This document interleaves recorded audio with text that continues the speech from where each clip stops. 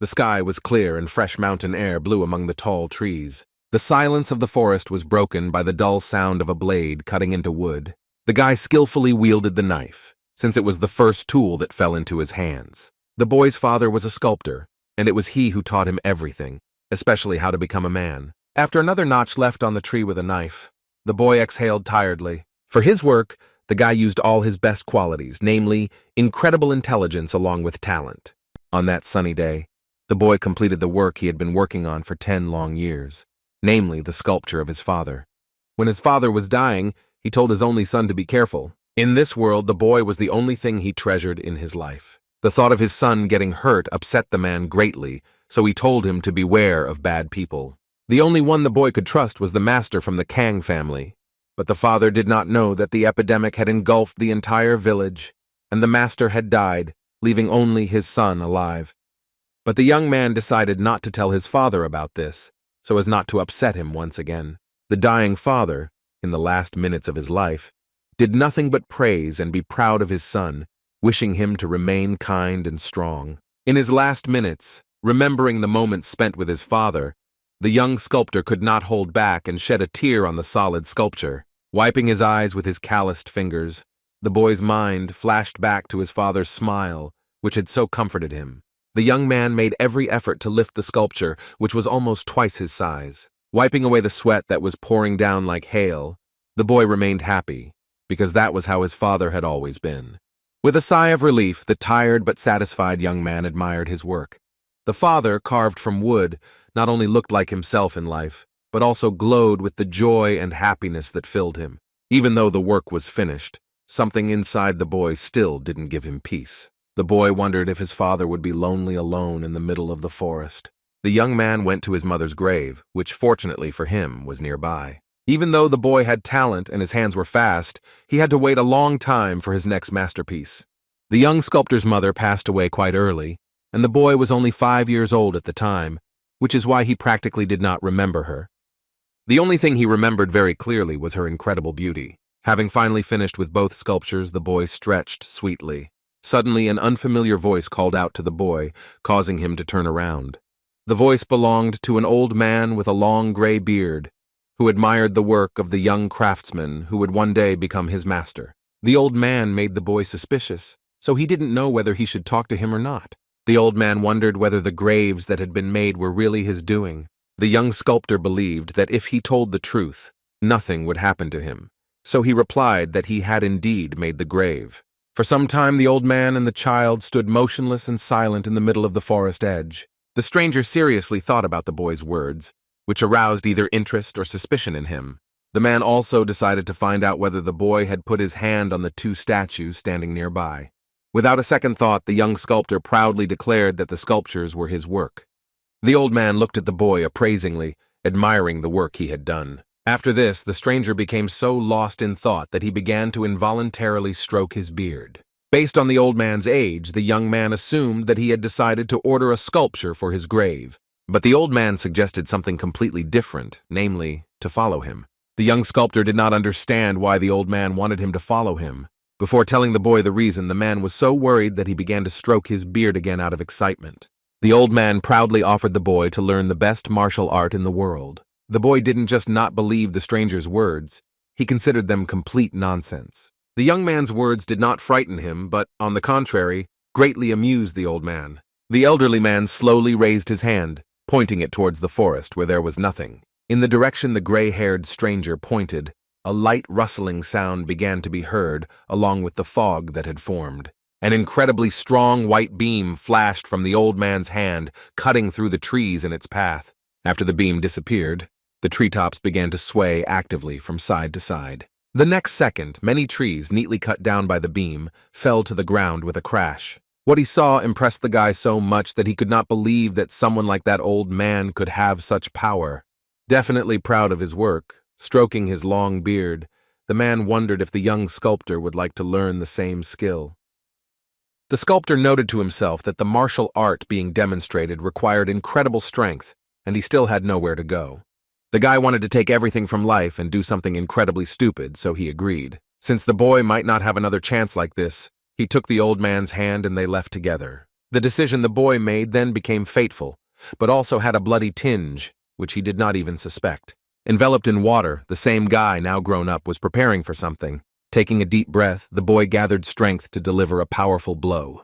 The energy was so strong that the water around him began to bubble and spread in all directions. Just a little more and he was ready to deliver his crushing blow, which he had been training for so long. Creating a powerful vortex underwater, he finally made his final swing. After casting the spell, the boy raised his hand and fired from his palm. A shot of incredible scale stirred up the water and shot into the sky in a bright flash. At their first meeting, the old man seemed to the boy to be an exemplary, good-natured master.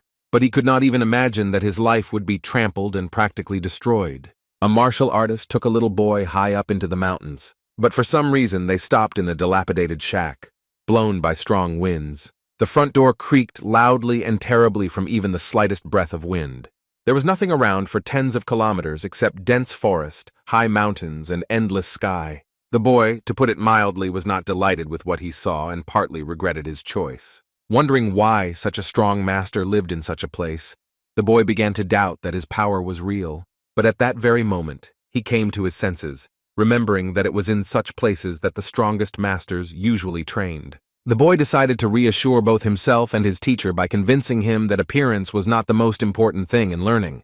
The young student was ready to begin training, but the master was not so sure. The very next day, the young man began his studies, ready to absorb new knowledge. The teacher began to talk about rice, about how it was fragile and strong at the same time, so it was not difficult to damage it. The old man rocked the bowl of rice, and the boy carefully watched his every movement. To mix thoroughly, the master dipped his hands into the bowl and, sorting through the grains of rice, told about the strength of his fingers. The old man emphasized that when washing rice, the water should be changed no more than 3 times. In order for the cooking result to be excellent, it was necessary to cover the pot with a lid properly. The master's secret method for cooking rice was to place a stone on the lid. The next day, the old man continued to teach the boy how to cook, telling him about different cooking techniques. Masterfully working with a spatula and a frying pan, the master talked about cooking meat and vegetables. When preparing the soup, it was very important to handle the ingredients carefully so as not to turn them into a homogeneous mass. Also, an important aspect of preparation was the feelings and ability to cook from the heart. The student began to doubt his mentor's words, assuming that he was making him the best cook in the world, not a martial artist. The teacher replied that he was trying to teach the boy a very powerful technique called lightning grad, which required the ability to handle his hands carefully. The student began to reason about the teacher's words, which on the one hand sounded convincing, but on the other hand seemed like simple nonsense. The master wanted to know if the boy would try his hand, but he doubted it until the very end. It was the boy's last chance to refuse and run away, but the name of the technique sounded too tempting for him to back down. The training was not easy, and the young sculptor made one mistake after another. He learned to make and maintain a fire for cooking, which was not easy. After a month of persistent cooking, the guy once again filled the table with various dishes. The teacher praised the young man, but he was dissatisfied, since in addition to cooking, he also had to set the table. The student was indignant because he had to work hard day and night while his mentor rested all the time. After which, the tomboy advised the master to take up physical exercise in order to look younger. The master could not easily swallow such impudence on the part of his student and taught him a proper lesson. That day the boy learned that if he wanted, the old man could hit very hard. Such methods had a very strong influence on the personality as a whole, as well as on the education of the student. After this method of education, the teacher gave the young man another duty, namely chopping wood. Although the boy mentally scolded his grandfather, he still couldn't object to him, and only trembled, remembering that scolding. The student was surprised by the absence of an axe. Without it, he would not be able to complete the work planned for him.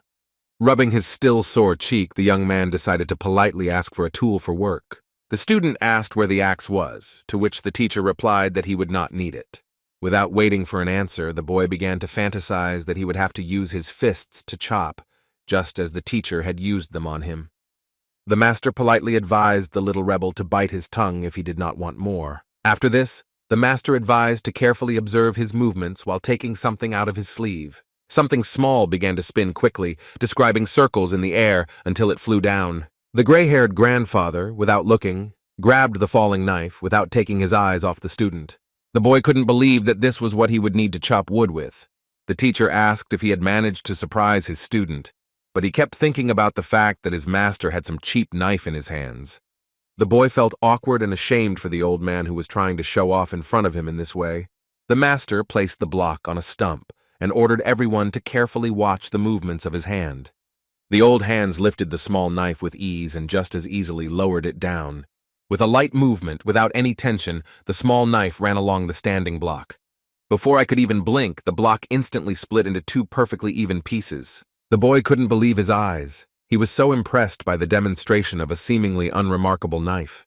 The master gave the knife to his student, asking him to repeat what he had seen, but the boy doubted that he would be able to repeat this technique. The old man tried to dispel the doubts of his young protege and explained that it was all about speed. Throwing aside his uncertainty, the boy took the knife and prepared to make the cut. Time after time, the student tried to make a cut, keeping in mind that the most important thing in this matter is the speed and movement of the brush. The boy stood motionless with the knife at the stock, and his grandfather watched his actions closely. In the end, all the boy managed to do was slightly chip the block. Seeing his result, the student tried to hide his disappointment, but his purple face gave him away. The master was dissatisfied with the student's work, as he considered it easy, but advised him to try again, using his elbow in the work. The boy took up the knife again and did everything exactly as the master told him. To the great regret of both those present, the result was identical to the previous one. The block did not split, and therefore the old man advised to use the shoulder as well. Once again, following the teacher's instructions, the boy lowered the knife, trying to finally cut the ill-fated block. The wood suddenly rose into the air as if it had grown tired of the boy's bullying and decided to run away from him. With a dull sound, the piece of wood fell to the ground a couple of meters away from the couple. Disappointed in his student, the master told him to do without brute force and next time to use only a brush. The boy was indignant that the teacher, who demanded the impossible from him, was surprised that the task had not been completed. But he did not argue, because he remembered what kind of scolding could await him later. The youth reminded his teacher that he was still a boy and that he would need a better tool to cut the log. The old man seriously thought about the boy's request and began to remember if he had anything similar in his arsenal. Eventually, the grandfather took pity on the unfortunate student and went off to look for suitable instruments for him. Strange sounds began to come from the barn, which made the boy feel uneasy. Finally, the man found a large, well-made axe and couldn't take his eyes off it. The master nevertheless decided to give the young man the opportunity to chop wood as he wanted with an axe. The slightly frightened boy kept wondering what the old madman had prepared for him. Seeing a large, shining axe in the old man's hands, the boy was somewhat perplexed. Staring at the teacher, the student tried to understand whether he was being mocked and what the performance with the knife was for. Like many questions, this one also remained unanswered, but now the young sculptor got what he needed. The old man let go of the axe, and it flew straight into the boy's tiny hands. As soon as the handle touched the guy's fingers, he felt something was wrong. The axe pulled the young man to the ground with incredible force, forcing him to bend over. The axe handle sank heavily into the ground with a deafening roar, splitting it into pieces. The poor boy didn't have time to come to his senses in time, and he was dragged along after the axe. Miraculously freed from the burden placed on him, the young man cried out pitifully, complaining about his shoulder. The master looked at his student with a cold, narrowed gaze, and only chuckled with displeasure. The boy complained to the old man that he almost dislocated his shoulder, to which the man dismissively replied that the axe weighed only 40 kilograms. The boy could not understand why the teacher gave him an axe heavier than himself. Looking at the master, the boy wanted to know if he really thought that such a fragile body like his could withstand such a heavy axe. Instead of taking pity on the student, the master scolded him and declared that he could do anything. He just needed to put in more effort. The old man insisted that even someone like him could lift an axe if he stopped giving up so quickly. Noticing that the boy's clothes were dirty, the teacher decided to teach his student how to wash clothes as well.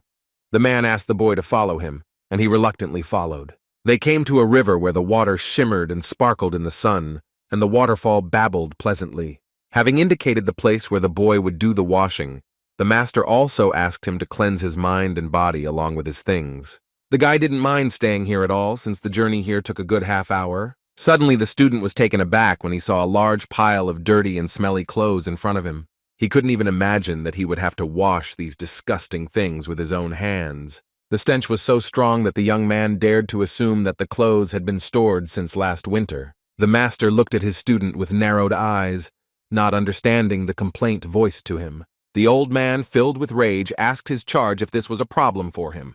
Not wanting to cause a conflict, the student happily took on the task of washing the clothes, citing the fact that he was only surprised by the volume. The man rummaged in his pocket and asked the boy to take something from him. This thing turned out to be a metal paddle that was supposed to make washing easier. Having handed the young man a rowing stroke, the teacher demanded that he begin work immediately. As soon as the stroke touched the boy's hands, he felt a familiar feeling. Before he could react in time, he was again pulled to the ground by a huge weight. The young man couldn't believe that Master Sabo had played the same cruel joke on him again. The boy cowered, hugged himself, rubbed his hands, and demanded an explanation from his mentor as to why he had not warned him. The master's face, as always, showed a puzzled expression because he could not understand why the stroke was difficult for the guy.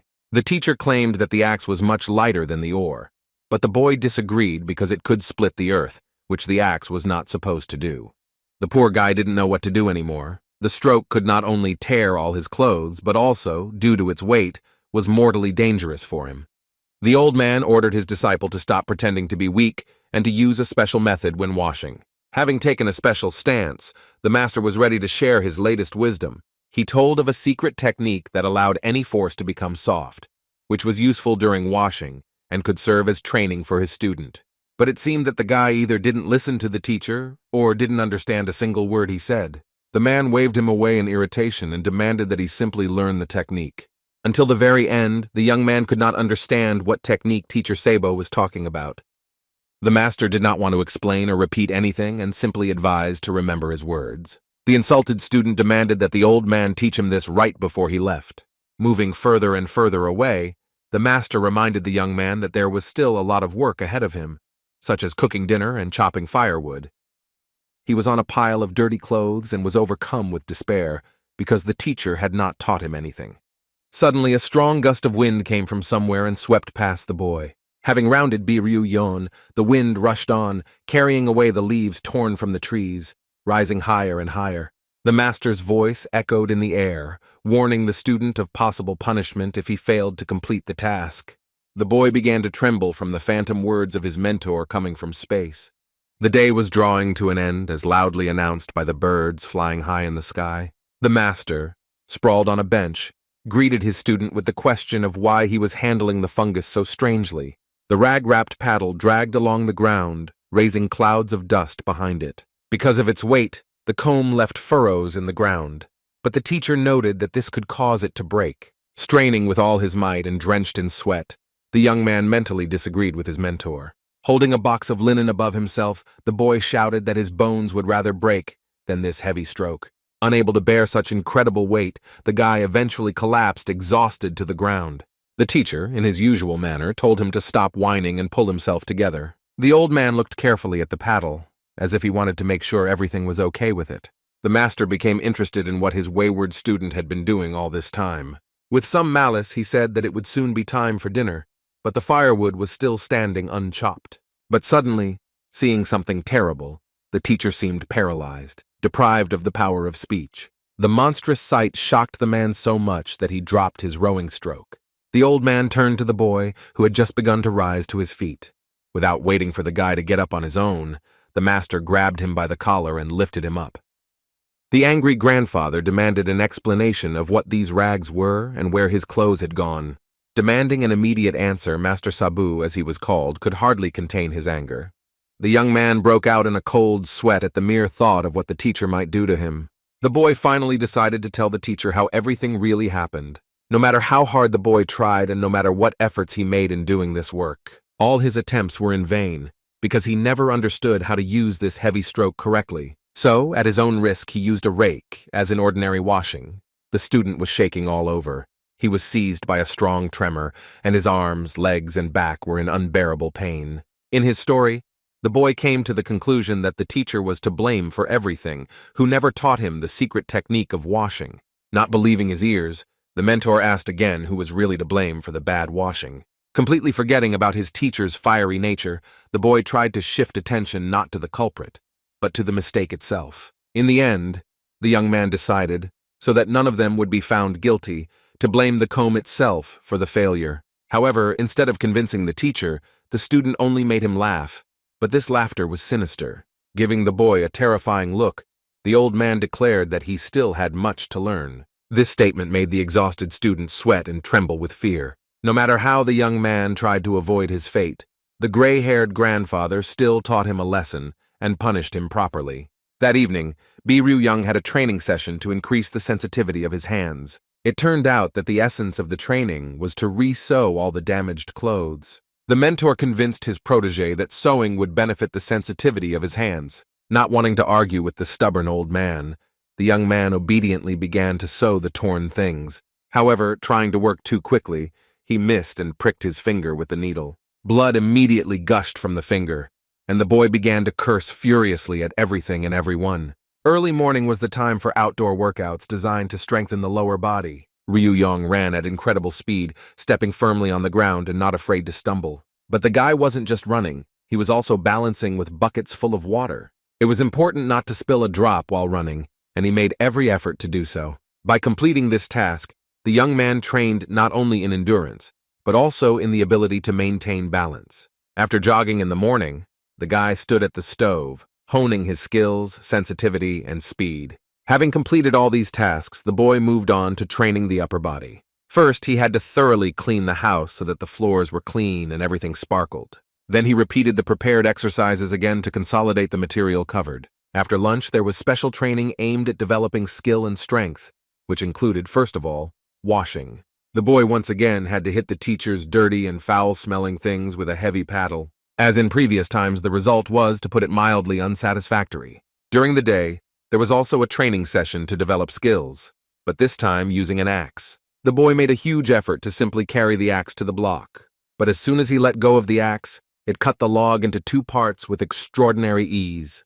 By lunchtime, the young man had to prepare food again, but by this time he was shaking all over with fatigue. In the evening, when the moon had already appeared in the sky, he trained again to increase the sensitivity of his hands. Sewing was not easy for him, and he kept missing the needle, pricking his fingers. The next day, everything was repeated again, starting with a morning workout in the fresh air, and ending with mending torn things late in the evening by the light of a small candle. This continued day after day for a whole week, and by the next evening the young man was lying on the floor, exhausted from wild fatigue. The old man asked his student if the training was meeting his expectations. Deciding to relent, the master gave Bi-Ryu-young some advice that could make his life easier. Teacher told about 2 secret techniques, to master which it was necessary to know the inner strength.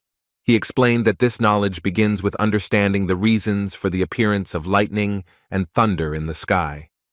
The yin and yang energy flowing from the mountains and oceans themselves creates thunderclouds in the sky. Only the fusion of the small yin and the large yang produces the blinding flash known as lightning. Since the human body could absorb energy through internal force, it was also possible to even summon the lightning spirit. Energy always affects the human body, even if people do not notice it. With the help of proper breathing, you can learn to control the flow of energy. For this, you need a strong will, strength, and intelligence. People have always had instinctive breathing and have not trained it, but most people have lived their lives without ever learning this. To explain this, the old man told a story about a madman who sprayed gas on random passers-by. People who covered their noses died because they could not control their true breathing. Master Sabu claimed that by mastering the inner power, the body would be able to absorb the essence of lightning, gaining incredible power. He asked the boy if he understood the importance of mastering these breathing techniques. Imbued with the old man's words, the student slowly inhaled air through his nostrils, preparing for a new stage of training. The young man liked the story the master told him, but he still did not understand what was required of him. Finally, he decided to ask directly what exactly he was supposed to do. The master was surprised by this question, but patiently repeated that the young man must learn to collect energy and subordinate it to willpower. To achieve this result, the guy must master basic breathing practices, opening 12 meridians in himself to control the flow of energy. However, to succeed, he had to study the many veins and arteries that run through the human body. Hearing about such a difficult task, the student felt his enthusiasm gradually fade away. Ryu-young tried to object, hinting that it would be difficult to remember everything by ear, but the teacher objected again. Master Sabu immediately pulled him up short, but suggested that he take notes to better absorb the material. The old man assured that once the young man mastered the technique, all this would become simple for him. However, the guy himself was skeptical about the promise that with the help of these techniques, he would be able to reach such a high level. Sabu explained that any control technique involves the unity of spirit, body, mind, and heart. This technique, as the master said, twisted the head like a thread and exalted mental potential. It gave its owner the fortitude and tranquility of the lake, and the body, having learned to follow this, acquired natural immutability. The young man, however, decided to argue, and immediately paid for it, and the old man sternly stated that he needed to learn to focus and not waste time on empty talk. With his head down, Biryu Young asked how he could achieve this concentration. Sabu decided to teach him the technique through various training and tricks. The teacher also reminded that the lightning technique he teaches was developed through blood and sweat. These words alarmed the young student, making him think about the methods of his mentor. On this sunny day, the young man practiced in the fresh air, not near a shack or a river, but in the very heart of the forest, located high in the mountains. This training was intended to teach little Ryu Young to always be alert and not get distracted by trifles. The young man understood that a mistake could cost him his life. It was so dangerous to wander through these forests. He searched for edible mushrooms and collected useful herbs to train his endurance and strengthen his body. The scorching sun made him sweat, but the boy didn't complain, perceiving it as another test from his mentor. For this training, Ryu Young was given an hour of time, during which he had to collect leaves, mushrooms, and medicinal herbs. Soon, passing through the dense bushes, he heard a rustling sound nearby, which made me wary. In addition to developing his sensitivity and expanding his knowledge of the mountains, the boy had much more to learn. Namely, meetings with animals, which, according to the master, developed the reaction and speed of the body. A huge snake appeared from the bushes, keeping its small yellow eyes fixed on its victim. But as soon as he met one of the representatives of this family, Ryu Young rushed away, calling the teacher for help. In this place, wild animals hid in the bushes, painting them in colors that matched their eyes. At that very moment, an animal jumped out of the bushes and pinned the unfortunate snake with its heavy, hairy paw. The old man told the boy not to raise his voice so as not to attract the dangerous inhabitants of these places. It was when he met one of them for the first time that the young student became very frightened, almost screaming in fear. As soon as the bear stood up on his hind legs, the boy immediately ran off wherever his eyes looked. Unable to contain the scream that was bursting out, the boy ran, and the bear followed him. At some point, a small knife appeared in the master's hands, sparkling in the rays of the sun. In a split second, the knife, piercing the air, passed through the bear's head, forcing the shaggy one to stop. The animal's carcass froze and fell onto the grass, leaving behind not only its victim, but also its life. Standing on a hill, blown by a warm breeze, the master looked, as always, unperturbed. Having glanced at the filigree work done, the master quietly exhaled and got down to work. The bear's fat carcass shifted, leaving behind trampled strips of grass. Humming a cheerful tune, the old man dragged the body of the dead bear along with him without much effort. Some time later, smoke rose from a fire that had been lit for cooking near the shack. Exhausted by the difficult march, he could hardly stand on his feet, but was glad to be alive. As soon as the boy saw the bear skin in the backyard of the shack, he immediately demanded an explanation. The master announced that they would have bear soup for dinner, which he had cooked himself because his protege had been delayed in the mountains. All his youthful ardor immediately vanished, because he never expected to hear something like this. After assessing the contents of the bowl, the guy questioned the name of this dish. As he began to eat, the old man waved it off, claiming that the soup was made from bear meat, hence its name. The student resigned himself to the fact that he was picking on the soup, but he noticed one thing. He was alarmed by the great difference in the menu, since the master had prepared more appetizing dishes for himself, leaving only meager leftovers for the student. The old man told us that during training the body, along with the soul, should feel light, and that is why there was such a diet. According to the master, he nobly kept the fatty and, as he himself claims, harmful food for himself, and he carefully prepared useful and tasty grass for his protege, thinking about his health. After his mentor's heartfelt speech, the boy's patience snapped and the sticks in his hand cracked.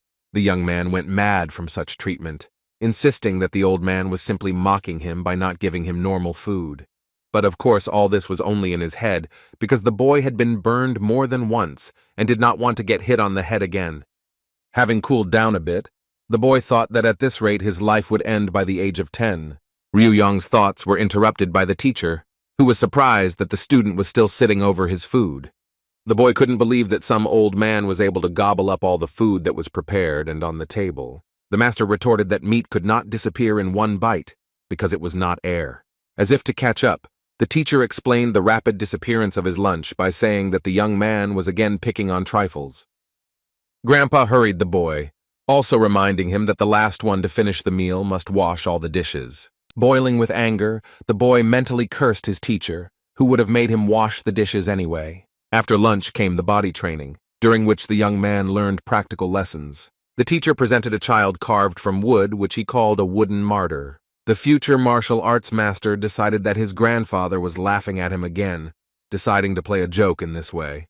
The teacher couldn't figure out why the boy didn't like the wooden punching doll so much. The young man complained about the doll's appearance, but what irritated him most was the rag on the belt. Sabu shed some light on the bandage, saying that the statue was meant to study acupuncture, so it was very realistic. The old man asked again if his charge was sure that he wanted to remove the rag from the mannequin's belt. Deciding that there had been enough shocks for today, the boy decided to leave everything as it was. When first learning acupuncture, it was necessary to start with 8 points and 12 meridians. The old man mentioned that the needle would be an important tool when marking the points on the mannequin, so it could not be broken or, worse, lost altogether. Today, the master wanted to try to teach his protege the 12 meridians. Excited that he would finally have real training, the boy agreed and considered himself a genius. Sabu was pleasantly surprised, but his cunning old face said that it would clearly not be easy.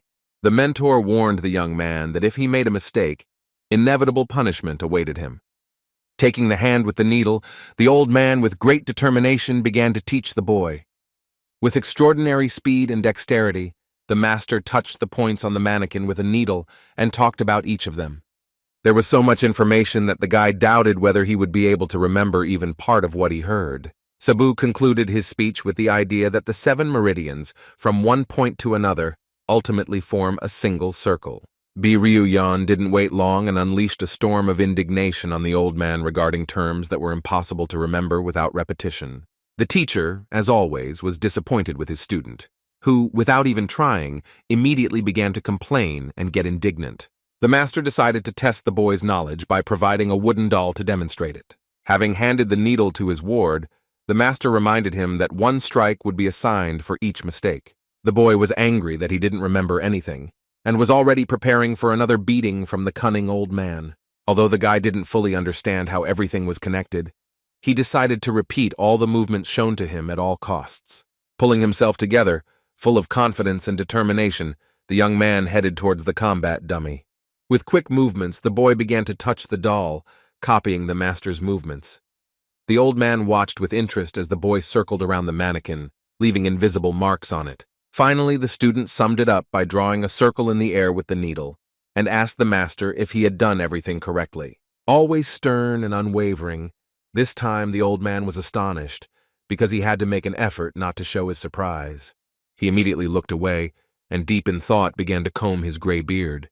In the end, the master praised himself, considering himself a good teacher, but he was not entirely satisfied with the student's demonstration. The young man was outraged that it was difficult for the teacher to praise him, because he noticed the surprise in his eyes. The old man, with his characteristic sarcasm, said that he was surprised by the performance and the number of mistakes made by the boy. Then the master forced the young man to show one of the meridians on himself, trying to catch him off guard. But the guy immediately showed the meridian on his body, drawing a curved line from his chest to his arm. The dissatisfied old man decided that the boy was expecting punishment since he was so presumptuously demonstrating his skills to him. For a split second, the master's face became darker than night, and his hands clenched into fists so tightly that one could hear the bones crunching. At that moment, the young man expected the worst, mentally preparing himself for the next educational measure. But, to his surprise, the master began to name the points, touching them on the student's body. Pleased with his work, the old man asked how the boy was feeling. At first, Ryu-young didn't understand what his crazy old man was talking about, as he was confused by his actions. But a moment later the student exhaled, and this exhalation turned out to be somehow special, not like before. The student was pleasantly surprised that the always stern and formidable master gave him a massage that made his whole body feel like new. The young man liked the technique so much that he asked whether it was the lung meridian. Still dissatisfied with the master's methods, the young man did not understand why he could not start immediately with this example. The old man's eyes lit up. He was ready to show the young man the effect of all points on the body at once. But the guy cooled down and decided to continue his studies in the form in which they were originally. The teacher praised Ryu Yong for his intelligence, but was also disappointed that he could not practice paralyzing and lethal pressure points. The mentor came up with a great idea to show his talkative student a point of influence on the language. Not wanting to listen to the old man's ridicule any longer, the boy continued to point out dots on the wooden doll. While the young man was playing with the dummy, the teacher began to count the mistakes he made while repeating after him. After finishing the count, Master Sabu announced that the self-proclaimed genius would have to take 532 hits, which left him shocked. With a smile on his face, the old man explained that each blow would correspond to the wrong point that the boy had indicated on the doll. Frightened that he might die from such a punishment, the boy ran away from the training ground as fast as he could. The doll once again watched as another student of the crazy teacher ran away from his class. But no matter how fast Ryu Yong was, the teacher was quicker, and therefore it was impossible to avoid punishment. The new day, together with the unusually beautiful sunrise, brought new strength for training. In the same place, with the same dummy, the young man practiced, and the teacher watched him closely. The master demonstrated his technique by showing dots on a wooden doll without even looking at it. The guy tried to repeat every movement shown by the master, trying not to make mistakes. But every time, when he finished the demonstration, he received a scolding from the old man for every mistake.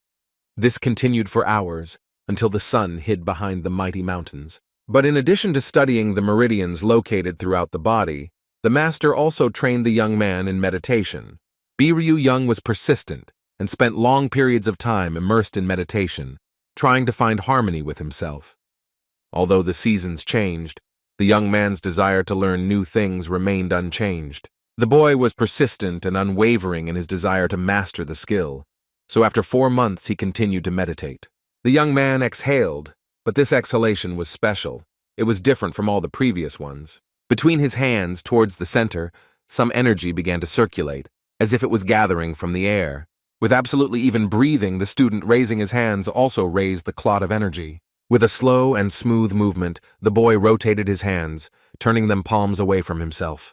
Without losing his composure, he slowly began to lower his hands, and the clot of energy gradually began to diminish.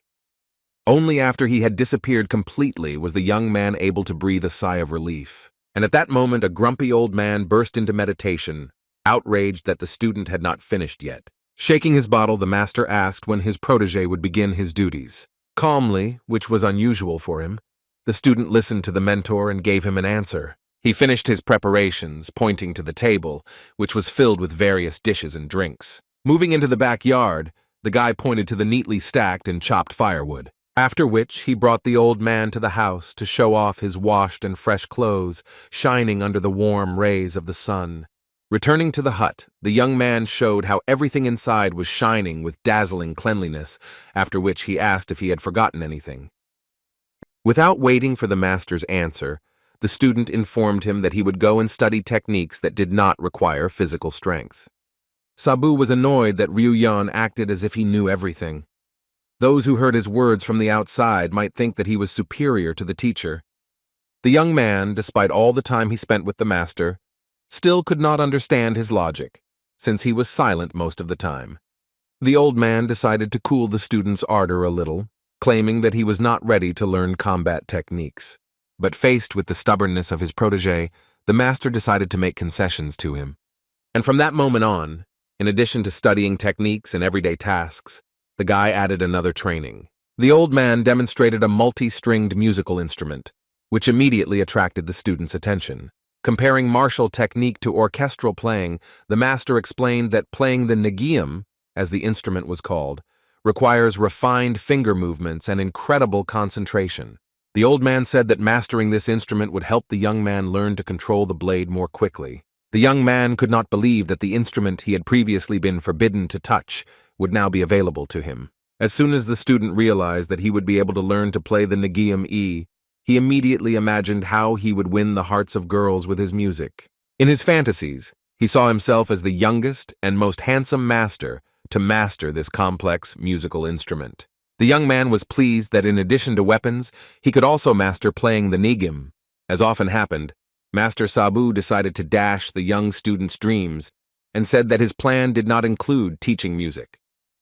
The old man emphasized that mastering the Nagium would be a great honor for him, and although the teacher initially wanted to teach the little rascal to play a lighter instrument, he could not tear himself away from the magic strings. Curiosity got the better of him, and the young man decided to listen to how this legendary musical instrument sounds. Sensing something was wrong, the old man turned around, and what he saw horrified him. The master shouted for Ryu Young to stop, but it was too late, and the boy touched the string. The boy cried out in pain, and a thin stream of blood shot out from the finger with which he touched the string. The teacher, scolding the naughty boy, noted that he was lucky because he could have lost his entire finger. It was impossible to simply touch the instrument. Its threads were made of a material that controlled thunder. The guy's indignation knew no bounds because the master promised to teach him how to play this instrument without hiding how dangerous it was. Mocking his student's naivety, the old man gently took this powerful instrument into his hands. Master Sabu dropped to the floor and picked up the instrument, declaring that he would play a melody on it. Lowering his hands to the strings, the old man ordered to listen to his composition with a reverent feeling. Having cooled down a bit, the boy, cursing his teacher, nevertheless prepared to someday take revenge on him for his humiliation. But as soon as the teacher touched the first strings, the boy came to his senses and became all ears. By touching the strings, the old man made the instrument produce a most beautiful melody, which completely captivated him.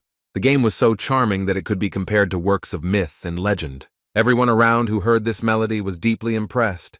Some cried with happiness. The boy, as if spellbound, listened to the old man's superb playing and forgot about everything else in the world. Having finished playing, the master asked the impressed young man if he liked the melody. The old man said that the ability to control the energy of thunder when playing this instrument is more of a skill than a combat technique. The master wrapped the thread around his hand, explaining that once he mastered the instrument, his palms and arms would become incredibly strong, and nothing could damage them. The main thing in control is the thread that controls the thunder, and for this you need to master the technique carefully. Otherwise, she might have cut her hands in half. As proof, he showed how the thread, wrapping around his arm, cut his sleeve, but did not damage the skin at all. The student, excited about the possibility of learning this technique, wanted to know how long it would take to master it. The master emphasized that learning the technique requires great patience, and in his case, it would take at least 10 years. Ryu Yong began to get indignant, reproaching the old man for wasting his time on other techniques instead of immediately teaching him this skill. Sabu was amused that the young man was complaining, because the master did not refuse to teach him to play the instrument, but for this, he had to at least learn the notes. The teacher placed a stringed musical instrument in front of the boy and said that he first needed to master something simpler. The master also noted that the student is more or less ready to master martial arts. Ryu Yong didn't understand what he had been doing before this if they were only going to learn combat techniques tomorrow. The old man explained that all this training was necessary to harden his body and prepare him for his basic studies. The young man did not understand what was being discussed, as it seemed to him that everything was obvious. But despite this, Sabu told Ryu Young to come to the backyard as soon as he finished his chores. With complete disbelief and doubt, the boy asked again if this would definitely be a martial arts lesson. Radiating kindness and positivity, the master replied that he had no need to deceive the student, and that knife throwing is the basis of this technique. Stopping the conversation, the master got down to business and ordered Ryu Yoon to hit one of the cones on the tree.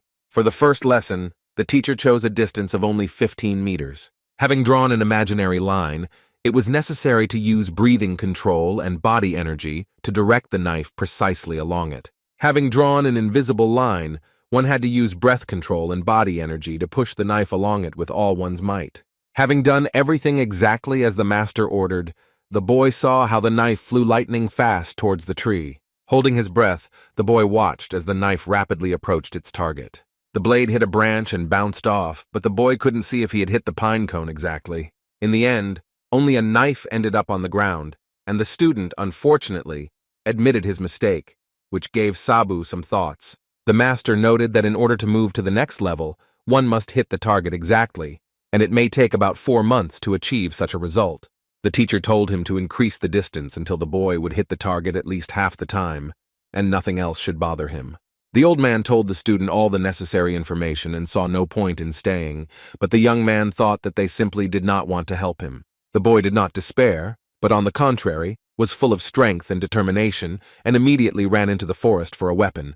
Picking up a knife from the ground, the guy promised himself to do everything to annoy Master Sabu. From that day on, throwing a knife at the cones, the young man began his long training. And after just 3 months, from a distance of 15 meters, the student, having improved his technique, hit every target. Day after day, the young man honed his skills, each time increasing the distance to the target. One day the master, as usual, was singing his melody, when his peace was disturbed by a familiar voice. A boy with a necklace of pine cones burst into the house and joyfully shouted that he had finally got there. The knife passed through the cone exactly in the center and rushed downwards along with it. The teacher praised the boy, because he was able to achieve results in just 6 months. The boy was unhappy that he had spent a lot of time doing housework instead of studying, to which the old man said that, just like in a fight, patience was also needed in studying. For the birthday of his diligent student, the master prepared a gift for him. The master's unusual behavior made the young man worry that he might be ill. Master Sabu was indignant, but immediately forgave the boy, who immediately apologized, hoping to receive a gift. The mentor took a round bracelet out of the bag and asked the young man to straighten his arm. The old man brought the decoration to the boy's hand without even guessing its purpose. Before the young man had time to come to his senses, the bracelet was already on his wrist, snapping shut with lightning speed. Exactly the same bracelets were found on both legs of the young student, who was no longer happy with such a gift. The boy demanded an explanation, but the old man, with his usual manner, replied that these were fashionable bracelets among young people. The man insisted that the bracelets, although heavy, were not just a weight, but also a beautiful accessory. The guy, tired of this attitude, demanded that the master stop deceiving him every time. Master Sabu told his student to wear these bracelets all the time without taking them off, and also noted that they were lighter than a washing stick or an axe. The guy objected, pointing out that he was carrying a whopping 48 kilograms, which clearly didn't qualify as lightweight. The teacher warned the young man that even while visiting his parents at the cemetery, he should not take off his bracelets. Having dealt with the bracelets, the master moved on to the next lesson on knife throwing. To increase the difficulty level, Master Sabu decided to make the task more challenging by requiring the student to hit a moving target. The frightened boy suggested starting with the basic 15M, or removing the heavy bracelets from the hands. The man arrogantly replied that a student who had mastered several complex techniques could handle this simple task. Tired of listening to the master's instructions, Ryu Yong threw the knife with all his might at the target hanging on a thread. The knife hit the bump, but did not knock it off, and the teacher commented on the student's miss, noting that the accuracy left much to be desired. The cone continued to sway from side to side, and the student sighed wearily. Master Sabu suggested starting the training from the beginning, but immediately hesitated.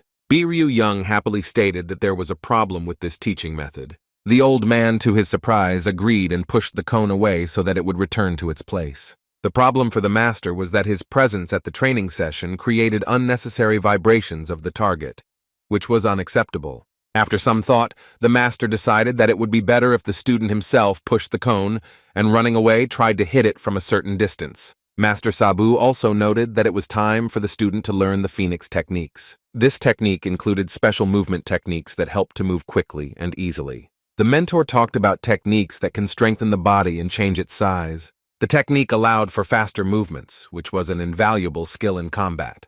The guy appreciated the potential of these techniques, but was not thrilled that he would have to learn them wearing heavy bracelets. The master began with the basics of the Phoenix technique, namely the technique that strengthens the back. Then he began to move around the boy so quickly that he could not follow his movements. During the training, the teacher kept correcting the boy, who was pushed to the limit. Sabu motivated his student by claiming that if he didn't master the technique, he would get a beating. The moment came when the boy decided to visit his parents' grave. The day was warm and sunny. Having said goodbye to his relatives, the boy walked calmly, unaware that he was being followed. After making a short stop, the guy looked around and took off his heavy bracelets. As soon as he did this, a huge, terrible figure appeared before him, and the young man immediately regretted his decision. Humming a cheerful tune, Master Sabu headed home with his student, who had been reprimanded for his disobedience.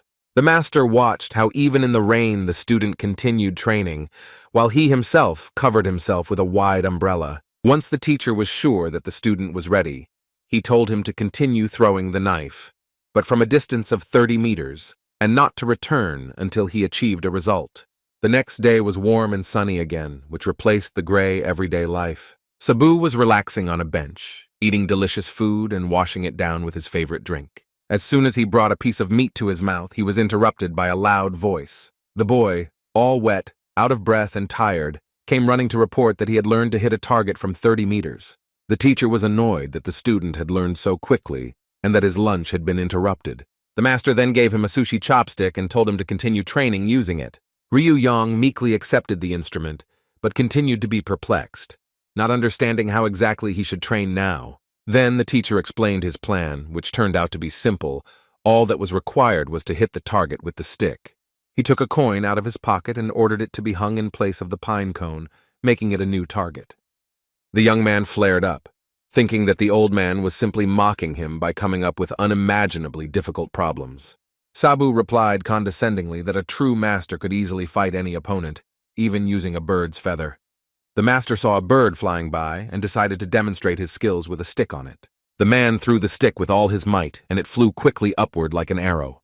In a split second, the improvised weapon hit its target, causing the victim to cry out pitifully. Losing control, the bird dived downwards, eventually crashing flat onto the ground.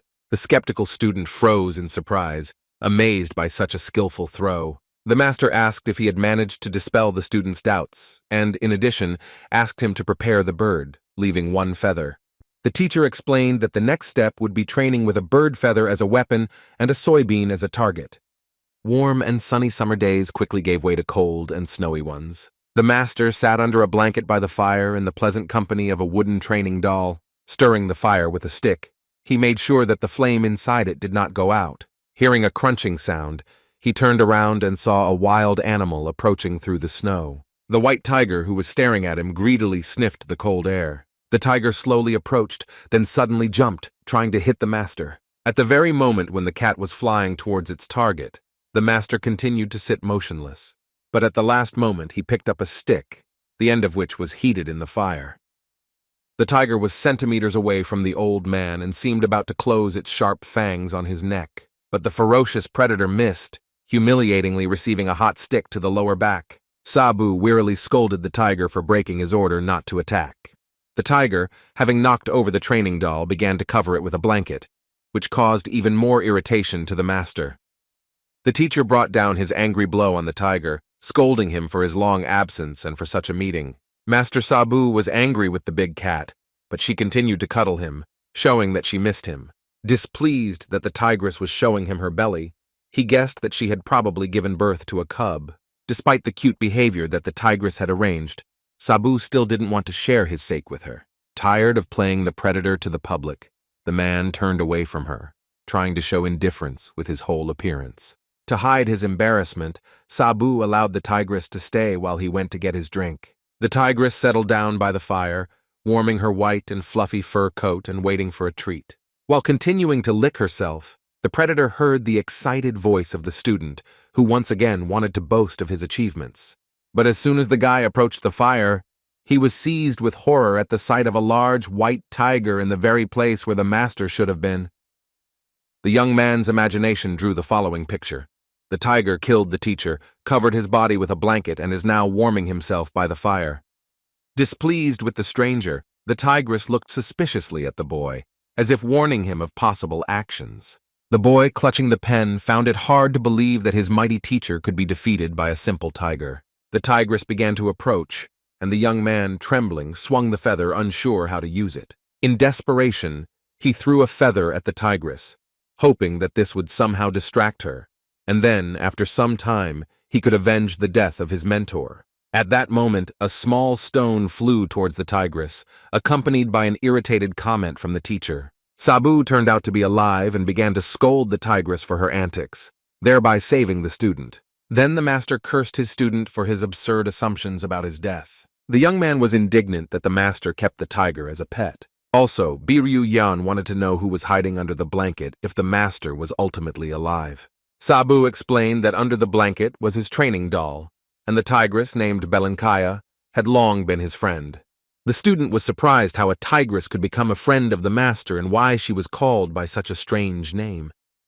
At that moment, when the tigress came close to Sabu, the student became frightened, deciding that she intended to harm the master. Wishing on the guy's fantasies, Sabu asked, why did the guy come back so early and immediately inform that the food being prepared was intended only for him? Sabu, ignoring his student's suspicions, reminded him of the need to continue training with the pen. While Belenkaya was leaning on the white one, the teacher advised the boy to return to training, because he still had to master the pen. At that moment, a bird feather fell into the dates standing next to the tigress's bowl, frightening her. The boy proudly declared that he could now hit anything with his feather, but the tigress, continuing to eat, did not take her stern gaze off him. Sabu wondered why the student decided to throw the feather into the bowl next to Belenka. The predator stopped her meal and gave the upstart a look and growled menacingly. The boy already regretted what he had done and prayed to the gods that the tigress would not tear him to pieces. Taking the feather out of the plate, the master reassured his cat that the dates remained safe and sound. Biryu Yan wondered why the tigress reacted to the dates in such a way. Sabu's feather thrown back explained that Belenkaya doesn't tolerate it when someone touches her food. The boy, surprised that the tigress eats dates and drinks sake, tried to understand her unusual tastes. The big cat happily stuffed its mouth with dates, causing them to jump so much that they were ready to leave the confines of the plate. It soon became clear that she was not eating the dates, but simply filling her mouth with them to use as weapons. Having received minor abrasions, the young man approached the fire, irritated by the tigress's technique. The boy began to demonstratively show that he was also frozen, saying that he wanted to warm himself by the fire, just like them. The old man, pouring himself some sake, asked what his student was doing. But immediately interrupting Ryu Yong, the master warned that handling Belenka without caution was dangerous and one could easily lose a hand. The boy was angry at the teacher because if he hadn't emphasized this, the cat wouldn't have noticed him. Having started eating, the master said that Belenkaya was 10 times older than the student, and she would be upset if someone like a puppy like him tried to pet her. The student could not believe his eyes. The tigress lying in front of him turned out to be so old. Ignoring his ward's words, Sabu he added that many people consider him younger than his age. The boy still stuck to his opinion, deciding that the teacher was bragging again, hinting that he was almost a sacred spirit. After finishing the meal, the old man suggested going to the training site and checking the results that the student had told him about. Finding the plates and jug empty, the boy was surprised that the master and the tigress had not left him a single sip. The trinity arrived at the clearing where the boy was conducting his grueling training. The cat lay down on a layer of snow, and her owner, in turn, leaned against her soft belly and told Ryu Young to show him exactly how he did it. The young man snapped his fingers at the target, causing it to swing vigorously on the branch. Having finished his warm-up, the boy rushed to his position, using the Phoenix technique. As soon as he arrived at the scene, which happened almost instantly, the young man took out a pen. Extending his hand with the weapon forward, the boy closed his eyes and cast aside everything unnecessary, concentrating carefully. Watching from his place, Sabu noted how the boy had already mastered these techniques despite his young age. Having tuned himself internally, the guy opened his eyes and looked at the target, but he looked at it differently than before. The young man began to calculate the trajectory using the techniques that the master had told him about, as well as taking into account the speed, direction of the wind, and the movement of the target. And as soon as the guy calculated all this, he made such a strong swing that a shockwave of wind formed around him. The teacher jumped up from his comfortable seat, and his pet also raised his muzzle to watch this spectacle. With incredible force, the feather pierced the very center of the target, causing it to not only fall, but also break the very branch on which it was hanging. Having analyzed what he saw, the master began to think, because the young man, according to his calculations, should not have reached this level of skill so quickly.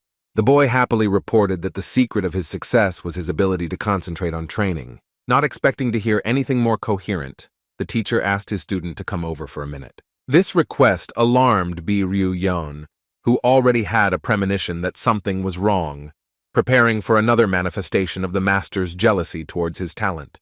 Master Sabu gave Balenka the command to drag the student herself if he did not approach the mentor before he finished speaking. Not wanting to come face to face with the huge cat, the boy immediately found himself at the old man's feet. The man began to look closely at the boy, wondering how well he had mastered the techniques. Once again, without waiting for an answer, the master extended his hand and asked the young man to hit him on it as hard as possible, using one of the techniques. Ryu Yong began to insist that he could not allow himself to do such a thing, to raise his hand against the master, but he also could not dispute his order. The teacher left the boy no choice, and he began to delve into himself, using the technique he had mastered. The old man, wanting to push the young man to strike, said that if the boy did not strike him, then the man would have to do it himself. The boy had to hit his mentor on the count of 3, and as soon as the count began, he threw his hand back. As soon as the master said 2, the young man raised his hand, preparing to deliver his strongest blow. And before the teacher could count to 3, Ryu Yong's hand quickly fell onto his palm. Literally a second before the student's palm reached its target, Master Sabu saw the yellow eyes of his protégé. With lightning speed, the old man grabbed the boy's hand tightly, locking him in a steel embrace. Lifting the boy's bangs and looking into his eyes, the master confirmed his suspicions, having caught something special in the guy. The master cast a menacing glance at his student and demanded that he tell him what he had been secretly taking. The boy broke free from his mentor's tenacious grip and denied the charge, pretending not to understand what was being discussed. But the old man claimed that he felt the boy's strength in his hand and that he could not have achieved such a level of skill so quickly. The master began to tell that as soon as he saw the level of mastery of the pen, he realized that it was much higher, and that other techniques are achieved only after several years. The teacher also pointed out the boy's eyes, namely their unusual yellow color. When quickly mastering techniques, difficulties with internal strength arise during the learning process, which over time manifests itself in the color of the eyes. From this, Master Sabu concluded that the boy would not have been able to reach such a high level if not for something else. Shaking with fear, the boy insisted that he was innocent, but the truth was bursting to come out. In the end, the boy fell to his knees and laid it all out, that he was born a child prodigy, nothing more. The boy, with tears in his eyes, said that he had achieved success through hard training and, instead of accusations, he would like to hear praise at least once. Irritated, Sabu asked the student to stop his performance and follow him. The master warned the young man that if he got caught, he would get what he deserved, but the joyful liar denied everything, amazed at the old man's ingenuity. On that day, the events of which the master had no idea about, there was a severe frost. The student, shivering from the cold, wandered through the winter forest in search of grass, which he was clearly unhappy about, cursing his teacher. He was lucky enough to find a snow-covered pile of mushrooms on the trunk of one of the trees. As he got closer, Ryu Yan realized that there were far fewer of them than he had thought from afar. But suddenly the boy caught a certain scent, which was so strong that it managed to reach him through the frost that hung in the air. Trying to determine the source of the smell, the young man sniffed the aroma and followed its trail. The smell grew stronger, and as soon as the student went behind the tree, something unusual appeared before his eyes, which surprised him. To his incredible good fortune, he looked around to make sure there was no one else around. The boy crouched down to examine his unusual find as closely as possible. Ryu Yong came across a strange berry that, despite the extreme cold, grew peacefully and exuded its aroma. And then it seemed as if an idea had dawned on the young man, and his eyes sparkled, his mouth trembled, unable to utter a word. The boy came to the conclusion that this flower, and therefore the berry, must be very expensive. Ryu Yan expected to receive praise from his master, even if it was just for a berry. The young man carefully began to dig up the flower, throwing the hard, cold earth aside. And as soon as he reached the very root, the boy was even more surprised, not expecting to see something like this. Instead of the usual root, the berry had a little man at the bottom who explained that he, ginseng, could strengthen the guy's health for the rest of his life. Root said that because of his resemblance to a human form, he was called the ginseng doll, and that was the end of his story. The student, having pulled out the ginseng by the roots, sighed calmly, believing that the plant was trying to fool him. Looking at his find, Ryu Yan concluded that this was the plant that fooled people, but which also had legends about its healing properties. The boy began to think about whether he should sell such a valuable thing at the market, but he considered this idea to be very dangerous. While pondering whether the money he had earned was worth the risk, Ryu Young realized that there was something more valuable. So he decided to eat his fine to get stronger and become a great master as quickly as possible. Putting the ginseng next to him, the boy began to puzzle over how exactly he could eat it. That day, the master ate some part of the snake, and the student thought it was dangerous because it could contain poison. The teacher explained that this is a special part of the animal's body that stores chi energy, and that it is quite difficult to find and unsafe to consume. The old man insisted that the student bring such fines to him, because if he accepted them without following the rules, he could easily die. Master Sabu was reluctant to tell the rules, because the young man might not remember them the first time, and the teacher did not like to repeat them. The first rule was that when taking medicinal plants, one had to follow a diet until the body had mastered their power. The second rule was that sweet medicines could be taken without fear, but plants with yin-yang properties could cause side effects. Medicinal plants had to be taken after meals so as not to lose their medicinal properties, and before using ginseng, it was necessary to adhere to a strict diet. Having made sure that all the instructions and conditions were followed, the young man began to eat the ginseng. His body began to fill with a certain power that entered the body along with the plant. In an attempt to cope with the power he had received, the young man focused on his inner world. Ryu Young's projection in the inner world was slightly different from his outer appearance. In this world, he met the spirit of ginseng, who was indignant that he had been so brazenly eaten. Not believing that the young man could defeat him, the ginseng snapped his fingers, intending to grind the boy into dust. But in reality, the guy turned out to be not so weak. He managed to fight back and hit the ginseng in response. Ryu Yang captured the plant spirit and caught him off guard, and the ginseng underestimated the boy's potential and strength. Finally, the boy declared that ginseng was the best of all the plants he had ever eaten. The humanoid form of the root was sweating with excitement and could not make a single movement.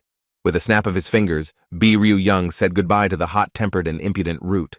At that very moment, the ginseng began to dissolve little by little with a wild cry, breaking up into tiny particles. Returning back to reality, Ryu Yang opened his eyes and felt that he was able to completely absorb and master the power of the ginseng. Feeling himself, the boy noticed a lightness in his body and incredible power that now flowed through his veins. Looking around, the student realized that he had spent much less time in the inner world than he had expected. The young man's first thought was that Sabu would find out about his tricks and would be angry because he himself dreamed of gaining such great power. However, the boy also believed that the master would be angry because of the lost profit that they could have gotten from selling this plant.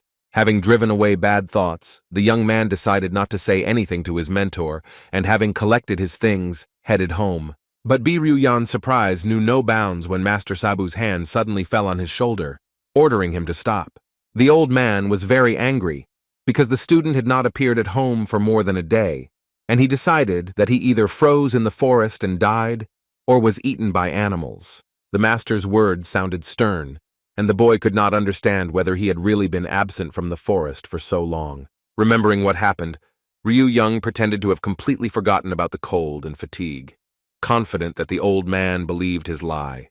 But this lasted only until the moment when he received a piece of paper from his master. Without looking up from his work, the old man explained to the young man that a new daily schedule had been drawn up on the sheet of paper. The boy read that from sunrise until lunch he had to complete a new task every half hour. The mentor stated with complete confidence that a student as strong as his protege could accomplish everything that was listed on paper. Since the second half of the day remained free, the young man assumed that this time would be devoted to learning the new art. But Master Sabu dispelled his suspicions, saying that the boy should go down to the city, to the people. With a cheerful smile on his face, he assured that the student was ready to experience the real world. The high and lonely misty mountains were left for a time without their two permanent inhabitants. For the first time in a long time, they descended to the foot of the mountains, where a huge village lay behind high walls. Under small awnings, people scurried back and forth along the wide streets, every now and then looking into kiosks and shops selling food and other goods. The guy found himself in such a large village for the first time and was amazed by the general appearance, hesitating, which is why the master kept urging him on. Ryu Young tried to find out where they were heading, to the gold trading house or to the tavern, but the master avoided giving a direct answer. Surprises could be expected from the old man, which, as a rule, did not end in the best way for the young man. Even before the trip to the city, the old man assessed his ward's outfit and was dissatisfied with it. Ryu Young stated that he looked neat, and his appearance was completely in line with the walking style acceptable in the village. Immediately taught the young man a lesson and ordered him to change his clothes, because in them the boy looked like a tramp. Scratching the bump on his head, Ryu Yan still wanted to know where and for what purpose they were going to visit the village. True to form, the old man scratched his beard and did not answer the question directly, but merely hinted that the student would figure it out himself as soon as they were there. The master barked at the boy to dress more decently and let his bangs down, hiding his yellow eyes. Arriving at the appointed place, one of the young man's versions began to gain confirmation. In front of them was a large, two-story luxurious building with a staircase at the central entrance, which the student mistook for a pub. While inside, the merchant politely explained to the old man that no matter how much he wanted to, he could not fulfill his requests. The worker refused to let the boy on stage, but Sabu wanted to know the reason for the refusal, whether it was due to the age, appearance, or gender of the young candidate. The master reproached the merchant that despite the boy's age, he played the instrument beautifully. Seo Han-sang apologized that he couldn't allow the young man to play, because even among the girls, they have the toughest selection. The master became very angry and expressed his disappointment, and the merchant quickly began to apologize and offer his services. Dissatisfied with the selection to the bar, the old man asked the student to remember the insult and try to become much better. The young man showed his great disappointment as soon as he learned the reason why they had come down from the mountains. Ignoring what the boy said, the master said that he wanted to give his protege a new experience and nothing more. Ryu Young began to argue with his mentor, proving to him that playing in a bar was not a lesson at all, but human trafficking. The old man, who was already in a bad mood, became even more angry and twisted the boy's arms. The boy began to scream, attracting the attention of local residents that they were trying to kill him and sell him to people. Using a special technique, the master silenced the young man and threw him over his shoulder. Quickly, with lightning-fast movement, the man ran away from the market, leaving behind only dust and bewilderment on the faces of passers-by. Hidden from prying eyes, the master asked his protege what, in his opinion, a tavern was. Frightened, left alone with the teacher, Ryu Young answered that they sell alcohol there, and with his answer confirmed the old man's guess. Since the student had a false idea about the bar, the master told him that it was a place where different people congregated, and it was there that one could get a wide variety of information. In addition to all of the above, the boy also had the opportunity to both earn money and improve his playing on the Tani Mi. Unimpressed by the master's story, the boy agreed that he was basically guilty and asked if they could now go home. The teacher was not prepared to accept defeat and was not going to return home until they had visited every possible place. Leaving the young man at the entrance to the jewelry store, the old man told him not to go anywhere and to wait for his return. Remaining in the dark, the boy disobediently waited for the master, wondering what else the crazy old man could have done. Returning from the store with a huge bag, the teacher ordered to follow him as quickly as possible, without asking unnecessary questions. The guy felt something was wrong with the way his mentor was behaving, who, on top of everything else, was happily humming melodies to himself. Once again leaving the guy on the street, the old man went off to another establishment without telling the reason for his visit. The more time the old man spent on his machinations, the more it irritated his student, who remained in the dark. The boy asked where Master Sabu had gotten another bag from, but the old man flatly refused to say, hurrying the young man to their next destination. The teacher's satisfied face irritated the boy more and more, and along with the irritation, his dissatisfaction with himself grew. The next place was the forge, the place where iron took on a new look.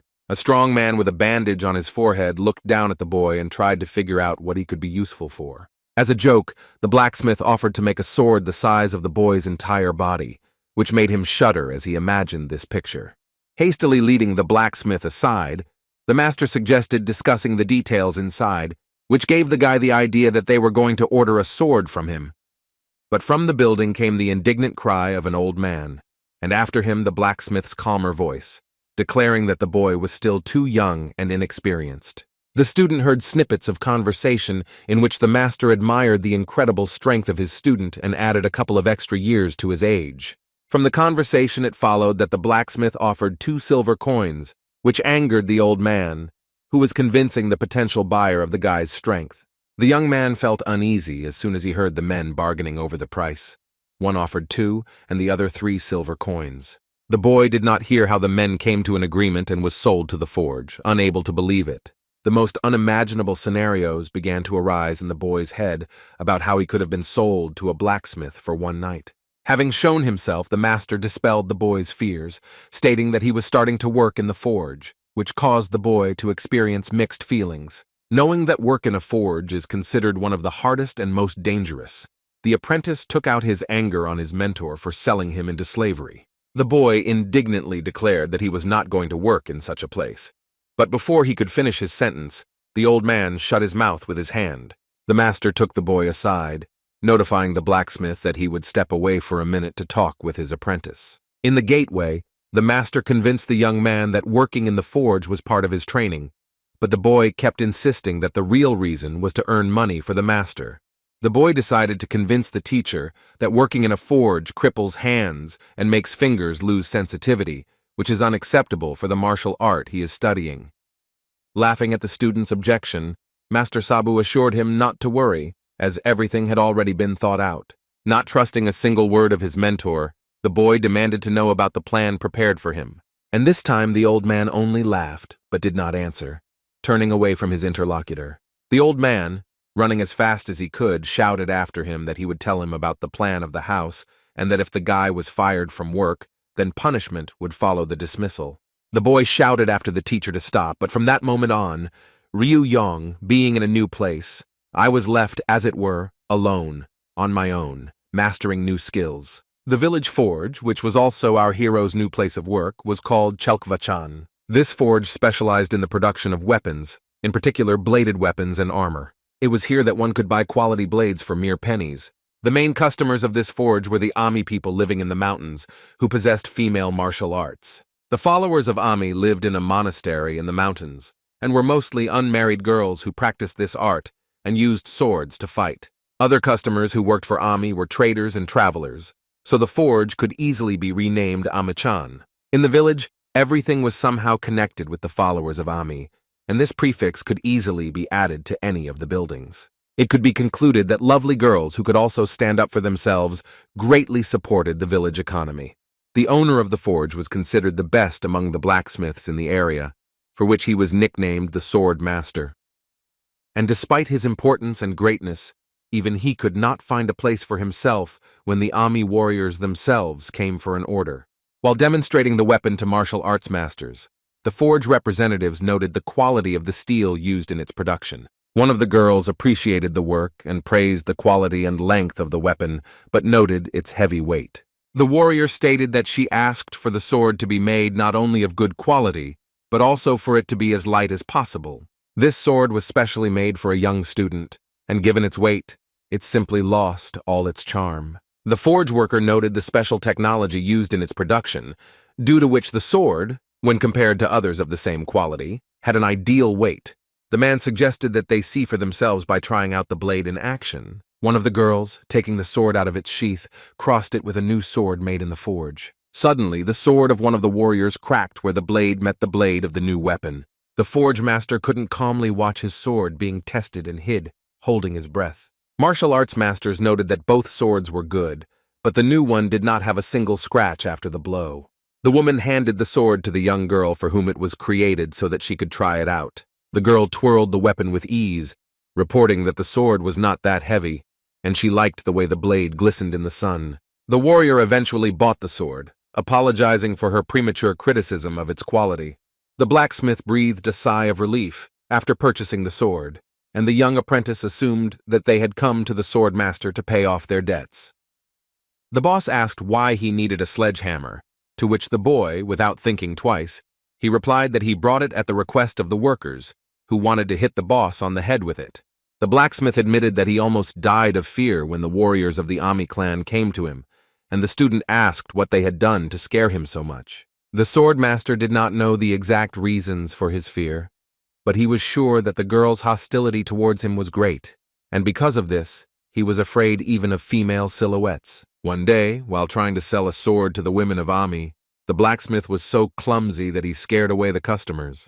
The girls thought that the blacksmith was trying to deceive them and almost killed him, but despite this, they continued to order swords from him. Ryu Young stated that he understood how the girls felt when they saw his face, and the boss demanded to know what exactly was wrong with it. To understand what was wrong with the mentor's face, the boy had to remember his first day at the forge. The blacksmith said that the boy's teacher asked him to give him an iron hammer, but the worker doubted whether the child would be able to lift it. All the employees were whispering that it was difficult for even an adult man to lift this hammer, let alone a child. But, surprisingly, everyone, the guy easily lifted the hammer, applied it to the red-hot sword, and began to study the forging technique. The blacksmith invited the newly minted worker to stay and live with him, promising to take care of him despite his gloomy appearance. The young man was glad that the other workers stopped the boss in time, who, despite his severity, did not understand why people avoided his kindness. The man concluded that the warriors would probably order more swords, since they liked the first one so much. He also noted that due to the low price and high quality of the swords, new buyers may appear, including other students. The blacksmith pounced on the boy with an offer to raise his salary, but the young man refused, citing other matters. Then the blacksmith decided to talk directly to Master Sabu, without taking into account the opinion of the boy himself. The young man dreamed that the work in the forge would end as quickly as possible, because he felt that if it were not for the ginseng, he would have died from fatigue long ago. His memories took him back to the evening after his first day of work at the forge 10 months ago. Assessing the student's progress, the master allowed him to eat meat, but the boy accepted this encouragement with caution. After dinner, the old man offered the young man a workout designed to develop the sensitivity of his fingers, which did not please the tired boy at all. The teacher asked the boy if he remembered the plan he had mentioned in town and took out a bag of beads. Ryu Yong began to joke that after a hard day's work, he would hardly do anything worthwhile, but the master only smiled. The mentor said that these beads would help in training and took a needle out of his sleeve. The mentor put his hand into the bag, picked up a handful of multicolored beads and threw them into the air. The old man threw his hand up, causing small beads to fly up to the ceiling, scattered in all directions. The next second, the needle with the fishing line passed through the holes of all the small beads. The result was a necklace of 35 beads, which the student had to make. The guy mockingly said that the master could work in a circus if he could do such tricks. The master strictly explained that this training would help improve the precision and speed of hand movements. After which he showed how to finish this lesson, he tied the two ends together. Necklace came together to form a neatly crafted necklace. The teacher demanded that the students spend no more than 35 beads on one necklace and make 100 a day. The guy calculated how much the old man would earn from his work, but he insisted that it was just training, which also brought in income. The boy was indignant that this was not training at all, but the master ignored his complaints, continuing his explanations. Taking out the second bag, the teacher announced that Ryu Yan would be making souvenirs, arguing that such exercises will help restore the sensitivity of the fingers, despite their monotony. The young man thought that the old man was simply making fun of him, but he kept objecting, claiming that this is precisely what is capable of restoring sensitivity to the fingers. Boy, I was worried that if the master agreed to the blacksmith's offer, he would have to work the night shift while simultaneously doing beadwork and wood carving. Passing by a pub, the guy thought that playing in public would be much better than forging iron all day long.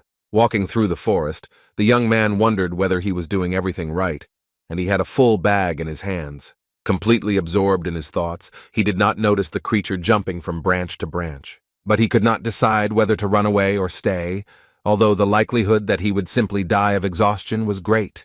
While the boy was thinking about his master, a wild monkey jumped on him. Without looking, having fought off the monkey with the help of a pine cone, the young man dreamed of properly teaching his unbearable master a lesson. Ultimately, the guy decided to continue saving money for his future, while dealing with the unruly monkeys. Once again, having blindly gotten rid of the monkey, the boy promised himself that he would show this old demon something else. Noticing that a monkey invasion had begun in the forest, the boy noted to himself that it would have been better if it had been wild boars, since at least meat could have been obtained from them. But at some point the boy thought that if Sabu eats monkey meat and monkeys, hearing this, they trembled with fear and stopped pursuing the man. Returning home, the student showed the master the monkey he had caught and suggested that it might be edible. The old man, upon seeing the monkey, winced, declaring that the student had brought something indecent, and immediately ordered that it be thrown out and a normal dinner prepared. Outraged, the young man said that the master was useless and that he was forcing him to cook after a hard day's work, which was unfair. Letting out a heavy sigh and emitting a dark aura, the old man asked who, if not him, would be cooking dinner. Without any objections, the guy agreed that he should be the one to do it since he was younger. The boy left, but the teacher immediately called him back because he had gone the wrong way and directed the student to the kitchen. The young man also remembered that he had to get rid of the monkey and chased it away. Master Sabu scratched his beard and became concerned about what exactly his student was doing in the forge. By hiding his loot under the sheet, the apprentice hoped that the master did not notice the bag behind his back when he showed off the monkey. It was evening outside, and instead of the sun hiding behind the mountains, light was provided by a tiny candle. To the sound of birds humming outside, our hard worker strung fishing line onto beads floating in the air, making rainbow bracelets one after another. The boy placed the finished beads on a huge pile that lay on the table near the candle. Next, from the evening classes according to the schedule, there was wood carving, namely combs, figurines, and other souvenir products. While processing a piece of wood, the boy, inspired by today's meeting with monkeys, decided to capture them. Listening to the night, the student carefully checked whether the child labor exploiter had fallen asleep or not. Having made sure that the old man had begun to snore, the young man took out the bag with the contents that he had so carefully hidden. After reviewing his gear, the guy decided to start his nightly and unscheduled training, mastering a new skill. Having placed the skirt on the floor, the guy wondered whether to wear it over his clothes or on his naked body, because he did not watch women so closely. The guy, on the advice of the saleswoman, began to apply the bag of powder to his face, making it as white as possible. Having lied that the cosmetics were for his mother, the young man took everything necessary to make the transformation a success. Having put on lipstick, the guy himself was shocked at how different he could look. The result somewhat confused the young man, because it seemed to him that something was missing, but perhaps this effect was created by the cheap mirror. The final touch was the hairstyle, but even here it was not so simple because the hair could simply be left loose, without inventing anything on the head. After thinking it over, the guy decided to style his hair to look more attractive. And then suddenly, the enraged master burst into the room, who had deliberately pretended to be asleep in order to finally understand what his student was up to. The old man was so shocked by what he saw that he dropped his pipe in surprise. The young man stood in front of the teacher with his pigtails twisted and his face painted, burning with shame that he had been caught. According to the boy, he wanted to get a job in a bar and earn easy money with minimal effort, but he promised not to do that again. According to the teacher, the young man had crossed all boundaries, and it was only by a miracle that he decided to look in on him secretly. The boy regretted that he had taken the old man's pretense at face value, and that now he would be reminded of this incident for at least 100 years. The enraged master rushed at the guy, scolding him for his poor disguise, which would only disgrace him in the bar. Sabu, to the young man's surprise, began to say that since he had decided to pretend to be a woman, he should have made every effort to do so. The old man announced that after the forge he would make the student into an ideal woman, but until that moment his feet were not to appear in the tavern. The master's determination and pressure frightened the student, and he asked to forget everything that the mentor had seen, citing his overwork. The master noted that the young man, as usual, began the work of his own free will, but was unable to finish it.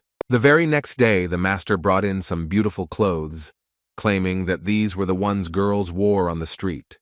The teacher pointed to a pile of clothes that the student was supposed to put on every day after work and learn to walk in.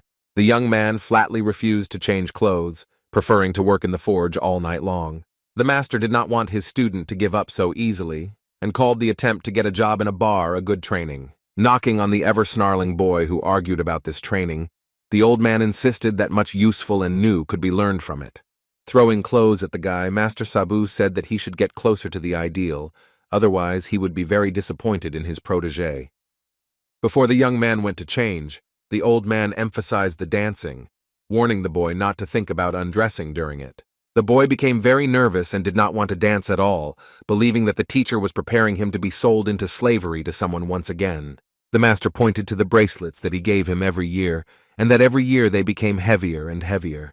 The old man suggested using the phoenix technique during the dance so that the boy would look beautiful with these bracelets. The mentor also threw bells at the boy and told him to hang them on his bracelets. Confused about what they were for, the student began to get nervous, and the teacher finally explained that the bells should not make any sound during the dance.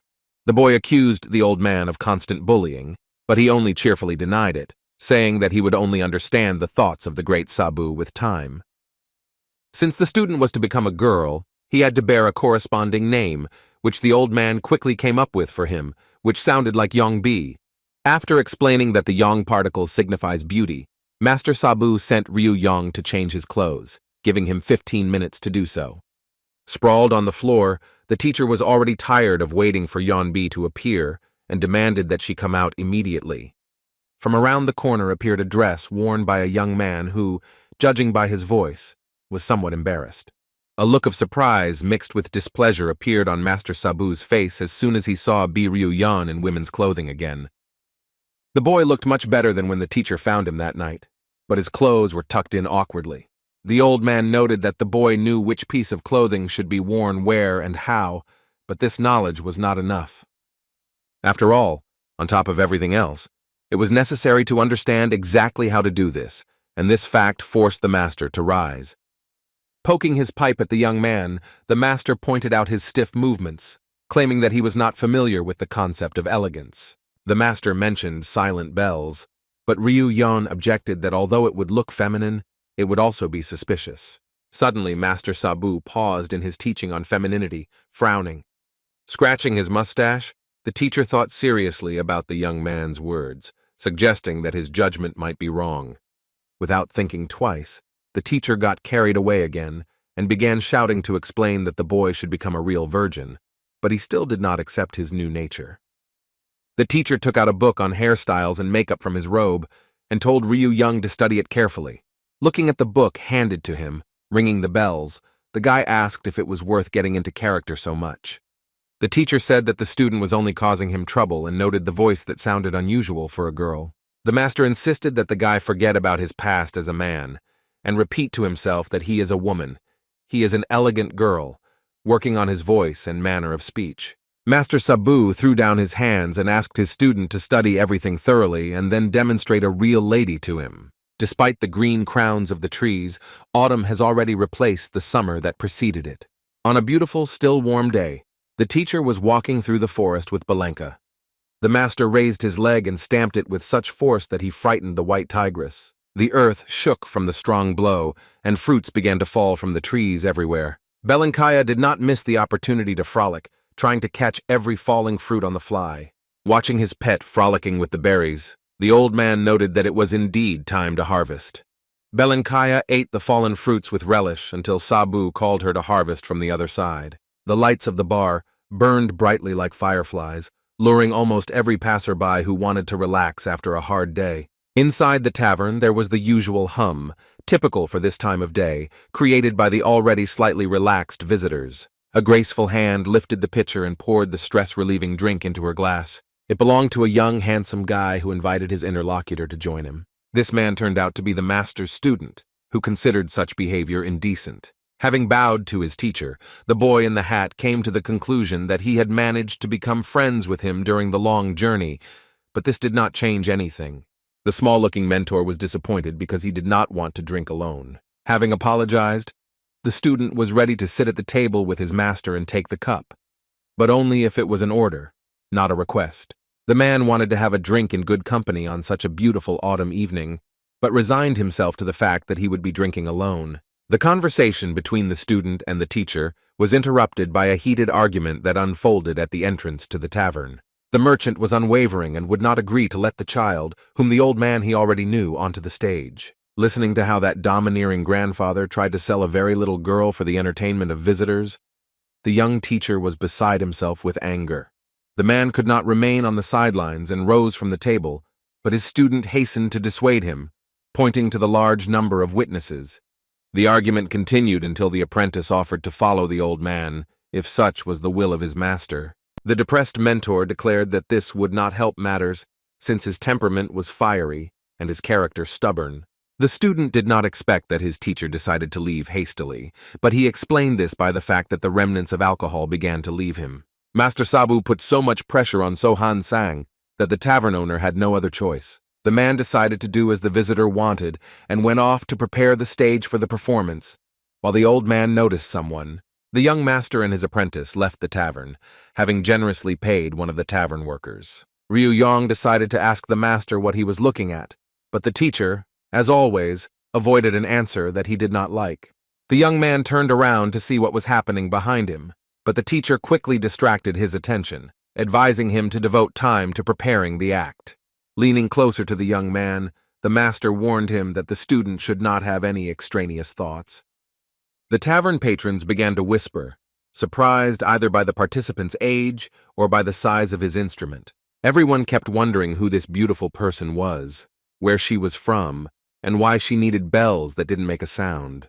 Taking her place in the hall, Yeonbi touched the strings of the musical instrument, and at that very moment, the music began to sound.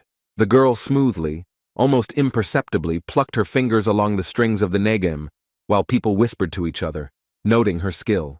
While playing the musical instrument, Ryu Young thought about how much his life had changed since he started working at the tavern. His memories of the training sessions he had experienced during this time came to light, and from then on there was also an element of femininity in them. When chopping wood, the old man forced the boy to wear women's clothing and, on top of everything else, insisted on a silent chopping, even though there were bells on his wrists. Even while running with water, the master controlled the grace of the cat, which was an integral attribute of women. Even when he tried to answer in a gentle manner, imitating women's speech, the young man received a blow to the head in order, according to the assurances of the mentor, to be even more gentle. Master Sabu. He stated that he does not divide students by gender and treats everyone equally, both during training and in everyday life. Ryu Young believed that one successful performance was enough for him to satisfy the teacher's pride, and he would stop this bullying. The melody continued to fill the tavern, immersing it in a gentle and beautiful atmosphere, making it forget about its problems for a while. Even though everything was going as it should, Ryu Young could still fail during the performance if he did everything according to orders. All the visitors to the bar put down their glasses, but were still intoxicated not by alcohol, but by the wonderful music of the talented young Bai. He continued playing for so long, the young man was worried that he might get confused and make mistakes that would ruin everything. The owner of the establishment, who initially did not allow the couple in, also froze for a while along with the listeners. So-Han Sang was immersed in a warm and cozy atmosphere created by the captivating melody. As much as the guy didn't want the audience to come to their senses, they were all captivated by young Bai and her fabulous performance. The music was not limited to the walls of the tavern, but went much further, spilling out into the evening streets of the village. Having already prepared a contract, the owner of the establishment offered the young girl, as he considered, a worthy 5 silver coins a day for the game. Sabu, as always, was trying to profit from everything and wanted to raise the stakes by reminding the merchant of the audience's reaction to the performance. Ryu Yong felt like a charlatan, since he didn't really try hard enough, but the audience was still completely delighted. The old man, realizing that the merchant was not going to make any concessions, decided to approach him from a different angle, sharing a secret with him. The master told about the girl's name, which meant the flight of a swallow, that is, extraordinary beauty, but this secret could not surprise So-Han San. Then the great Sabu began to explain that if talent consisted only in playing an instrument, he would name it after any of the birds. And the name, referring to a beautifully flying swallow, was connected with the fact that the girl could also dance. According to the master, the girl danced so mesmerizingly that everyone who witnessed it dance, they even forgot about her playing the instrument they had just heard. The owner was indignant. Why, in that case, was there singing and not dancing? To which the old man objected that he did not intend to show off all the girl's talents for nothing. The master was willing to demonstrate the dance, but in that case, the terms of the contract would have to be increased 3-fold, which made So-Han Sang nervous. In conclusion, the old man told the tavern owner that this was the best option for him. Slamming his fist on the table, the grandfather assured the merchant that the fee would only double, and if the dance did not live up to expectations, the old man would return the money. Having finally convinced the owner of the tavern, the old man suggested going over the agreement again. The first condition was 10 silver coins per day, as well as performing only on even days of the month, excluding the full moon and new moon in order to conserve strength.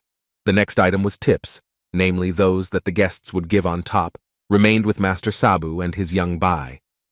And the last point stated that the girl would dance only when she wanted to. Although he agreed to all the conditions, the merchant was dissatisfied before, because it was precisely because of the incredible dance that he decided to conclude the contract. The teacher was dissatisfied with the poor intelligence of his future partner, because people would willingly come every time in the hope of catching the amazing dance of the young lady. Siohan Sang immediately changed his anger to mercy, nodding at this brilliant idea and praising the mountain of gold, as the people nicknamed the old man. Late at night, the master and his apprentice left the village and finally returned home. Running from stone to stone, the master assured that this was the only way home because the student in his current form had to avoid any harassment. Ryu Young shouted that he was not a girl and that walking down such a road in a skirt was extremely difficult, to which the master said that he did not know what it was like because he did not wear a skirt.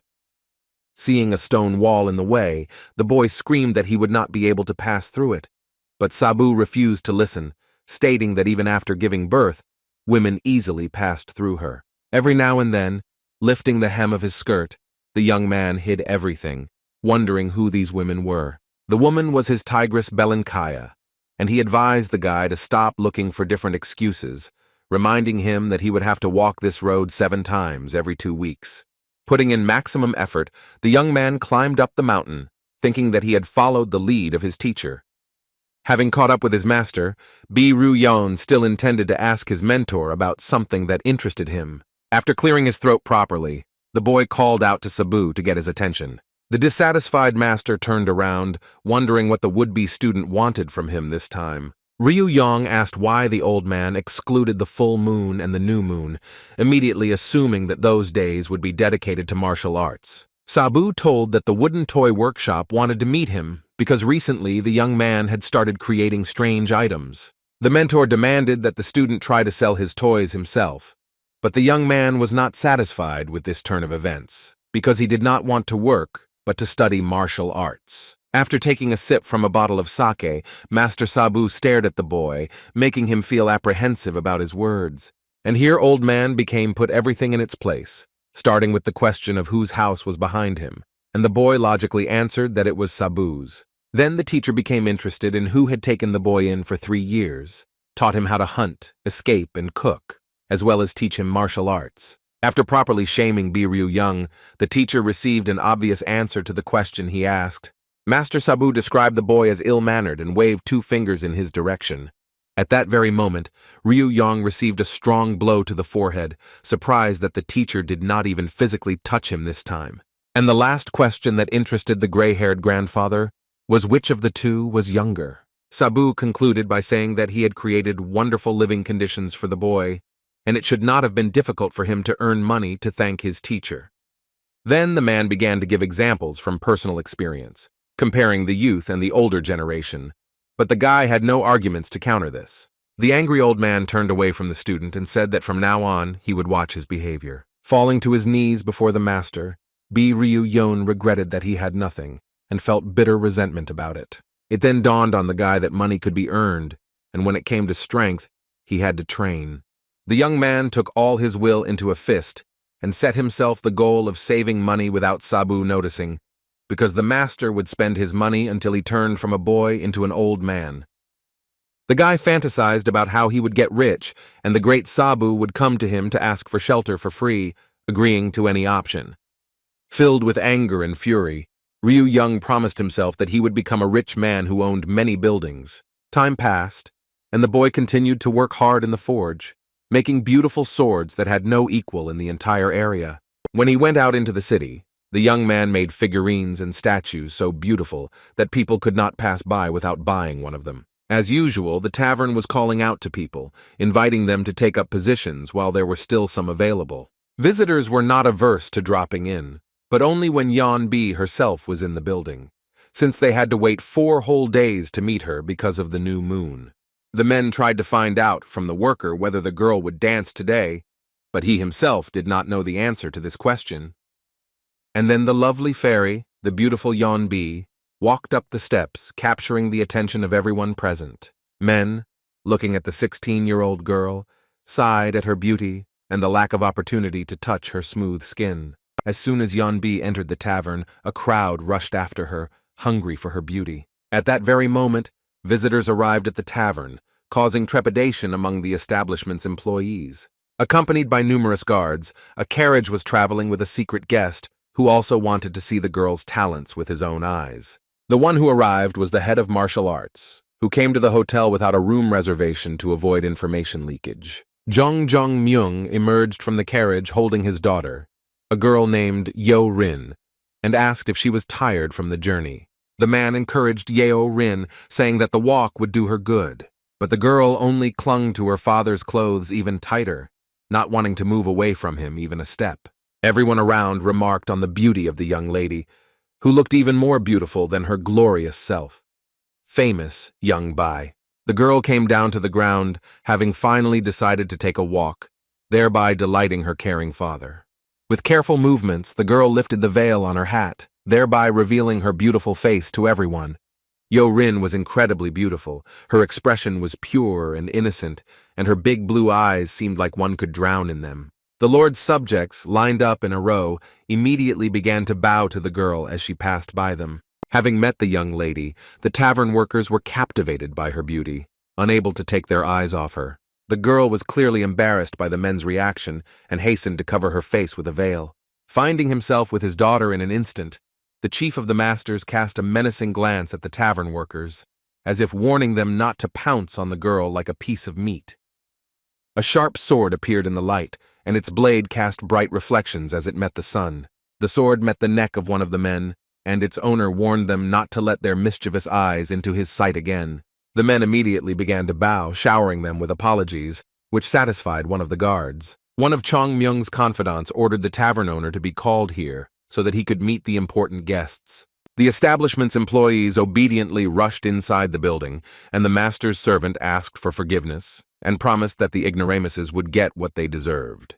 Containing his indignation, the old man accepted the apology and proceeded to the tavern, not leaving his dear daughter's side for a moment. It was already evening outside, and at this time all the visitors of the tavern were eagerly awaiting the appearance of their favorite performer on stage. As soon as the charming young Bai appeared in front of the audience, the hall was filled with joyful and enthusiastic screams. The men at the table were discussing the young performer's magnificent dance, and one of them declared that from now on, he could die in peace. The tipsy visitor said that he was not serious when he spoke about death, but to his surprise, he noticed at the next table, perhaps, such a person. His friend assured him that the man next to him was not dead, but was simply in a state of affect after Yeon B's new dance. The men at the next table either fainted from the unearthly beauty of the dance, or were crying desperately. And then the newcomer was told that they couldn't approach Yeon B in a crowd, but the person who made the largest donation could speak to her personally. The visitor was delighted that the young girl did not care about money and that it was only her grandfather who forced her to go to work. The interlocutor asked why his friend, being such a devoted fan of the girl, did not participate, but then he saw how he made his bet. After making the highest bet, the man would collect the remaining money and personally take it to Yeon B, having the opportunity to be in her company so close. While accepting the gift, the young girl addressed the gentleman by name, which almost made him faint. As he headed to his dressing room, B. Ryu Young counted how many coins he had earned, but for Sabu, he decided to name half the amount. The performer was met by Seohan Sang, who offered her an additional performance at the request of the distinguished guests, promising double the fee for the performance. The guy began to think about the offer, wanting to get 3 times more, to which the owner of the establishment agreed with ease.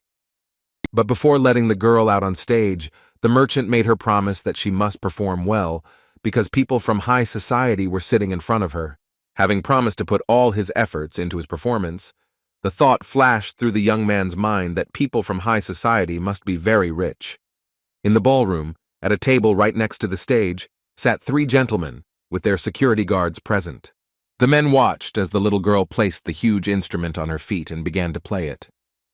As soon as she touched the strings, the lovely music instantly captured the minds and hearts of those present.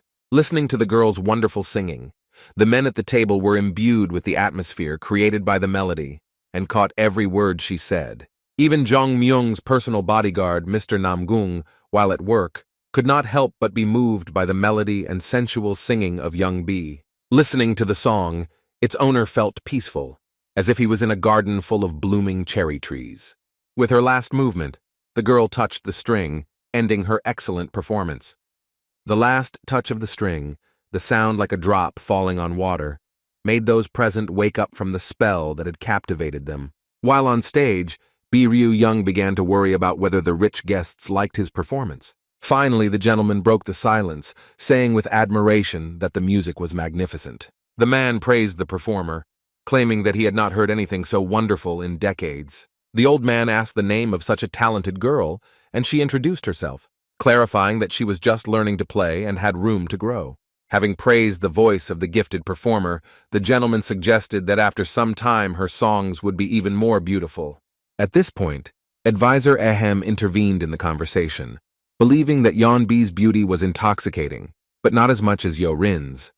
The man continued, not particularly watching his language, and thought about what kind of woman she would grow up to be, but the words he said could not go unnoticed by the owner. There was a lot of tension at the table, and the advisor, realizing that he had made a mistake, tried to justify himself.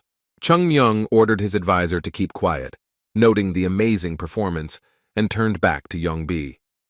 The head of the martial artists decided to ask what his brother Il Cheon, who had been drinking heavily all evening, thought about this. Intoxicated by alcohol, said he had no idea, as he had no arm and was not prone to such sensitivity. The brother's answer greatly angered the gentleman, who seemed to be deliberately trying to ruin a wonderful evening. The man ordered Namgung Jin to take his brother to his room so that he could rest and gain strength. But as soon as the guard approached Il Chon, the man stood up from the table, ordering him not to touch him. At that time, behind the high cliffs far from the village, a detachment of people was making their way through the forest. In order not to create unnecessary noise, they decided to leave their horses and continue their journey on foot. The young man asked the guide why he was rushing him so much, and wanted to know what order the pigeon had conveyed. Throwing aside the branches that were trying to hit him in the face, the guide replied that the order was from the master. The men were confronted with a panoramic view of the village that the prince had been ordered to wipe off the face of the earth, killing every single one of them. Only after the guy personally confirms the death of all the inhabitants will he be able to return home. Meanwhile, in the tavern, the squabble continued between the master's brother and his guard. The rest of the guards in the ballroom were ready to use weapons if the rowdy Il Cheon did not calm down. Watching from the sidelines, Ryu Young wondered whether he should intervene or leave the matter to the security. The man was outraged that he was called a drunkard, and regretted that his brother had not cut out his tongue instead of his hand. With every word his brother said, Jung Myung became more and more angry, ready to deal with him personally. Seeing that his brother was losing his temper, Il Chun immediately softened, assuring him that everything he said was a joke, and promised to remain silent in the future. Turning to the gentleman's personal bodyguard, the drunkard asked whether he had offended him by any chance. While appearing thoughtful, the young man nevertheless weighed every word and tried to sort out the family conflict. Il Cheon asked Namgung Jin what he thought of his brother Ahem's talent. The master's advisor became indignant and wanted to deal with Il Cheon's claims. The one-armed man continued to add fuel to the fire, intending to unsettle the advisor by pointing out their different social status. The troublemaker, pleased with himself, retired to his chambers and asked Namgun to take care of his brother. The guard rejected the praise that had been spoken to him, belittling his own dignity and, on the contrary, praising his master. On his way out, Il Cheon noticed a pitcher of drink and decided that he should join him. Wishing the guard success, the master's brother left the hall with a jug in his only hand. The prince's companions thrust their weapons into the ground, noting that His Majesty must do everything himself.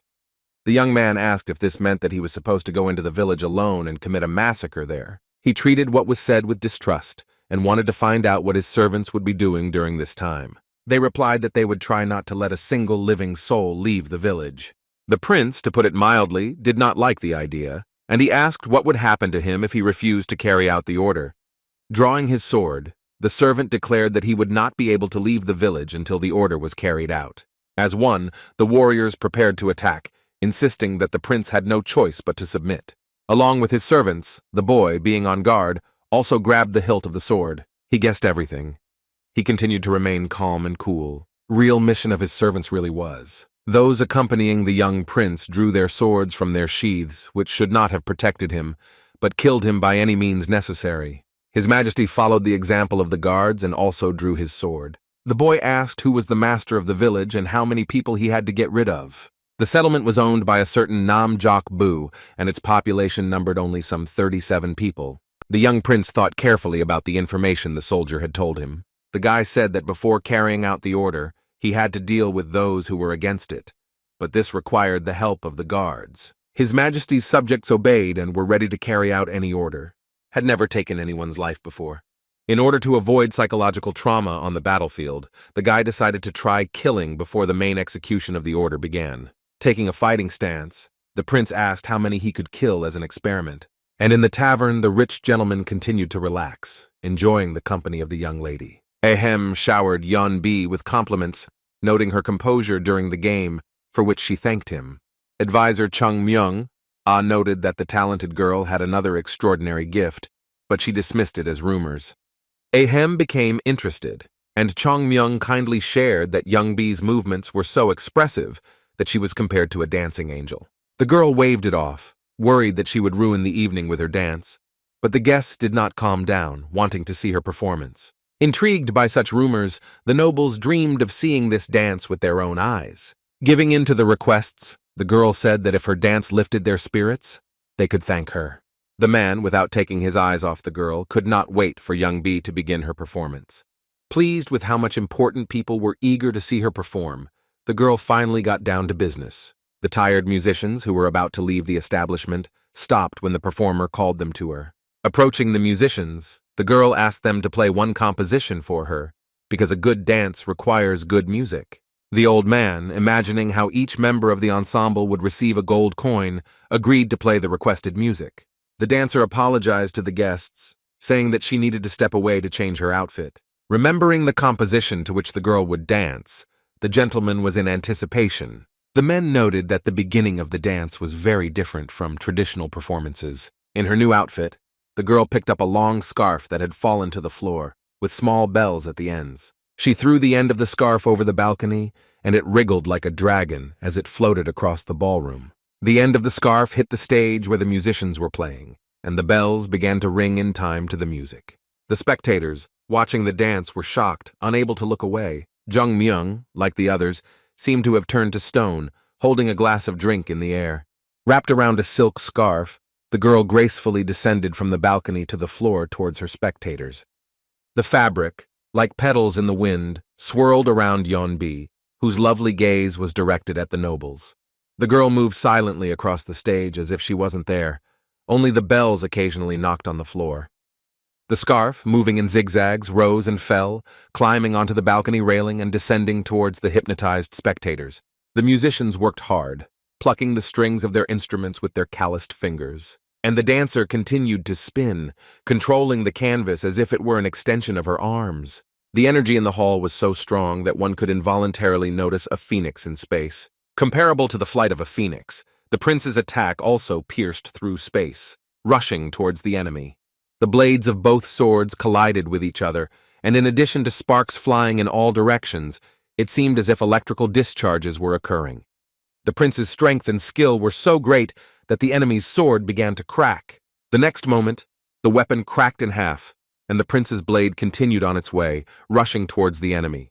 By some unimaginable miracle, the soldier managed to dodge the fatal blow. A grimace of horror froze on the man's face, so frightened was he by the ferocity of his master. Another blow from the prince shattered the warrior's sword, turning it into a small knife. The soldier understood that in this battle, no matter how hard he tried, he would not emerge victorious.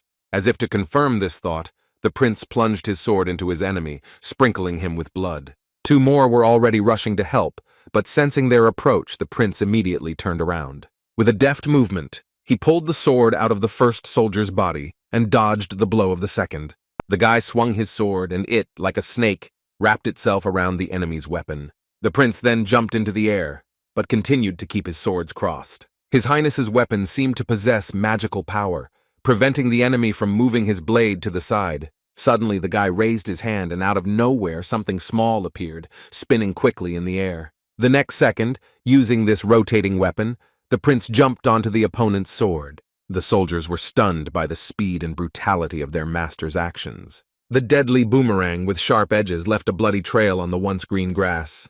Having described an arc, the deadly weapon returned the axis back into the hands of its owner. The prince held his weapon in the air without touching it with his fingers. Lowering his hand, he opened the sleeve of his outfit and hid the sharp boomerang there. One of the soldiers suggested that the prince's training was over, otherwise he might waste his strength.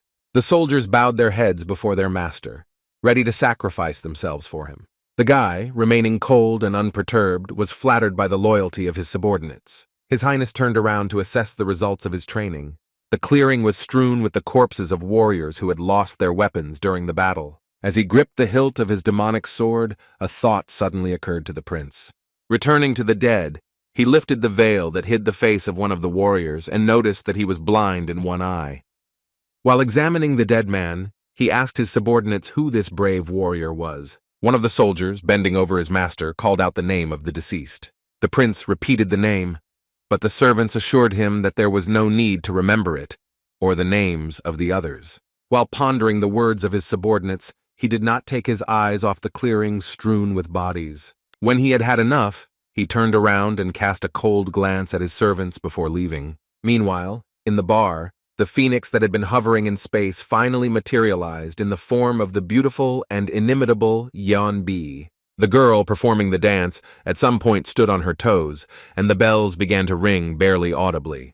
The next second, she pushed off the floor with the lightness of a feather and took off like a bird. The movements of the young dancer were as smooth and soft as a stream of water flowing through the rocks. The men at the table admired Yeonbi's dance, comparing it to a beautiful painting. It seemed as if instead of a girl, a golden bird was hovering on the stage, flapping its magnificent wings. Her brightly shining eyes resembled a mythical bird that captivated with its gaze.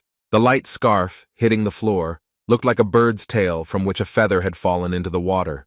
The audience simultaneously saw both the bird and the girl spreading her powerful wings. It seemed that it was thanks to these wings that she could move so gracefully, both on stage and in the air. With her hands clasped together, Yeonbi seemed to be folding her huge, snow-white wings. With a final pirouette and a fluttering of her scarf, the dancer completed her unique performance. Embarrassed, the girl hid her golden eyes, unsure whether the audience liked her dance. Everyone who saw this unrivaled performance sat with their mouths open, mesmerized by the smooth movements of the young dancer. The men applauded little Yeonbi tirelessly, believing that they had lived through the day only to see her magical dance. The performer bowed low to her enchanted audience, and the hall burst into even louder applause. Hearing the furor the girl had caused, Il Cheon, who had not yet managed to go far from the tavern, decided to join in the fun. The spectacular show in the bar ended with a light night rain drumming on the roof. The establishment's employees were so worried about their star that they again offered security to escort her home. Young B assured them that she would get there on her own, but asked them to look after her instrument, which she could not take with her. The girl noted that the rain was harmless, but then a flash of lightning lit up the sky, followed by deafening thunder. Despite the pouring rain, Yeonbi refused any help from the tavern staff. Each of those present, wanting to stay longer in her company, offered to accompany her at least to the nearest turn. Ignoring all the offers, the girl had already turned away, trying to quickly leave the annoying crowd. Walking on the wet road, Ryu-young was angry that his expensive clothes were soaking wet. However, even the downpour could not spoil his mood, and the guy was happy with the successful deal and was going to get rid of the gold coins as soon as possible. Despite the late hour, the bank building was lit up both outside and inside.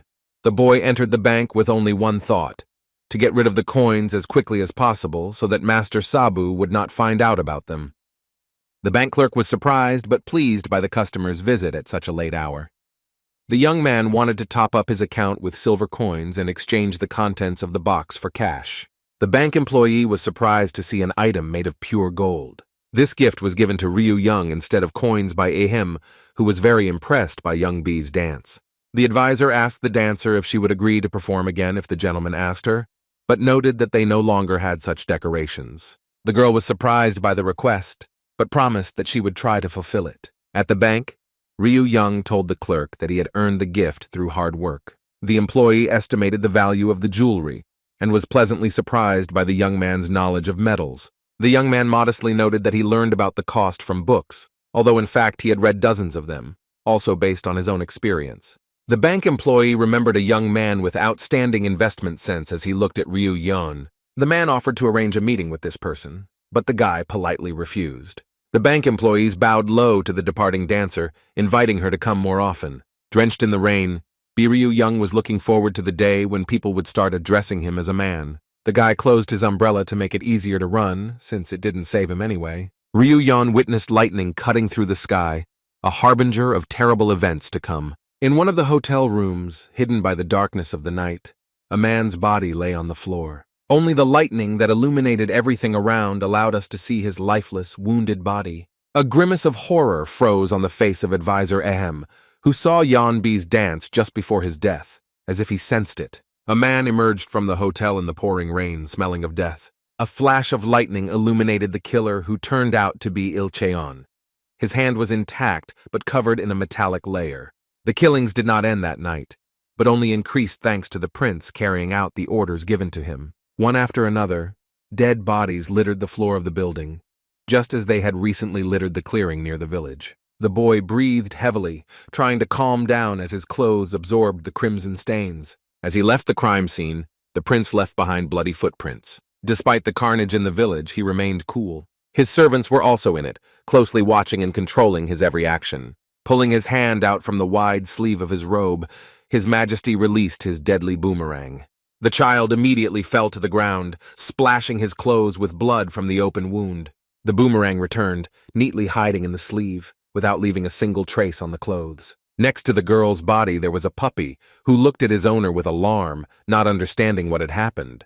The sight of the animal caused the prince to suddenly feel regret for his actions. Something trembled deep in the guy's soul, and his once steel hand began to tremble. A clap of thunder sounded directly over the hotel, as if to remind them that there had not been enough evil that night. Yo-Rin, pressed against the wall, looked at her offender with big blue eyes full of fear. Her uncle entered her room with a gloomy expression on his face, stained with blood. The only witness to Il Cheon's terrible crimes was a small bird in a cage. As he approached the hotel, the head of the martial artists heard his daughter's cry calling him. In a panic, the man rushed down the corridor, trying to get to his girl as quickly as possible. After a terrible downpour with peals of thunder, a quiet and clear day arrived. The owner of the forge asked why his apprentice was holding a club at the table and behaving so strangely. The blacksmith was also outraged that the young man was again drinking water from the jug instead of the glass that stood nearby. Those around him didn't understand, but these little things helped Ryu Young maintain his manhood. A couple of days later, the young man donned the outfit of his secret identity again, reflecting on the fact that he spent more time in this form than in his own.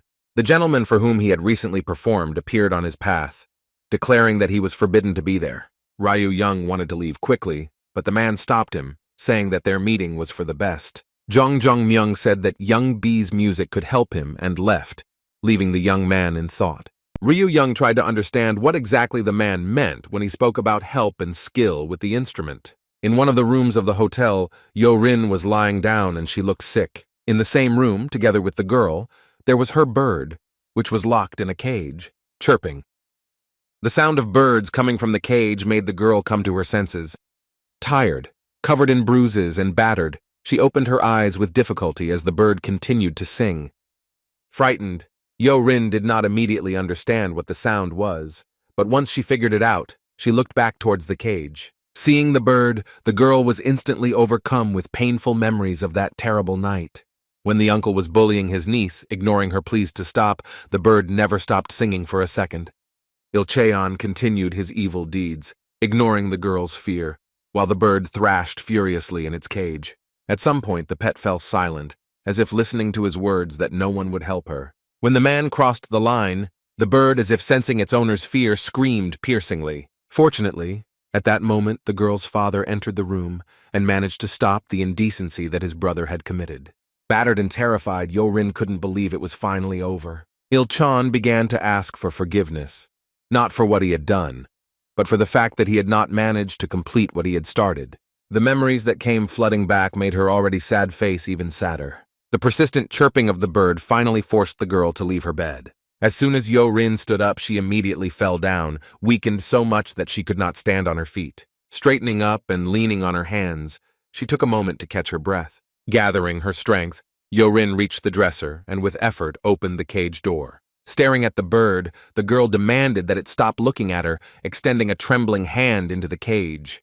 Grabbing the bird, which was flapping its wings in panic, Rin again demanded that it look away from her. The girl's gaze, so empty and detached, remained riveted on the bird clutched in her hand, still reliving that terrible day. Suddenly the bird pecked her hand, and blood appeared on the lady's pale skin. As if stung, the girl pulled her hand back, returning to reality, and the bird darted back into the cage. Looking at her shaking hand in horror, Rin was afraid of what she was about to do.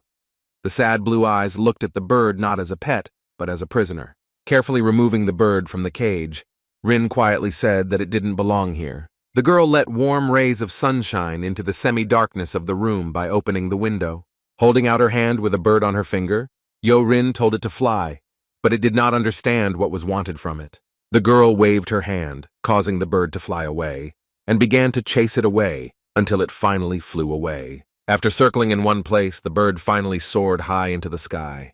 Rin's sad gaze followed her, realizing that now they were both free.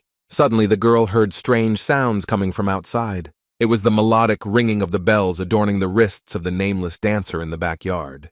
The dance was so mesmerizing that for a moment the girl forgot about her troubles. As if under hypnosis, she slowly threw her leg onto the windowsill. The dancer's movements reminded Yo-rin of a phoenix, that same immortal bird soaring in the clouds.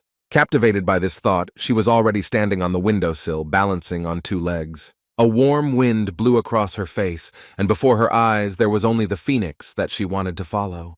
For the first time since that terrible day, her despair and fear were replaced by peace and tranquility. Slowly, the girl raised her leg, lifted it off the windowsill, and took a step forward. The wind immediately got tangled in her hair and her robe fluttered in the air, like a sail. Feeling something was wrong, Ryu-young stopped training and raised his head. Straight into his arms, as if from nowhere, a girl in her pajamas fell from a great height. Instantly pushing off the ground, the young man jumped towards her and caught her in the air. Carefully holding the girl in a tight embrace, Ryu-young smoothly lowered himself to the ground. He was astonished by her fall, assuming that she might have jumped out of the window. Noticing that the girl had injured her leg, Ryu-young, still pretending to be young B, asked Wang Il, a security guard who was nearby, about help. The guard was amazed by the dancer's composure, who ordered that people not be invited until she called them herself. The young man assured her that the crowd could scare the girl and asked for water to treat the injury. Wang Ir objected, being categorically against a stranger touching the lady, even if he was of the same sex. Remembering how Master Sabu treated him, Ryu-young insisted, explaining that without proper help, the swelling would get worse. Seeing that the lady had begun to come to her senses, he asked to leave her alone. The man obediently left the flask of water with the victim and left, trying not to make any noise. Left alone with the girl, the young man asked how she was feeling when she opened her eyes. Yo-rin's beautiful eyes captivated Ryu-young so much that he was at a loss and did not immediately answer her question. The girl asked where she was, which meant that she had fully regained consciousness. This seemingly obvious question with a slight smile, saying that they were in heaven. The girl looked confused, so the young man quickly added that it was just a joke. He handed her a flask of water, and she took a few tentative sips. After getting the girl drunk, the guy introduced himself as Young Bai and asked her name. The young man looked at the poor girl with eyes full of kindness, waiting for her to speak. After looking at her, B. Ryu-young concluded that she was from a wealthy family, but she looked very exhausted. Conversations between men who admired the unearthly beauty of this girl came to mind. They also mentioned an incident where someone tried to kidnap her, which allegedly led to her suicide attempt. The men discussed the rainy night when she was attacked and her guards were killed. Annoyed by their words, the young man broke 2 teeth from his comb and threw them at the door with all his might. The sharp fragments managed to break through the door and silence the gossips. Returning his thoughts to Yo-rin, he realized that such people could not be trusted. With difficulty pronouncing each word, doing it as if through force, the girl introduced herself as Rin. They were in the garden under the warm rays of the sun, and it seemed as if time had stood still. Ryu Yong was genuinely glad to meet him, which was easily visible on his bright face. The guy carefully asked what made the girl do something like jump out of the window. He immediately added that she didn't have to answer if the topic was unpleasant for her, and she could simply nod to his questions. He assured her that if she wanted to tell him, he would listen to her carefully. Ryu Yon repeated the question, noticing that the victim seemed somewhat distant.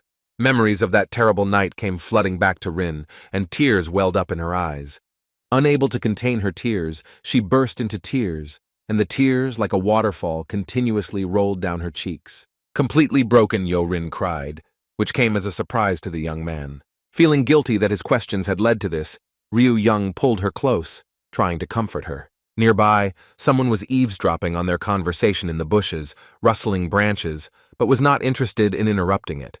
The gentleman decided not to interfere, confident that everything would be fine with his daughter. Seeing her crying, her father remembered how, as a child, Rin would hold back her tears so as not to worry her parents. The man also recalled how criminals once tried to kidnap her in order to take revenge on him.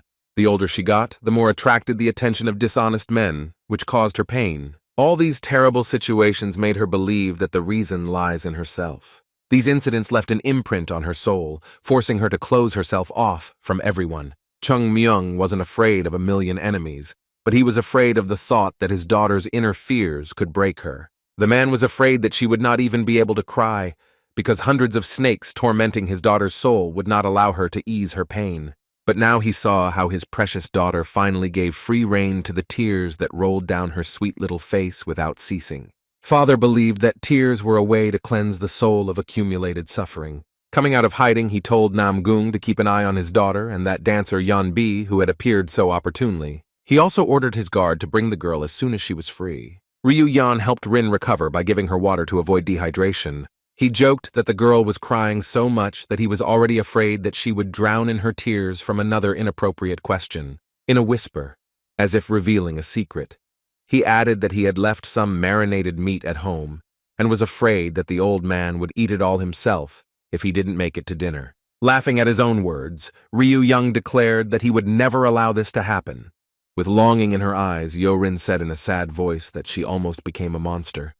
Not believing his ears, the young man asked if this was the beginning of a story about the reasons for her actions. A little embarrassed and also blushing with shame, she nodded affirmatively. Shocked, Ryu Young stated that she did not look like a monster, except for a stray, since they usually ate the local chickens at night. Never expecting to hear something like this, Rin was very surprised by this statement. The thought that she looked like a homeless person stuck in her head, and the guy immediately began to justify himself, explaining that only her thinness and dull skin led to such thoughts. He compared her to a patient who had spent a long time in a closed room, most likely doing nothing. Rin concluded that she was sick and homeless, and Ryu Young blamed his tongue, saying that it had become uncontrollable due to being rude to the master. Noticing that a smile had also appeared on her face, he quickly changed the subject in order to maintain the emerging mood.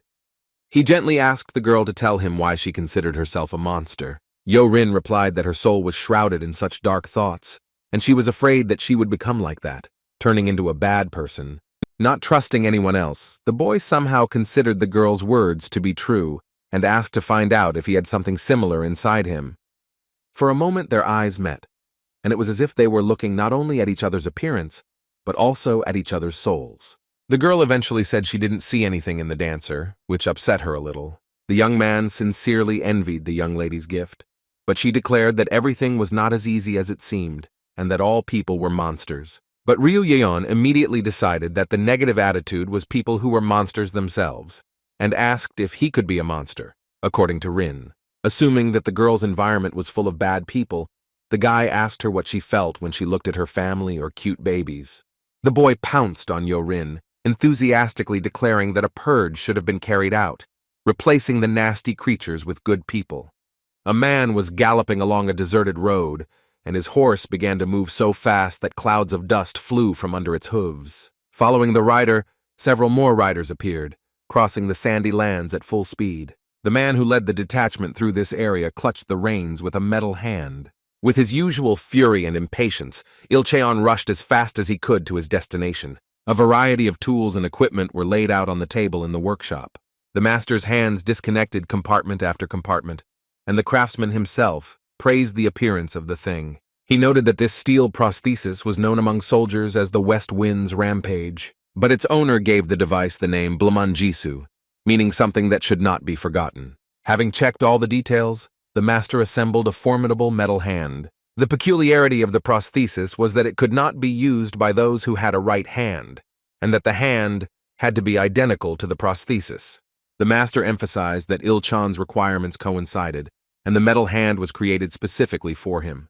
The man demanded that they stop praising him, saying that the remaining arm was still a little longer. The escaped killer told the person opposite him that he had to adjust his arm to fit a prosthesis. The man in the wheelchair was surprised that the owner of the metal arm cut off part of himself for this. With some pride, Il-chun said that people tried not to look at his ugliness, and no one even guessed that his right arm was shorter than his left. Stunned by such a confession, the master asked to look at the guest's hand, and he indifferently allowed him to. Il-chun advised the man to first make his own legs, and only then make prosthetics for others, but he objected that the poison, once it entered the body, would destroy everything entirely. The killer asked if everyone except the master was mute, to which the man replied that the people chosen for this job were mute from birth so that they could not tell about the client's secrets. Looking at the hand, the master was horrified. Because the man's bone had come out, he couldn't understand how his client had endured such pain. With a wild look, Il-chun confirmed that he felt extreme pain, but stated that it was worth it. The criminal returned in his memories to that very night, which became fatal for some. The door to Ahem's room opened, and he, grabbing his sword, menacingly asked who it was. When he discovered that the uninvited guest was his master's brother, he breathed a sigh of relief, but noted that he was very scared. Ahem declared that he was not going to listen to the nonsense of a drunk man, and immediately asked why he had come at such a late hour. The man revealed that he had important information regarding the western sky. The advisor could not believe his ears and asked again if he had heard correctly. To confirm his fears, he asked whether this was the western heaven that served the bloodthirsty heavenly spirit. Brother Chung Myung confirmed that it was he who was spoken of as the one-armed man with two arms. Ahem reacted to Il-cheon's words with apprehension, reaching for his weapon, because he had never been told about the western sky and its features.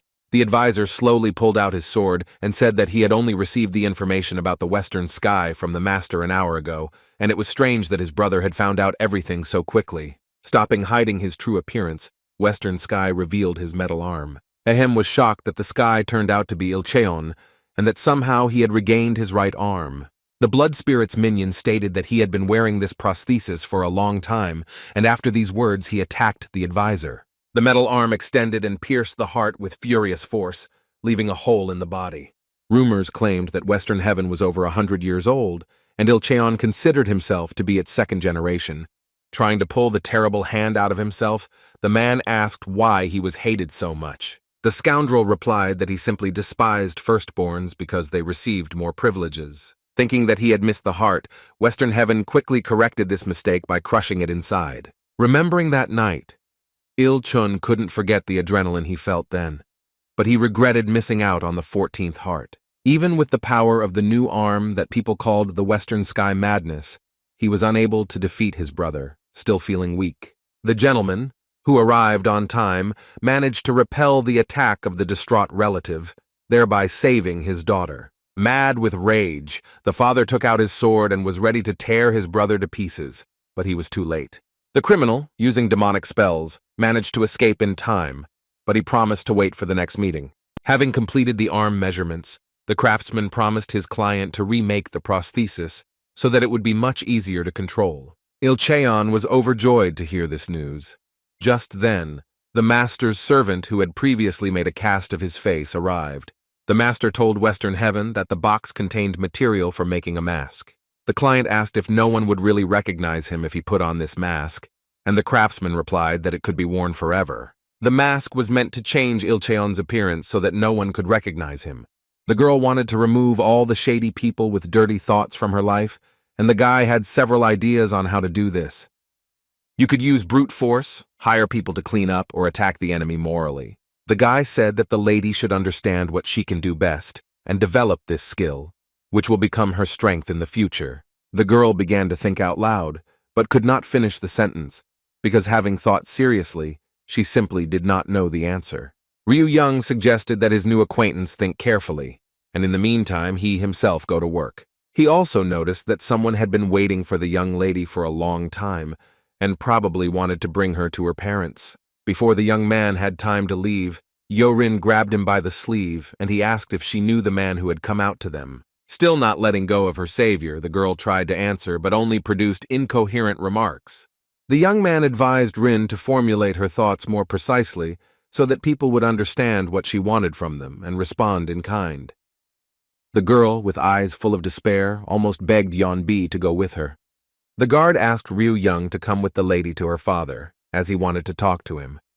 The guy politely declined, citing the fact that he had to hurry to work. Having bowed, the young man said goodbye to Yo-Rin, but Jin immediately became confused, trying to assure him that everything would be sorted out with the gentleman, since he really wanted to see him.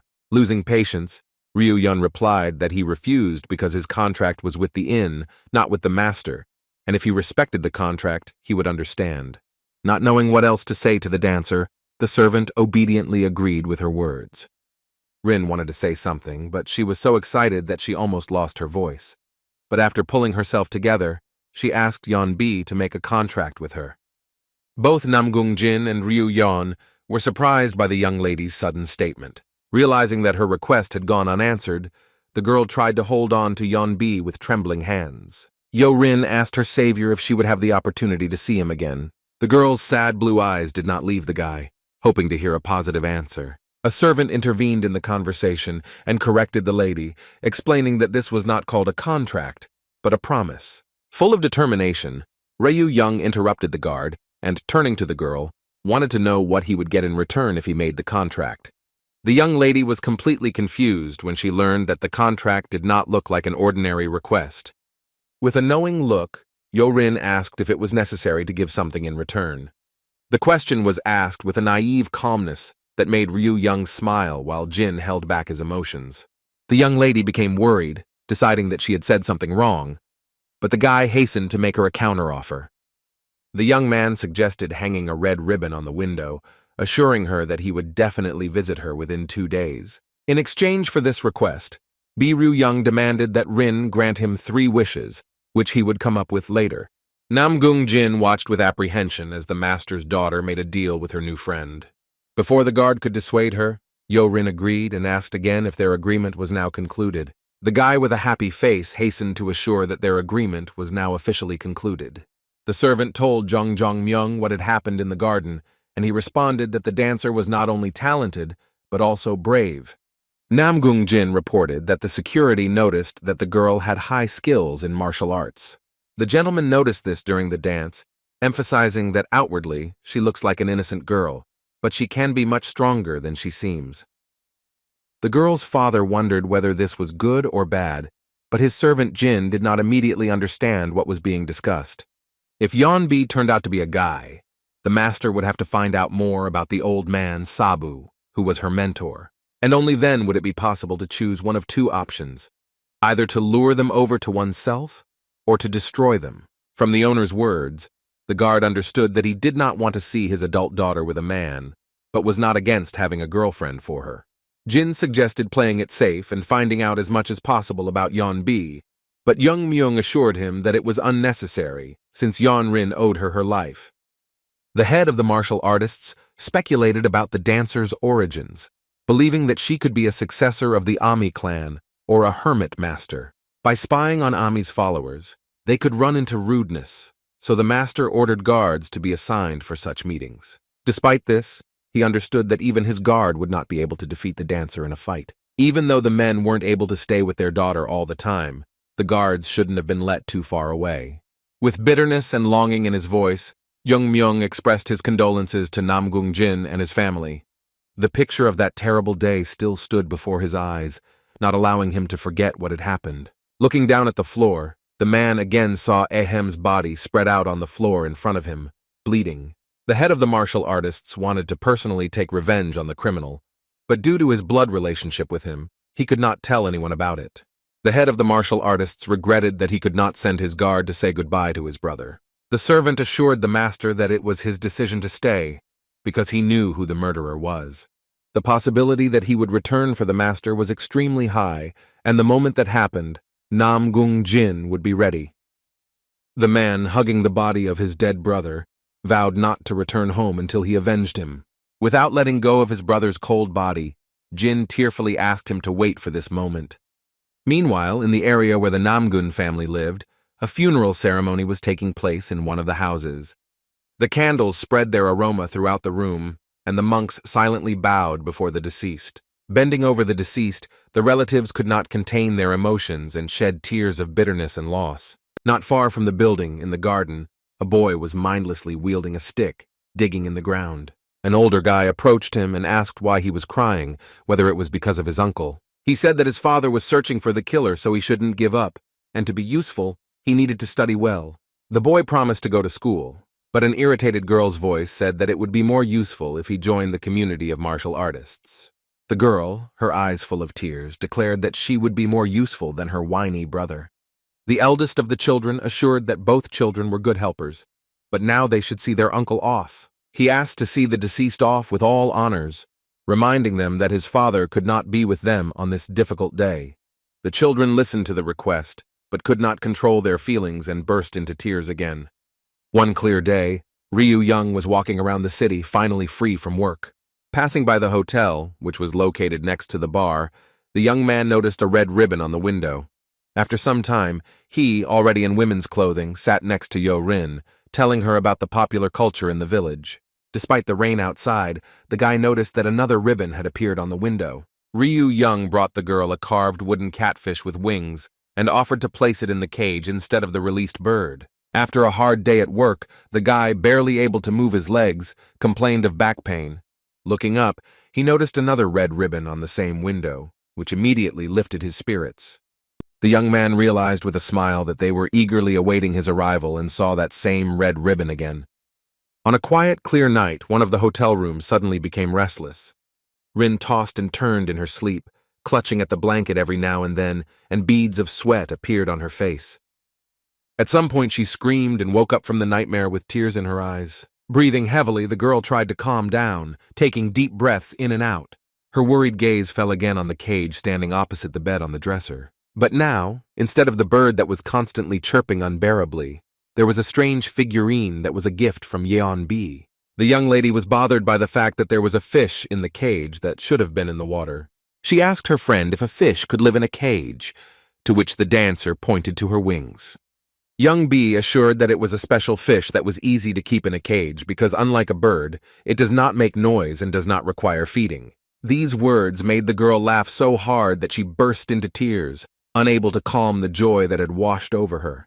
The next morning, Rin woke up not from a nightmare, but from an idea that she wanted to bring to life. She looked again at the winged fish that now stood in the place of the bird and smiled brightly at it. Now the figurine was at the bottom of the cage, like a real fish in water and not in the air, imitating a bird.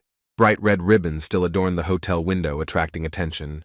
Mr. Chong Myung, looking at them with irritation, completely forgot that his subordinates were nearby. Namgung Jin noticed the owner's dissatisfaction and suggested changing the method of communication or asking young B to come on certain days. The man objected that everything suited him. He just didn't like the color red, which made his eyes hurt. Continuing to grumble about the red ribbons, Jung Myung ordered to leave immediately, citing an urgent list of things to do. However, he suddenly came up with the idea of asking Rin to hang up blue ribbons if she needed to see him. The surprised servants asked whether the master would feel awkward if such ribbons suddenly did not exist. "Like a tiger," the man growled, assuring that his daughter was quite capable of hanging the ribbons, and if anything happened, he could always buy them. The guard noted that the gentleman was often around Yeo Rin, so she would most likely not hang up the blue ribbons. The man ignored his subordinate's remark and ordered him to hurry up so as not to be late. The gentleman asked what Namgung Jin meant, and the man said that his daughter gave flowers to everyone except him. The head of the martial artists was not thrilled at the thought of sharing the fate of his servant and refused the offer of flowers. After listing all the procedures that had been done, Ryu Young concluded that his makeup was ready. Full of enthusiasm and joy, the guy, collecting his things, declared that he was ready to go to work. However, Master Sabu entered the room, and his students' high spirits aroused suspicion. The teacher, not believing his eyes, asked Ryu Yong if he was really having fun or if he was just imagining it. Ryu Yong reproachfully stated that the teacher was behaving tactlessly by bursting into the girl's room without knocking. Outraged by such an accusation, the master reminded that it was he who helped his student become a real girl. The gray-haired grandfather, trembling with anger, thought for a moment about the boy's words. The master noted that Ryu Yong's cunning should have been punished, but his ability to find arguments made him similar to the girls. Sabu couldn't understand why the young man who had once cried when he refused to work in the bar was now beaming with happiness as he headed there. The master assumed that Ryu Yong was hiding something, but the boy asked if the teacher would prefer to see him in tears. The guy insisted that if his destiny was to work constantly, then he wanted to at least get joy when his body was not so tired. The irritated old man, unable to figure out the trickster, sent him off to work so that he wouldn't be an eyesore. Rushing to the village, the young man grumbled that he was forced to carry a heavy musical instrument in order to earn money for an ungrateful old man. His monologue was interrupted by an unexpected slap on the back of the head from the master, who seemed not to have touched him.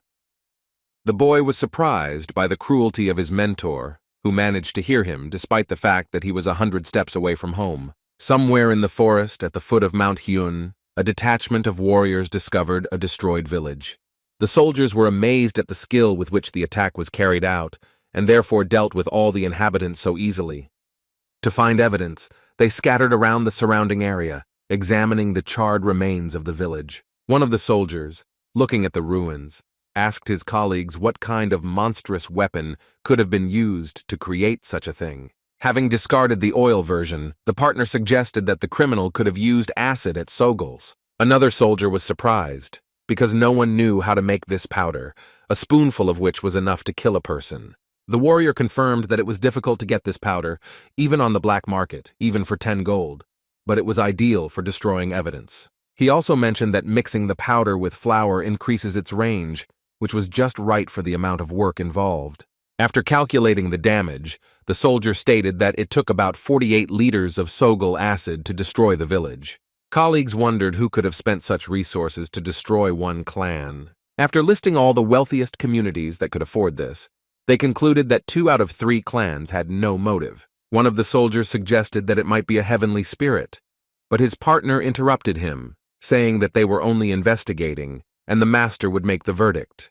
The scout found human bones and suggested that it could have been just one person. From the marks left on the bones, it became clear that the attacker used 2 swords. One sword was ordinary, and the other was so thin that only a master of thunder could wield it. Somewhere far out at sea on a warship, there was a man capable of handling such equipment. It turned out to be a prince who had carried out a terrible massacre in the village one late night. Having collected all the information, the soldiers hurried back to the city to report their findings. Chong Myung was lost in thought, trying to figure out who could do such a thing. A voice came from behind the wall, claiming that the killer was not himself, and that the village was too big.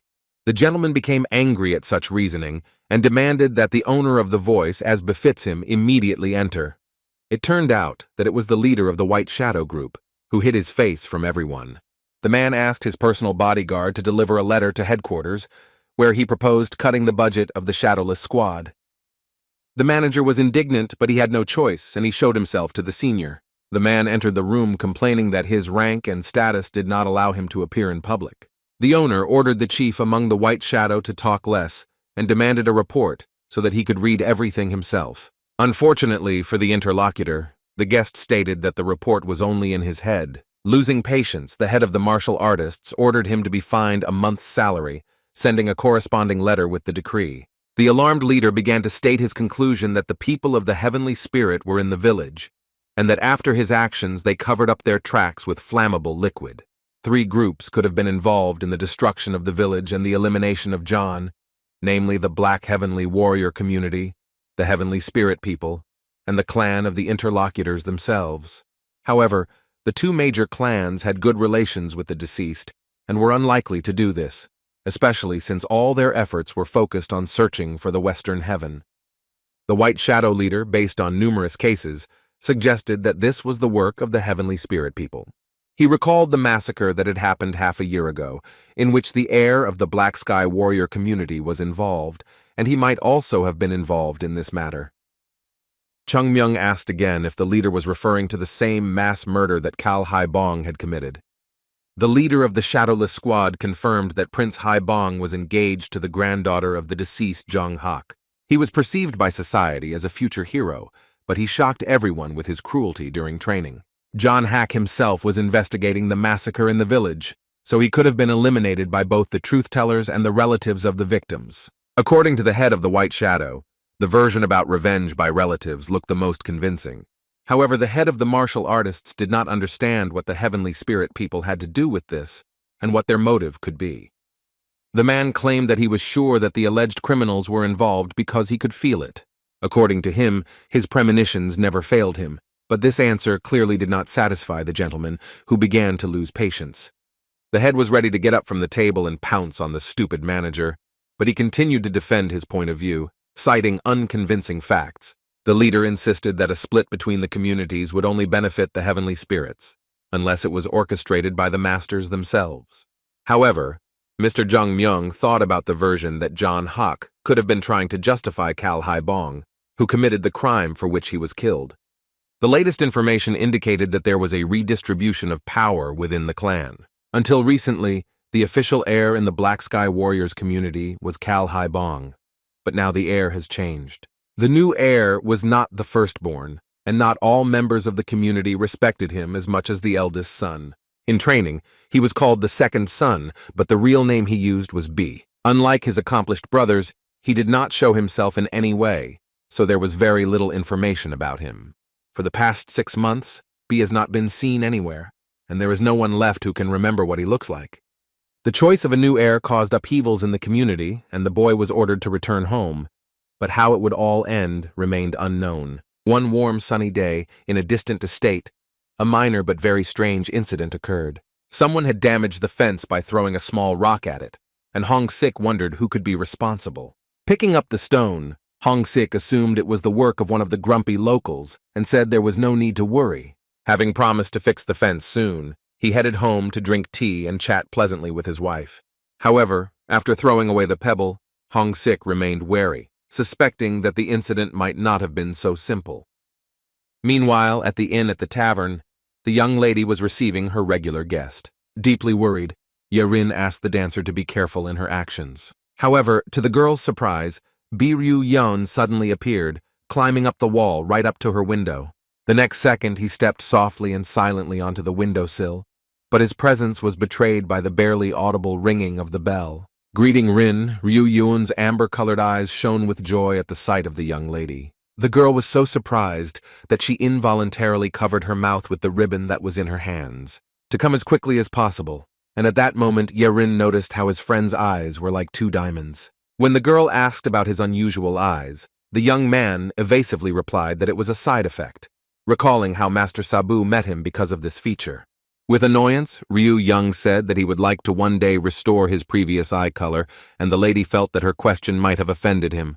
She immediately began to apologize, deciding that the young man might think that she was staring at him. Ryu Yan, hearing her apology, hastened to assure the girl that he would not dare to even think about such a thing. Recalling a bitter experience, Yo Rin shared how it can sometimes be unpleasant when people simultaneously compliment and stare.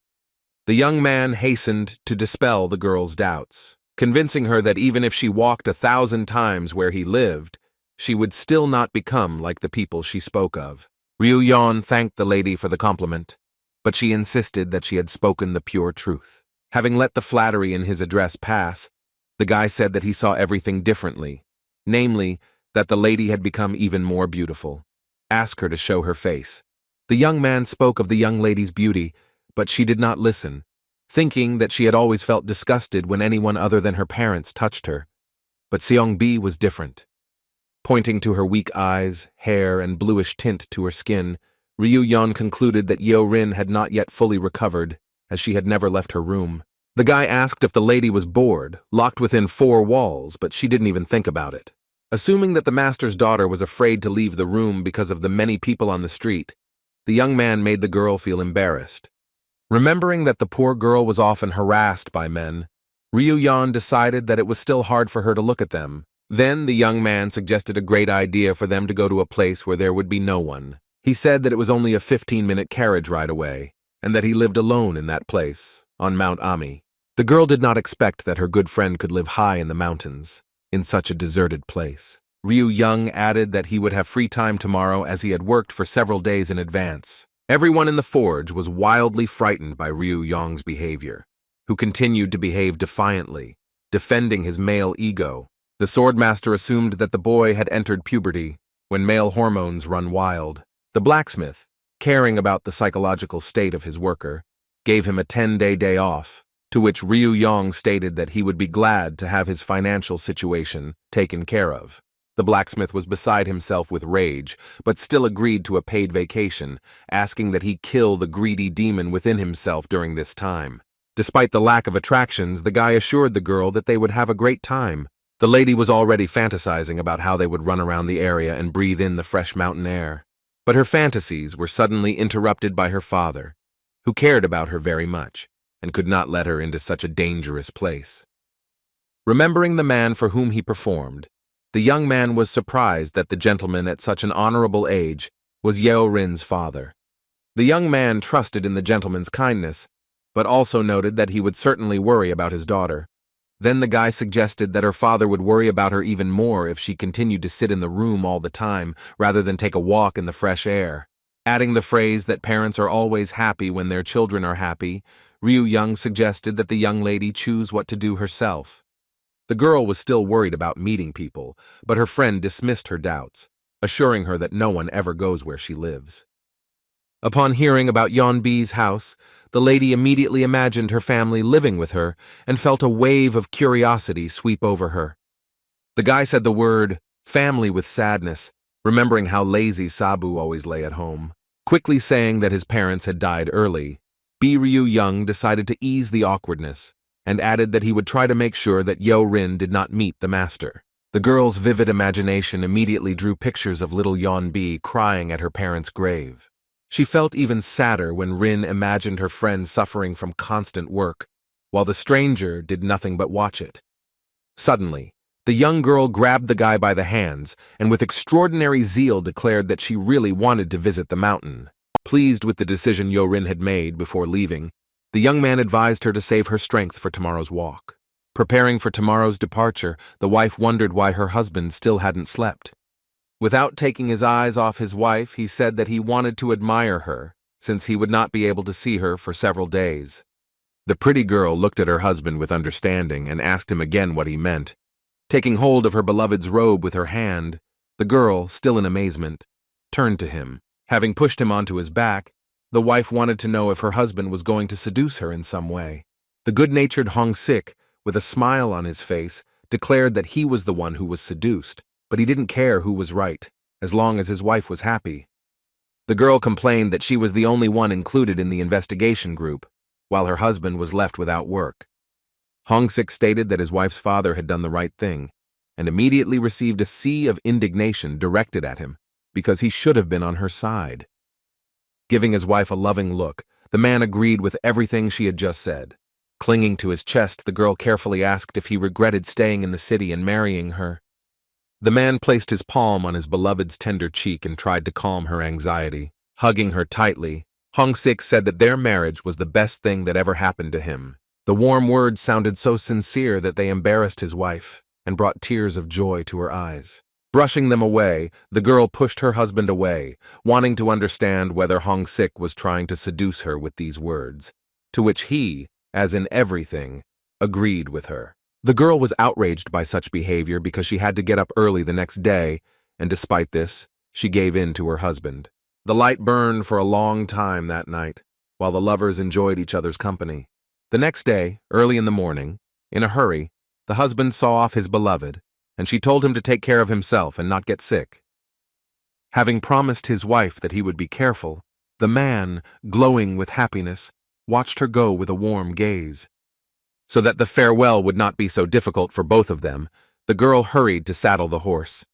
As she left, she waved to her husband and servants who were seeing her off, and they, in turn, waved back. Addressing the servants, Hong-sik ordered them not to disturb him with cleaning, food, or other chores. The man asked them not to come to him until he himself called one of them, after which he retired to his chambers. Left alone with himself and armed with a brush, he wanted to write something down on paper. The brush remained hanging in the air, and Hong-sik began to have doubts that prevented him from starting. Unable to resist the doubt, he put it aside, leaving the canvas as clean and untouched as it had been originally. So in the end, without writing anything, the man continued to sit on the floor for a very long time. The day has come when the young lady will finally leave her cage and be able to enjoy the sun, just like the bird that was in the cage does. Looking at the outfit Rin had prepared for the outing, Ryu-yeon tried to find the most suitable word to describe it. The girl looked amazing in a long, soft pink dress and didn't understand what her problem was. Reflecting on this topic, the young lady decided that she was missing some accessory, for example, a sun umbrella. Her doubts were immediately dispelled, as Ryu-yeon objected that the most needed thing was not the umbrella, but what she was holding in her hands. Inside the package were clothes that were comfortable for walking, suitable for the place they were going to, but according to the boy, not suitable for an angel like Yo-rin. By this time, the sun had already risen high above the mountains, giving life force with its warmth. As Ryu-yeon nimbly jumped from stone to stone, he noticed that the master's daughter's breathing had quickened again. The girl's face was as purple as a tomato, her clothes were soaked in sweat, and only the stick in her hands kept her from falling. The guy, as best he could, encouraged the young lady, for whom this walk turned out to be a real test. With each new step, in addition to fatigue, the young lady began to feel how the stick that served as her support was shaking. The poor girl looked at her friend but did not believe that she would help her stop this torment. But already at the very top, Ryu-yeon continued to shout that she was doing great. Tears were streaming down Yo-rin's face, her breath was caught, and it seemed like she no longer had the strength to move on. There was nothing left at all. The young man praised his girlfriend as best he could, also mentioning that she only had one step left to reach the top. Using all the strength she had left, Rin managed to pull herself up with the stick. Having climbed the mountain, the lady, exhausted, fell into the arms of Ryu-yeon, who was incredibly pleased that she had overcome such a difficult path without anyone's help. Watching from cover, the guard did not understand why he had to go overboard so much. Checking the time, he decided to call the pigeons to indicate their location to the others. He took out a small flute. The guy blew into it and a whistle was heard, which was supposed to attract feathered helpers. Since the whistle of the flute was not audible to humans, the guard did not know for sure whether he had conveyed the signal to the pigeons or not, deciding to blow into it again. Unlike the others, Ryu-yeon could clearly hear the whistling sound of the flute, which was jarring to his ears, but the worried Ye-rin said that it was just the sound of the wind. Before going for a walk, the young man had a conversation with the gentleman's security, who did not want to let his daughter go unattended. Namgung-jin informed the boy that there were originally planned to be 10 observers, but out of politeness, their number was cut to 4. After meeting the guards who accompanied them, Ryu-yeon compared them to hired killers, stating that not only Rin, but other people as well would shy away from them. In order not to traumatize the girl, the guy thought it wise to have the guards walk behind them when they were riding in the carriage. But when they found themselves in the mountains, only one of them would be nearby. Also, Yo-rin would be wearing men's clothing, and therefore there was nothing to worry about. But the guard disagreed, believing that the lady's beauty could not be hidden by any clothing. The girl was ready for a walk, but she couldn't go out because of the guards crowding around her. The man decided that he would follow them, and the others would follow at various distances, and they would maintain contact using pigeons. The young man considered the gentleman's face. Namgun was too angry, and his expression might seem too scary for the lady. Then Ryu-yeon chose Wang-il, who was next to them when Rin decided to jump out. The senior security guard was offended that his candidacy was rejected, believing that the guy chosen would not be able to last and work with them. The man was afraid that an inexperienced guard could ruin everything, and placed his hopes on Yeon-bi, who would be able to protect them if necessary. Suddenly, the bird sitting on Namgung-jin's shoulder began to flap its wings, preparing to fly. Following the flying pigeon, the squad quickly moved through the forest, not yielding to the bird in speed. While giving his girlfriend a massage, Ryu-yeon communicated with her in a language that sounded more like a baby's. Having made sure that the massage helped to relax, the young man suggested that he massage his legs as well. Watching the couple, the guard did not understand a single word they said, but he hoped that they understood each other. The boy and the girl stood up, and the observer wondered with interest where they were going this time. Ryu Young inquired about the girl's well-being, and she felt great after the healing massage. Pleased, the guy warned that the road would now be smooth and moving would become much easier. The young man said that he walks along this smooth road when he feels unwell, and at other times he chooses another one. The lady asked why a girl like Yeonbi had to live in such a place, but it turned out to be very simple, because Sabu also lived there with her.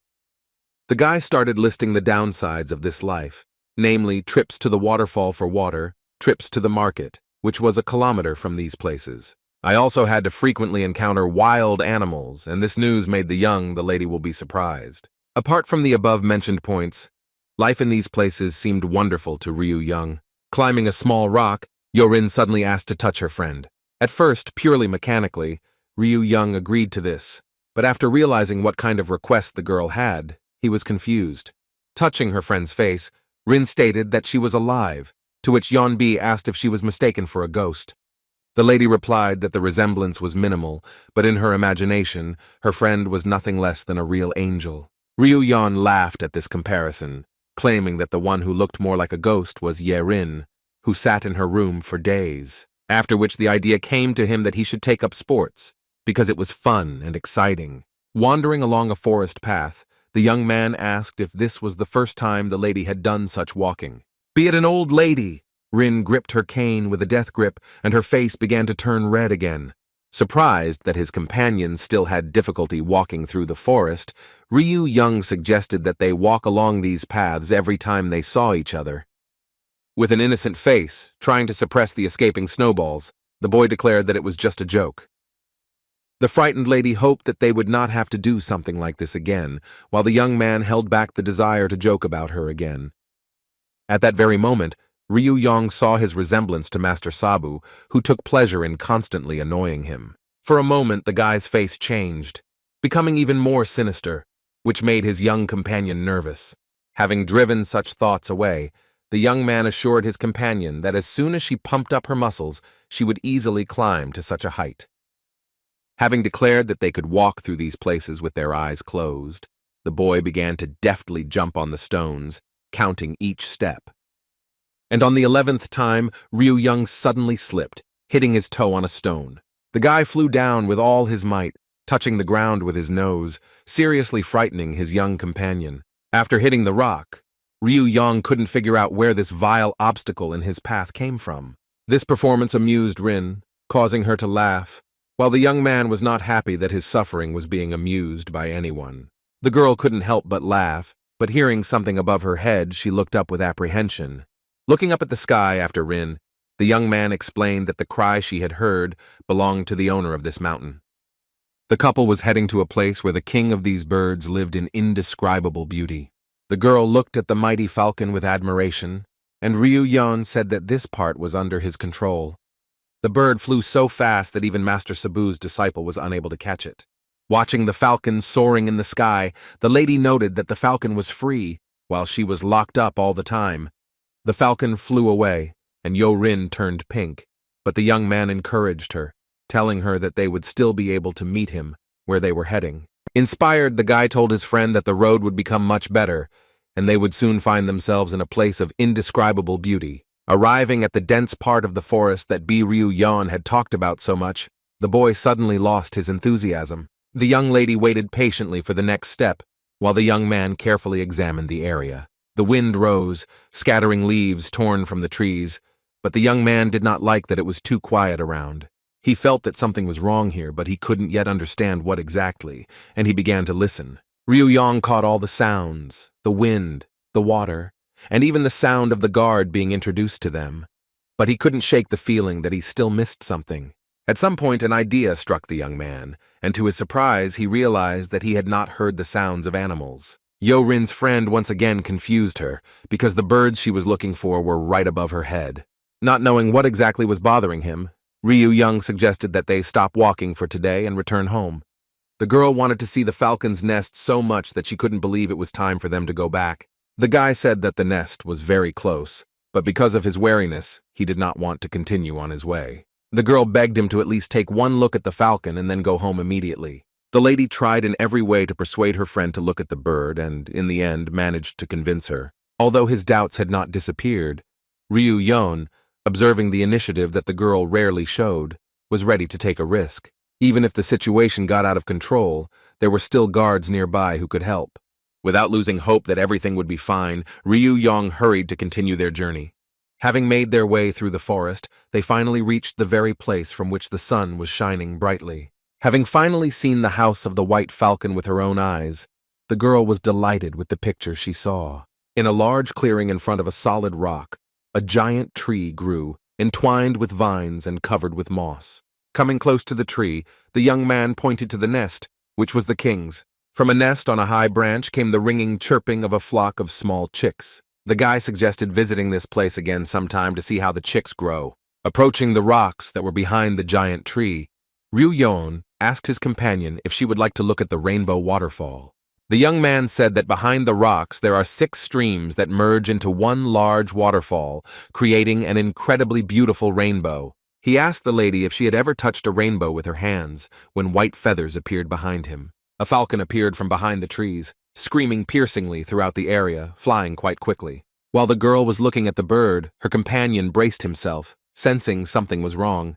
The girl was very scared when she saw in front of her what was causing the falcon to behave so strangely. Covering Yo-rin with his body, the young man ordered her to sit quietly without making any sounds. A large white snake crawled out from behind the rocks, posing a threat due to the poison it carried within itself. With careful movements, without taking their eyes off the enemy, the couple began to slowly move back. The snake wanted to fight with the falcon, which is why it appeared in this place near his offspring. Turning around at the rustling sounds behind him, Ryu-yeon calmed down a little, since they didn't pose a threat. He motioned to the guard not to interfere and returned to Rin. Watching the fight between the snake and the falcon, the guy said that they were not interesting to the poisonous creature, so they should not provoke it. Moving towards the rocks, Ryu-yeon hid the young lady behind them, and the guard was still thinking about whether to call the rest of the guys here. The bird flew past the viper's mouth with lightning speed, leaving a mark from its claws on its skin. Worried, Ye-rin felt like the falcon was losing the fight, but Ryu-yeon explained that that was not the case at all. The falcon tried to protect the cubs from the white snake, which had obviously come for them to interrupt their lineage and ensure its own safety. The white snake, unable to fight the enemy in the sky, wanted to get rid of all the birds that were bothering it.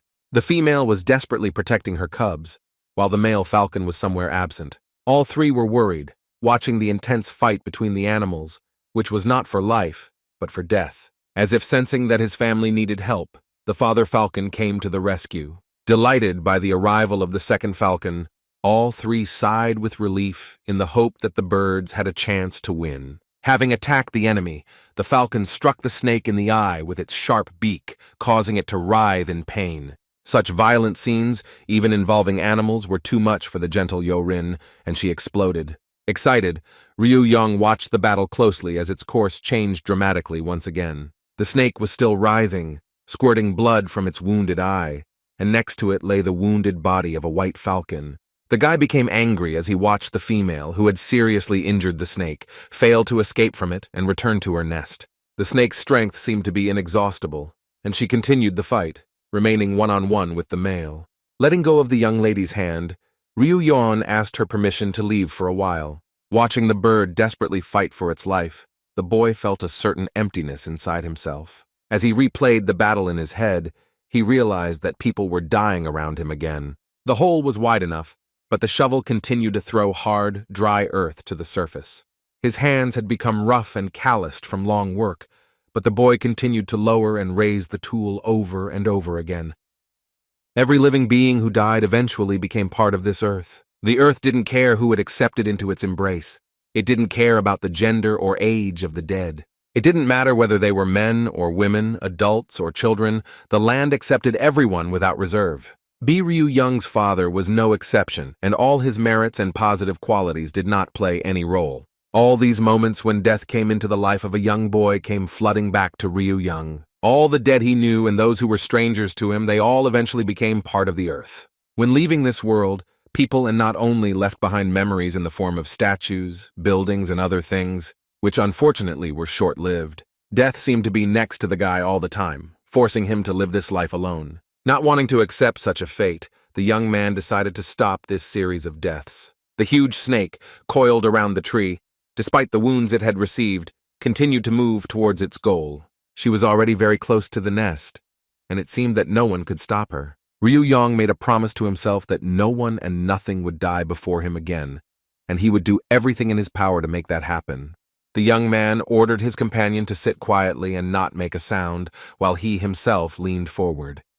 The girl's anxiety only increased, but unable to do anything, she only watched her friend go. With one sharp movement, the guy deftly jumped onto the rock and just as quickly climbed down, immediately noticing the stone lying in the grass.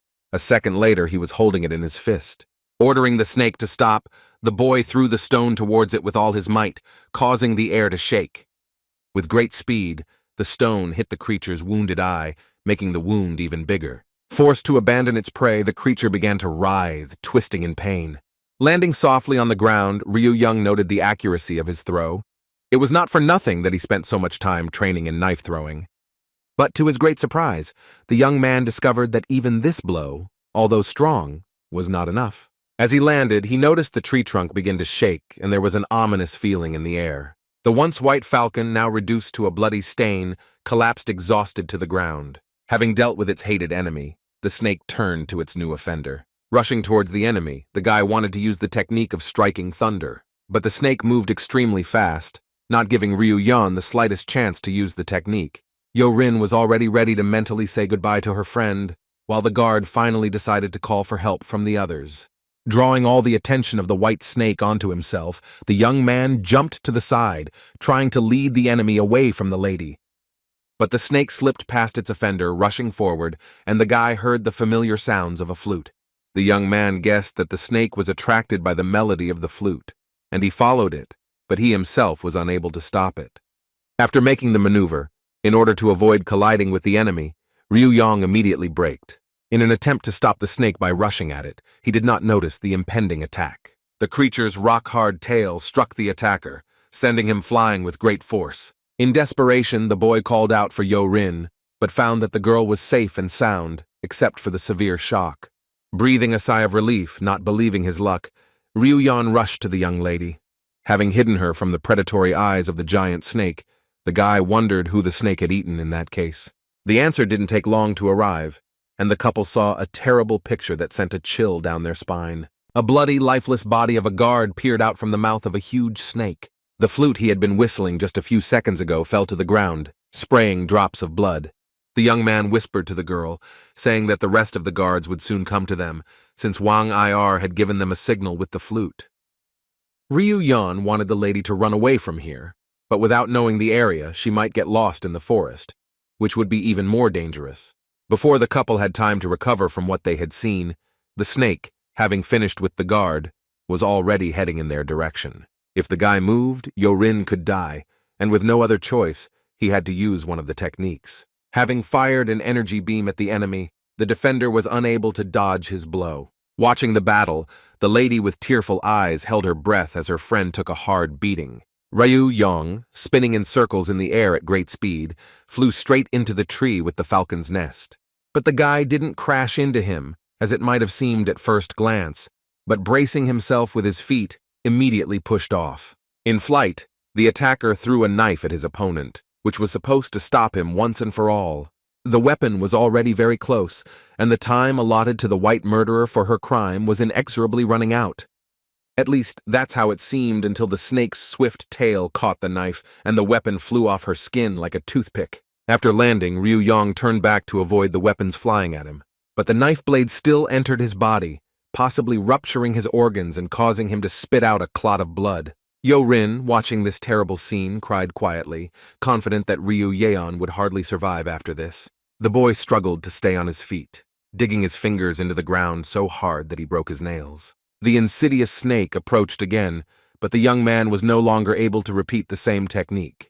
The boy did not want to die such a death, having spent the last years of his life serving the old man. Taking all his will into a fist, Ryu Young decided on a risky trick and took off his bracelets. To do everything right, The guy began to remember how his master acted in such moments. He was saddened by the fact that he was never able to master the sword of smashing thunder. The old man told the young man to train with 4 daggers at once, believing that perhaps his protege would be able to achieve mastery in this technique. Through hard training, the boy reached the point where he could throw 2 thunder swords at the same time. While demonstrating his mastery of the technique, the student was unhappy that the master claimed that he could not control this technique.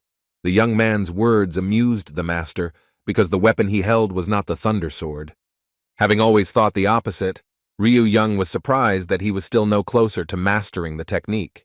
Grandpa, unfortunately, looked at the boy, who was outraged by the deception, because the old man assured him that he was teaching him how to control the sword of Thunderstrike. Calling the student to him, they both crouched down, and the master swung with force, and the young man, expecting a slap on the back of the head, received something else. Taking a small thin knife with a fishing line attached to it from his pocket, the teacher showed it to the boy.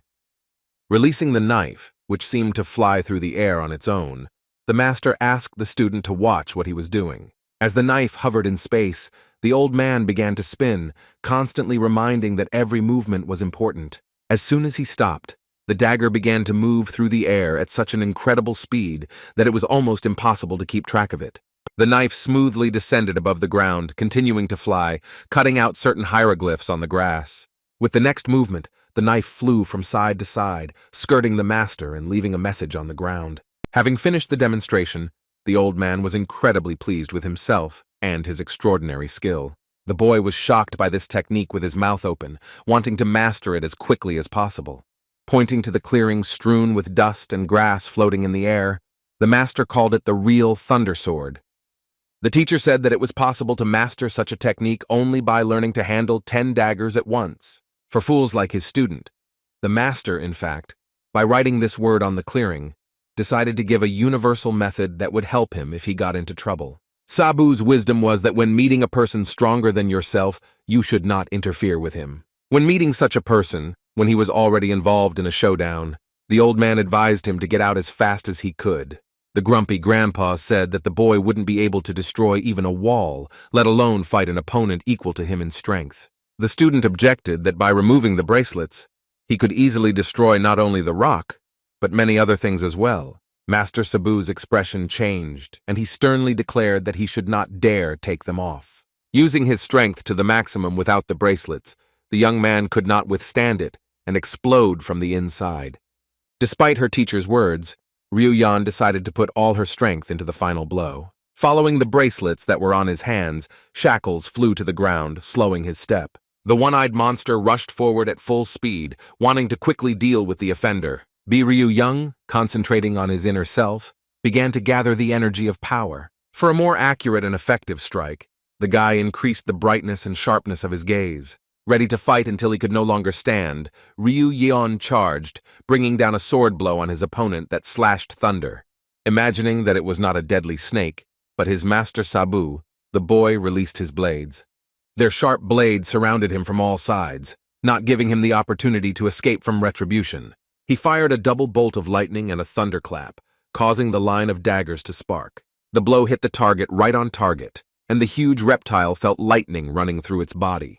A terrible throbbing pain echoed in the places where the bracelets had been, depriving Ryu-yeon of his last strength. Howling in terrible pain, the reptile writhed, waving its tail in all directions. Finally, the guy released one more discharge, spending the rest of the strength that kept him on his feet. The technique Ryu-yeon used for the finishing blow was called Crazy Thunder, exploding the sky. After a successful attack, the young man backed away from the unpredictable snake. Choking on its own blood, the creature spun around madly, waving its tail, almost hitting the guy. Ryu-yeon fell to his knees, losing his strength. But before he completely lost consciousness, there was one more thing he had to do. He pulled the line to get his daggers back, hoping that this time the white snake would definitely die. As soon as the weapon left the creature's body, it continued to spurt blood from its mouth. Having made sure that the enemy was finished, as if with a snap of a finger, the guy's body stopped supporting him and switched off. Falling to the ground, exhausted, Ryu-yeon thought that in a few more seconds he might not be able to withstand it, giving up prematurely. As soon as the lizard's body froze, the lady rushed to her savior, asking if everything was okay with her. Rushing to her friend, Yo Rin excitedly chattered, trying to find out at least something from the wounded Yeon Bi, thereby offering her help. The girl tearfully asked for forgiveness for disobeying and not returning home, because if she had done so, everyone would have remained alive and well. With an effort, Ryu Yeon placed his wounded, trembling hands on the young lady's shoulders. The guy started talking about how Rin was very kind, and instead of anger and rage, she expressed sympathy and compassion, and most importantly, she just wanted to save the White Falcon. The weeping lady continued to blame herself, claiming that if it were not for her, the people who protected her would still be alive. Much to the girl's surprise, Ryu Yeon began to inquire about how the little falcons were doing. The guy thoughtfully said that he should visit them and check if everything was okay with them. Seeing the young man's terribly wounded fingers, the lady became worried and asked if it hurt him. Since Yo Rin was in good health and nothing bad happened to the White Falcons, she decided to go alone. The boy wanted to go with her, claiming that the injuries were not as serious as they seemed, but in reality, Ryu Yeon was suffering from severe pain. The young man expressed a desire to personally check how things were going, and he didn't really want to stay near the dead reptile. Suddenly, the creature's raised belly began to tremble slightly, as if someone had kicked it. Suddenly, the giant snake grew over the couple again, and the young man instantly pushed the young lady away. The girl looked at her friend with a look full of fear and disappointment because she had deliberately sacrificed herself in vain. Right before her eyes, that terrible scene that Rin would like to forget was repeated again. At that moment, Ryu Yeon was not worried about himself, and the only thing that mattered to him was the safety of the Lord's daughter. The next moment, the snake's blade-like fangs sank into the poor young man's wounded body. The guy threw the dagger at the snake, trying to hurt it as much as possible so that it would have no strength or desire to crawl towards Yo Rin. The dagger, as before, again hit the target exactly, completely depriving the reptile of sight. The raging, crawling creature once again gushed forth a stream of blood that seemed to never dry up. The defender got his weapon back, but fell flat on the ground and bounced back several times when hit, receiving new injuries. Rising, the lady turned her gaze to the girl who had saved her life more than once. Looking at her, Yo Rin understood that a miracle would not happen, and that all this happened only because of her fault. Bleeding profusely, Ryu Yeon lay on the ground, unable to move a finger, let alone get up and continue the fight. Even when he was dying, all the boy could think about was the safety of Miss Yo Rin. In his attempts to rise, the strength left the young man, and his eyelids became very heavy, forcing him to close his eyes. The girl rushed towards her exhausted friend in a panic, shouting her name incessantly. Holding her wounded body close to her, Yo Rin, unable to hold back any longer, burst into tears. But even through her piercing cry, she heard a noise coming from behind her. Turning around, her suspicions were confirmed. Something had happened that she had not wanted or simply could not accept. A deadly threat in the form of a blind giant snake loomed over them, and nearby lay a seriously wounded Yeon Bi. Without thinking twice, the creature pounced on its victim, for whom it had paid a hefty price. Unable to allow her friend to be eaten by this monster, the lady pushed her away, thereby repaying the debt. Ryu Yeon fell heavily to the ground, but not a single muscle on his body moved, which was an extremely bad sign. Raising her tear-stained face, the girl was ready to meet her executioner. But this was never destined to happen, because the snake was stopped by Master Sabu, who materialized out of thin air. A powerful lightning discharge came from the sole of the master's boot, which only intensified his blow. The enraged reptile growled in incredible pain and decided to take revenge on the stranger who attacked it. She tried to hit him with her tail, but the master easily dodged it, keeping his cool. He calmly blocked the snake's next blow with his palm and did not move an inch. With a wave of his hand, the great master dealt a crushing blow to the face of the vile creature with the astral projection of his palm. Grabbing the reptile below the head with the same hand, the old man threw it away, as far as possible from the place where he was. The fingerprints left by the master on the snake were so deep that there was no doubt about the death of the creeping killer. Tears streamed down Yo Rin's cheeks, and she couldn't stop them, just as she couldn't believe that she miraculously remained alive. The old man was beside himself with rage and cursed at the stupidity of his wayward student. Turning around, the master burst into angry moralizing, accusing the boy of disobedience. The teacher continued to shout at his student, who at that moment did not hear him, while the young lady did not understand who he was and why he was looking so angrily at Yeon Bi. The enraged old man accused the young man of pretending, claiming that he was only pretending to be dead, and ordered him to get up immediately. But his indignation was interrupted by a crying girl in familiar clothes running past him. Yo-Rin tearfully begged the mysterious savior not to touch her friend and to leave. The girl's behavior and the request she made confused Master Sabu. But having come to his senses, his eyes instantly became bloodshot, and the anger raging inside him returned to the surface. Without ceremony, the man tore the clothes off the wounded man and looked at the injuries he had received. The stranger's actions greatly frightened Rin, who was already shocked by the events that had taken place. The guy's body was adorned with a deep, lacerated wound, the cut of which ran from his chest to his waist. Ryu Yong's injury was very serious and required immediate treatment. The girl, who also saw the wound, was horrified because she could not believe that it could be healed in any way. The dove flew as fast as it could, and the guards following behind it did not lag behind even a step. Hearing the cry of their mistress, the guards, guided by it, adjusted the course set by the bird.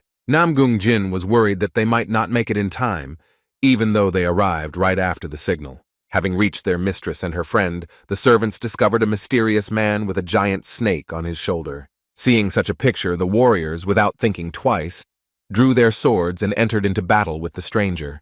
The gray-haired old man, noticing the soldiers, did not immediately understand who they were and what they wanted.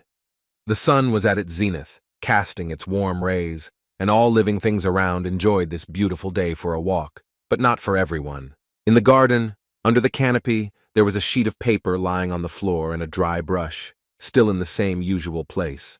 The garden was flooded with a crimson sun, which foreshadowed the coming of evening, but Hong Sik, sitting in his unchanging pose, seemed not to think of leaving.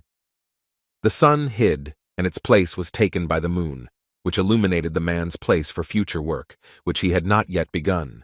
Full of bitterness and regret, Hong Sik lowered his head, deciding that he had had enough for today. Standing up, he felt them buzzing wildly from sitting in the same position for many hours. The man turned and walked away from the garden, but his unfinished business was still with him, in his thoughts. Early the next morning, a strong wind arose, which moved the stationery that seemed to be glued to the floor. The wind played with the sheet of paper for a while, gradually pushing it out from under the canopy. Following the wind, rain began to fall, which wet the sheet of paper that had flown away, but did not wash anything off it, because not a single drop of ink had been applied to it.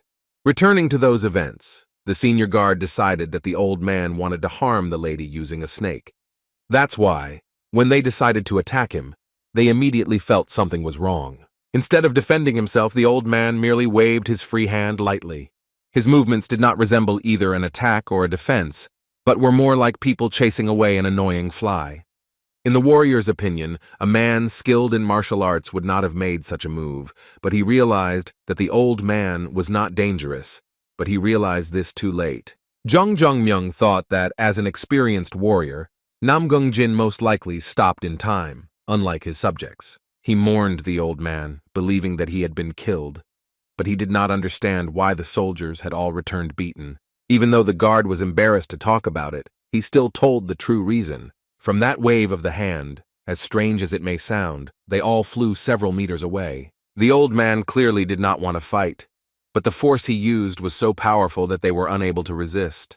The head of the martial artist was intrigued by such a technique and such incredible power. Whether the fingers were closed or opened, the force of the blow had to come from the palm, but not from its outer side. Jong Myung thought the old man was a strong warrior and wondered if he had any weapons on him, but Namgung Jin stated that he did not notice anything like that. As soon as the guard stood up and looked at the old man, he was already next to the injured Yeonbi.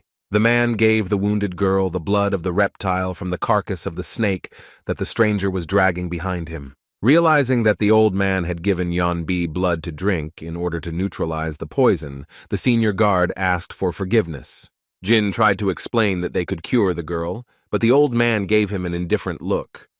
Without saying a word, the man picked up the wounded girl and disappeared behind the fence with the snake's carcass. The young lady, very worried about her friend, also wanted to go with them. In an instant, the old man disappeared as if he had never been there, leaving Yo-Rin with her guards. The young lady wanted to rush after him, but the servant stopped her in time because she was in a difficult emotional state. The soldiers, not to mention the girl, could not catch up with the stranger who saved the life of the master's daughter. Yo-rin couldn't come to terms with the fact that she had lost the person who had brought color back into her life and filled it with meaning. Unable to do anything and completely exhausted, the girl fell to her knees and burst into tears. The head of the martial artists supported the decision taken by the guards not to continue the chase, because they could have suffered even more. Comparing what he heard, the man assumed that the old man was that same Sabu for Yeonbi, and instead of gratitude for saving the girl, his people tried to attack him. Jung Myung felt indebted to both of them for saving his daughter, while Mr. Namgung blamed himself for what happened. The head of the martial artists thought the opposite, that it was the guards who were able to prevent the worst, but the old man was clearly very angry. The gentleman assumed that they lived somewhere nearby and ordered the guards to find him, acting cautiously. Considering his physical strength, fighting skills, and movement technique, the master recognized the old man as a strong warrior. Remembering how Yeonbi moved during the dance despite the bracelets on her arms and legs, one could confidently say that this old man was indeed her Sabu.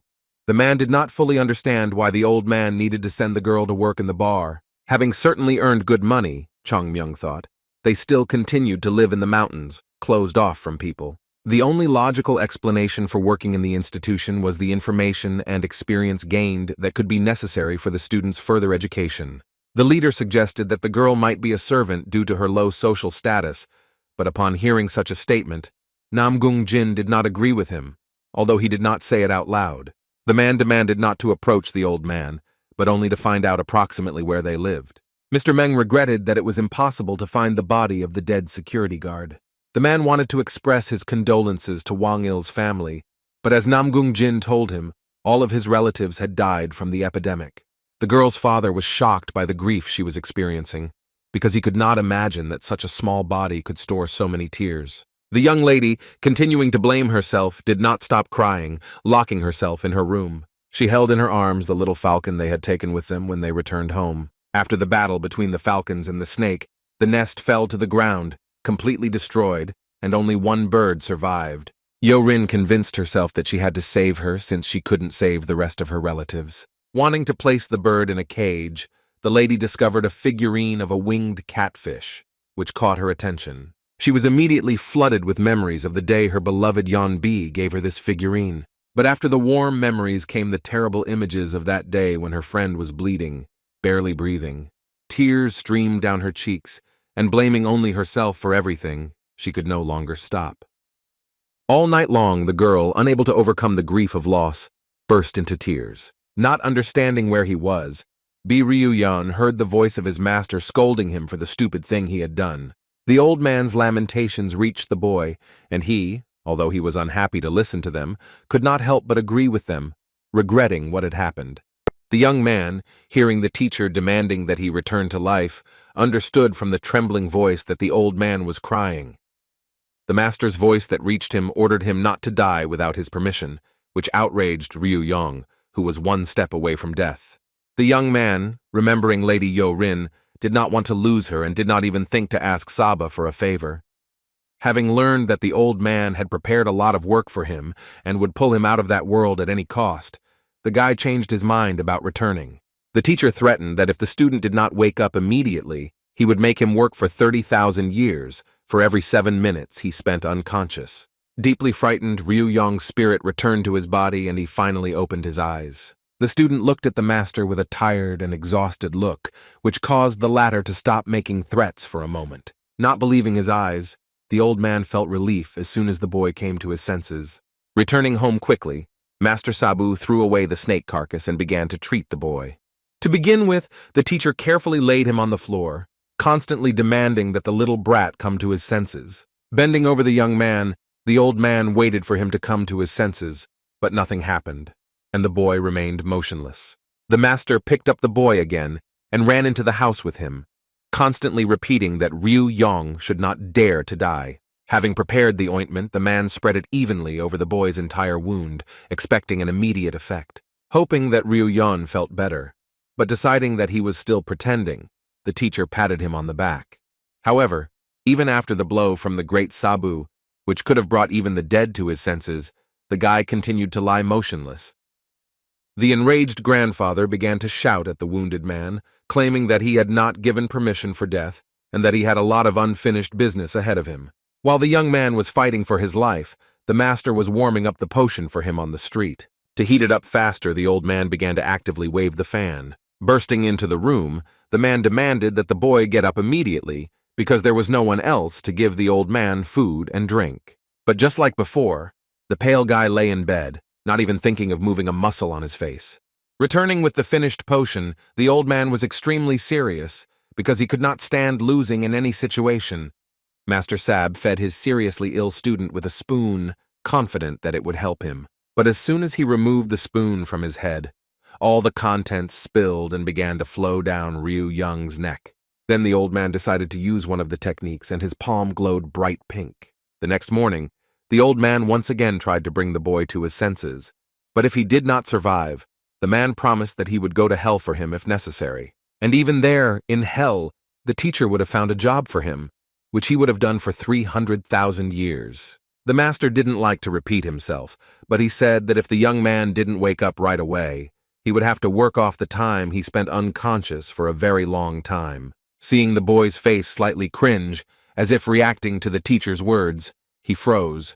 The young man finally came to his senses and looked at the master with a tired, exhausted look. Still worried, Saba asked the boy how he was feeling. Well, because Ryu Yeon had lost a lot of strength, he couldn't answer right away. He only said the name of the mentor. The student's speech was drawn out and intermittent, and he spoke about how his and his teacher's destinies intersected even in hell. For such words, the teacher hit the young man on the forehead and threatened to add punishment if he continued to talk such nonsense.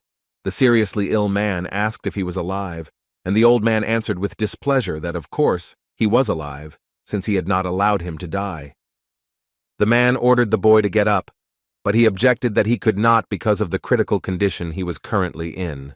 The master asked if the student missed his fist, which looked so menacing that it managed to convince him. After crossing over, Ryu Yong felt his strength begin to return to him, believing it to be the result of what the master had done to him. Overcoming the terrible pain that reverberated throughout his body, the young man had enough strength to rise. The master handed him a bowl of thick black liquid and ordered him to drink its contents. The substance shimmering along the walls made one doubt that the drink was not poison.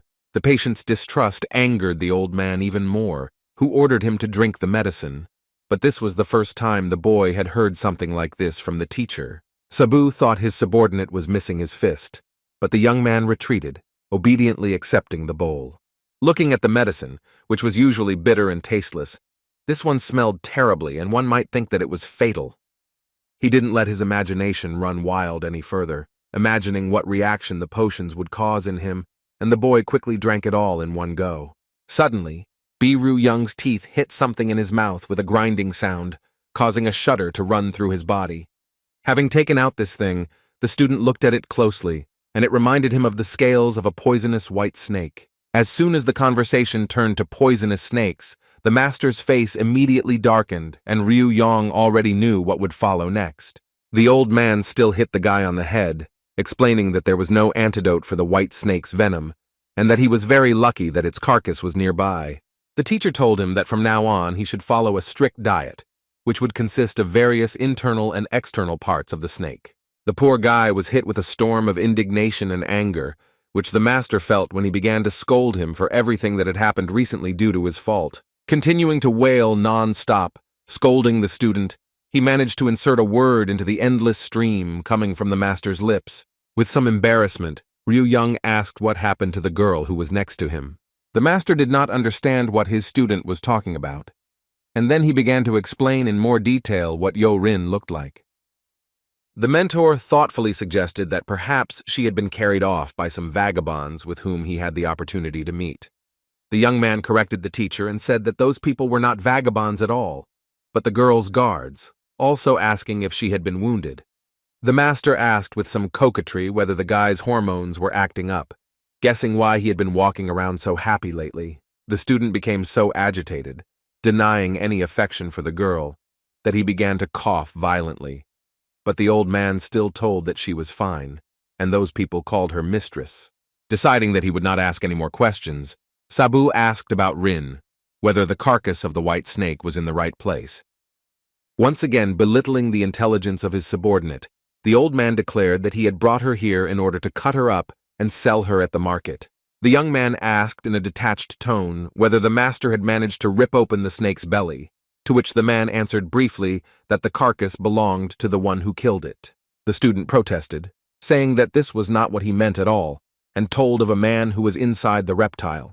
Being completely calm, Master Saba thoughtfully scratched his beard and asked if they were all familiar boys. The boy remembered the death of only one guard, which surprised him greatly when the old man mentioned them in the plural. Late in the evening, in a hotel near a bar, everyone was already resting except for the residents of one school. The little falcon, who was taken from the forest, felt much better and drank water in his cage without much difficulty. The young lady, leaning over the wooden statue, was so exhausted that she wanted to end it all. All the darkest moments of her life, for obvious reasons, flashed through her mind one after another. Yo-Rin did not want to repeat the horrors she had experienced in the last years of her life. Remembering Yeonbi's words that advised her to clean up, the girl was upset that she didn't have any skill that, if developed, could change her previous life. Remembering how her friend fought with the snake, Rin realized that she had cultivated this power within herself. Looking back at herself in the past, the lady saw nothing but tears and inaction. The girl, wiping away her tears, promised herself that she would never cry for no reason again. Constantly thinking about her friend and what she had done for her, Yo-Rin made an important decision. Staring at the closed window through which the sun was shining, the young lady no longer wanted to sit in the cage. The next day, the head of martial arts was stunned to hear such a statement from his daughter. The man nervously asked her to repeat what she had said, but unlike him, Rin maintained her composure. The young lady demanded to be sent to a place where she could be trained in martial arts. Jong Myung did not want to part with his daughter, and declared that he would solve all her problems himself. The man thought that someone had offended her little girl and tried to find out who that person was. The father was ready to tear the offender apart, and to do this he only needed to know his name. With annoyance in her voice, the young lady replied that the person who had offended her was herself. The head lost all his determination, and not believing his ears, asked his daughter again. She immediately explained to her father that all this time she had not been able to stand up for herself. While she just stood there and didn't even think about doing anything, other people were dying instead of her. At such moments, the girl always did nothing but tremble with fear and shed tears. Yo-Rin couldn't bear to look at such a helpless version of herself any longer, and the thought made her drag her nails across the floor. Seeing the blood on his daughter's fingers, Chong Myung tore off a piece of cloth from his robe and rushed towards her. In a panic, he began to bandage his bloody fingers, asking his guard to bring a doctor here. After wrapping the girl's hands, the man said that he understood how upset she was, just as he accepted her desire to become stronger. The father tried to convince his daughter that there was no need to go anywhere, and that he would personally pass on all the knowledge about martial arts to her. But if the daughter did not want to study with her father, the gentleman suggested inviting good teachers, so the trip was unnecessary. After listening to all the possible options that Chong Myung so persistently suggested, the daughter still replied that she did not want to and refused. The daughter's words struck the gentleman like a bolt of thunder, piercing his soul with pain. After such a heavy blow, the head of the masters needed to go out into the fresh air. Namgung Jin noted to himself that his master had been silent for about an hour, which made him worry about his master's state of mind. Suddenly the man broke the silence, asking his guard if he knew the meaning of the phrase, "I don't want to." Besides this, Yo-Rin also called him father for the first time instead of her usual daddy. Having a lot of experience, the servant shared it with his master, explaining that children call their dad father when they want to get something that not only a father can give. Mr. Men was eager to know what it was, and Jin told him that it was about respect. Children always want their parents to perceive them as adults, for whom they have always remained children. Parents should have believed in them and blessed them for an independent adult life. The young lady demanded to send her to a place where she could become stronger, regardless of whether she would be constantly coddled or not. She would remain a defenseless child. Jong Myung couldn't come to terms with sending his daughter on the warpath, but the guard tried to convey that the father had to help the child change. Namely, to become a phoenix that flew so high that no adversity could touch it, but not to remain a simple bird that could fly. Namgung Jin continued, talking about how Rin had matured and how many children could not only learn from their parents, but also sometimes teach them something. Although the gentleman was aware of this part of growing up, he could not come to terms with it when it came to his daughter. The head of the martial artists asked if the guard's children called him father or daddy. Mr. Namgung's twins began to call him father and, considering themselves adults, demanded swords from him as a gift. But the servant never gave the children the weapons, saying that he would only do so when he was unable to lift them both at the same time. One of the soldiers came to the people talking in the garden with information regarding Yeonbi. According to the note sent by the dove, the girl lived not far from the place where everything happened. The detachment of warriors who sent the letter were not entirely sure that the house they discovered belonged to the old man. The trail left by the white snake led them to this very place, but they could not be sure of it, because it was forbidden to come closer. The soldiers decided to send a letter informing them of their discovery and wait until the next order. Suddenly, behind the warriors there was a dull sound, like a shovel falling to the ground. The men drew their swords but did not use them when they met the old man. With another shovel at the ready and a displeased expression on his face, the master met his pursuers. Sabu forced the guards to dig a hole, and they didn't even argue with him, obediently getting down to business. The old man gave them the task of burying one of those killed in an accident. The letter stated that the guards were burying the corpses that were in the snake's belly, and that when the work was finished, they would bring Wang Yi's body. Because of this, the men made a statement that the old man was well-mannered and was not without compassion for strangers. The teacher saw the look on his student's face and decided to find out what was bothering him this time.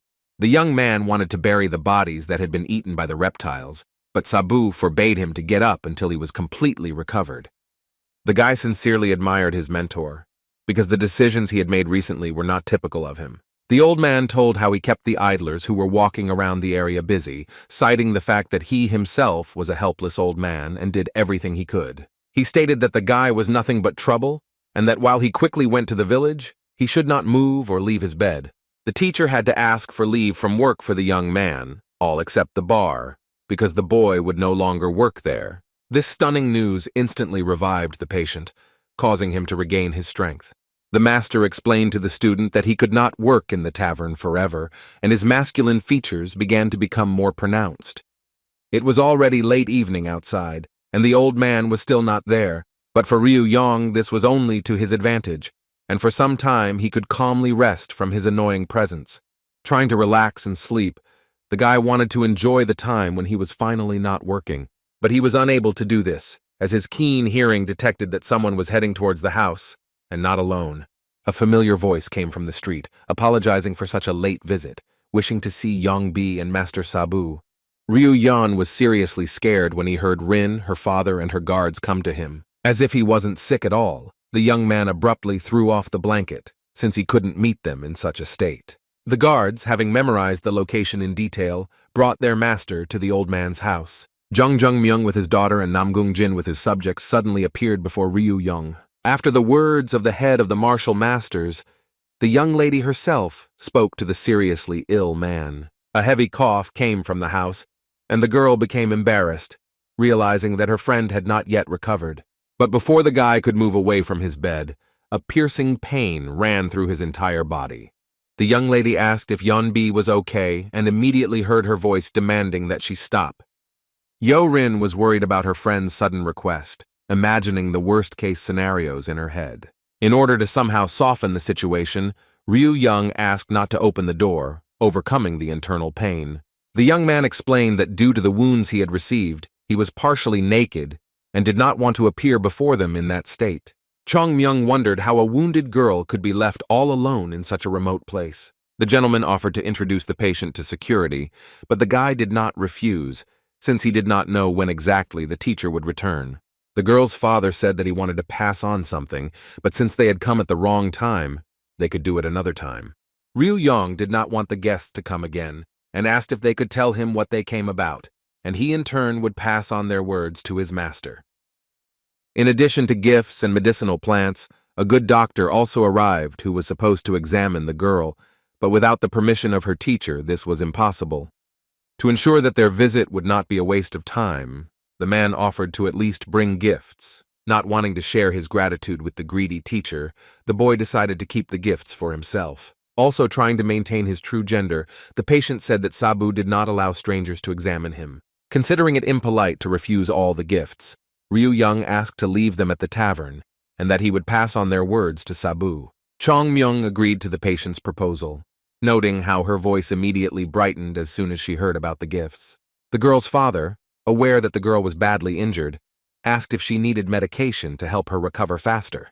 From the girl's voice, the man realized that she had refused more serious help too early. But the young man quickly added that everything was not so bad, and in a month she would be able to visit them herself. Mr. Men said that they planned to leave the village in half a month, and that this would most likely be their last meeting. Although Ryu Yan had expected that they would leave someday, he hadn't expected it to be so soon. The girl's father asked her friend to let her in so that they could say goodbye properly, but the patient did not like this proposal. Pulling himself together, the young man quickly tried to figure out what to answer so as not to arouse suspicion. Not daring to let the girl inside, he asked if she could come closer to the window. Beaming with happiness, Yo-rin agreed without hesitation, heading straight towards the house. The daughter's father ordered his girlfriends to move away so that they could talk calmly, and the guard agreed, but some of the guards decided not to let them go far. Sitting down on the floor, the young lady happily informed Yeonbi that she was already there.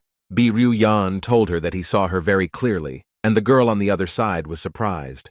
Having told the truth that he only saw a shadow, the guy asked her to wait a little. Moving closer, Ryu Yan replied that he was now also next to the lady. The girl confirmed this after seeing the silhouette of the young man and clearly hearing his voice. The guy apologized for not being able to let Rin in, but she interrupted him because she wanted to apologize for causing such a misfortune. The guy asked to take his words back, because everything that happened was because of the decision he made. The agreement he made with the lady, and everything that happened after, all the joys and experiences, were, first of all, on his initiative. Ryu Young admitted that he was glad to meet the girl, and that she would not take away his happy memories. Rin was upset when she heard such words from her friend, and reciprocated her feelings. Unable to hold back her tears, she replied that she was also very happy to meet them. The gentleman felt awkward about the girl's conversation, but he endured it, and wanted to be a good father to his daughter. Yeo Rin admitted that young Bi became a very important person in her life after her parents. Flattered by such words, the meaning of which he had never heard from his master, the guy was all aglow with happiness. The girl stated that her friend was her favorite person among those currently living. The head of the martial artists wondered if the girls really said such things to each other, and looked at his guard.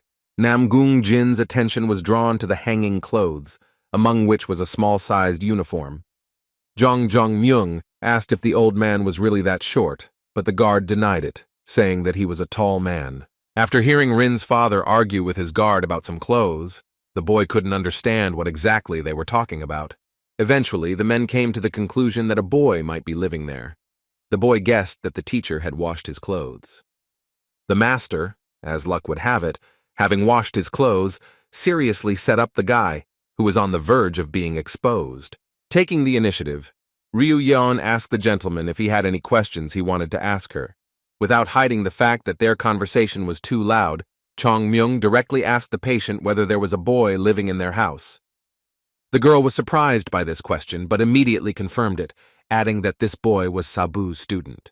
And then Yo-rin remembered her friend's words that only the master lived at her house, without mentioning any boy. That same evening, on a completely different part of the continent, a ship was sailing steadily. The ship's crew, having moored to the harbor, dropped the anchor into the water and lowered the gangway. The sailors went ashore to load provisions and adjust the ship's mechanisms. Hong Sik, who was watching the sea, was on the ship in the company of one man. Hearing muffled footsteps, he glanced in his direction out of the corner of his eye, noticing that he was getting ready to go somewhere. The man with the red eyes was clearly pleased that he had finally arrived. His first step was so powerful that it scattered the sand under his feet in all directions. Lowering his second leg with the same force, the man created a small crater under his feet. When he came down from the ship to the ground, he was disappointed, because he thought that something incredible would happen to him upon his return. But he immediately dismissed his inventions because the road, wherever it was, remained the same monotonous and endless. After some time, having finished all the business on land, the ship took off and set off again. Hong Sik's legs wobbled, but it was not the seasickness that was to blame, but his own state of health. To keep his balance, he braced his hands against the bulwarks and was suddenly addressed. An old man appeared on the deck and advised the guy to go inside and sleep rather than stand in such a place. The old man noted that it was dangerous to look at the sea on such a dark night, because while looking at it, one could lose one's balance and fall in. Admiring the reflection in the water, Hong Sik pointed out the unpredictability that the sea possessed. He asked the man what he had forgotten there, and he replied that he didn't need to worry about him, reaching into the inside pocket of his outfit. Taking out a small white stone, he said that as soon as he loses his vigilance, he looks at it, and clarity of thought immediately returns. The guy reached into the pocket of his robe and declared that he also had a similar talisman. Hong Sik explained that he found this stone in his fence, and at first wanted to throw it away, but then changed his mind. The interlocutor treated the guy's story with understanding, noting the fact that he himself has not been able to get rid of his stone for 40 years. The old man advised not to stay too long, and he himself went to bed, thinking that as soon as he got to land, he would immediately visit a restaurant. Looking at the stone he found, Hong Sik wondered what purpose his talisman had. Burdened with a heavy load, the man exhaled, continuing to admire the night sea. When the gentleman asked that very question, Ryu Young became concerned about what kind of clothes they saw on the hangers. There was only one thought in the guy's head: to finish off the vile Sabu, because of whom he was exposed, but having thrown it aside, the young man cleared his mind. Given the current situation, where one of the parties knew the true details, the patient had only one choice as to what to do. Ryu Yang reported that the master had another student, and that he was a boy. But although this was true, there was still a bit of a lie in the answer. But that was all the answer, since the boy immediately clarified that his teacher did not allow anyone to talk about him without his permission. Ryu Young's lie was so successful that everyone, without exception, believed it, putting all the pieces of the puzzle together themselves. Miss Yo Rin felt that it was difficult for Yeon Bi to live under the same roof with two strange men. The silence behind the wall made the guy nervous, and he asked if he could be of any help. Then Chung Myung apologized for interrupting his conversation with his daughter, but was not surprised by such a reaction. After which, left alone, the young lady asked her friend another question. The girl asked that most likely Young Bi would not be able to go with her even if she asked. Mr. Myung was initially frightened by his daughter's words, but Namgung Jin asked him to listen to the lady until the end. The guy confirmed the young lady's words, because he had his own reason, which he did not intend to disclose. Even though Rin had predicted this answer, she was still upset by it, hoping that she was wrong. The guard suggested that the young lady had become bolder, perhaps thanks to her beloved friend. Gathering her courage, the master's daughter found the strength to turn to her friend. Yo Rin stated that she wanted to see Young Bi at least once more someday. She said she didn't know when exactly she would be able to meet, but she assumed it would happen when she became strong and could protect herself. The lady asked her friend whether she would be able to return here and see her in that case. Thanking Yo Rin for her warm words, the guy said that after his recovery he planned to leave. Because of this, he would most likely no longer work at the tavern, which greatly upset the girl. The young man said that it was unlikely that he would be found, and that there was no point in looking for him in this village. But instead, in order to not lose touch with each other, Ryu Young suggested doing something else. Since they were both going to separate, the guy decided that it would be easier for him to find the lady than for her to find him. Rin was surprised by such an answer, and her friend behind the wall assured her that she would not be able to lose her, because according to their agreement, the mistress had to fulfill 3 more wishes. Remembering the day of the meeting, the girl happily declared that she had not forgotten anything and remembered the agreement. But the next moment, the lady wondered how Yeon Bi would be able to find her without knowing where she would live. Namgung Jin reasoned that if Yeon Bi found out who the lady was and what happened to her, she would be able to easily put pressure on them, which would be very dangerous. Ryu Young tried to console his friend by saying that he also had his own reason for not being able to open up completely. The young man asked to tell about one of the 3 wishes, and the men nearby began to worry about what it might be. Even though the promise the guy wanted to ask for was made face to face, he still asked to put his hand on the door. Ryu Yan checked to see if Yerin, who also felt the warmth of his hand, had heard him. The guy said that his goal was to become the strongest martial arts master. Continuing, the young man emphasized that the lady, just like him, wanted to become very strong. And then Ryu Yan asked the lady to keep her word and become very strong, able to stand up for herself. This was the first wish of the concluded contract, and it is this wish that will allow Ryu Yeon to find Rin in the future. He told him that once the boy finished his training and left Master Sabu, there would be no one stronger than him in the world, and then he would be able to find Yo-Rin. The girl promised to keep her word because then, even after several years, she could meet her friend again. In a firm and confident voice, Ryu Yan promised that he would definitely find Lady Rin. The guy finally decided to clarify, for the sake of formality, whether they had agreed, but he already knew the answer. Chung Myung's daughter agreed, and at that moment they were so close to each other that it seemed as if there were no doors between them at all. When asked by the security guard, the father, who was watching his daughter's windows, replied that despite the time, she was still sleeping. After talking with her friend, the girl lost consciousness and remained in that state for about 20 hours.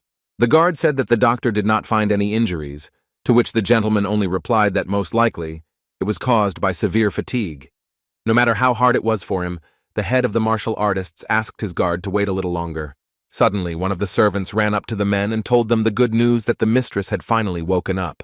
Beside himself with happiness, the father immediately burst into the room, joyfully shouting his daughter's name. In front of Chung Myung and the guard Jin was a girl they hadn't seen for a long time. In the bed lay a young lady, whose large blue eyes were once again alight with the love of life. The guard also noted changes in the appearance of the owner's daughter, but they concerned more her internal state. Yo-Rin's gaze was so pure that it penetrated into the very soul of the person she was looking at. That day, a search party was racing towards the estate on horseback, kicking up a lot of dust around them. The lady was so happy to return home that she wanted to get into her native walls as soon as possible. The girl quickly found herself on the saddle and, pushing off properly, immediately jumped off it. The rider first jumped onto the fence and a second later found herself in her own domain. She was crazy about the thought that finally she had her own home around her, but what was even more important was her own people. But as soon as she looked around the garden where her husband had disappeared before, the lady became gloomy, not finding him there. The only thing she found was a crumpled piece of paper lying at her feet. The stone-faced girl picked it up and examined it, when at that moment the servants ran out to her. The wife asked why none of his subordinates knew about his disappearance, to which they replied that the master had forbidden them to visit him. Having checked the instrument, the girl concluded that the paper had managed to get wet by this time and dry out along with the brush and ink. The lady asked the servants when it had last rained, and as it turned out, it was the day after her departure. The wife could not understand why her husband left her and what the reason for his departure was. That night, before leaving, the husband insisted that there was nothing more important in his life than their engagement. But now, he had disappeared. Beside herself with anger, the girl hit the floor with all her might, leaving a small hole in the wood. The maids were very scared when they saw that blood appeared on their mistress's hand. The servant wanted to treat the bloody hand, but the girl waved it off, citing the fact that she urgently needed to go. When asked by the frightened women, she also replied that Hong Sik was celebrating his birthday tomorrow. The wife believed that he would return soon and intended to wait for her lover. Ignoring the rain that had started, the girl left the servants and headed to her chambers.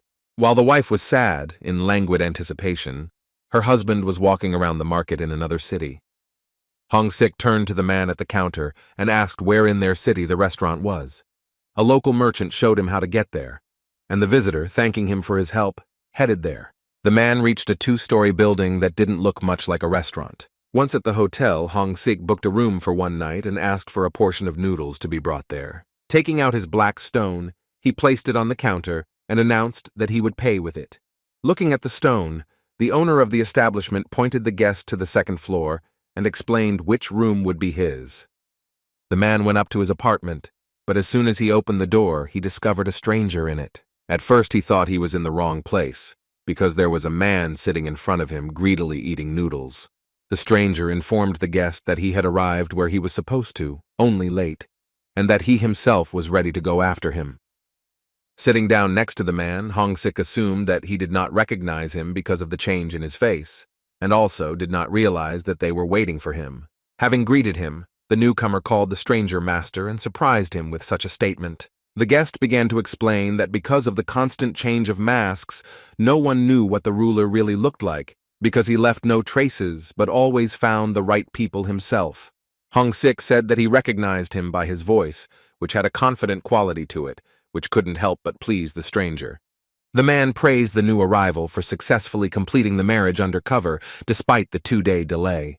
The guy decided to clarify, refusing the order, whether he had the opportunity to stay, but his interlocutor immediately drove these thoughts away, mentioning that no one had ever left him. The man smiled and said that for decades, no one had even tried to betray him, because all his followers were disgusted by the thought of betrayal. The Lord declared that they all appeared thanks to him, asking the 47th to correct him if he was wrong.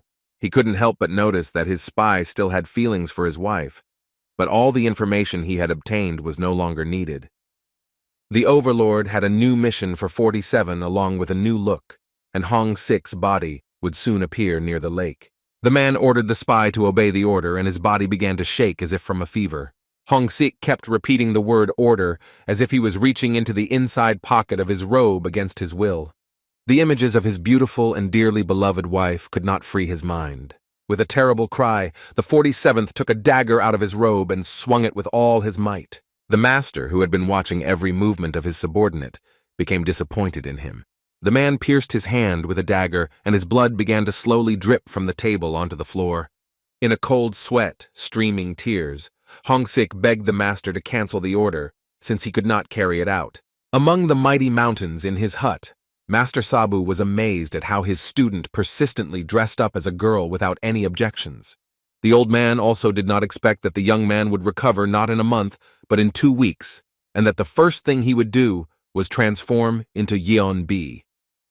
Ryu Young explained to the teacher that he would never wear those clothes again, and that this time he did it to show the bar owner that he was very ill. The master asked the young man to convince So-Han-san that he was seriously ill, because only then would he give up his entire salary. When Ryu Yan went to the city, he had many things to do that concerned his work and his accumulated savings. Despite his painful condition, he was given strength by the thought of Rin, who might still be in the city. As soon as he approached the hotel, he could not believe his eyes and decided that he was in a dream. The window of the room in which the young lady lived was completely hung with red ribbons. Ryu Yan was surprised that his body had become so weak, since the usual climb from the mountains had made it difficult for him to breathe. Suddenly, a familiar voice was heard from behind, calling the guy by the name he was known by in the bar. Seo-Han-sang began to ask about the patient's health, and his assistants were surprised at how their beloved Yeon Bi had changed. Emphasizing his sick appearance, the tavern owner wanted to help the guy, but he kindly refused, saying that he needed to run. Ryu Young notified his former employer that he was late for a meeting with a person who had been waiting for him for a long time. The merchant was ordered to take the girl directly to the inn, but there was no need for this, and his servants, meanwhile, were still dreaming of Yeon Bi's company. The young man did not hear how So-Han-san talked about him, believing that he had mixed up something, but Ryu Young himself saw everything with his own eyes. But Mrs. Yo-rin was not in the room, and instead of her there were only 2 chests. One was large, and the other was much smaller. The saddened guy approached the abandoned gifts and saw something peeking out from under the box. It turned out to be a piece of paper, which Ryu Young took by the edge and pulled out from under a small drawer. After unfolding it, the young man discovered that it was a note left by his dear Rin. In the note, the girl wrote that the contents of the box would be a kind of talisman for the guy. Putting the letter aside, the guy opened the box with genuine interest and looked inside. Inside it was a small knife that cast a glare, next to which lay a hairpin decorated with flower buds. Having taken his gift, the young man now considered it the most valuable thing he had. There was real mourning in the bar. All the visitors were worried about the departure of their favorite performer.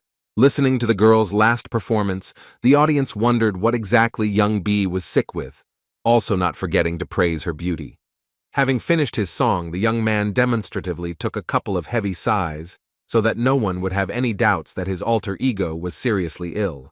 The people in the hall could not bear such grief, and tried to the last to offer the poor girl help, if only her illness would recede.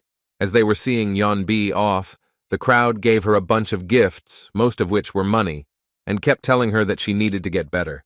As he played out his role to the end, Ryu Young thanked everyone who came to say goodbye to him, stating that it was only thanks to them that he could exist. Finally, he shouted that he would try to recover as soon as possible in order to justify the hopes of his fans. A carriage passed by the dancer who was tearfully saying goodbye to her audience. Inside, it was a passenger whose left hand was bandaged from fingers to wrist. The man could hear the voices of fans from the street, saying that the memory of young B would forever warm their hearts. The stranger's words brought back painful memories for Hong Sik. While staying at a hotel with his owner, the man wanted to retire, wanting to live a simple life. The ruler was surprised that his subject not only disobeyed the order, but also wanted to run away from him.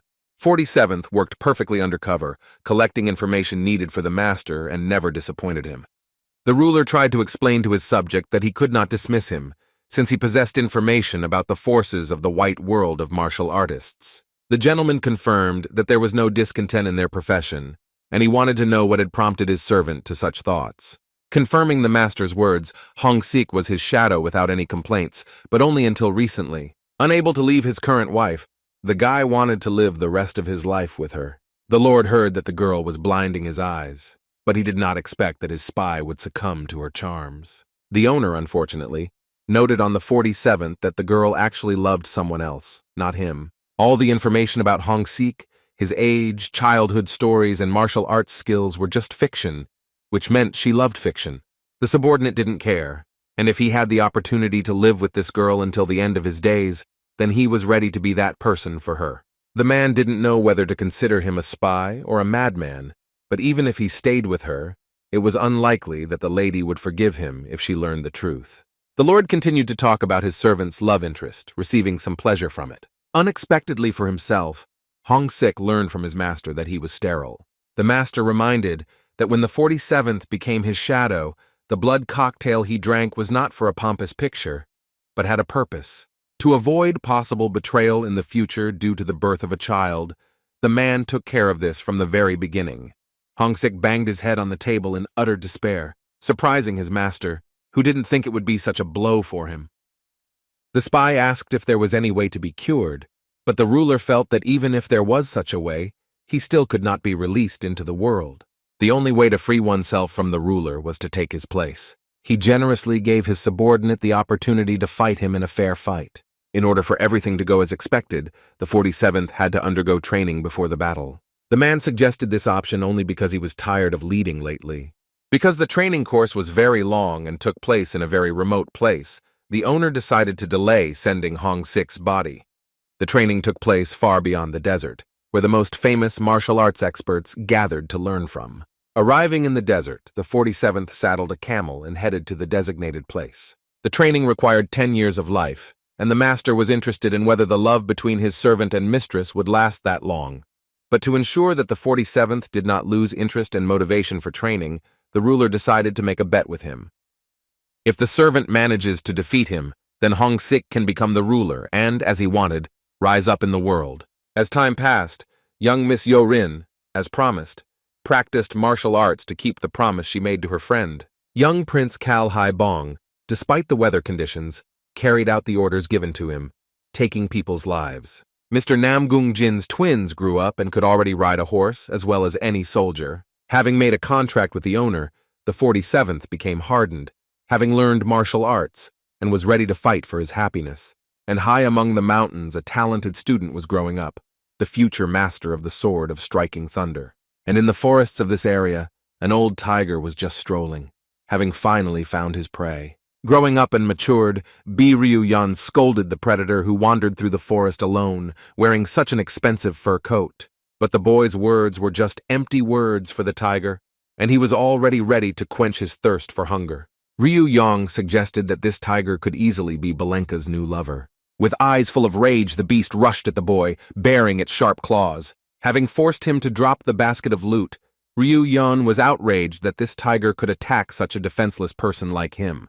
The predator left the young master no choice, and he raised his hand, releasing a weapon from his sleeve. Having aimed it at the enemy, the guy regretted a little what he had done, but was forced to say goodbye to him. The link went straight into the tiger's mouth, and the next second lightning struck him. After finishing his strike, Ryu Yan returned his blade, which was stained with drops of blood left by the beast. The next moment, the animal's carcass fell heavily to the ground, raising a column of dust around itself. Returning the blade to his hand, Ryu Yan, as if explaining to his opponent, spoke words into the air, clarifying the point about safety. Having learned from bitter experience, he knew that once he had defeated an opponent, he always had to finish him off. Having finished the showdown in the forest, The talented student headed to the village to look into the local bank. The bank employee was once again surprised by the interesting and most importantly valuable things his client had obtained. Admiring the necklace with white tiger claws, the bank employee wondered where the guy gets such finds. Ryu Young shared how Mother Nature gave him a gift in the form of meeting the donor of this necklace. The man agreed to accept the necklace and was willing to sell it as quickly as possible. But the young man also insisted that no one should know about the origin of the jewelry. The bank employee recommended that the talented craftsman sell his goods directly in the jewelry store, but he waved it off and said that he was still embarrassed to do so. Since Sabu was friends with the owner of the jewelry store, the student had to sell his crafts through the bank to get around the greedy old man. Returning home, Ryuyong saw the master thoughtfully bending over his tigress. The old man asked not to interfere with him as he treated the wounded Belenka, who was found in the forest. The boy was wondering if it was possible to transfer human energy to a tigress, while his mentor, meanwhile, expressed sympathy to the predator, wondering about the injuries she had received. The master replied that nothing was impossible, and that by restoring the blood, he was bringing the tigress back to life, suggesting that these wounds were inflicted by a tiger that had appeared in the area. The teacher intended to make Belenka into a strong woman after her recovery so that she could take revenge, but Sabu did not know that now there was no one left. Ryuyon wondered how she could lose to that white tiger, and even at their first meeting she looked quite formidable. The guy remembered that day when, despite using all his charm, he still couldn't touch the predator. The old man said that he did not have time, and that the young master should continue the treatment of the tigress. When asked where Sabu was going, the grandfather, as he usually did, waved it off, only letting out that this matter concerned only him. The day was inexorably drawing to a close, and the sky was imperceptibly changing its color. While the wound was being treated, the big cat mooed, showing that she was not pleased with her doctor's technique. At the next awkward movement of the doctor, Belenkaya showed her grin, flashing her furious eyes. Ryuyong immediately calmed her down, hitting her hard with his fist, and then the master's voice was heard, interested in the upbringing of the student who was beating the wounded predator. As the boy noted, his mentor, as usual, had nothing to do, and he lay down, sipping his favorite sake. And as it happened, the old man began to scold the guy for his manners, because he doubted Sabu, which made Ryuyong quickly shut up, agreeing with his every word. Having asked the teacher to remain silent, the capable student took out a needle and thread and began to stitch up the victim's wounds. At this moment, the old man closely watched the work of his protégé, putting the sake aside. The young master, using the bird's foot technique, quickly moved across the skin around the wound. The mentor's interest grew so much that he even got carried away, which did not happen often. Having finished his work and having assessed it as excellent, the guy tore off the unnecessary piece of thread. The master approached his student and praised him, highly appreciating the work done. The gray-haired old man asked when his student had switched from knives to thunder-generating swords, and he replied that it had taken him 3 years, but he still couldn't understand where the teacher was going with this. Ryu Yong, to his regret, had the imprudence to say that he had never received praise from the master, which gave him the idea of carrying out educational work. Having started to apologize hastily, the student said that he had wanted to show the master his technique of wielding 6 blades anyway. He was very surprised that the guy had mastered such a technique in such a short period of time. To the great surprise of the guy himself, the master admired his skill and congratulated him on his achievement. But Sabu wouldn't be Sabu if, following the compliments, he didn't express his suspicion that without additional substances, he wouldn't have been able to achieve such results.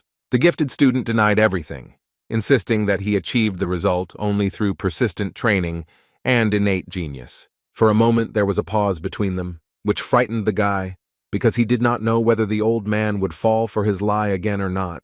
But instead of a lecture on education, the old man said that he didn't care exactly how his student achieved such results, and was even ready to celebrate them. Having finished with the congratulations, the mentor decided that it was time to move to a higher level.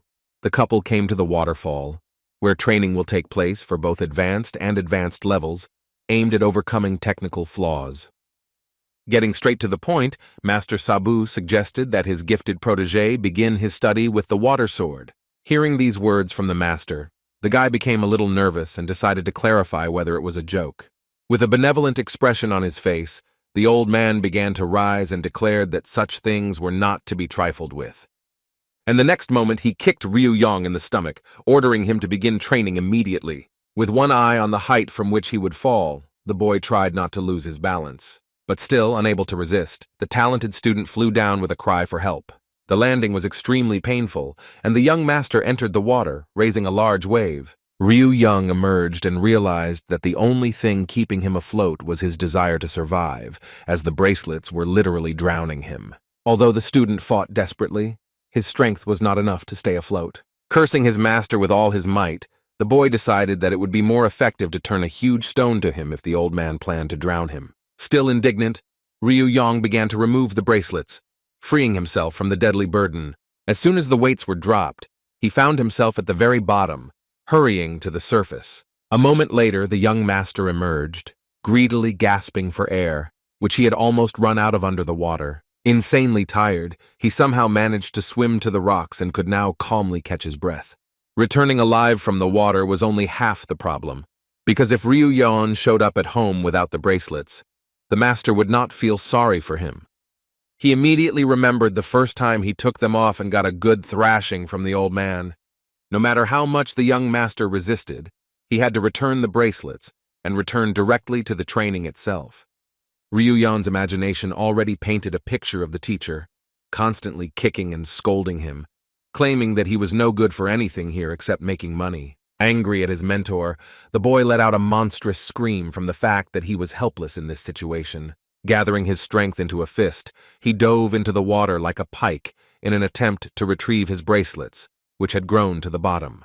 3 months had passed since Ryu Young had started his training, and another meeting had begun at the martial arts base. The head of the martial artists, sipping a cup of tea, wanted to know how things were going with the training. Lord Men's subject reported that he had selected 40 of the best warriors, dividing them into 4 groups.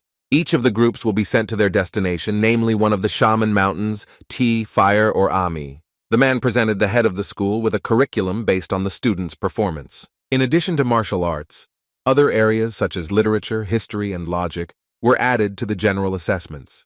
But besides the grades, which were not so important, something else alarmed the master. The group that scored lower than the others might feel like outcasts, which could lead to conflict. To avoid this, the man decided to assign a commander and a deputy to each group.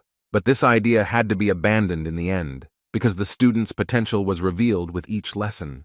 There were also 4 students in the groups who had started their studies not so long ago. While celebrating the students' achievements, Chong Myung was mentally glad that his daughter was not assigned to the group that went to the Ami Mountains. Even though a lot of time had passed since his last visit, the man did not want to go back there again.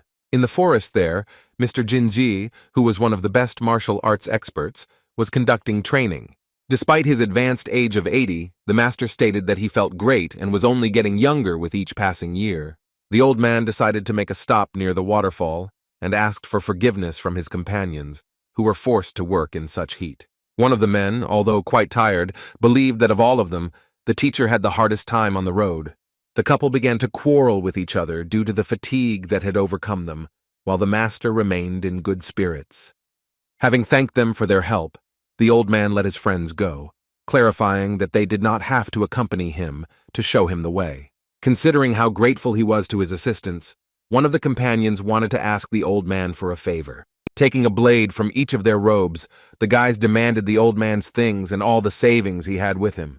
The good-natured old man appreciated the efforts of the robbers and obediently reached into his pocket. Taking out a loudly ringing bag, the master clarified that the money was not his and he had no right to give it away. But unable to resist the demands of the bandits, the old man nevertheless threw a bag of money at their feet. With the remaining 2 metal balls in the same circle, the master turned to the guys, explaining that defeating him would not be so easy.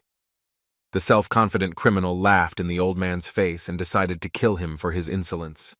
The old man threw the metal balls in a sharp movement towards his robbers. At that very moment, the water rose up, as if from an explosion, almost covering the armed guys. One of the robbers met with the balls, while the master, busy with his accomplice, turned his attention to what was happening behind them. With the huge explosion that caused the water to rise so high, the stones lying on the bottom of the lake also flew. One of the flying stones hit the guy on the head, who had already gotten a beating from the master, Holding the enemy's dagger with a ring, the master thought that some kind of wizard had come to his aid. But at that very moment, a knife dropped by the unconscious bandit was flying towards him. The old man deftly dodged the blade, and it flew a couple of centimeters from his head. Well, first of all, in one case the man made a mistake, and in another he didn't notice a small stone under his feet. Tripping over it, the old man was lifted off the ground and fell backwards, dangerously close to another stone. To his great regret, the master landed right on this very stone, hitting the back of his head on it. Everything would have been fine, but right after that, also stunned by a stone from the bottom, a second bandit flew at the old man. Having flown into the old man, the blade that the boy was holding tightly in his hand entered the master's body. A little earlier, near the same waterfall, Ryu was also conducting his training. During the entire underwater training period, the guy was able to stay in the water with the bracelets for about half an hour. These were all the student's achievements so far, since he was poor at using the technique underwater. No matter how hard Ryu tried, he still couldn't completely smash the targets that had his teacher's face on them. The boy wondered why he couldn't concentrate the power in the water so that the blade would work as it should. When the young man asked his mentor what exactly he was doing wrong, he received lengthy answers and no specifics. But when his persistence became too much, the old man began to mock him, insisting that if the student stayed in the water for a long time, he would soon turn into a fish. But even being far from the unbearable grandfather, the targets that embodied his image also made fun of the student. At some point, Ryu realized that he couldn't just give up after having experienced so much humiliation.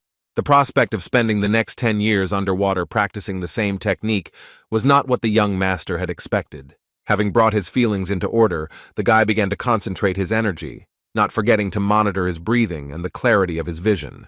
Having established contact with the soul and body, the student felt the power that passed through him. He decided to combine all of its power with the anger seething inside him towards his master. Having made a swing, wrapping his hand in the fishing line, the guy put all his strength into the blow, and he had no opportunity to try again.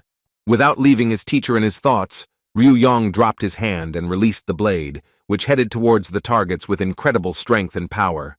An incredible flash of light broke through the surface of the water, came out and raised a huge wave behind it.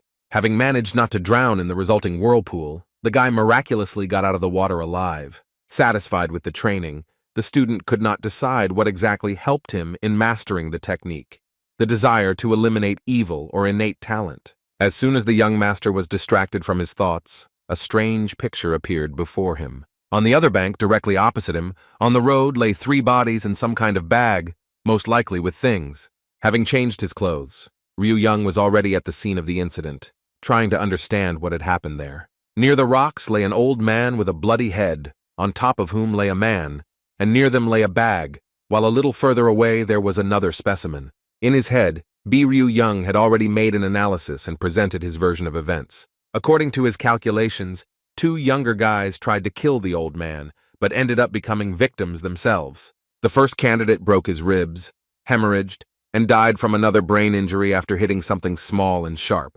Having found a cheap knife next to the old man, the student determined that they were robbers, since this kind of weapon was sold in the local forge to such characters. If the first was definitely an amateur, then the second could have been his accomplice, who died under similar circumstances. Based on the appearance and the overall situation, Ryu determined that the fatter guy had stabbed the old man with the knife. It made sense that both guys were in the yard, but where the stones came from remained unclear to the detective.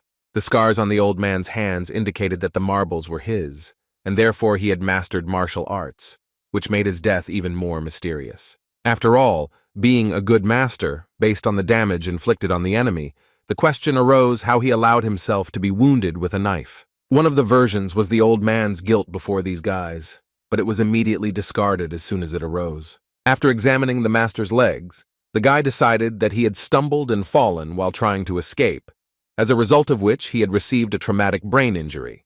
Piece by piece, Ryu reconstructed the chain of events in which his grandfather hit his head on a rock and his attackers lost consciousness, but unfortunately with a knife in their hand. Thinking about the reason why the old man tried to escape, the guy decided not to waste time on it. The student was so pleased with his investigation that he involuntarily began to praise himself. Having understood the situation, the young master satisfied his curiosity, but there was still one unresolved problem. Since he had discovered the bodies, he had to clean them up, and so the guy rolled up his sleeves. It took a long time to clean up, and the high sun had already set behind the trees. Using a shovel to nail down the huge ball made from earth, Ryu Yong finally finished messing around with the grave. Wiping the sweat from his face, the boy said that he buried his grandfather in the best place on the mountain and buried the two bandits wherever he could. As payment for his hard work, the student thought it right to take the unattended items. Rushing to the old man's things, the boy was eager to find out what he could please him with. Opening the bag, Ryu Young discovered a heavy, jingling sack that clearly contained no stones. After spreading its contents into the palm of the young master's hand, bronze, gold, and silver coins began to rain down. After counting all the coins, the amount was more than the guy earned in a whole year of work in the forge. Ryu Young couldn't believe the luck that had fallen on his head, having suddenly hit such a jackpot. In order not to spoil fate once again by showing everyone his wealth, he put the coins back into the bag. Although the guy was overjoyed, he decided to check if there were any other surprises, so as not to fall for the old man's tricks. Having laid out the contents of a small box in front of him, the student discovered metal balls and a ring with an incomprehensible package. Unfolding the package, the guy took out a mask that was usually used by spies to disguise their identity. At the bottom of the box, the young master found a letter, and it seemed to him that it could clarify the identity of the deceased. The man was nicknamed the Lord of Iron, and judging by his nickname, he was a master of martial arts. The letter also spoke about training a group of students on Mount Ami, which would last 3 months. The boy thought seriously about what was said in the letter, taking into account many factors, which mainly included gold coins. Ryu Yong's thoughts led him to an unexpected decision, which he considered nothing less than a gift from fate. He could not leave poor students without a master, and there was already an invitation to study, and the initial fee was 20 gold, which could be increased if necessary. Unable to abandon those in need of help, the guy first wanted to bring his treasure that had fallen from the sky. In any case, Ryu Yong intended to work off the money he had earned in an easy way by helping the master's students in need. Pleased with this turn of events, the young master, humming a melody, headed home with his bag. In the same forest, the next day, a group of 10 teenagers were heading towards their teacher. The boy, one of the Namgung twins, assured the others that they didn't have long to go. Sang Yi asked his friend Hyun Woong if he had decided on the subjects he would study next semester. The student said that the subjects he chose included martial arts, geography, dual swordsmanship, and a foreign language. His friend also chose a foreign language, but was afraid that he would not be able to learn it properly, and among other subjects, he wanted to master the thunder sword technique. The friends began to share their successes in their studies, a little envious of each other in those sciences in which they themselves could not succeed. Hyun Woong also revealed that he failed one of the subjects, even though he stayed up all night studying for it. Competing with each other to get the first place among the students, the girls walked behind the boys, discussing completely different topics. San San Yi, Namgung's twin, was asking her friend Jin Ryung about the Ami clan, who, by coincidence, had never been to this mountain. While the girls continued to chat with each other, the boys continued to argue about their academic performance. Following behind were 2 more girls who decided to get to know each other since they would have to study in the same group. The girl with red hair was named Yang Ok Yeon, and her interlocutor with soft purple hair was named Dan Moon Hai. The students, who were less fast and resilient, believed that the 6 who were ahead of them had much higher grades and physical strength. Hwang Bo-jin asked Cheol Young if his sister, Moon Hai, had a higher score than him, to which he replied that he was simply unwell during the exam. At the end of the group, keeping to himself, trudged a student whose appearance was strikingly different from the rest. The loner, whose clothes were not the freshest and not the best quality, was indignant that he had to go such a long way to study.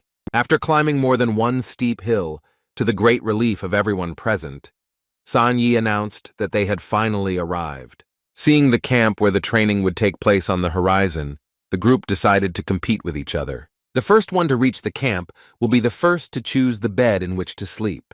Those following the boys did not understand why they rushed forward so quickly, but just in case they also started running. Suddenly a strong wind arose, knocking leaves off the trees, causing San Yi to stop. Hyun Woong also froze in surprise, as the wind was not of natural origin. Following the wind, a man appeared from somewhere above, who brought this anomaly with him. As soon as the gray-haired stranger landed on the ground, a strong air current formed around him, scattering leaves around. The student who was the first in the squad gestured to the others not to move until the situation became clear. Looking suspiciously at the stranger who appeared out of nowhere, the young man asked who he was. A man with ash-blonde hair fluttering in the wind greeted the arriving students. After his words, the teenagers were hit by a strong gust of wind again, and it was clearly summoned by a stranger. Sometime later, the new arrivals were already inside the camp along with the gray-haired man. The student sitting in front of the master listened attentively to his opening speech. He stated that he had no name, which greatly surprised the students, who were expecting a different kind of teacher. Pointing to his face, the master stated that his face was far from real, and that the students saw a mask on it. This news surprised the students even more, but the surprises did not end there, and the teacher said that at the moment he could not tell anything about himself. Anticipating the reaction of the youth, he stated that this factor did not in any way affect their education. By omitting details about himself, the teacher made it clear that he was doing this for their own good. He knew some of the students' parents, so he didn't want to reveal his identity in order to treat everyone equally during their studies. For everyone present in the hall, the master's speech and he himself made an impression on each in his own way, except for the one who considered the teacher suspicious. The man said that when the students fully see his mastery of weapons and combat techniques, they will be able to guess who he is. The teacher told me not to look at my past life and my status, and only diligence would influence the final grade. The only thing the students needed to know was that their teacher would be the great and unique Sabu. Ryu Yang was incredibly proud of the work he had done, which took him 2 weeks of his life. To begin with, it was necessary to draw up a training plan, and appearance was not the last step in the preparation. The young master, trying on the mask, realized that he would not be able to stay in it for long, and for greater persuasiveness he needed to buy a wig. The future teacher faced the task of hiding his youth, because it would not be possible to hide behind a mask for long anyway. The boy's thoughts were interrupted by his mentor, who burst into his room without knocking. Seeing his student in front of the mirror, Sabu wondered if he was putting on makeup right then. The master explained to his protege that he had the right to enter without knocking, in order to prevent his strange undertakings if necessary.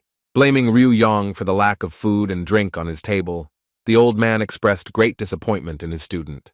Having slammed the door, the master continued to be indignant, casually mentioning that if the guy decided to apologize, then breaking meat or sake would be perfect for this. Accusing his teacher of constantly being a hypocrite, Ryu Yang thought it was a great idea to do the same, telling his students that he was wearing a mask while actually not wearing one. No one would think to ask him about it, but if questions did arise, he would explain such a strange decision by the importance of hiding his identity. In order to prevent the students from having the slightest suspicion that Ryu Yang was not a real master, he had to learn the manners of a teacher by visiting the library. Sharpening the slippery tongue of wit and the reserved heart required reading a considerable number of books to develop these talents. Most of the books were about how to become a con man, manipulate people, and gain their trust. Book after book, textbook after textbook added to the young master's stack of reading. Having studied all the necessary material, Ryu Yang moved on to the next stage of preparation. The guy drew a diagram describing what and how his students were supposed to do during training. On sheets of paper, he wrote down rules that students had to strictly adhere to, and disobedience was followed by corporal punishment. Having finished the work, Master Sabu's student was overly pleased with how cleverly he had thought of everything. In order to work according to the training plan and properly prepare for it, the guy demanded a free work schedule in the forge, lasting 3 months. The blacksmith's worker assured him that, regardless of the frequency of his visits, he would be able to do twice as much work as any other master working for him.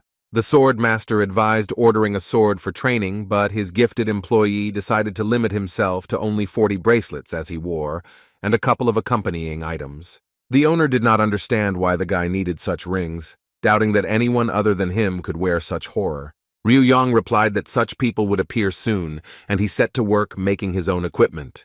By evening his painstaking work was finished, and the result could not but please. Iron rakes for washing, axes with weighted blades, and a bunch of bracelets for each student. Although Ryu Yang was a little tired from making the necessary parts, his mood was still good, and he was looking forward to meeting his future students. By equating the students to little slaves, the guy believed that they would be the same as their mentor was at the very beginning of his journey. The power he had received sent shivers down Ryu Yong's spine. But in order to not say too much while getting into the swing of things, the guy decided to finish his welcoming speech. The young master shared his wisdom with his students, saying that although their meeting would remain fleeting, once people were connected, it would be impossible to separate them. Since the teenagers will forever remain his students, and he will be Sabu to them, the teacher prepared gifts for the students that will forever remain in their memory. Pointing to a large box, the teacher clarified that the gift was some kind of precious jewelry. For each student, in the amount of 4 units, the master personally made these decorations, which will help them in the learning process. The teacher also noted that the decorations, so as not to single anyone out, looked the same for everyone, both boys and girls. The students all thanked the generous teacher in one voice, not knowing what he had actually prepared for them. In order not to waste time, the teacher ordered them to put on the gifts he had prepared, arm themselves, and go into the yard. Naive children were eager to see the jewelry that helped them improve their martial arts. Hiding by the door, the young master, like his students, could not wait for them to open the box. As expected, the students all began to get indignant and complain, while Ryu Yon, who was hiding nearby, watched what was happening with a satisfied smile. He believed that in addition to theoretical skills, it was also necessary to improve his physical performance. Looking at his students, Master Sabu was upset that none of them liked his gift, made with soul. Some with and some without bracelets were unable to keep them on, and students said that because of their weight, they simply could not move. The teacher was surprised by the students' statements, considering that each of the bracelets weighed a measly 30 kilograms. The teenagers were shocked by this information, because each of them had to carry 120 kilograms. The students asked to leave the bracelets for a while, because with them they would not be able to control the sword, and some wanted to wear them at least on their feet, so as not to lose the speed of movement. Turning to one of the Namgung twins, the teacher asked him to demonstrate any of his techniques. The guy introduced himself as Namgung-san, the group leader on whom the fate of his friends depended for the next 3 months. The young man was glad of every instruction from the master, but he was not impressed by the story and asked to get down to business quickly. Having taken a comfortable position for attack, San began to explain what his clan's martial art consisted of. The guy instantly jumped up from his seat, continuing to talk about sword fighting techniques. This technique was based on the power and attack speed of the warrior who wielded it. In order for the technique to be performed correctly, it was necessary to develop not just any speed. By spinning his sword in the air and moving from place to place, Namgung-san demonstrated the sword of thunder and lightning. But being very close to the master, lowering his sword, he missed, to his great surprise. The headman's miss was just as unexpected for the entire group, which was confident in the successful execution of this technique. The student watched with excitement as the master's hand quickly and deftly wrapped around his sword. The girls were amazed by the skill of the teacher, whose hand they compared to a real blade. At some point, Namgung-san dropped the hilt of his sword, but he himself did not understand how it happened. The guy's weapon, lost in battle, was spinning in circles in the air, causing it to spin rapidly. But the encirclement of the sword was interrupted by the strong, firm hand of the teacher, who grabbed it by the hilt. Easily circling the stolen sword, the teacher began to doubt the speed and strength of his student. Remaining unperturbed, Master Sabu asked the boy what was in his hand. Stunned by this trick, the young man obediently replied that there were bracelets on the teacher's wrists. The mentor confirmed that these were indeed bracelets, and each of them weighed 84 kilograms. While some were amazed by the enormous weight that the master carried, others doubted, considering the teacher a liar. Sabu said he had been wearing such bracelets on his arms and legs since he was 10 years old. Spinning the sword, the teacher used it like a boomerang that passed through the pole of a standing tree. Returning the weapon back to his hand, he asked his students if they really thought that the master did not know such simple techniques as speed and strength. The students were amazed at how the teacher wielded a sword unfamiliar to them, cutting the tree trunk in such a way that it still stood in place. The boys admired such a high level of mastery of the blade, wondering if their teacher was the same. The teacher explained to San that his knowledge of martial arts was limited to theory. Disappointed in himself, the boy asked the master for forgiveness, promising to obey all his instructions in the future and to develop his skills more diligently. Everyone in the group was unhappy with the headman's decision, which would force them to wear these terribly heavy bracelets. The master was glad that the student understood him, even if not immediately, after which he returned the weapon to him. Throwing the sword at the boy's feet, the teacher apologized for him going so deep into the ground, once again astonishing the students. As if in passing, Sabu stated that due to wearing the bracelets for a long time, he had already stopped feeling the power to its full extent, calling out the next candidate. Hyun-woong, who had previously stated that it would not be easy for girls to learn with bracelets, responded to the master. The student was confident that the bracelets would help him develop his skills, and that he could already feel his strength growing. Doubting the sincerity of the words, the teacher decided to fight with the student, who continued to insist on the strength growing within him. The remaining students, as in the case of the class monitor, were angry at the appearance of another weak-willed traitor in their group. The teacher asked whether the girls themselves agreed with Hyun-woong's opinion and whether the guys still wanted to fight. The girls immediately stated that they agreed to wear the bracelets and did not give their classmate the right to decide for them. The students also asked to take into account what the deputy head of class, Jin Ryong, could say for them. Master Sabu was happy to listen to everyone and hear any suggestions regarding his teaching method. But the girls, having agreed, swallowed their tongues because every word they said could turn against them. On a clear day, the students traded the walls of the camp for beautiful views of nature. While standing by the river, all Dan Moon he did was complain about the discrepancy between what she wanted and what she actually did regarding her studies.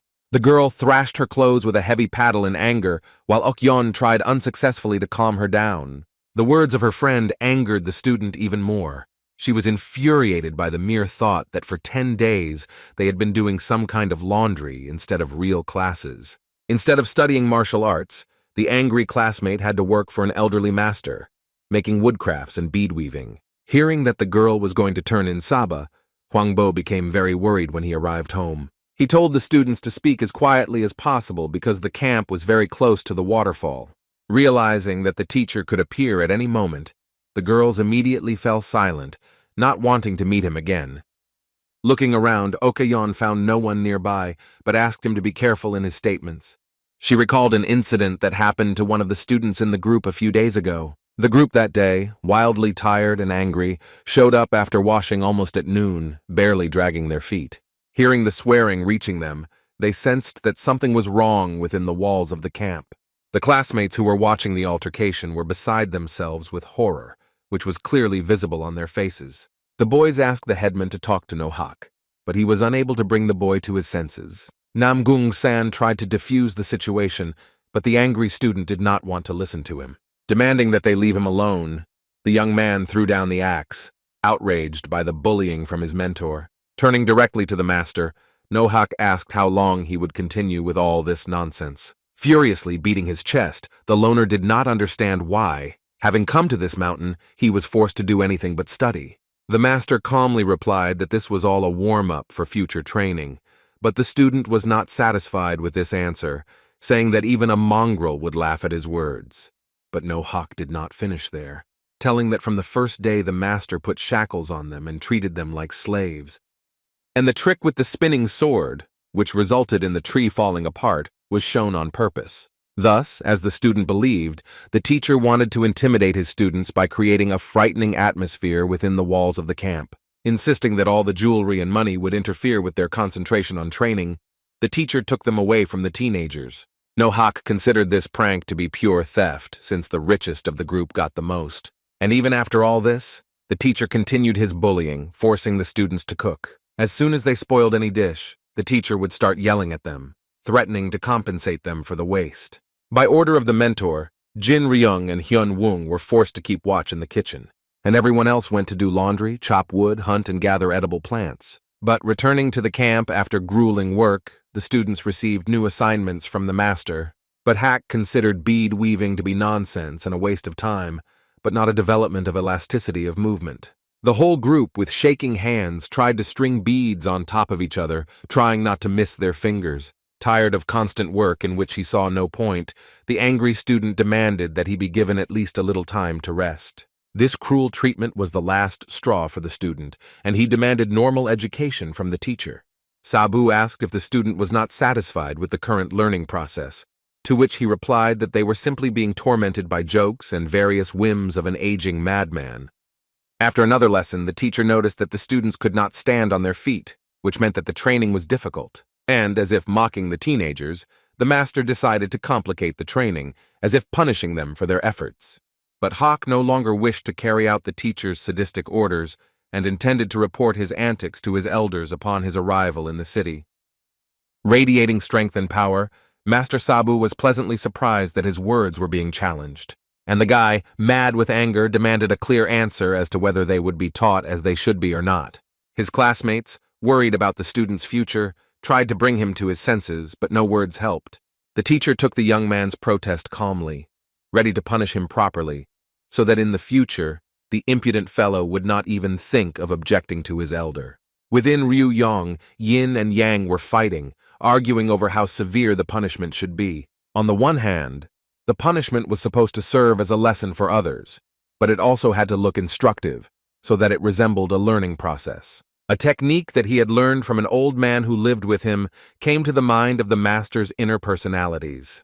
This technique also had a certain history, in which there was one master who loved his dog named Jelton Kaya. One clear day, the dog disappeared, and the master ran out of his house and searched for him for a long time. After some time, having wandered into the wilderness, he came across a collar, and when he looked around, he saw that the yellow one had been eaten by tramps. Having become very angry, the master came up with this technique, and when he sees injustice, he immediately applies it.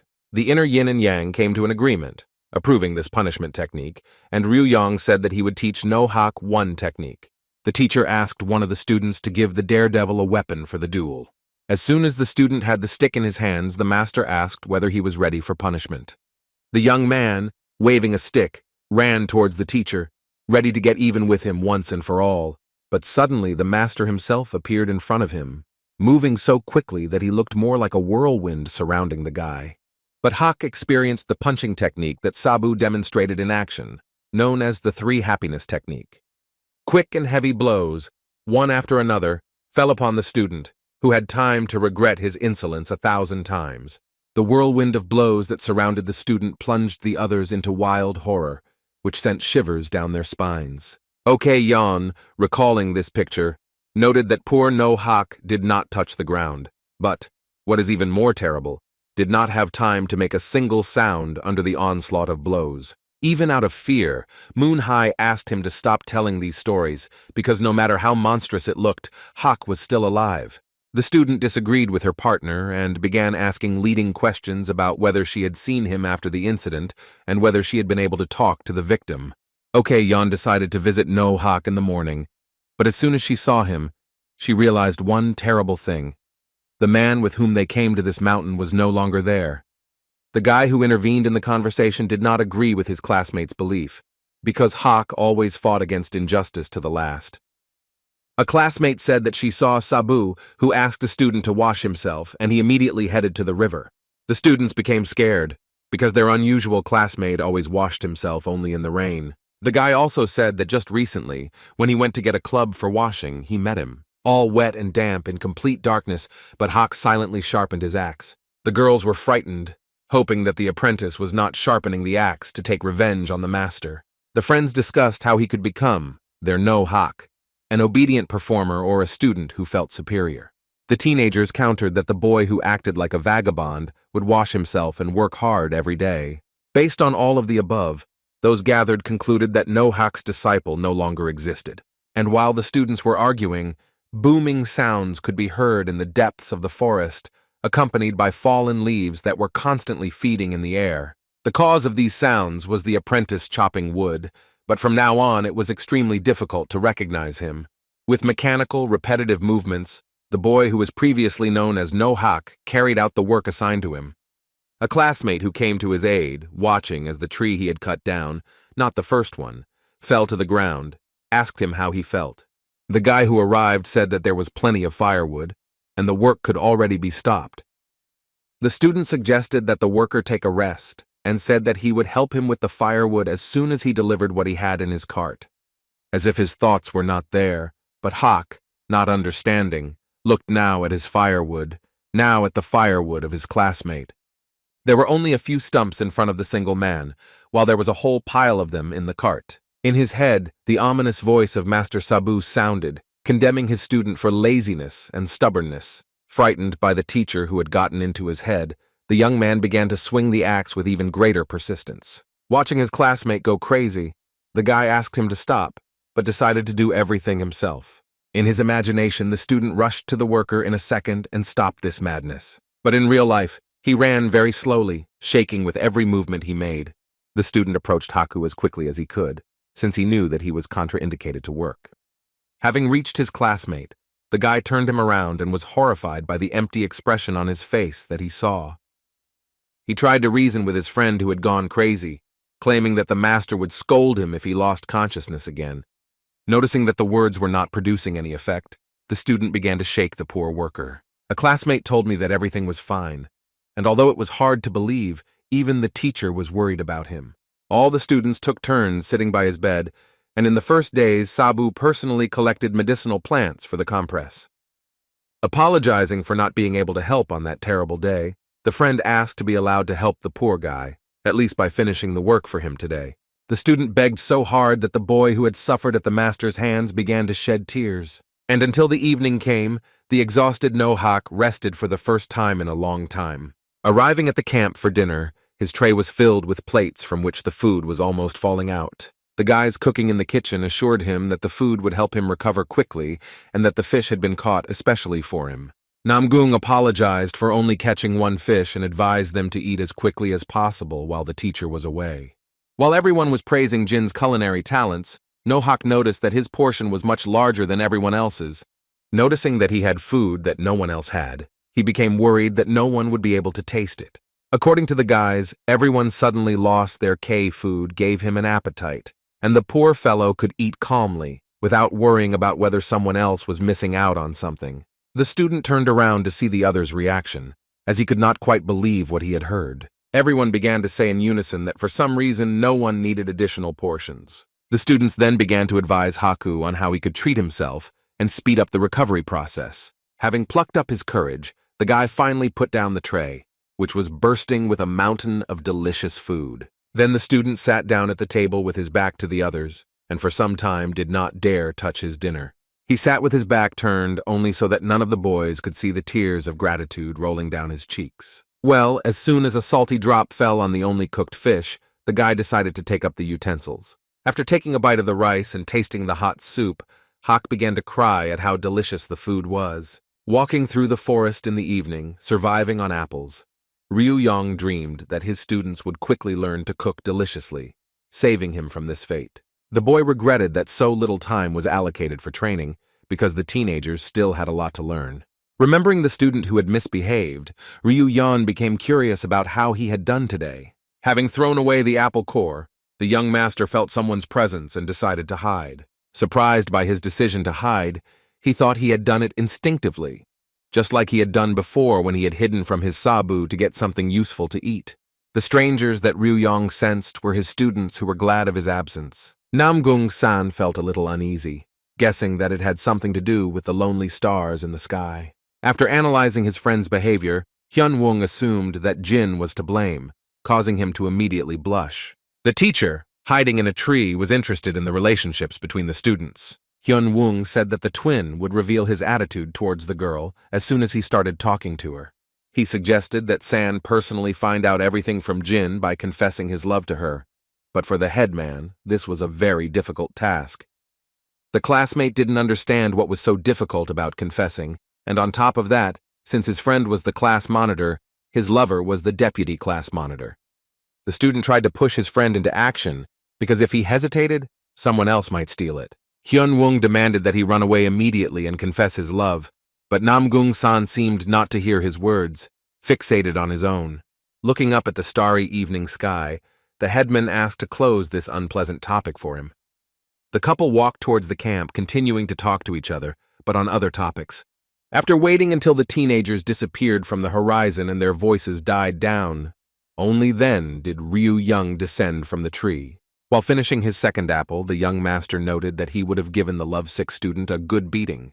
The newly minted teacher wanted his students to think about their studies, and so he solved the riddle with the star himself.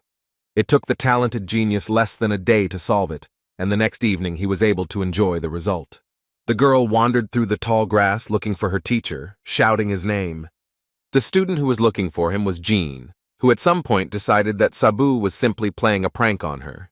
Suddenly, the student heard a rustling sound behind her, and called out to the stranger, "I hope it was the master," but it turned out to be none other than the group leader Namgung-san, who was surprised to see them. The students tried to figure out what each of them was doing in a place so far from the camp. The girl replied that she had come here on some important assignment from the teacher. Ryu Yan, who was watching from the side, was glad that everything was going as he had originally planned. Before this moment, the young master approached Jin Ryung and, handing her a bundle of paper, asked for his honor. The note said that the girl was to arrive at the appointed place, but not to tell others about it, since the master had prepared a special assignment for her. He pulled exactly the same trick on his twin, but with a slight difference, which was in the text of the note.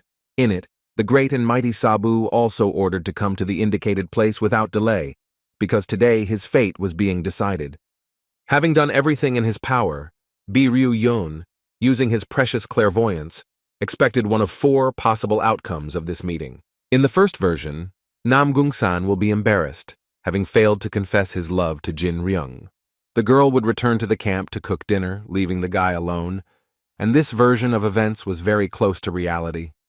The master would punish the indecisive romantic with double the amount of training, after which he would make him even stronger. In the second option, Jin Ryong either asks to think about it or refuses altogether, which was also quite realistic. For such a case, the master had an encouraging speech in store, in which he suggested distracting himself from grief with intensive training. According to the third scenario, the sympathy of both students turns out to be mutual, and they begin dating. As a congratulations, the teacher will intensify their training to make the couple's love even stronger. The fourth scenario, although unlikely, was that Namgung-san would go crazy and attack his lover. Based on the education of his students, Ryu Yan assumed that the girl herself would be able to solve the problem. In this case, the teacher himself will help and offer the student to learn the technique that the unfortunate No-Hak experienced on himself. Having prepared for any of the scenarios, the guy also prepared incentive prizes for both teenagers. But suddenly something happened that the young master could not foresee. The fifth of the possible scenarios. Making its way through the thicket, a large tiger, its red eyes telling of its intentions, was heading towards the students. The couple continued to communicate, discussing the mentor's oddities, not even suspecting the impending danger. Ryu Yon's eyes were drawn to the scar that ran across the tiger's entire face, which seemed familiar to him. The boy first thought it was the tiger he had fought, but soon dismissed this option and suggested that it might be his friend. Remembering Sabu's words, Ryu Yan guessed that this was Belenkaya's opponent, and most likely, she was fighting 2 tigers at the same time. The predator was already very close, but the students still did not notice him, chatting pleasantly with each other. The guy had no choice but to attack the tiger, which was ready to destroy his magnificent plan.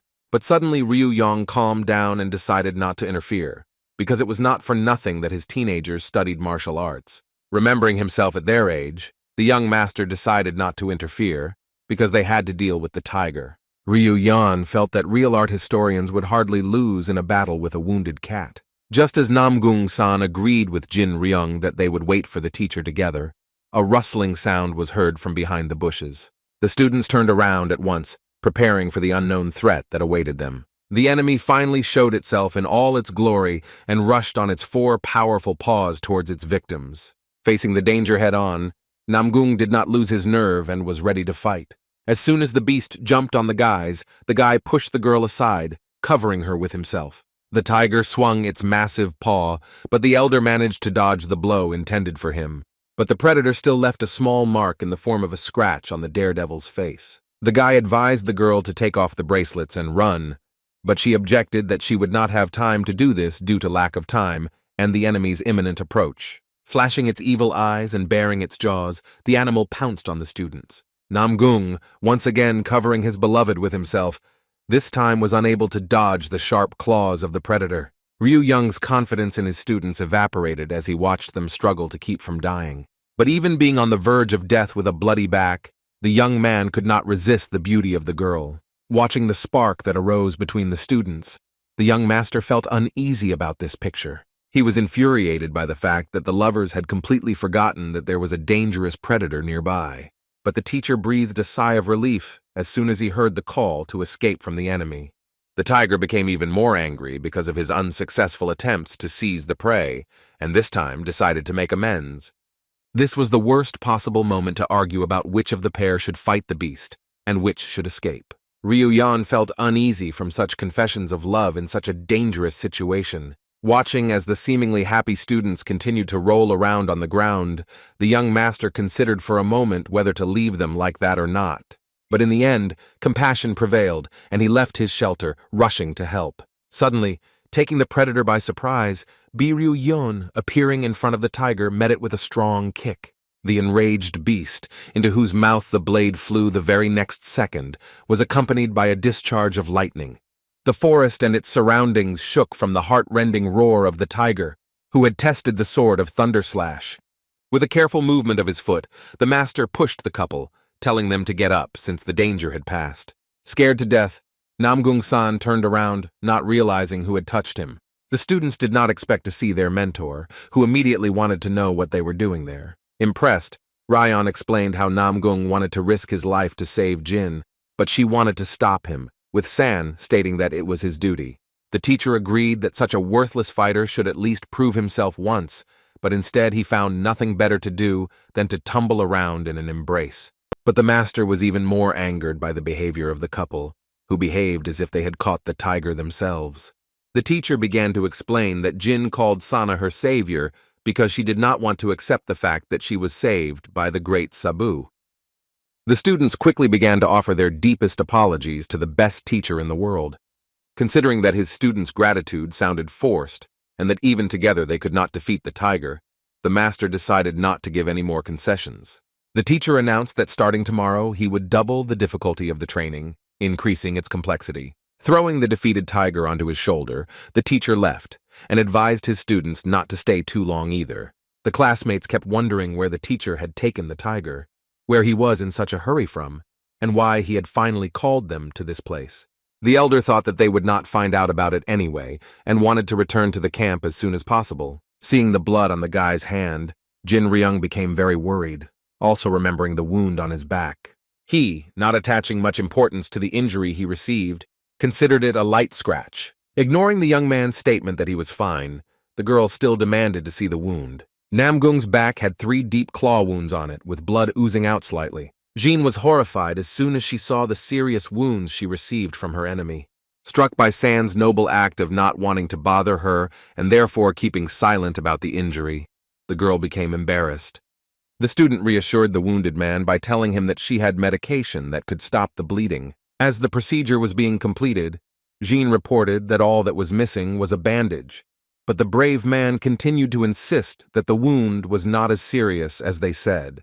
But the girl still wanted to finish what she had started, so as not to waste her time and energy. Grabbing the hem of her robe, Jin Ryung tore it with a sharp movement, tearing off a part of it. Namgung-san was clearly not prepared for such decisive actions from his beloved, which made him blush. The guy started to say that it wasn't worth wasting his last normal dress, especially on him, but the healer told him to shut up. The girls doing the washing, presenting their work to the owners of the clothes, blushed and asked for forgiveness. The wayward workers were so ashamed of the ruined clothes that they beat themselves on the floor in apology, ready to pay for the damage caused. Knowing that the dress had already lost its former luster, Jean confirmed that it was her last outfit to make her act more meaningful. Trying to downplay the dress, the girl said it was just fabric, while the young man had put his life on the line to save her. After reminding her once again that these were just rags, the student began to bandage the wound. But as soon as she pressed herself close to the daredevil's body, both of them simultaneously became embarrassed. The headman, looking at the hands of his classmate who was fiddling with the ends of the rag, had a strong desire to do something. Suddenly he made up his mind and covered the girl's hand with his palm, which froze in surprise. Jin Ryung was not prepared for such a gesture, and was initially frightened, not knowing how to react. But the next second, fear was replaced by warm feelings that spread throughout the student's body. In complete silence, the girl finished the bandage, but did not want to let go of the ends of the bandage. Remembering the words of his friend Hyun Wung, the boy gathered courage for the next step. Namgung stood up, ending his awkward sitting on the damp ground, which was accompanied by deathly silence. Turning to Ryan and holding out his hand to her, San looked into her eyes and asked if she would follow him. After the question was asked, time froze for the girl for a moment, and everything she was thinking about at that moment disappeared. The next second, the moment of the battle appeared in her memories, and how the guy tried with all his might to save her life. Extending her hand to her brave hero, a happy Jin Ryung said that she would definitely follow him. The students were overwhelmed with emotion, and nothing could have been better than ending the day together at that moment. As he swung his sword through the turbulent waters, Hyun-woong mentally asked for help, hoping that his thoughts would be heard. The resistance was very strong, not allowing the guy to calmly control the weapon, let alone use one of the techniques. Unable to resist any longer, the young man sheathed his sword and decided to end his training. After being underwater for about 10 minutes, Hyun-woong was running out of air, and he wasn't planning on taking any chances. Holding back with all his might, the student gradually rose to the surface, approaching the surface of the water. Literally in a matter of seconds, when his lungs were already on the verge of exploding, the guy emerged and took a deep breath. Clinging to the rocks, the student caught his breath and was ready to join the rest of the boys. Having moved closer to his friend, the young man complained that because of the bracelets he could not emerge calmly. After announcing that he had finally returned from the underwater world, Hyun-woong heard no answer and looked at Namgung, who was lying next to him. The diver called out to his friend, asking if he was alive, but instead of an answer, there was only a twitching of the fingers, which was more than enough. From the direction of the water, the student heard a heavy breath, which belonged to the headman's sister. Spitting out the water that had gotten into her mouth, San-san-yi listened to Hyun-woong, who had gotten out of the water a little earlier than her, praising her even though they had started at the same time. Exhausted, the girl agreed with everything that was said to her, believing that it was getting worse each time, as if they were in hell. The guy picked up on this observation, remembering how everyone tried to get along with the bracelets during the first half-month. San-san-yi cried in despair and said that when she succeeded in something, Master Sabu, as usual, put a spoke in her wheel. The cunning teacher forced the students to agree to this adventure a month ago. In those days, the master scolded the students for their unwillingness to study, their lack of strength to complete the tasks, not to mention the fact that some of them made eyes at each other. The teacher decided from that moment on to take up the training of his lazy children thoroughly. Thinking back to that day, Namgung noticed that the teacher had returned completely wounded, and perhaps that was the reason for the increased volume of training. Hyun-woong did not share the twins' opinion, claiming that in such a case the punishment would be severe, and decided to ask her brother's opinion. Hearing the splashing sounds on the water, the boys turned their attention to the group that was training on the boards. The students tried to stay afloat on the water by balancing on small boards with all their might. Those who had suffered watched their colleagues, none of whom were allowed to fall into the water. As soon as one of them fell, a wave rose up, immediately drowning those remaining above. The student, noticing that the first one had lost his balance, found this strange to Zhang, since she was usually the best at balancing.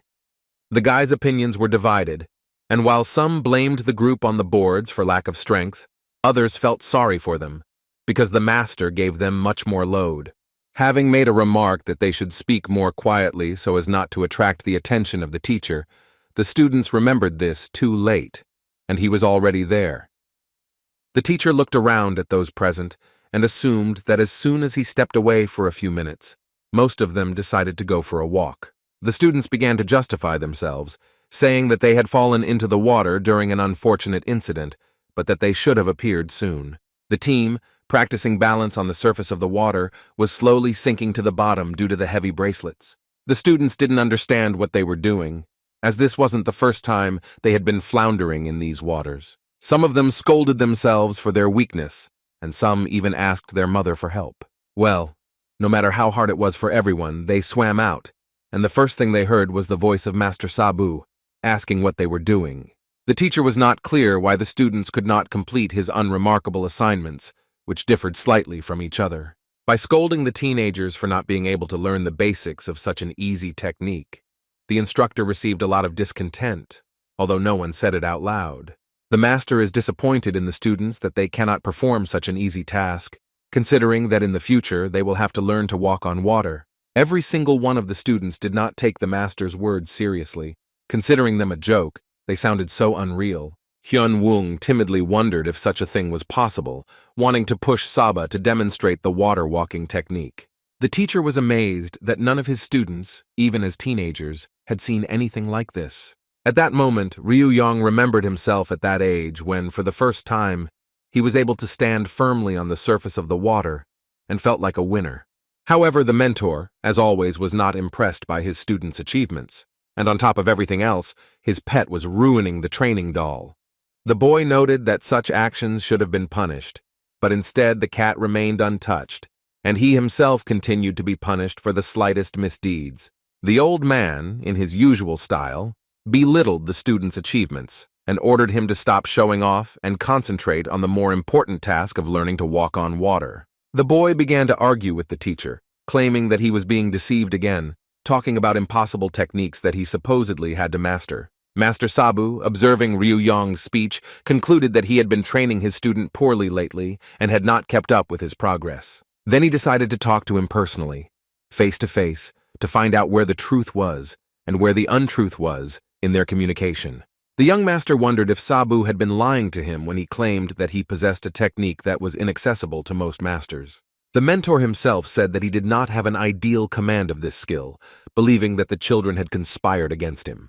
But since there was no choice, and it was impossible to reveal his true identity, Ryu Young continued to play his role until the end. Having taken the boards from one of the students, the teacher was ready to demonstrate the technique. The master ordered to watch carefully, since he did not like to repeat himself, and would not do so even if someone accidentally got distracted and did not receive help in the future. To begin with a casual movement of his hand, the mentor, without looking, threw the boards into the water. As soon as the boards lay on the water, opposite each other, the man jumped from the cliff straight onto them. The next step was to stand on a support, but it was not easy to do, and you had to land first on your toes, not on your entire foot.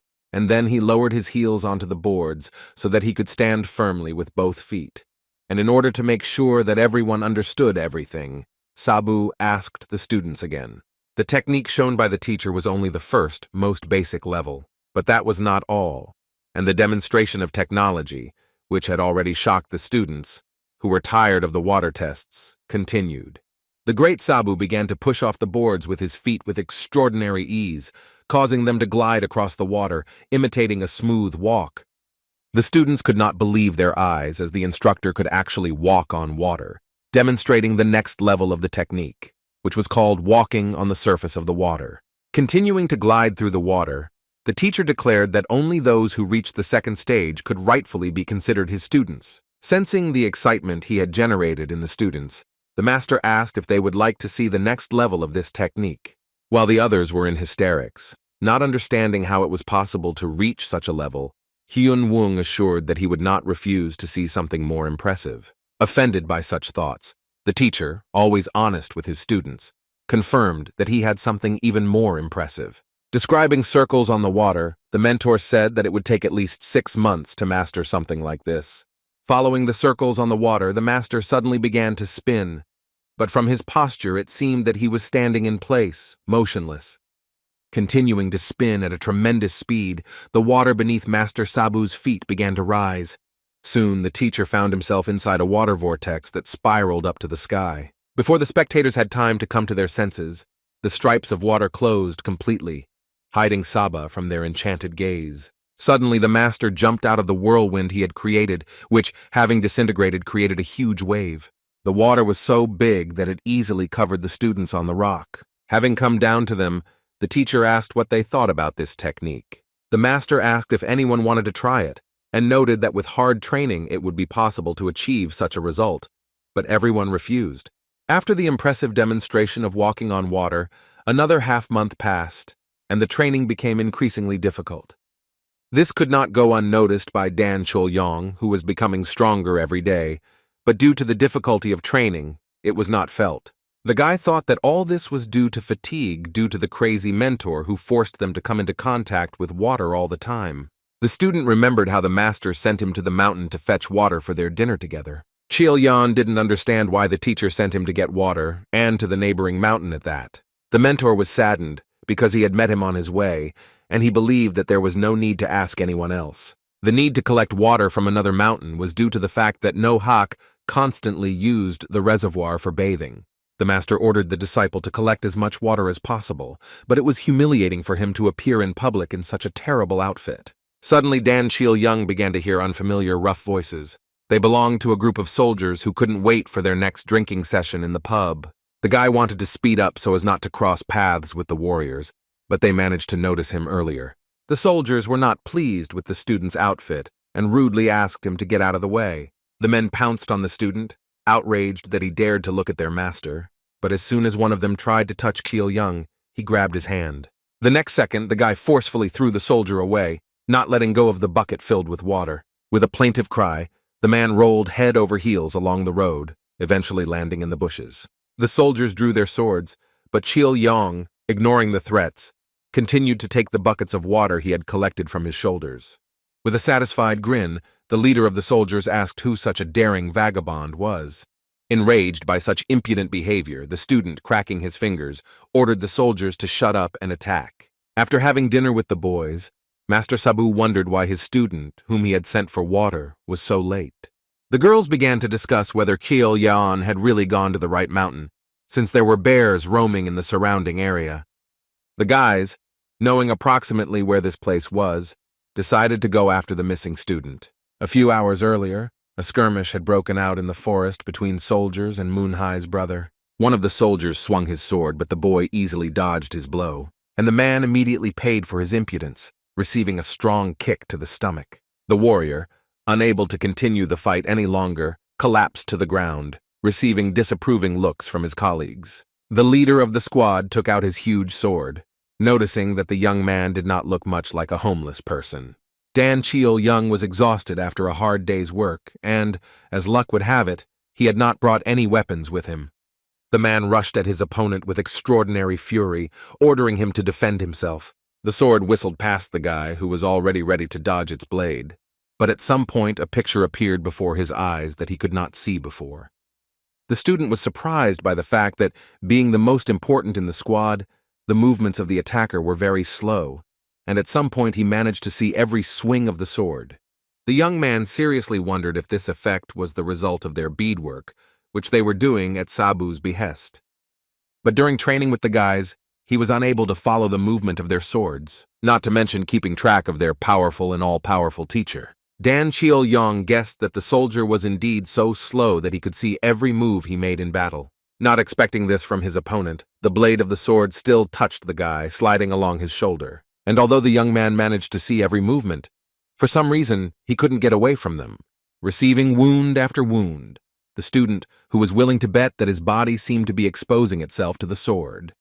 Having managed to come back from a strong blow that could have been his last, Chil-young picked up a pebble that was lying on the ground. Putting the rest of his strength into the throw, he hurled it at the vile soldier who dared to compete with him. The guy even saw the stone he threw frame by frame, suggesting that the heavy bracelets could have caused such an effect. The stone hit the warrior on the cheek, leaving a small cut that was easy to dodge, which enraged the man. Taking advantage of the moment while the enemy was disoriented, the student prepared to deliver the decisive blow. Putting all his strength into it, he charged straight into the brazen face of the self-confident fighter with his fist. But the guy didn't limit himself to just one blow, trying out the 3 happiness technique on his offender. But before he could finish the beating with his fist, putting an end to it, the commander's subject stopped him. The spear fell with force on the boy's head, knocking the last remnants of spirit out of him. Exhausted, the young man lay on the ground, thinking that he had allowed himself to be defeated by a frail gang of soldiers. The rest of the warriors, wanting to avenge their commander, immediately pounced on the poor guy. The possessed men beat the student, using both their hands and feet, and were not afraid to also use a wooden pole with spears.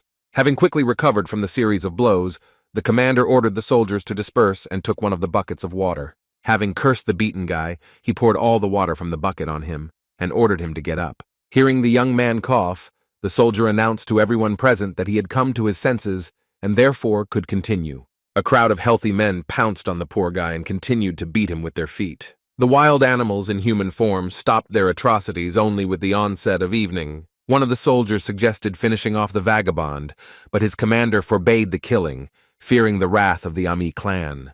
The man told the soldiers to leave quickly because they still had to spend the whole night drinking. As the men left the crime scene, they hoped that no one would take revenge for this homeless man. Ryu Yong convinced his mentor that he had gone out late in the evening to pick a medicinal flower, but the wise old man was not so easily fooled and continued to suspect his student.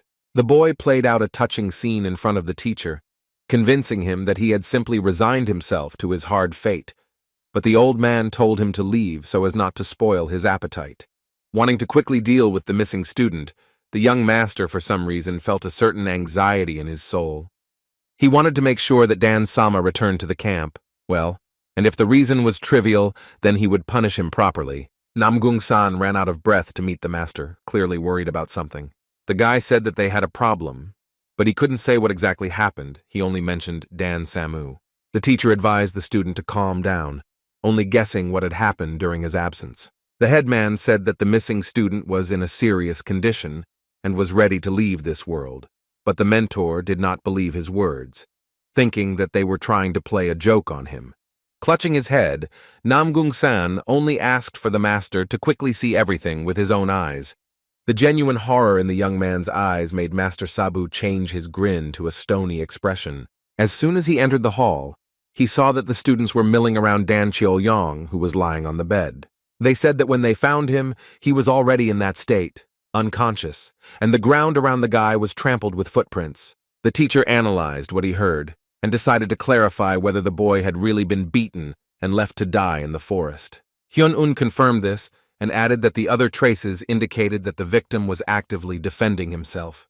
With a grim expression, Sabu decided to sum it up by saying that his student had lost the fight, and the students took up his theory. The master clenched his hand into a fist, in which one could feel incredible power, strength, and fury. The next second, the fist suddenly flew into the wall next to it, causing a web of cracks to appear from the impact. One of the students came to the wounded man's defense, claiming that there were a large number of attackers, and at least one of them was skilled in martial arts. Miraculously surviving after such a long beating, Dan Cheol-yong needed a doctor, whom the mentor ordered to call.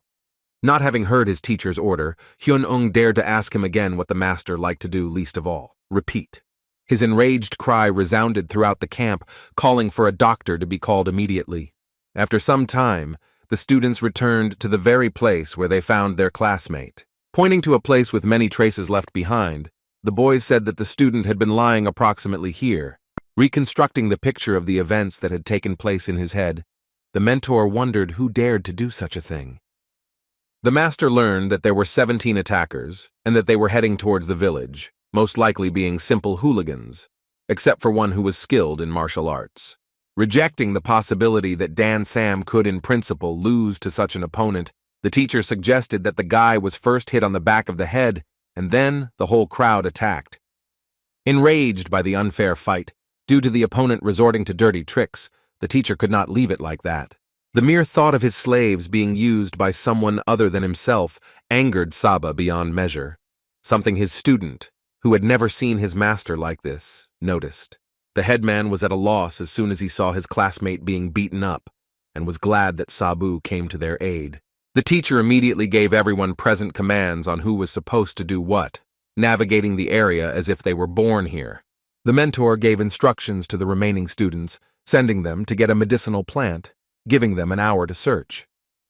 The teacher saw that the students were still there and shouted at them to get a flower so as not to waste a minute. The master ordered his disciples to return to the camp, believing that the doctor had already arrived, and he himself was forced to stay for a long time.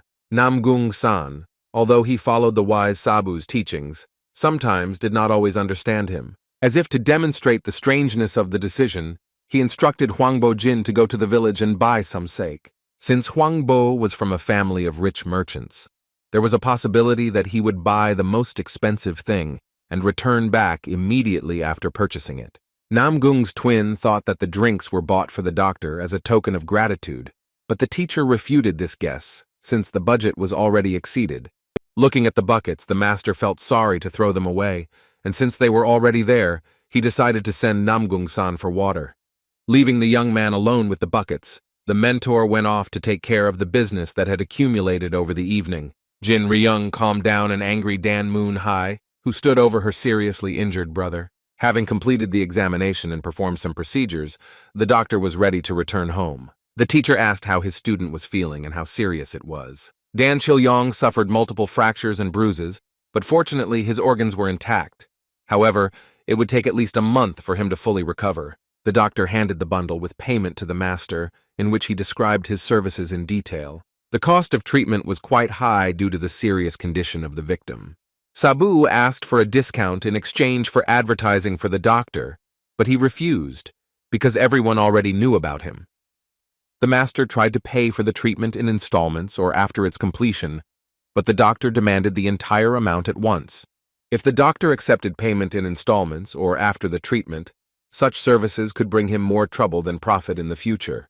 Clenching the paper in anger, the master decided that he would make the villains pay for what they had done by paying for the treatment of Dan Sam, as Cheol-yong's close friends called him.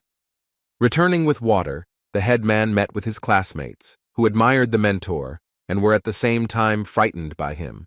The next day, the whole group, together with the teacher, came to the merchant's house. Master Sabu, serious as ever, asked his students if they were absolutely certain that Kang Chang-han was the culprit.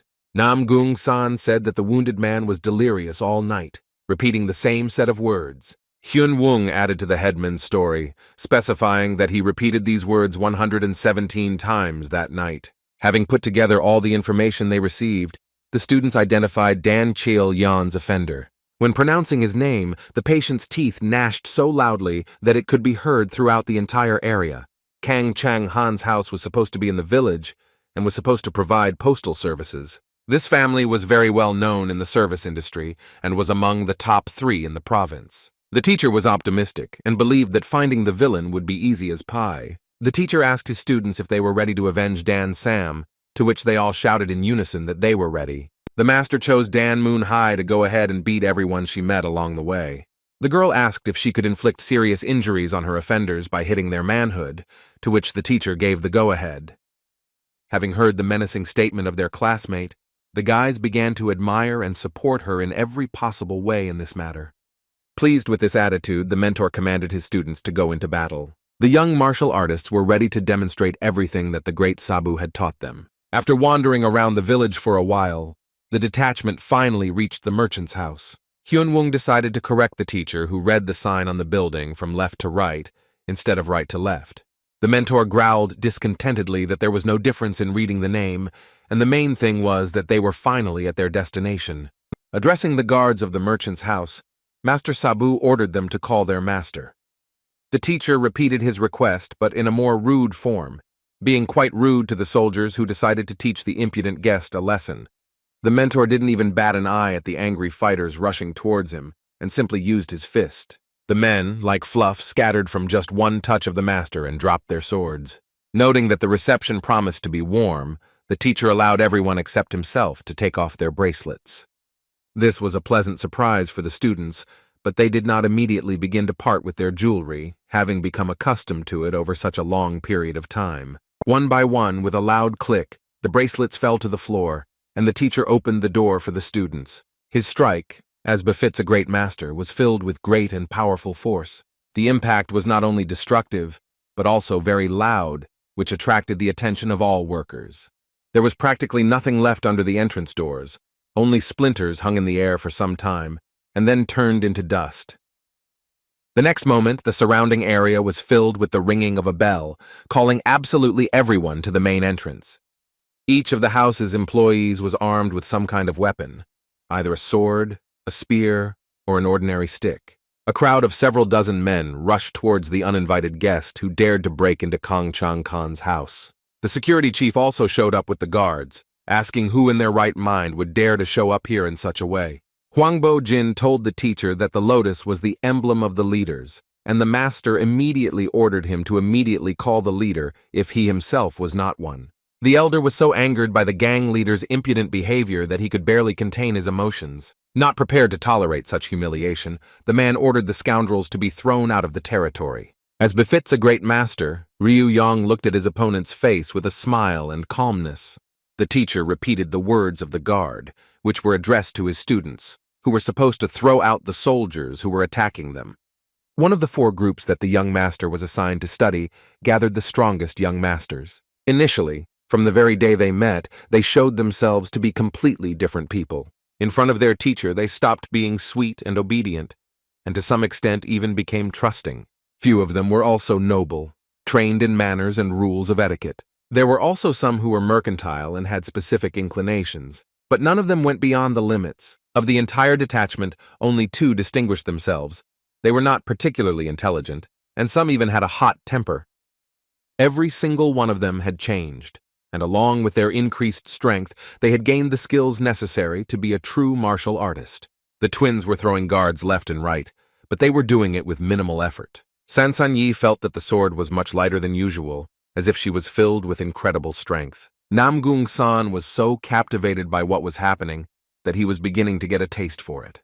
Having come to his senses, the guy felt ashamed that he had begun to enjoy beating a person. As soon as the student lost his vigilance, one of the guards immediately decided to take advantage of it. A classmate who was nearby at that moment saved his friend, having properly dealt with the attacker. The guy shouted after the scoundrel not to mess with any of the group members again. The boys swung their clubs without feeling their weight in their hands, and their movements became smoother and much faster. It was so easy for the students to punish the guards that they made a bet among themselves that whoever beat the fewest opponents would clean the camp. Seeing how hard everyone was trying, Namgung-san decided not to give in to them and prepared to put all his strength into the next attack. Looking around, the elder, who was preparing for battle, was perplexed as to why no one had attacked him. Running past the guy, Okyeon called him to follow her, explaining that there were no more enemies left on this level. The girl wanted to win, and to do so she needed to get at least a double-digit number, while San had only 6. The young man was not attracted by the prospect of washing floors throughout the entire camp, and he followed his classmate. In the busier area of the merchant's house, Dan Moon-hye left no trace of anyone who crossed her path. At the same time as the club, she used both her arms and legs, which, being free of bracelets, easily scattered enemies. Although the men were armed with spears and swords, they lacked confidence in their own strength. Sister Dan-sama wondered why her brother was beaten by the crowd, but the guards couldn't pull such a trick on her. The workers of the house rushed from all new directions away from the crazy woman, who was rushing for some reason unknown to them. The guards, whose orders were to defend the main entrance, did not have time to touch the ground from the blows they received. The teacher, despite the commotion that had arisen around him, walked up the stairs with a calm step. The great master drove away the enemies who appeared on his path like flies, without slowing his pace for a second. One of the lucky ones who managed to escape the massacre alive came to the gentleman with a report about the events taking place behind the doors of the house. The owner was stunned to hear that his army had been scattered by a gang of 10 men with wooden swords, led by a crazy old man. The merchant's house workers, like laundry after washing, hung on the walls, fences, and stair railings. Most of the guards that were scattered throughout the courtyard lay unconscious, completely exhausted. Having left his chambers, the gentleman came out to the group and demanded an explanation of who they were and what they wanted. Having condemned the owner for his rude reception, the master asked him a counter-question, suggesting that he introduce himself first. The advisors flared up, but the head of the house stopped them with a gesture, agreeing to play by the rules dictated by the strangers. The owner introduced himself as Chan Woo-yang and said that he was the main man in this house, after which he wanted to know the names of the uninvited guests who had so unceremoniously burst into his domain. Without revealing their names, the master only replied that they came from the mountains and wanted to talk to Kang Chang-han, but in response, they received only aggression. The owner of the house wanted to know what they wanted from him and Kang Chang-han to cause such a fight here. The master told how the scoundrel Chang-han, together with his guys, upon returning from the mountain, mercilessly beat his student. The teacher described in vivid detail how the scoundrel, being weaker than his student, attacked him with his whole gang, turning the young man into a cutlet. Continuing, the mentor said that the student was in such a serious condition that he remained unconscious, and his further fate was unknown. Sabu stated that the recovery would take 6 months, and that there could be serious consequences.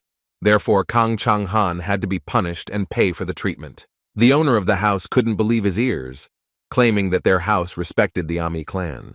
Chang Woo-yang assured that his son had just given a donation to their clan yesterday. The head of the house was confident in Chang-han's innocence, and since he returned home beaten, He wanted to find out what really happened.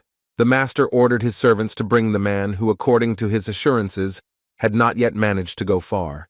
The servants dragged Kang Chang Khan, who was indignant that his appetite had been ruined, and Master Sabu, as soon as he saw him without a second doubt about the culprit, wanted to get straight to the point. The scoundrel's father stated that Chang Han was not a bad man, but could appear tactless when he was drunk. The tipsy man was immediately doused with cold water on Chan Wu Yang's orders to sober him up. The teacher sternly asked the scoundrel whether the beating of another of his students yesterday was his doing. The owner's son began to mumble that the guy started it first, and he was simply defending the honor of the house, but the master, confident that the culprit was lying, wanted to listen to his accomplices. Chang Wu Yang pointed fearfully at the people the evil old man wanted to interrogate. Turning around, the master looked at the guys who had taken part in the unfortunate incident, but saw no one except the beaten guards. Deciding that the villains wanted to get rid of the evidence, the teacher called on them to immediately stand up and defend themselves. The enraged Kang Chang Khan drew his sword, wanting to punish the impudent man who decided to disgrace his house. With his usual calm, the master threw down the club and ordered his student to catch it. Sabu lost his iron patience and, calling the pathetic drunkard a coward, snapped off his bracelets.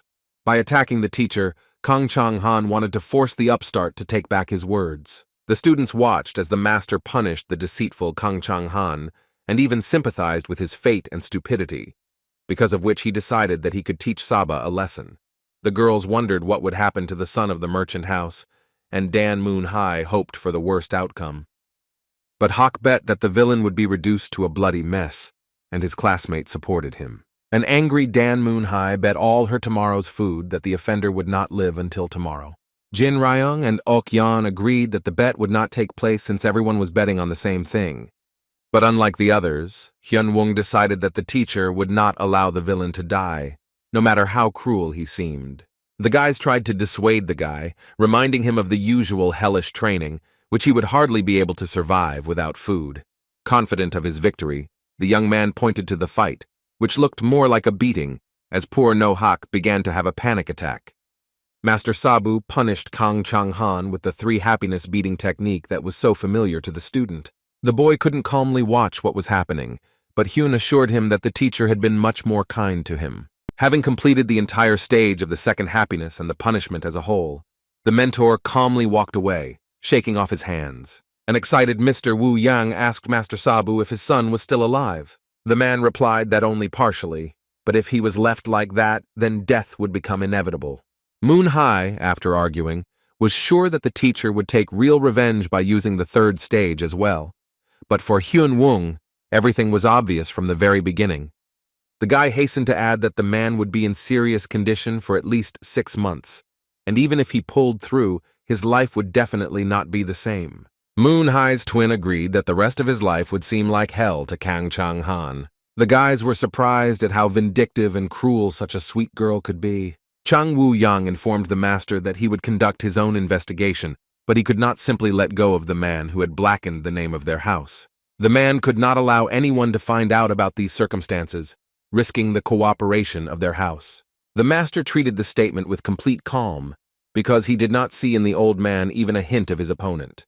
The teacher called Chang Wu Yang to him, who was happy to fight for the honor of the house. Suddenly the man's legs started moving so fast that they pushed the wind away from them. And at some point, having properly warmed up before the fight, Wu Yang pushed off with force. The technique used by the merchant seemed very familiar to the fascinated Jin Ryung. At some point, Chang Wu Yang, who was hovering in the air, began to quickly move from one place to another, changing his position every second. Several swords flew at the calmly standing Sabu, literally surrounding him, not giving him the opportunity to move to the side.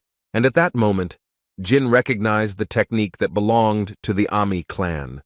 Outsiders were not taught such a technique, and from this, it followed that Wu Yang was the successor of the clan.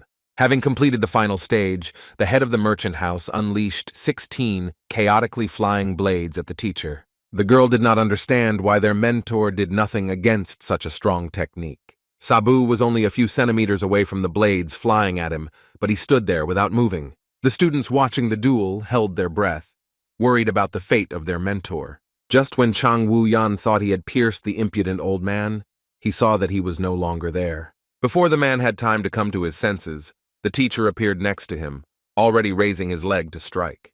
With his signature move, Sabu knocked the wind out of the head of the house, and with it, the confidence in victory.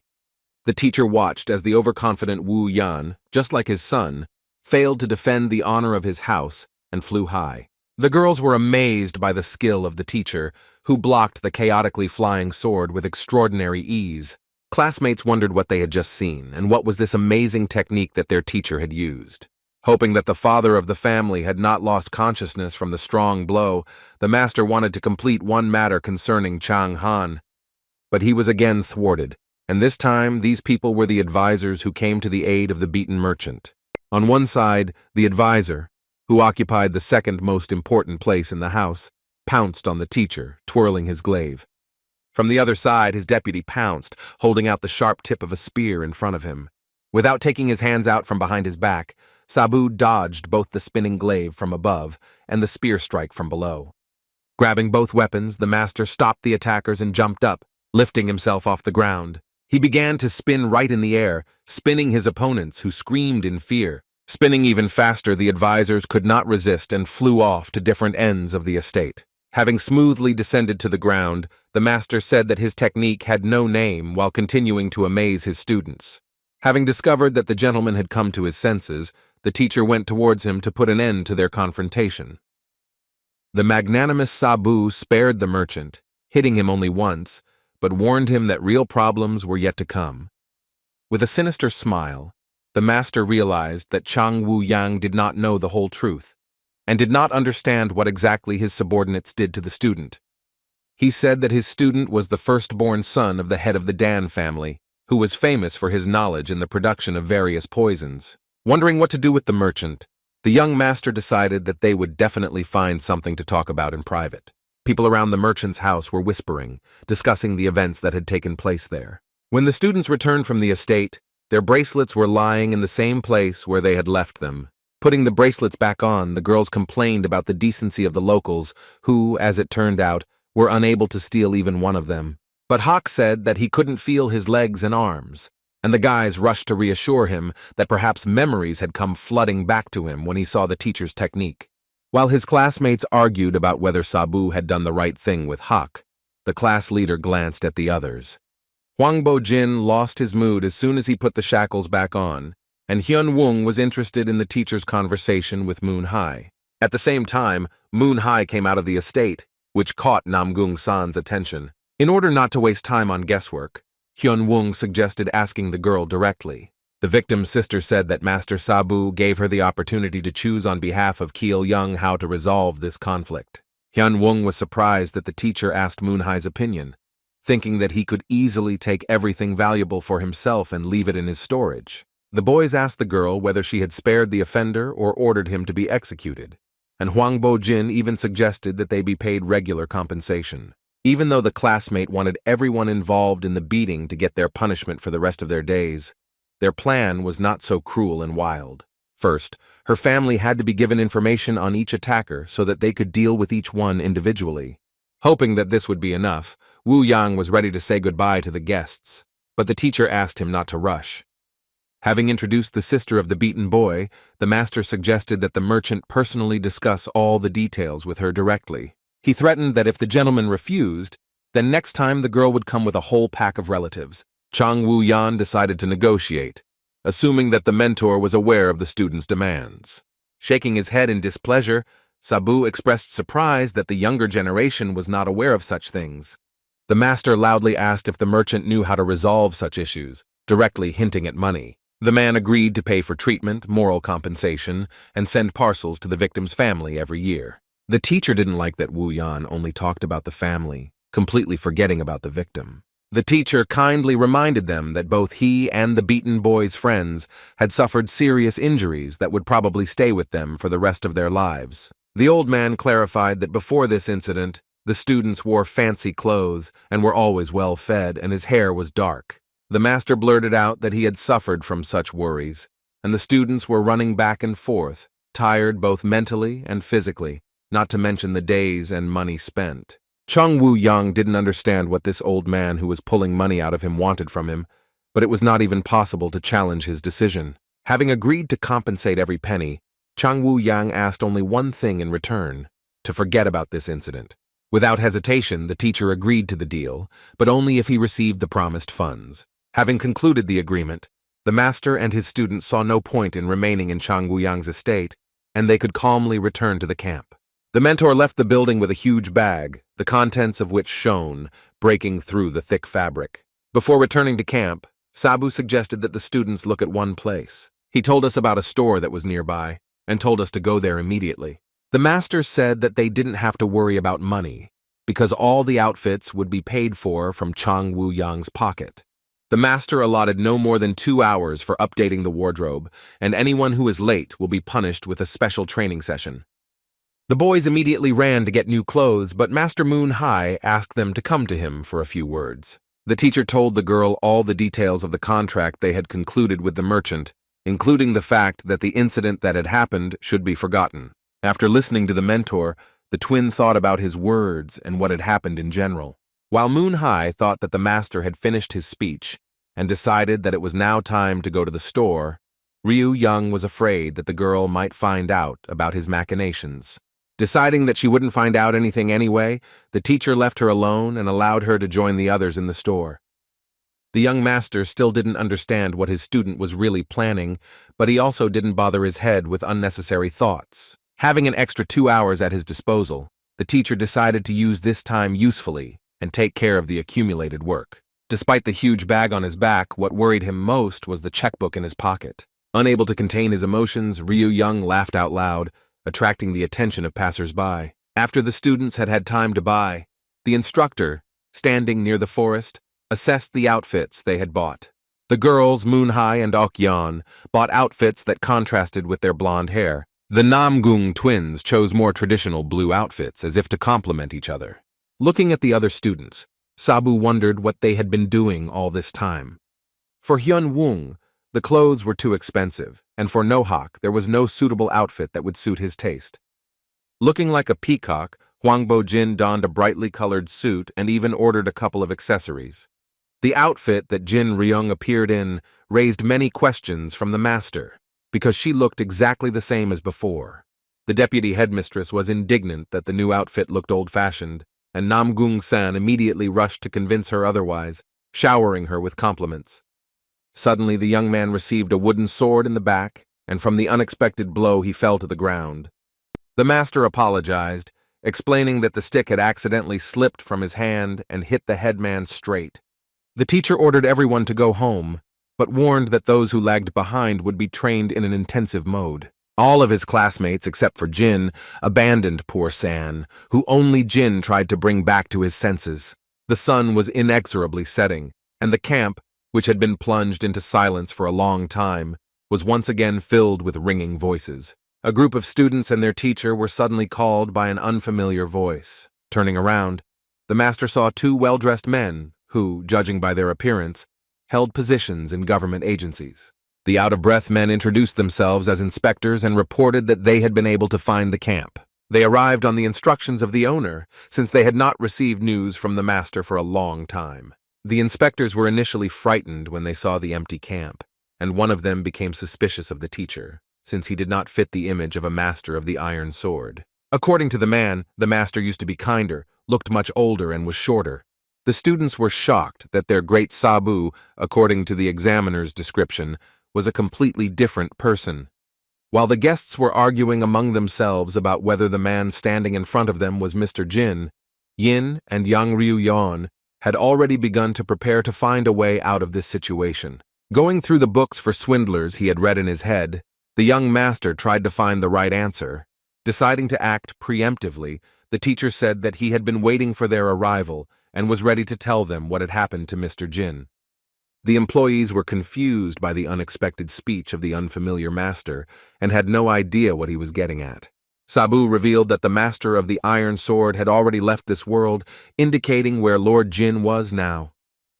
The inspectors were divided in their opinions, suggesting that he either flew away or died. Pointing to the master's burial place, Ryu Yong, in order to lull the men's vigilance, accused them of working slowly, since they had only just arrived. The employees were shocked by such terrible news and asked who then stood before them. Biryu Young pointed to himself and asked again if everyone had heard the question correctly. The young master looked at his students, who, no less than the arriving guests, wanted to know his true identity. With a good-natured smile, the teacher suggested continuing the conversation, which, in his opinion, would be very interesting in a more comfortable setting. While in the cafeteria, the students discussed the pressing question of who really was the man who had been teaching them all this time. They asked themselves various questions, wondering what they had been doing all this time instead of studying properly, and how to find this man who had let his hands fall. Headman Namgung advised them not to panic and to calm down, also noting that despite the mistake that had occurred, they were still able to learn a lot. His comrade Hyun Woong, although he didn't want to admit it, agreed with his words. He also advised the young man to come to his senses, because due to his excitement, he could not stop touching his broom.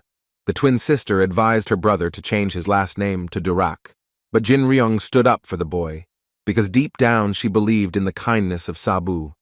Ok-yeon interrupted her classmates' thoughts by asking them to tell her more about the person who was supposed to teach them. Hyun told about Mr. Jin, who used iron balls and thin round blades in battle, and was one of the top 10 masters of the White Sword clan. Believing in her mentor to the very end, the girl assumed that he could have been either Master Jin's student, or his brother, or just a friend. Hwang Bo-jin noted the different styles of martial arts of the masters, and also emphasized that Mr. Jin earned a place on the list of the strongest due to having the right connections. Feeling the power of Master Sabu, No-hak agreed that if Master Jin had not fought anyone in public combat, he would have ranked last on the list.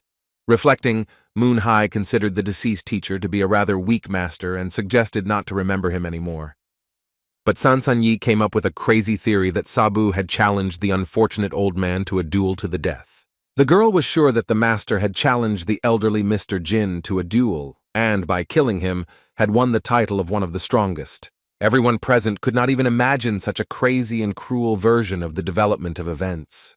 Without a second's hesitation, No-hak supported this theory, while the headman denied everything to the very end. Hyun Woong, while acknowledging his teacher's lack of kindness, believed that he would not kill someone for the sake of fame, but it was also impossible to explain why he hid his identity. While everyone was slandering the teacher, Jin Ryung stood up for him, suggesting an option in which the killer could have been someone else entirely.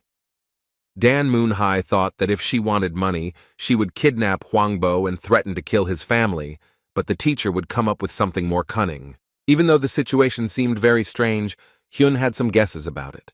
First, there was definitely a connection between the masters, but since the late Jin had no relatives, Sabu couldn't be part of them. Considering the age and character of both, they could not be either students or friends, except perhaps just acquaintances. Noticing the teacher's build, the boys were suspicious of his age, assuming that he could be middle-aged, or perhaps even younger.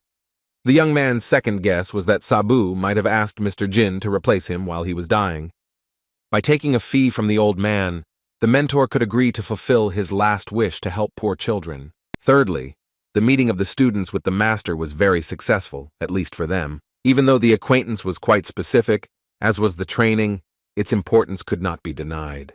Continuing the conversation, Hyun Woong asked his classmates if they felt anything unusual when they were in the merchant's house. As much as everyone would not like to admit it, over the course of their training, they were able to develop incredible strength. It was hard to believe that they were able to achieve such a result in just 2 months, but despite this, No-hak was not impressed and continued to harbor a grudge for his punishment. Jin Ryung's firm opinion was that all the knowledge they had acquired was invaluable for their future. Namgung-san supported his friend, noting that the acquaintance with the teacher could come to an end, especially after the inspection visit. His friend was sure that their choice could also affect the outcome of the negotiations, and they must decide whether to return to normal life or continue the hellish training. The staff were distraught to hear that Mr. Jin had died at the hands of street thugs, and at the time of his death had asked to replace him in teaching the children. Ryu Yong continued to back up his lie with details, saying that he had met the master, but very rarely. The young master tried to express sympathy for the deceased, mentioning his favorite activities and bad habits. The old man's death was so sudden that Sabu didn't even know who to tell about it. He wasn't part of any community of masters, but he couldn't leave his children in trouble. The men were so naive that after such a speech from the mentor, they took the lie at face value, believing in the friendship between Mr. Jin and Sabu.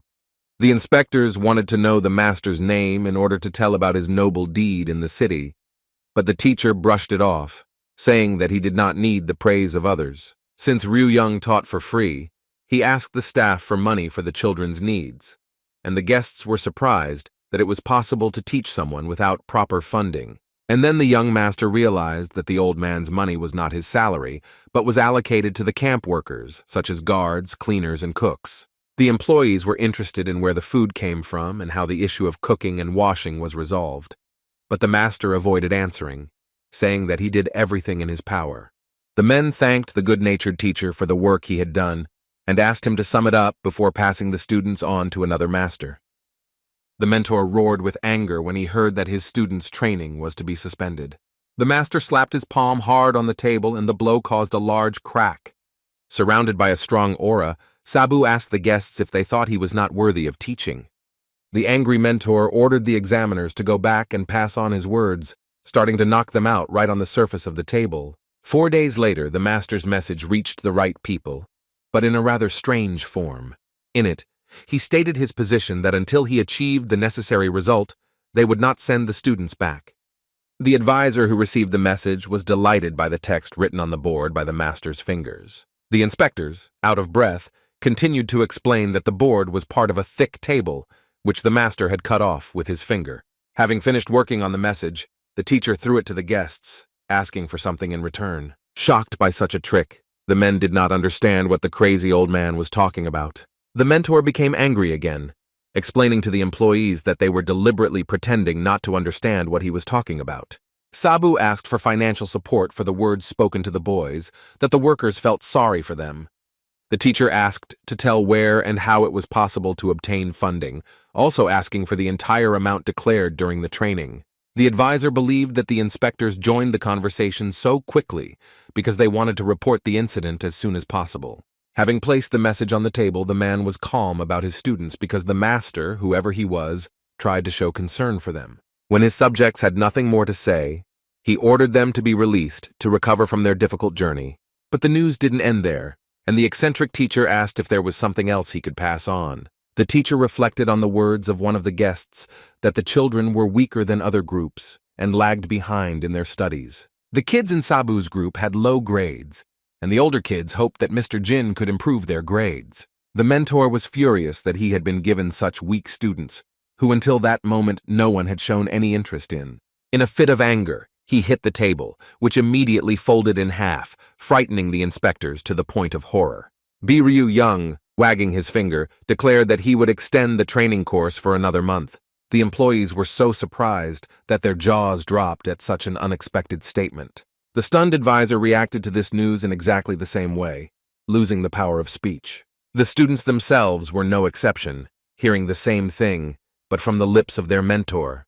The master did not like the boys' reaction, and in order to somehow cheer them up, he tried to convey that such a decision would give them the opportunity to learn something new. The female half of the students were the least interested in learning new skills if it required an extra month of their lives. The students, who thought that the hardest part was behind them and that their torment would soon come to an end, in fact had only completed half the journey. Trying to hide his displeasure, Namgung-san tried to explain as gently as possible what caused this reaction.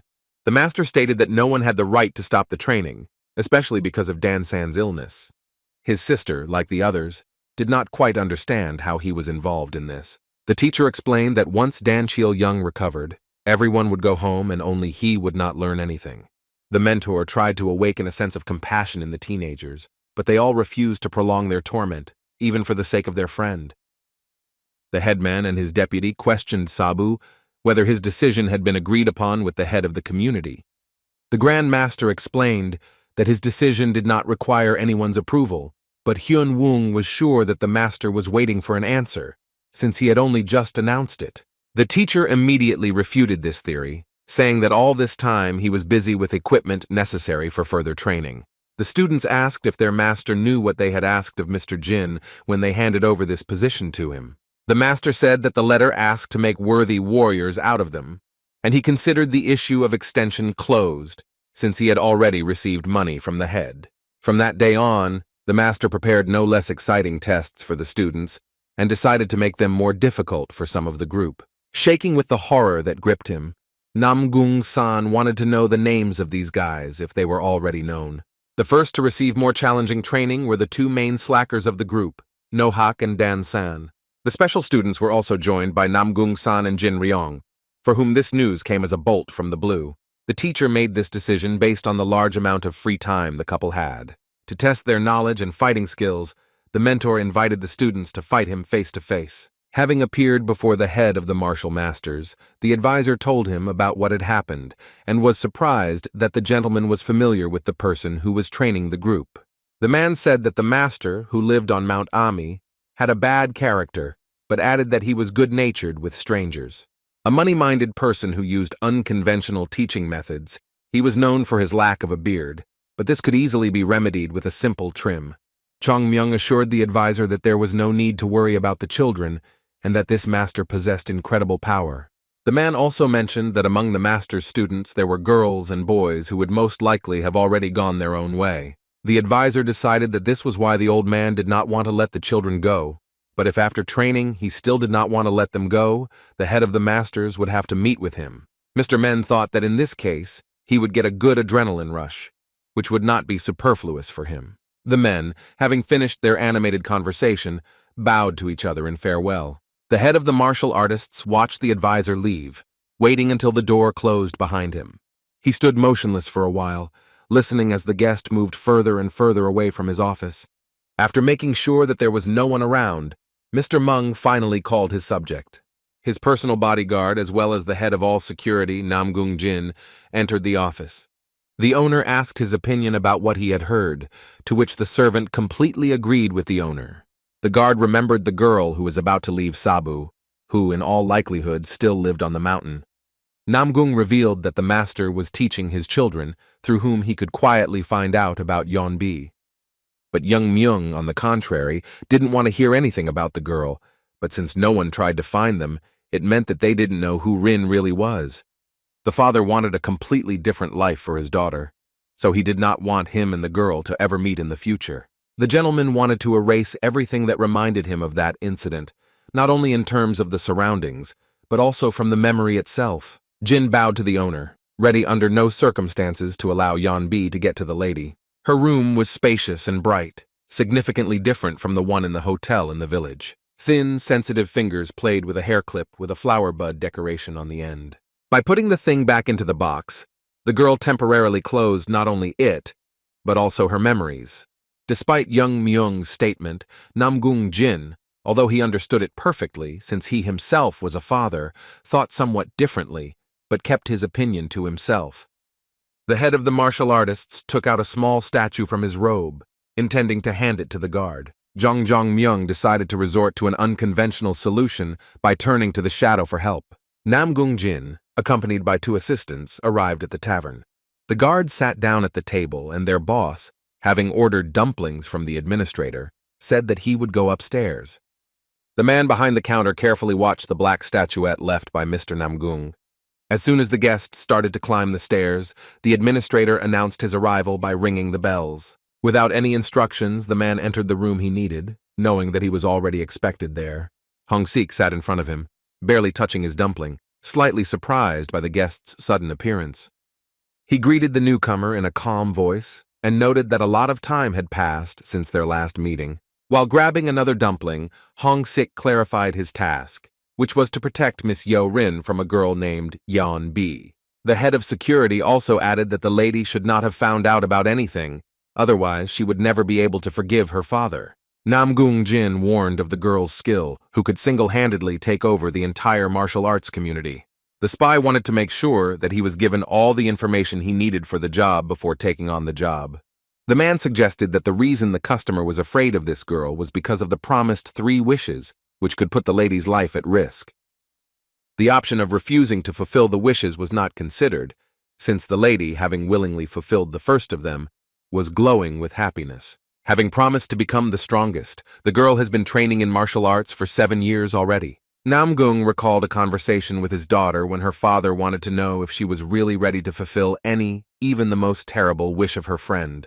The daughter stated with unshakable confidence that Yeonbi would never ask for such a thing, and even if she did, she would have a good reason for it.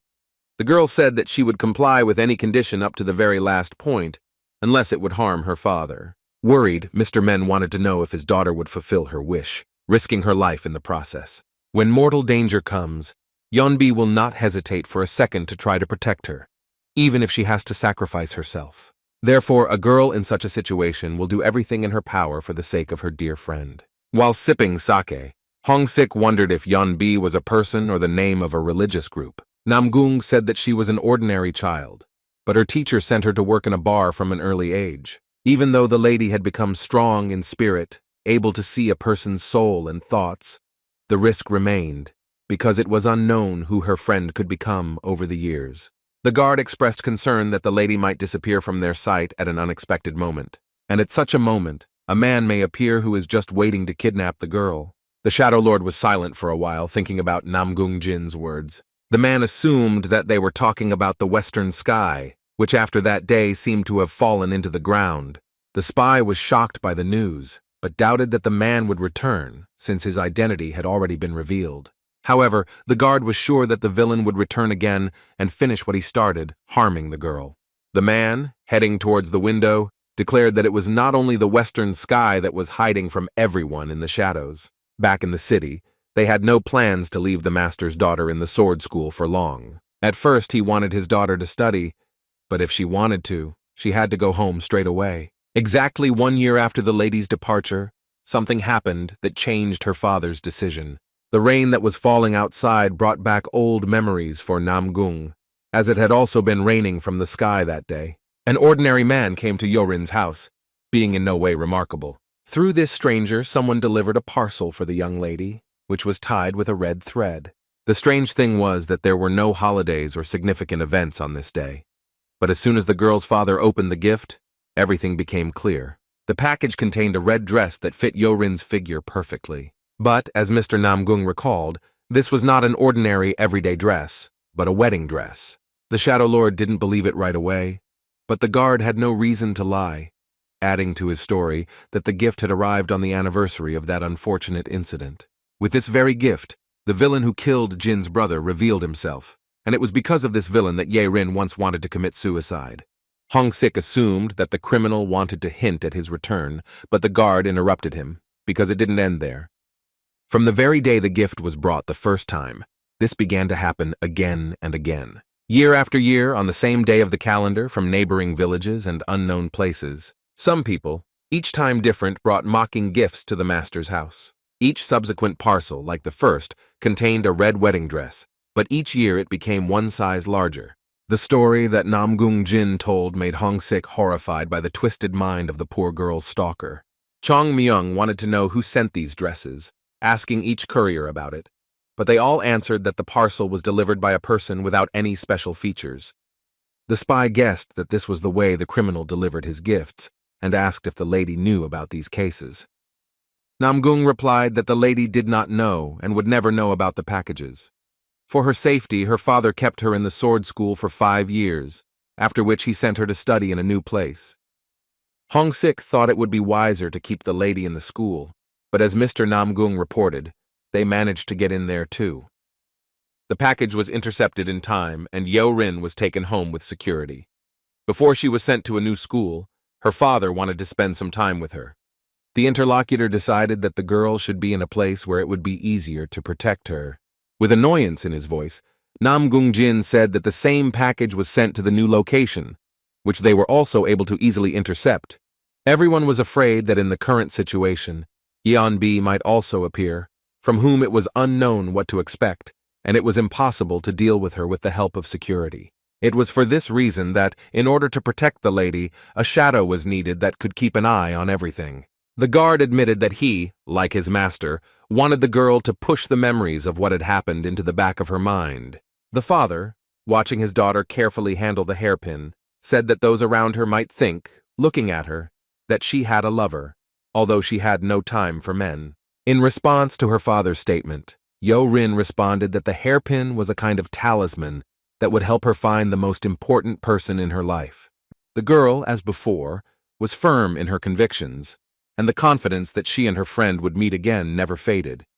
At this time, Ryu Yong, hiding under the guise of the Great Sabu, conducted new training for his students. Namgung San, balancing on a rope with a stick, shouted that he was going to fall and break himself. But the teacher continued to ignore his cries. At some point, the rope began to shake violently, and the young man's leg suddenly slipped off the rope. With a monstrous scream and tears in his eyes, the group leader, along with the stick, flew down. Watching this scene, Master Sabu was disappointed in his student, but still pulled the rope. In order to properly punish Namgung for his mistake, the mentor used his inner strength. A bolt of lightning ran along the rope, reaching the student dangling at its end. The guy, who had been falling into the abyss just a second ago, flew into the air several meters, still screaming hysterically. The young man began his fall again at great speed, approaching the ground. But the good-natured mentor did not let his student fall, and Namgung-san landed right into Sabu's arms. The next moment, the master threw the guy away from himself as if he were an unnecessary trinket. The young man fell hard to the ground, and his classmates immediately ran up to him, inquiring about his health. Dissatisfied with how the training was going, the teacher demanded that the rope be returned to him and that the noise stop. The boys watched the teacher with bated breath, not wanting to end up in the place of the next test subject.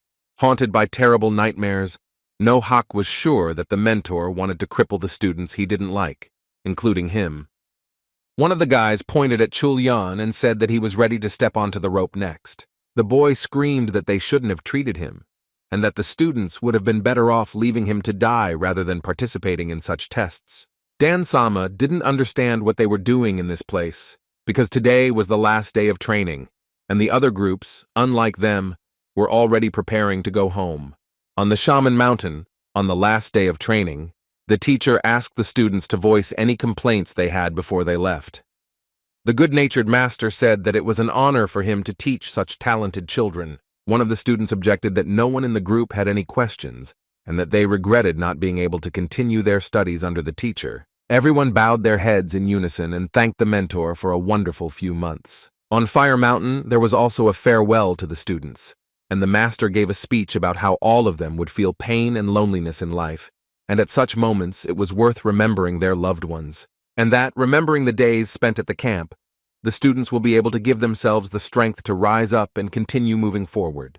The mentor's words, according to the students themselves, deeply impressed them and will remain in their hearts for a long time. Showering them with compliments, the boys said they would never forget the teacher who reciprocated their feelings. Another group studying at Mount T also finished their classes by leaving anonymous notes of good wishes for each other. The notes were needed so that the students could look at themselves through the eyes of those around them and develop in themselves the traits and qualities inherent in every warrior. The old woman admired her students, wished them all the best, and the students, being grateful for the training, did not want to part with the master. One of the students approached her adopted sister, who looked at her note for a long time. The girl in the red dress asked if she had seen anything inappropriate in the letter. The student who questioned the contents of the note had a black patch over her eye and was distinguished by her impudence both in words and in her behavior. The student replied that there was nothing wrong with the note.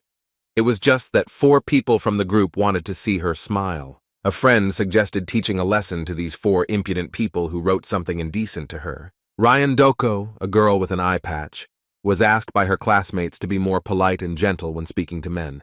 The girl said that she wanted to tear up the note, but after seeing the phrase left by the headman, she decided to keep only it, because she believed in her friend. Sister confirmed that her note also contained a line left by Ryan, saying that she would succeed.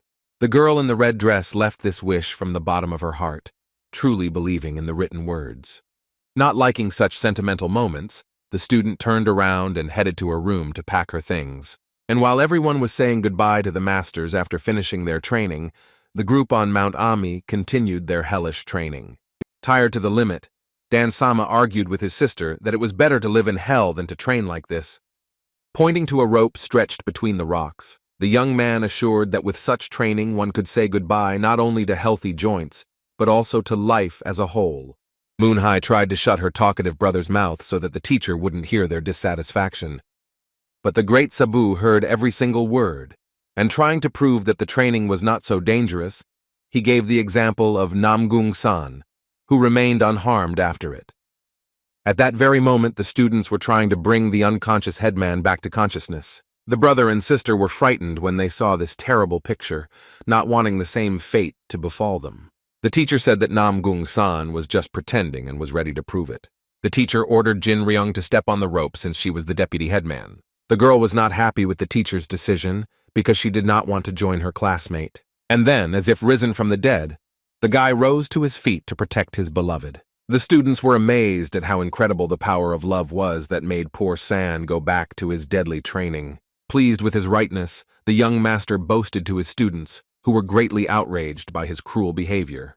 But suddenly Jin Ryung herself began to stand up for her savior, offering to go out on the rope instead of him. The teacher decided to clarify and said that no one should worry, because everyone present would go through this. And every day they will walk along it, over a huge abyss until everyone can reach the other side. The group went through the tests, accompanied by loud crying, and the master kept wondering how they would cope with the remaining, even more difficult tests. Sabu prepared so many different tasks that the students, if they do not manage to complete them, will be forced to stay, and the teacher will ask them to extend the course. Sitting on a chair, the master held a rope that served as a safety net for the training student. This time, Wang Bo-jin was on the rope, shaking every second as he stood above the abyss. The guy had already walked most of the way, and his friends on the opposite side were encouraging him in every possible way. Unable to bear such stress any longer, the student decided to take a risky step. Suddenly he rushed along the rope at great speed, not trying to hold it so as not to swing it. And the very next moment he jumped from the rope onto solid ground and received sincere congratulations from his friends, who were so worried about him. As time went on, more and more leaves fell from the trees, leaving them almost bare. Sansanyi assumed a fighting stance to concentrate before taking on another difficult task. Fully prepared, she pushed off the ground with such force that it seemed she was trying to spend as much time in the air as possible. The girl ran so fast that it seemed as if she was floating in the air. The student quickly and deftly ran across the sharp blades, and her feet seemed not to even touch the bladed weapons. The students watching the demonstration were more pleased with the success of their classmates than with their own. Hwang Bo-jin and No-hak were hanging upside down, tied to a huge rock. Armed with a basket full of pine cones, Moon-hai and Chil-young were ready for another training session. Just as Sabu had done in his time, the young master, sitting on his throne, snapped his fingers, announcing that the task could begin. The twins enthusiastically began throwing cones at their targets using their entire arsenal. The students, tied to the stone, began to wriggle like snakes, dodging every cone that flew at them. Admiring the persistence and skills of their classmates, the guys began to applaud as soon as they successfully passed the next test. Time passed. The training did not stop but only intensified, bringing the students ever greater achievements. Jumping into the water with his hands tied behind his back, Namgung-san untied himself without difficulty, feeling extremely happy with his success. Classmates never ceased to be amazed by each other's new skills and achievements. The students developed so much that they even used the knowledge and skills they had acquired during their studies in cooking. Even fragile and tender girls were able to achieve such a level of strength and endurance that they could now compete equally with men. As soon as the last orange leaf fell from the branch, the difficult lessons were finally over. Sitting in his room, Ryu-young thought that it was time to send the students home. He tried to figure out where to get money for the trip, and the guy came up with the idea that they should get to the city on their own, considering this the last test. The young master considered himself not as cruel as his mentor, because he did not want the children who spent so much time training to end up becoming bandits. As always, without knocking, Sabu burst into his student's room, accusing him, as usual without any particular reason. As soon as the anger that clouded the old man's gaze subsided, he was horrified to see the state Ryu-young was in. With a mask on his face, the student said he was almost scared when cucumbers fell from his mask.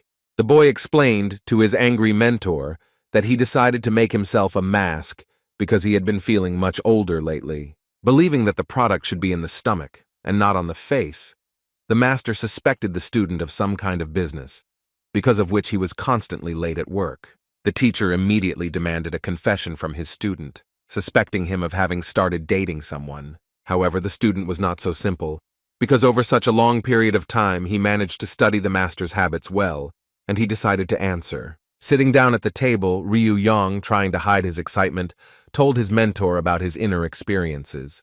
They consisted in the fact that the poor student always lacked gold coins to provide his wonderful teacher with worthy gifts.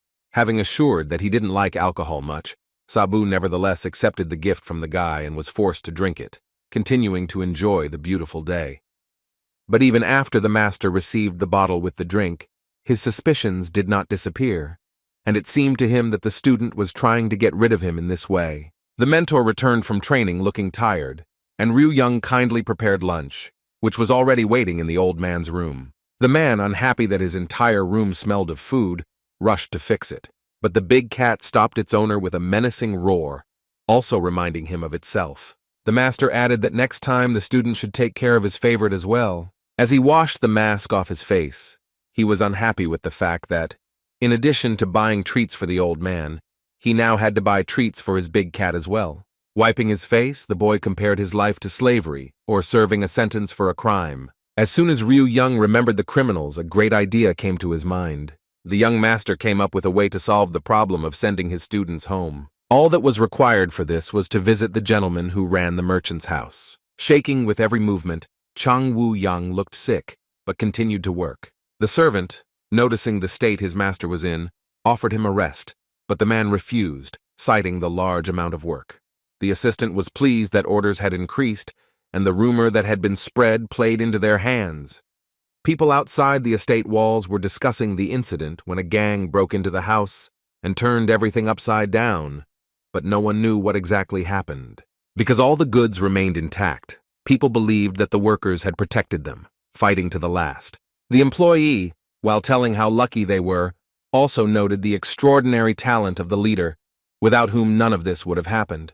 Not being a fan of sycophancy, the gentleman ordered that they stop praising him and close the topic of conversation, because just the thought of it made his heart bleed. Suddenly, like a bolt from the blue, the bell rang, and the men immediately understood who had come to visit them. Shouting the name of the crazy old man and shedding tears, the men fell into wild hysterics. The merchant joyfully greeted the unexpected guest, even though he was shaking from the mere sight of him. Knowing that there had been a shortage of couriers lately, the master offered to help the gentleman with this issue, but was surprised at how he was received. Chang Wu Yang, surrounded by his guards, claimed that under any circumstances they were all glad to meet him. The teacher learned that the office was supposed to deliver cargo in the direction the students were supposed to go, and suggested using them as security. Sabu explained that since his disciples were about to travel, the master could kindly help them with the journey, while they would help him with the delivery of the cargo. The teacher regretted that he could not join the trip, but noted the high level of skill of his children. Not one to take no for an answer, the master approved the deal, even though Wu Yang had not said a word during the conversation. Knowing that he had no choice as such, the man began to look for the positive aspects of this situation. The merchant did not refuse the offer, remembering the enormous strength that the old man possessed.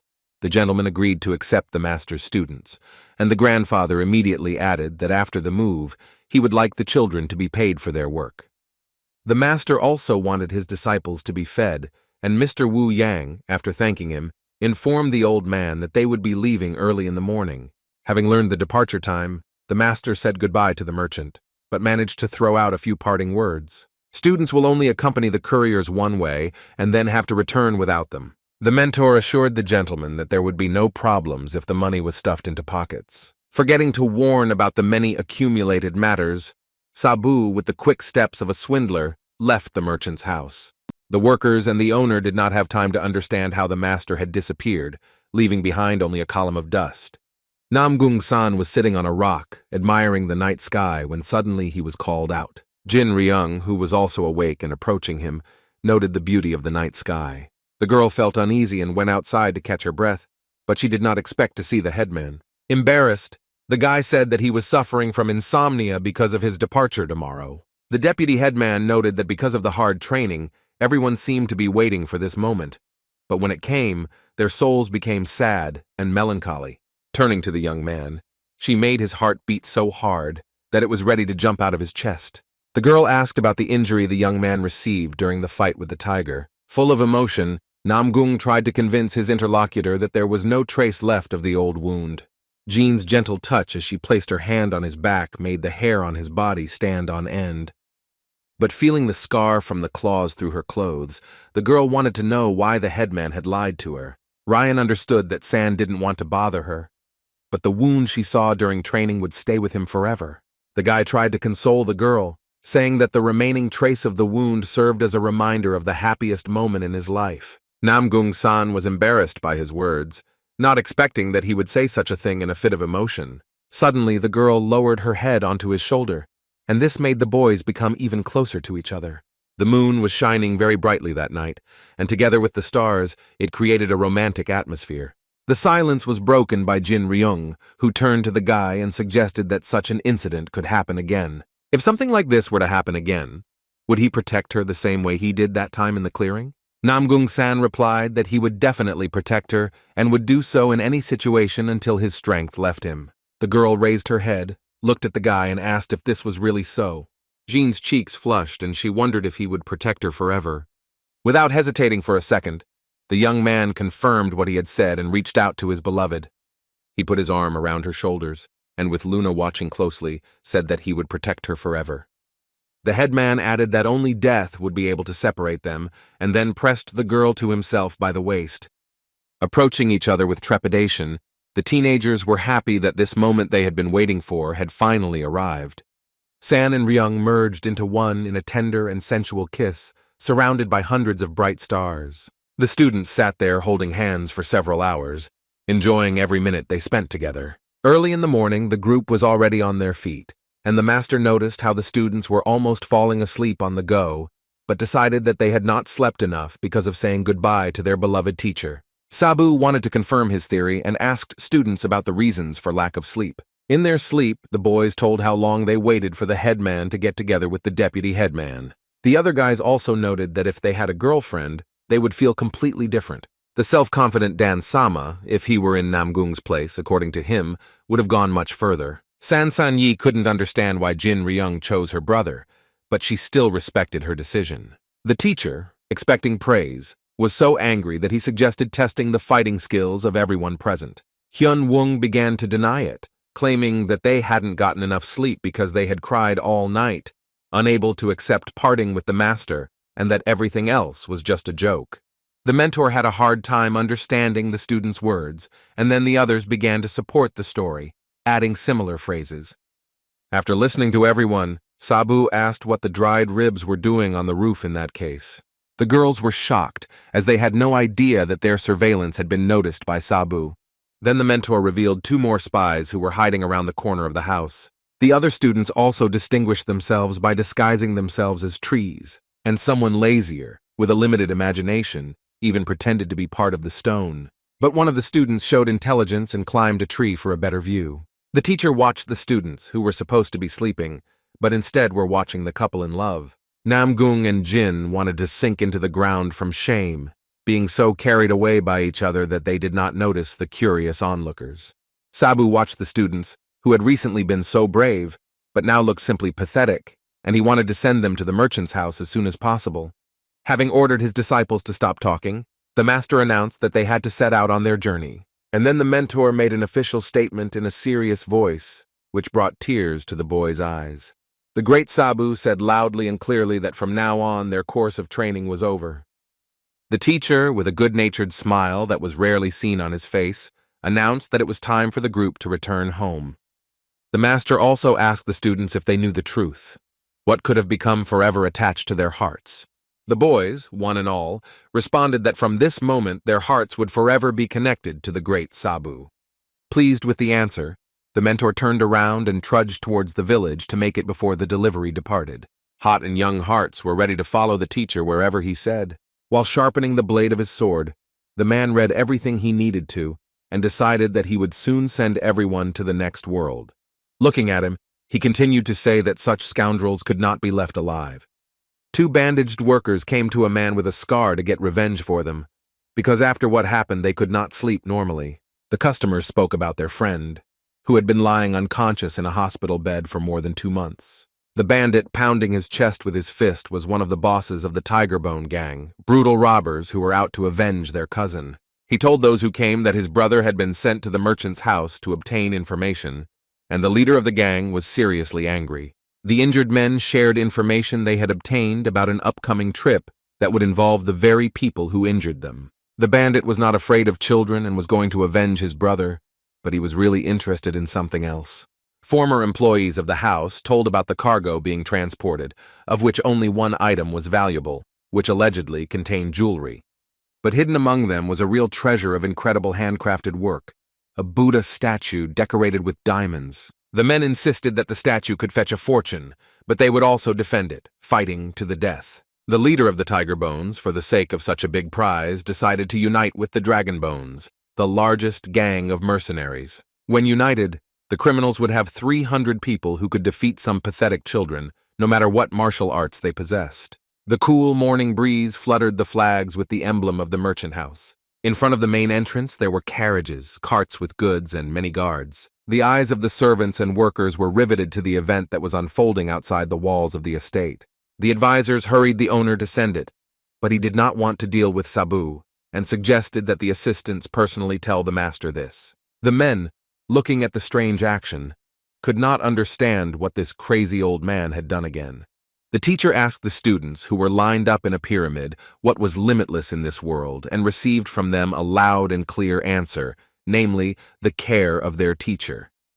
By asking them what was deeper than the sea, the mentor learned about the children's feelings, that it was love for their teacher.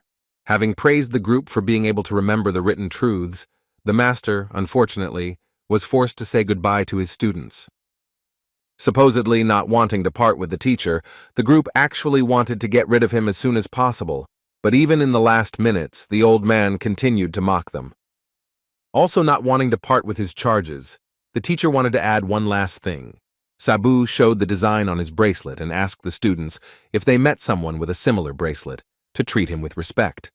Having heard a satisfied answer, which was naturally positive, the master waved his hand and announced the time for farewell. As their teacher left, the teenagers joyfully shouted and asked the teacher to take care of himself. Literally a few minutes later, a large detachment left the territory of the merchant's house, setting off on a long and difficult journey. Ryu Yong, surrounded by the dust left by hooves and wheels, watched the group leave the village. The guy, with a sad expression, looked up at the clear sky. Exhaling heavily, the young master felt an emptiness inside himself with the departure of his little slaves. Along with the emptiness inside, Ryu Young felt a certain sadness, realizing that he was once again left all alone. The guy, already without his gray wig and in his usual clothes, was cooking in the kitchen. Without looking, he cut the vegetables and sent them with one quick movement into the container with the future dish. While throwing another portion into the pot, the guy was suddenly called out by his mentor. The old man looked chic, wearing a new robe, sparkling in the sun's rays like a gold coin. The master found it suspicious that the student stopped buying him food and drinks and spent the whole day at the stove. Ryu Young explained that he was training, earning money, and making supplies for the winter with the help of his personal slaves. The guy, immediately paying attention, nevertheless asked what had happened to his mentor's appearance. The teacher proudly announced that before putting on his new outfit, he took a swim in the lake. Stroking his precious beard, the master asked the student if it seemed to him that it looked especially snow-white today. The student advised the mentor to take a rest, who, expecting compliments, was displeased to see the sour expression of his protege. With a sly grin, Master Sabu asked the boy if his girlfriend had dumped him again. It was a mystery to Ryu Yong that someone had abandoned him, and what was even stranger was that, according to the master, this was not the first time. The mentor compared the student's current behavior to when his skinny lover left Sabu, and here he began to lecture the boy, saying that there was nothing unusual in this, and that it was stupid to grieve when half of all the inhabitants were women. The old man thought that since this was not the first mistake, it would be extremely difficult to build further relationships. But the student hastened to assure that the master was very wrong about everything. Ryu Yong asked to believe that everything the teacher had imagined was not true, but the old man believed that the lover simply did not want to confess. To cope with the grief of loss, the mentor decided to fill the young master's head with learning new skills and told him to come to him after lunch for training. But this time, the master wanted to teach the highest level of control of the Thunder Sword, called the Thunder God Stage. Sabu warned that in order to master such a skill, one must give it his all, otherwise the guy might not be able to master the technique completely. Suddenly lightning flashed, and a deafening clap of thunder was heard as the detachment walked between the mountains. The natural phenomenon greatly frightened the horses, who began to neigh loudly, ready to run away at any moment. One of the merchant's houseworkers consoled the cattle, but he himself was worried, sensing impending disaster. Namgung-san, like the others, became wary, commanding his classmates to stop. Drawing his sword, the headman ordered the students to get ready, sensing the approach of danger. The couriers heard some noise, but could not distinguish it because of the rumbling thunder. With their heads thrown back, the young warriors looked out for an enemy who might be hiding in the mountains. Having prepared their weapons, the students carefully looked out for the enemy on the sharp peaks of the rocks. The girls clearly heard a roar high above their heads, which was clearly not caused by the bad weather, but by something else.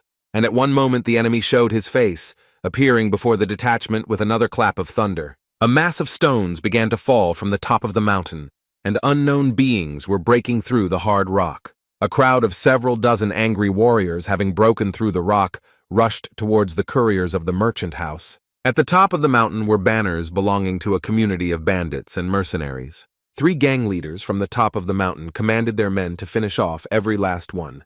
Hyun Wung was intrigued by the order given, and his friend Namgung-san was not against punishing the impudent upstarts. In the light of flashing lightning, the young man addressed his classmates with an order. Namgung-san ordered all members of the group, without exception, to take off their bracelets and fight with all their might. One by one, the loud clicks of the students' jewelry coming off could be heard in the gorge. As soon as they broke the black circle on their wrist, they felt a surge of power. The criminals surrounded the squad from both sides, descending towards them at a mad speed.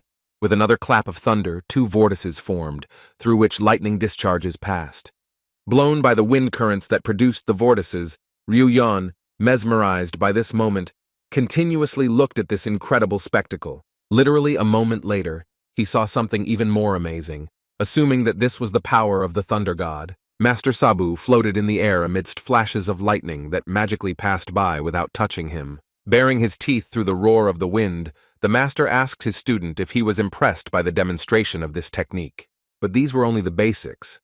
And before showing everything else, the teacher, having combined 2 whirlwinds into one, asked the boy if he could repeat this. The birds took to the skies, leaving their usual habitats with the onset of cold weather. A flock of birds flew over the city, which will soon be welcoming guests. There was a watchtower on the wall near the main gate, and people on it were looking out for enemies. The guards standing at the gates themselves were already quite tired of their duty, because nothing had happened for a long time. First-year students were stationed at the checkpoint, wanting to get home as quickly as possible, just to avoid freezing. Suddenly, interrupting the couple's conversation, the guards from the wall addressed them from above. The man in the tower shouted about the approaching crowd of strangers, while his partner actively called for help, waving a yellow flag. Excited by such unexpected news, the blood inside the guys began to boil, and they instantly warmed up. Soon, the very crowd of people that the caretakers had spoken of appeared on the horizon. They all looked menacing, their eyes flashing menacingly, illuminated by the sun hiding behind the horizon. One of the crowd attacked a security guard who ordered the stranger to stop. But Hawk, with a lightning-fast movement, hit the young warrior so hard with his stick that he almost fell from the blow. The tramp asked for more respect for the senior student, who was not immediately recognized. The guard was extremely surprised, scratching the place where he had been hit, and began to guess who was walking behind his friend. Headman Namgun reported that the group had arrived back home in full force. One of the guards rushed to report the arrival of the students, and the people near the wall began to whisper, remembering the rumors that were circulating about the students. Waving his stick, No-Hawk scared away all the gossips, forcing them to shut up. Otherwise, he was ready to hit them on the head. Looking at the arriving students, the guard asked what had happened to them. Noticing the bloodstains on his clothes, the young man hoped that when their training was extended, the boys were not forced to fight. With some pride, the tramp said that the blood on his clothes belonged to the bandits who had attacked them. After all, they were walking with the delivery agency. Speaking about the battle, the boys compared it to a war, and the headman noted that there were only about 10 couriers, while the number of opponents exceeded 300. The security guard was surprised that the robbers attacked without even resorting to negotiations. San San Yi had never even heard of them. But Ok Yan enlightened her that the bandits first try to find out the skill level of the martial artists, and then negotiate. Huangbo confirmed his classmate's words, because this was the reason why there were rumors that the robbers first negotiate with the masters and then let everyone go without a fight. The boys assumed that the bandits knew what was in the carts, and tried to overcome the group of students with their numbers. Jin Ryung told how Dan Sama and Moon Hai saved them at critical moments, neutralizing their opponents with poisonous blades. The freshmen wondered who this Dan Sama was, to which No Hak replied that it was Chul Young's nickname, and only those close to him could call him that. After running out of blades, the brother and sister continued to throw stones at their enemies without missing a single shot. Namgung San took the credit for dispatching the tiger's bones with just one swing of his sword, while Hyun Woong was in a duel with the bandit's partner who was in charge of the dragon bones. Having run almost over heads, San San took on the deputy leader. But in order to finish off the scumbags as soon as possible, Jin Ryung came to her aid.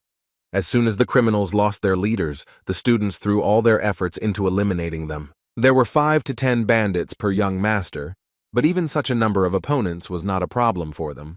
With a grimace, No Hak told the young man that there was plenty of blood, but they simply could not act differently. The young security guard wondered if it was these robbers from the cruel clans that were rumored in the area who had been beaten up by the senior students. Huangbo Jin said that it was impossible to know about these groups without visiting specialized institutions. The young man could not believe that the combined groups were unable to deal with such a group of students and wanted to know what they did during their studies. This question opened up fresh memories in the students' minds that they would have preferred not to remember. The whole group instantly darkened, and before that their lively eyes went out, as if something had died inside. The guys said that they had experienced firsthand what real torture was, and that they were no longer afraid of going to hell, since they had spent several months there. But Hak pounced on the curious boy, assuring him that he could never have imagined in his wildest dreams what had happened to them. The tramp ordered not to raise this topic again, but finally decided to say something. In this world, there was a monster that looked exactly like a human, and it was impossible to tell the difference. It was he who created a huge water vortex in the cold winter river, which literally went beyond the banks. Having reached an incredible height, the whirlwind suddenly burst, and the water poured back into the lake. A second before it disappeared, Ryu Young popped out of it like a cork at the last second, and the water snapped. The guy landed softly on the nearest rock, and behind him the water falling from the whirlwind formed a real wall of rain. Breathing heavily, the student tried to catch his breath, thinking to himself that he had no chance of mastering the last step. Very tired, he lay down on the cold stone, remembering the demonstration of the Thunder God's technique that Sabu had shown. The master levitated, and the lightning bolts were like his obedient little animals, running around him at the command of the master. The young master was surprised that the technique shown was only the basis, and could not understand how the old man could do it. Praising himself and his innate talent, the master shared the secret of the technique, trying to explain it as clearly as possible.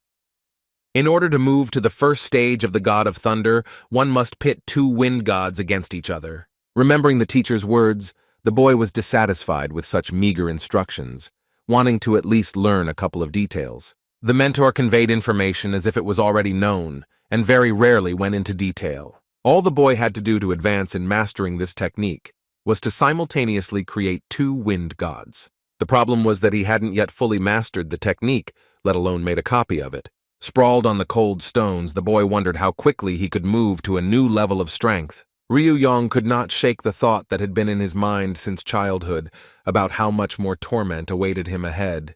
In order to fully become a master of the sword of slaying, it was necessary to intensify training, but first it was worth setting aside time to rest on the eve of the new year. The master met his student at the fire, complaining that due to his long absence he had to cook dinner himself. After training, Ryu Yong worked in the forge and stayed late, and as a token of gratitude, the owner gave his mentor expensive sake. Claiming that the drink was quite disgusting, the old man nevertheless accepted the gift, since it would have been impolite to refuse it. The gift turned out to be very expensive, and the master decided that the blacksmith had fallen for the merchant's tricks. Ryu Yong didn't understand how the old man knew about prices, since he never went anywhere except with Belenka, to which he replied that everything was obvious from the packaging. While the master was busy with the drink, inhaling its aroma, the guy decided to ask him one question that interested him. He started from afar, saying that the mentor had not gone anywhere for a year, and if that happened, he only went out into the surrounding area. The student pointed out that the master was always at home, and he became interested in whether he ever went anywhere. Having poured himself a cup of the aromatic drink, the old man silently watched the flames in the fire. The mentor replied in a thoughtful voice that he had left his hut, but only for a short distance. And immediately he was bombarded with questions from the curious guy about how often Sabu went away for the night and whether it happened at the same time. Demanding utmost honesty from his teacher, Ryu Yong assured him that he would not tell his secret to anyone, and that perhaps the old man had a family whom he visited periodically. For these words, the guy immediately received a blow to the head from the master with his signature blow from a distance. Sabu assumed that the guy had long missed being punched, and considering what the guy said to be nonsense, said that he had no family. Ryu Yong was indignant that the teacher treated him like that when he decided to get to know him better, to which the old man answered him with a smile that for 10 long years he still had not learned his name. The young master thought for a moment. Because he had never really asked himself such a question, Ryu Yong came to the conclusion that if he suddenly found out the name of his mentor, he would immediately kill him so that this information would not fall into anyone's hands. For yet another stupid thing said, the master again punished the student who had let his tongue loose. Scratching his aching head, Ryu Yong explained that he had not interfered in the master's personal life, like a well-behaved student, but in return, he had only received another punishment. Ryu Yong could finish his beatings by preparing sake for the master to take with him on the road, as the master was planning to leave at dawn. Still intrigued by the teacher's background and personal life, the boy decided to make another attempt. He questioned him again, trying to find out his real name, as he could not help but be curious. The cunning Sabu ordered them to leave him alone and die of impatience while he was away. After these words, the last spoken by the mentor that evening, he left the student and returned to the house. Stirring the coals to keep the fire from going out, the young master accepted with annoyance the fact that he would have to wait a very long time for an answer to his question. In the company of Belenkaya and the training dummy, Ryu Yong spent some time by the fire before going to bed. At dawn, the sun's rays touched the snow-covered trees on a small island. It was to this island that Master Sabu arrived, remembering a certain disobedient student. The teacher admired the beautiful landscape of the mountains, the snow on which shimmered beautifully in the sun. The old man enjoyed the beauty of these places until the evening, which he waited for as if specially to open the expensive sake. The master poured out all the contents from the vessel into space, as if he were treating someone. As the old man splashed the alcohol, he noted the strong aroma of the drink, also remembering that the man in whose memory he was putting on this performance did not generally drink. As he left the island, the teacher wondered why the boy from his memories had also left his yard. As soon as the food fell to the surface of the water, hungry carp immediately appeared from it. While feeding the fish in the pond, the man suggested that the boy leave, since this was what the ruler wanted.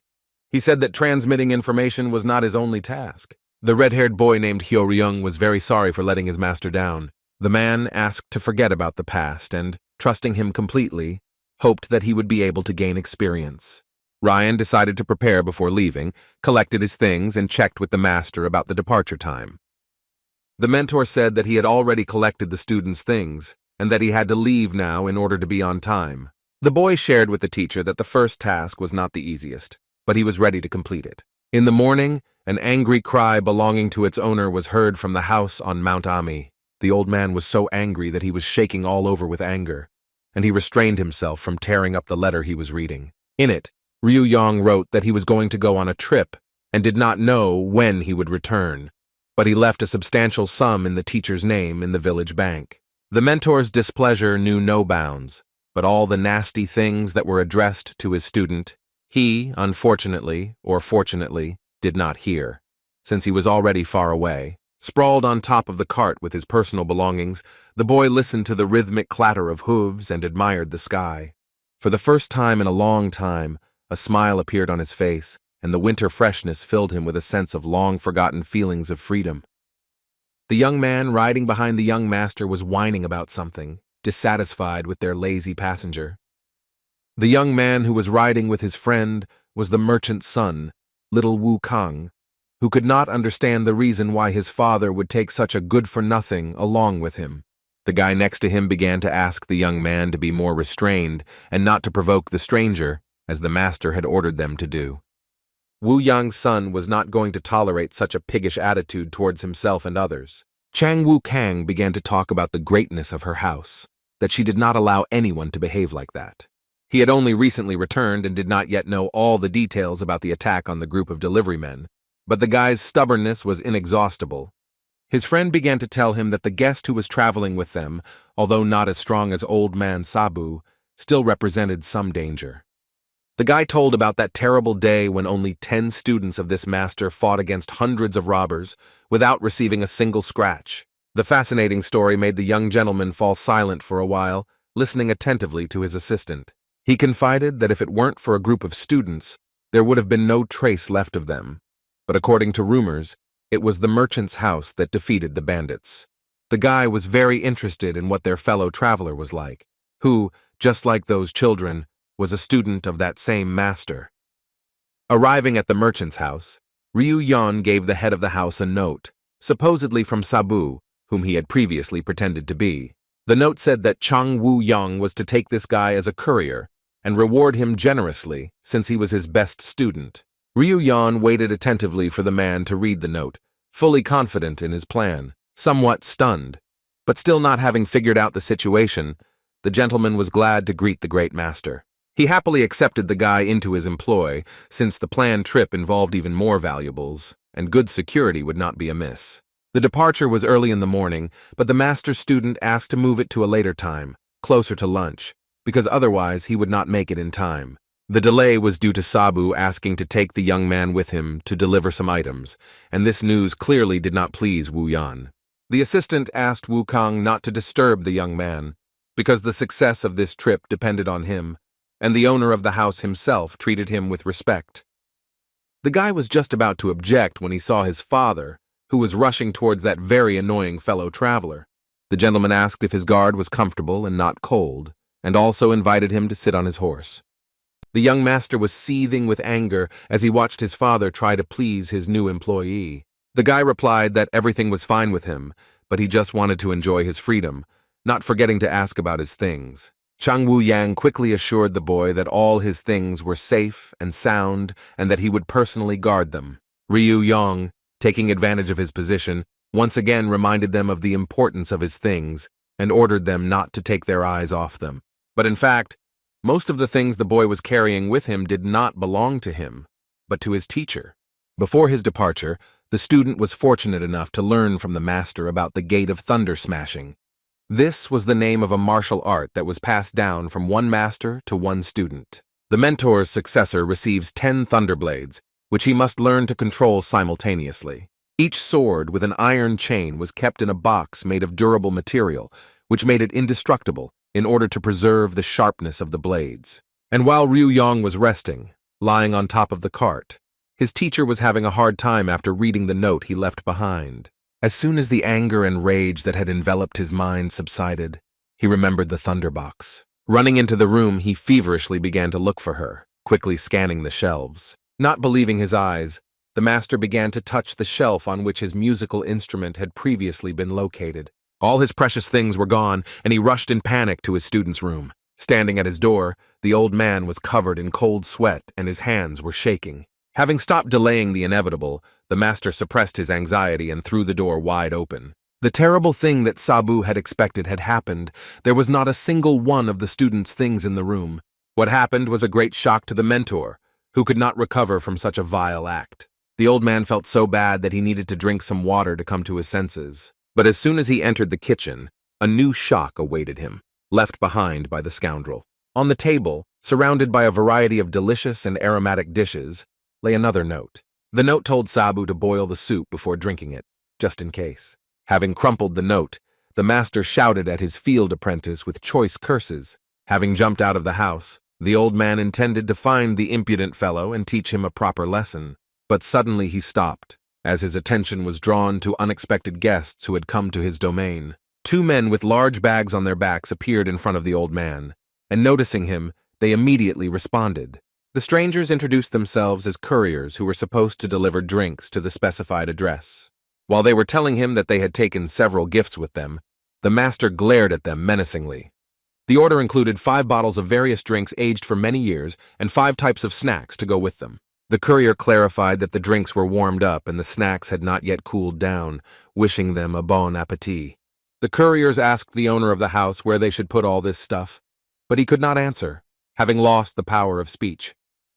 Under the setting sun, Ryu Yong, breathing in the fresh air, enjoyed the long-awaited freedom, while the delivery men discussed lodging and local cuisine.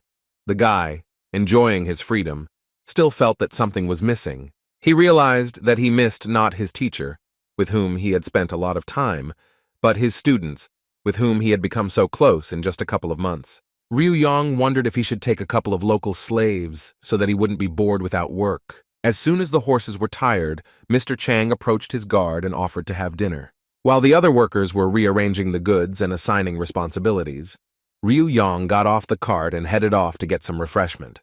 The gentleman's son was seething with anger at the guy's inaction, swearing that the impudent fellow would get what he deserved. The merchant, as if hearing his son's words, turned around and gestured for him to be quiet, otherwise he would lose his head.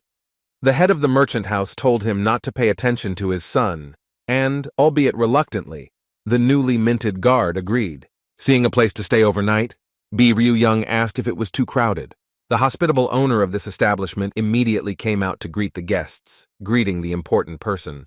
The gentleman prepared a warehouse for Wu Yan and a lodging place for his entire crew, and also reserved a table in the dining room. The innkeeper asked not to disturb too much one special guest who had arrived to visit them, and the merchant was surprised that at the mention of the gentleman he began to shake all over.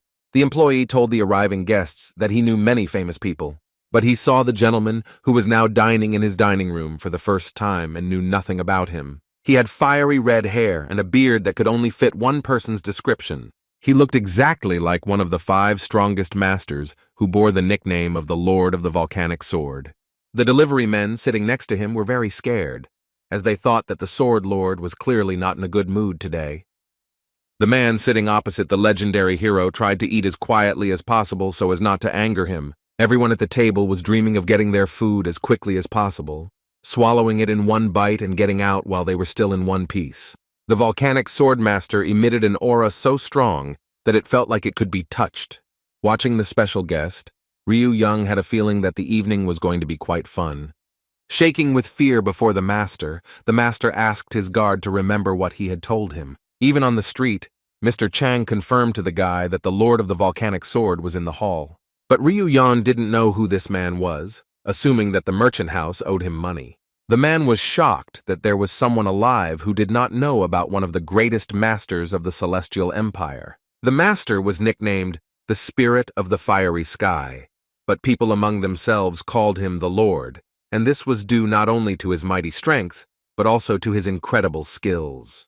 The guard hired by the gentleman did not really know this master, but he was intrigued and wanted to hear more about him. Realizing the seriousness of the situation, Chang Wu Yang asked for clarification on 3 important points regarding the volcanic sword lord. The first point was the overlord's incredible strength, and that his 17 Scarlet Omens technique, in which a magma-coated sword could incinerate an opponent in an instant. One day, some vagabonds tried to rob his cart, but the master ended up razing their lair to the ground and, in a fit of rage, destroyed 2 more groups. It was for this reason that it was not worth bothering him, because when the Lord's eyes turned red, his target would inevitably turn to ashes. Mr. Chang ended his speech by saying that not a drop of blood would be shed in a battle with him, and that the enemy's body would be burned to ashes. After hearing the story, Ryu Yon was not scared, but on the contrary, he was looking forward to their meeting together. The head of the house was horrified by such statements, and he decided that the hired worker simply could not hear what he had just told him. Ryu Yong reminded the master that he had promised to tell him something else about the great master. The man was initially hesitant about revealing more, but being with such a dangerous person, it was important to know everything about him. Under no circumstances should he reveal the real name of the Lord of the Volcanic Sword, and to protect himself and the boy, he never said it. Chung Wu-yang couldn't find a place to sit as he watched the master's disciple keep his eyes on the Lord, deciding that it was worth waiting outside until the Great One finished his meal. The master reassured himself that the fiery one had ordered food, and in that case they could wait until he ate, but not all of the subordinates arrived in the dining room. As soon as the gentleman thought about them, the door of the establishment swung open, and the rest of the detachment entered. The merchant's son, upon entering the establishment, continued to loudly curse at the hired worker. The noise coming from the youths immediately attracted the attention of the lord, who was sitting in silence. The young master's assistant quickly covered his mouth with his hand and quietly pointed to the empty seats. Looking around, the guy didn't know where to sit because there were practically no free seats left. The only place to sit was next to the guard who was really annoying Wu Kang. There was, of course, another option, a place where there would be enough for both guys, but it was tantamount to a death sentence. The Lord of the Volcanic Sword occupied the entire table, and there were no potential seats for 3 more visitors.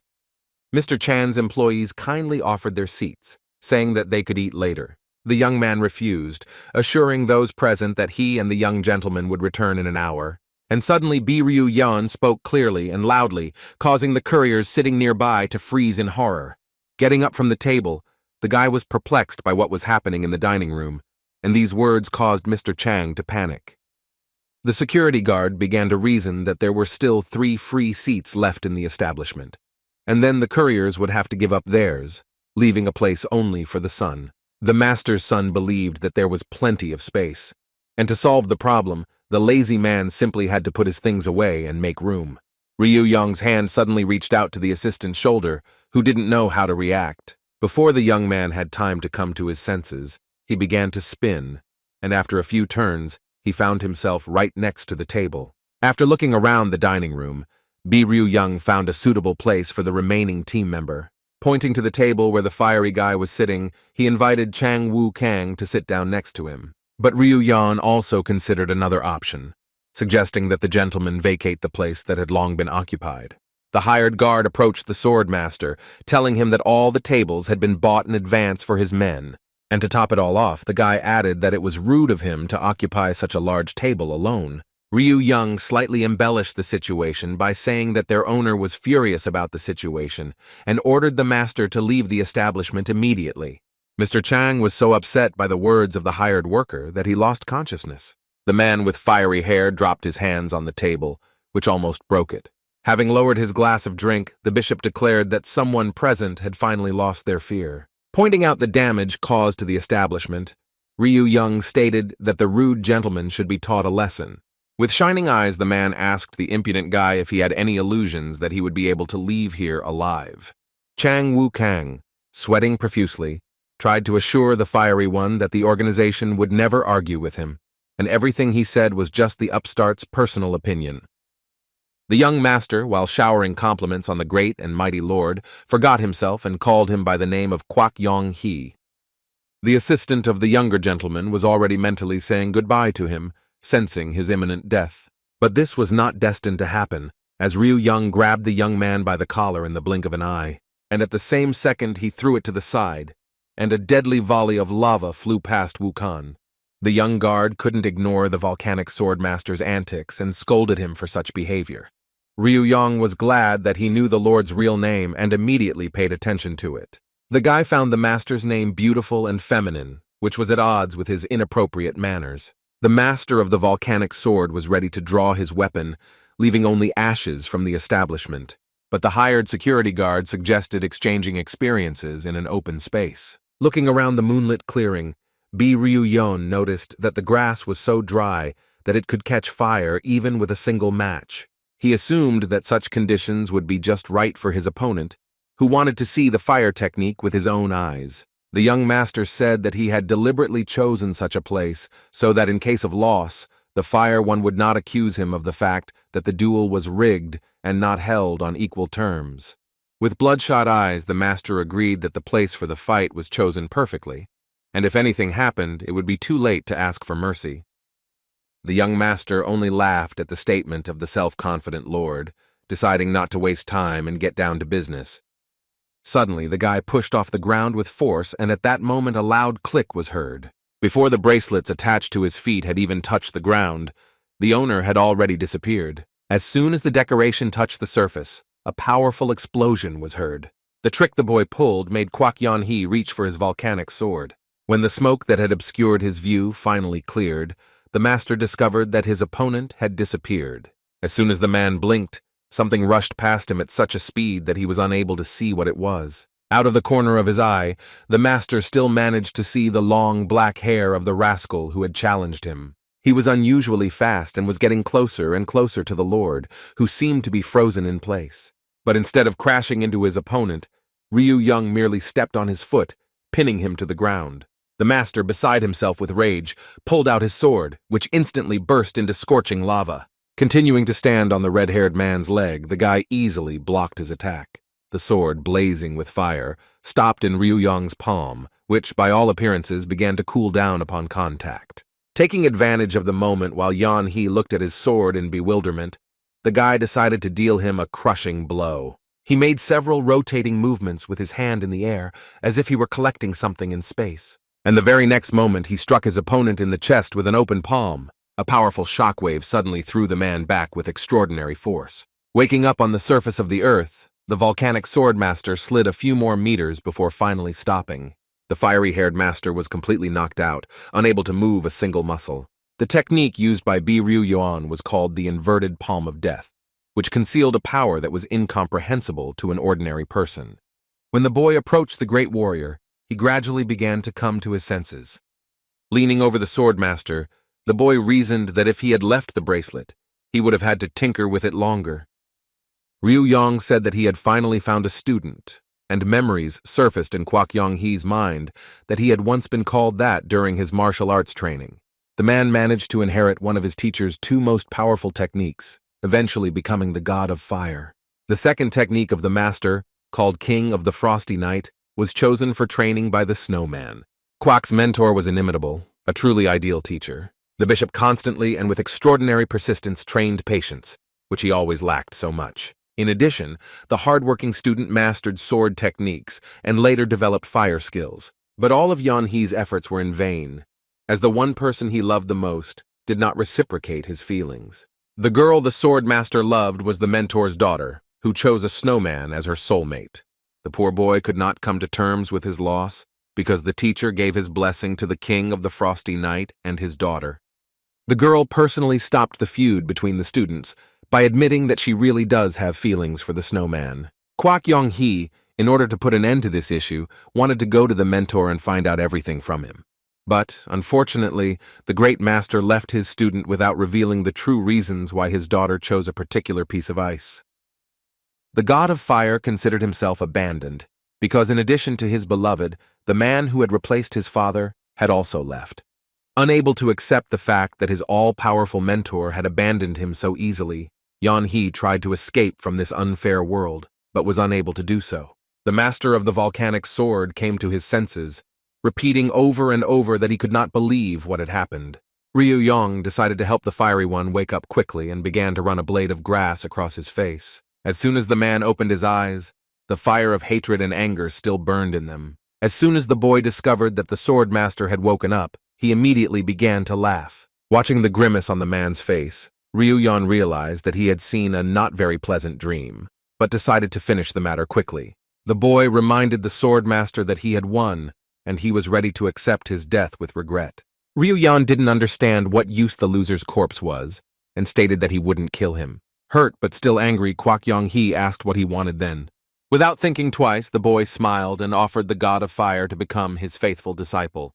But he suddenly laughed at his own words, remembering that he did not give the loser a choice. At this time, the couriers at the hotel were arguing about which of them should take the upstart's body. One reasoned that only ashes remained of the guy, while the other, on the contrary, believed that the guy was not a weak master who had a chance to survive. The couriers began to worry about the future fate of the owner, who could be visited by a fiery one and burn everything down, or the student's mad mentor could come and take revenge for his death. The couple sympathized with the gentleman who scolded his son, lost consciousness every now and then, and when he returned, Everything repeated itself again. Suddenly, the very same student who had challenged the master of the volcanic sword to battle approached the couriers, safe and sound. The father and son, the younger of whom had already been punished for his behavior by this time, could not believe their eyes that the lazy guard had survived the fight. Confused about why the elder and younger masters had such a reaction to his appearance, Ryu Young said that he had brought a gift for them. Still digesting the fact that the old man's disciple had survived a fight with one of the strongest, Chang Woo-young listened to everything. With a satisfied grin, the guy said that he had brought another courier for the gentleman. Jiang Wu-kang immediately pounced with accusations, declaring that no one except his father had the right to bring anyone he wanted into the company. The father and his assistant tried to calm the young gentleman, who said that the employee brought by this guy would only work for the company over his dead body. Wu-kang will regret his words as soon as he sees the new courier that the head of the merchant house asked to call. Ryu Young proudly introduced the new employee, who, unfortunately, would only be able to accompany him to the next stop. The new worker was the one the young master was going to take on only after his own death. The god of fire himself came to the nobles from the merchant's house, causing everyone in the hall to scream in horror. At this time, on Mount Ami, which was covered with a thick layer of snow, the old master was spending his everyday life. The old man was lounging in front of the house, enjoying his drink as usual, when suddenly the vessel became empty. The master looked sadly at the empty bowl, thinking about something of his own, and the very next moment, raising his head, the gray-haired grandfather called his student. Ryu Young showed up with more indignation and suggested that he go to the master himself for a drink. Wiping away her tears, poor Yeonbi did not understand why the old slacker could not go to the kitchen himself to get the vessel. Master Sabu's eyes widened and a puzzled expression appeared on his face. Taking a closer look, the old man saw that in reality there was no one in front of him, and he had imagined it all. Dissatisfied, muttering something under his breath, he nevertheless rose from his favorite place. The old man came into the kitchen, and he was immediately overcome with a feeling of sadness and melancholy at the sight of the picture there. Most of the food prepared by the student was either eaten or drunk by the old man, who left behind mountains of dirty dishes. Little Ryu Young complained to the teacher that he had recently cleaned up and it was absolutely clean, asking how he would live without him. Having gotten rid of the imaginary boy, the master angrily declared that he did not need such a bad boy, and that he could easily handle everything alone. In the backyard, sitting in front of a basin of water, the old man began to wash dirty dishes. The boy explained to the old man that he had to add hot water, otherwise the rest of the dishes would be covered in oil. In a fit of rage, Sabu threw all the remaining dishes into the basin and flatly refused to wash them, indignant that he had to do everything. While washing the tray, little Ryu Yan complained that he worked every day, and even after he became like a graceful beauty, he continued to plow day after day. The master turned around at the noise behind him, discovering his apprentice carrying a wooden doll in his arms, asking to keep her company. The entire courtyard was littered with Ryu Yuns in different outfits and of different ages, who were either practicing, fooling around, or doing household chores. The old man with an angry face watched attentively the farce created by his student, and at some point, all of Ryu Yong's images disappeared, and the courtyard fell silent again. Sabu chuckled in displeasure, frowned, and walked away from the house with a firm, confident gait. Approaching the domestic cat, he announced that he was leaving, and in the meantime, she would live in the forest. Belankaya slowly turned around and walked towards the forest, and the master kept wondering whether he was doing the right thing. Before setting off, the old man intended to drop by the bank and see what his student had left him. But before the old man had time to go down to the village, unexpected guests appeared again. The couriers visited him again, greeted him, and inquired about his health. The men brought food and drinks again, because today, according to the agreement, was the delivery day. The surprises did not end there, and the man introduced the workers who would move into the house and wash the master's clothes. At the client's request, this time a full service was ordered so that the owner of the house would not have to worry about anything. The day was warm and windless when the team of couriers reached their destination. Chang Woo-yang, on behalf of the entire merchant house, heartily thanked his companions, without whom their journey would not have gone so smoothly. Sir, as requested, the master's apprentice put the reward in one bag, not entirely sure that this was correct in relation to the volcanic sword.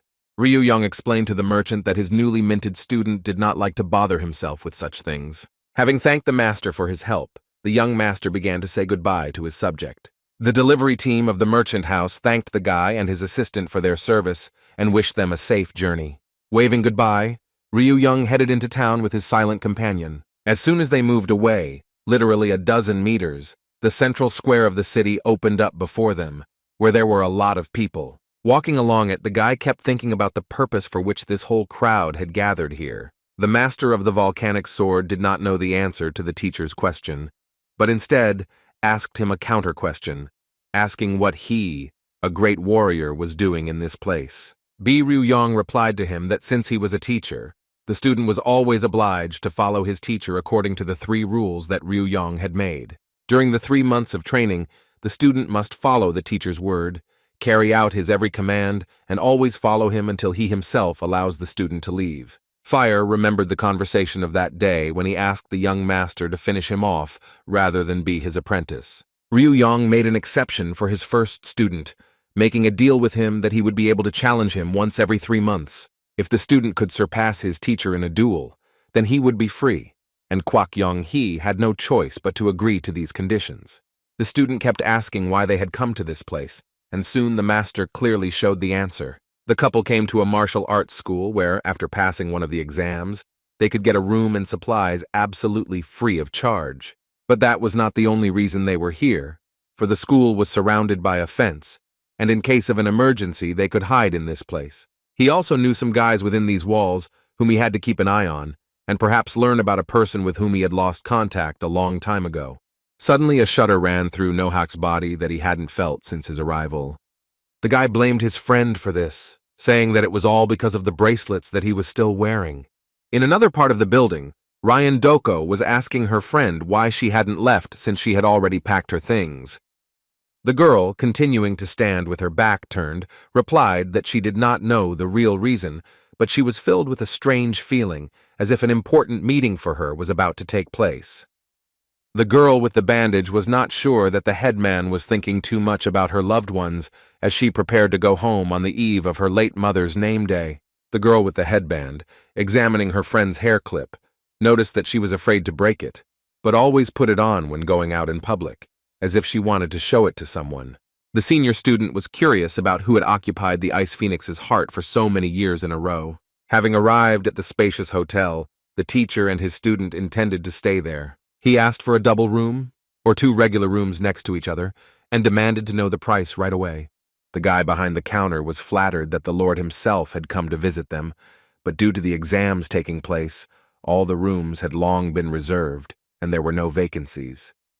Suddenly, the owner of the hotel jumped out and assured that there would always be a cozy room for such important guests. The man assured those who arrived that even if there was no free room, they would build a new one, with all the amenities within an hour. Ryu thought that everything would cost a considerable amount of money, so he decided to check whether it would be possible to pay for the room with human labor. The master assumed that robberies were likely to occur in such a place, and that good guards would be worth their weight in gold, so he offered his student for the position.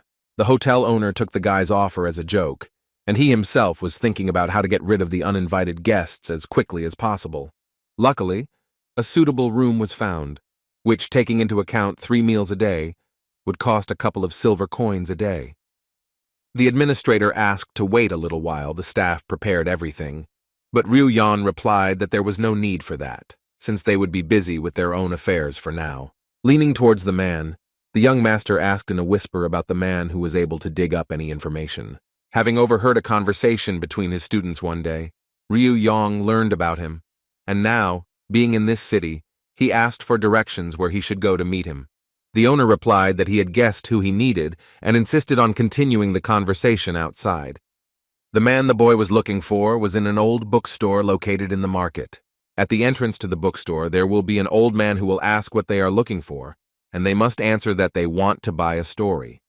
After the password is pronounced correctly, the local guys should show you the way further. Well, to enter the secret room, you had to pay a fee for visiting. 1 coin was enough. The guy was surprised by the confidence of the local workers, who asked to pay a whole silver coin. As soon as the guest paid the price, the bookcase slid aside, revealing a secret passage. The couple, having walked along a narrow, dark corridor, finally reached the desired place. The master and his student looked at a 5-story building, where there was a guard on each balcony.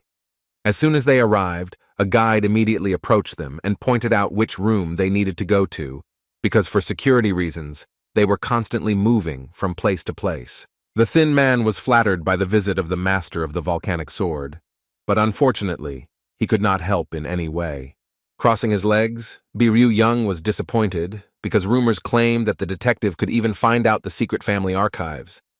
The detective began to justify himself, stating that in the case mentioned he was simply very lucky, and in the case of the young master he was powerless, since he had insignificant information.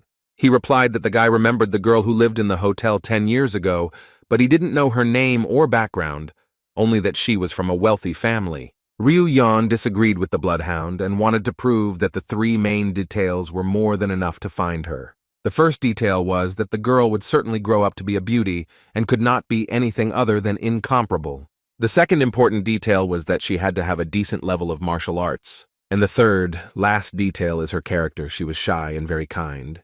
With a sour expression, the detective confirmed that this information was sufficient, although in fact he had no idea why this strange couple had come to him with such nonsense. Considering that the task looked absurd, and it was difficult to imagine whether it could be completed, the man asked for 3 gold coins as an advance.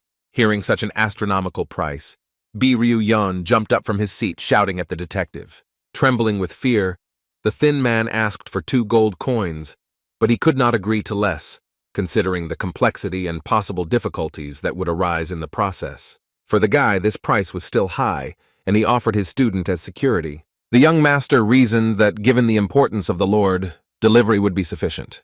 The student, with a wild expression on his face, insistently asked the detective to agree to half the price. The mentor felt that the price the fire sword had named was too low for such a job, and he said that he would settle everything. Having settled the issue of payment, Ryu wanted to move on to the next one, unless the gentleman wanted to settle the dispute in the courtyard one-on-one. While Kwak Yong-hee praised his mentor's cunning, the detective wanted his clients to get away as soon as possible. The man went into the deal with tears in his eyes, begging him not to tell anyone the details. The master wanted to get into the school and also pass the exam, so he asked the detective if there were any secrets that they needed to know about in advance. The bloodhound was surprised that both gentlemen, including the volcanic sword, wanted to perform at the Ascension Festival. Choosing his words carefully, the man said that only those under 25 years of age could apply, and the respected Fire Lord was already one of the strongest masters. The mentor told the student that in this case, he would have to carry things or, even worse, make a clown out of him. The master of the volcanic sword demanded that the detective find a way to get him into the tournament, otherwise he would be forced to use force.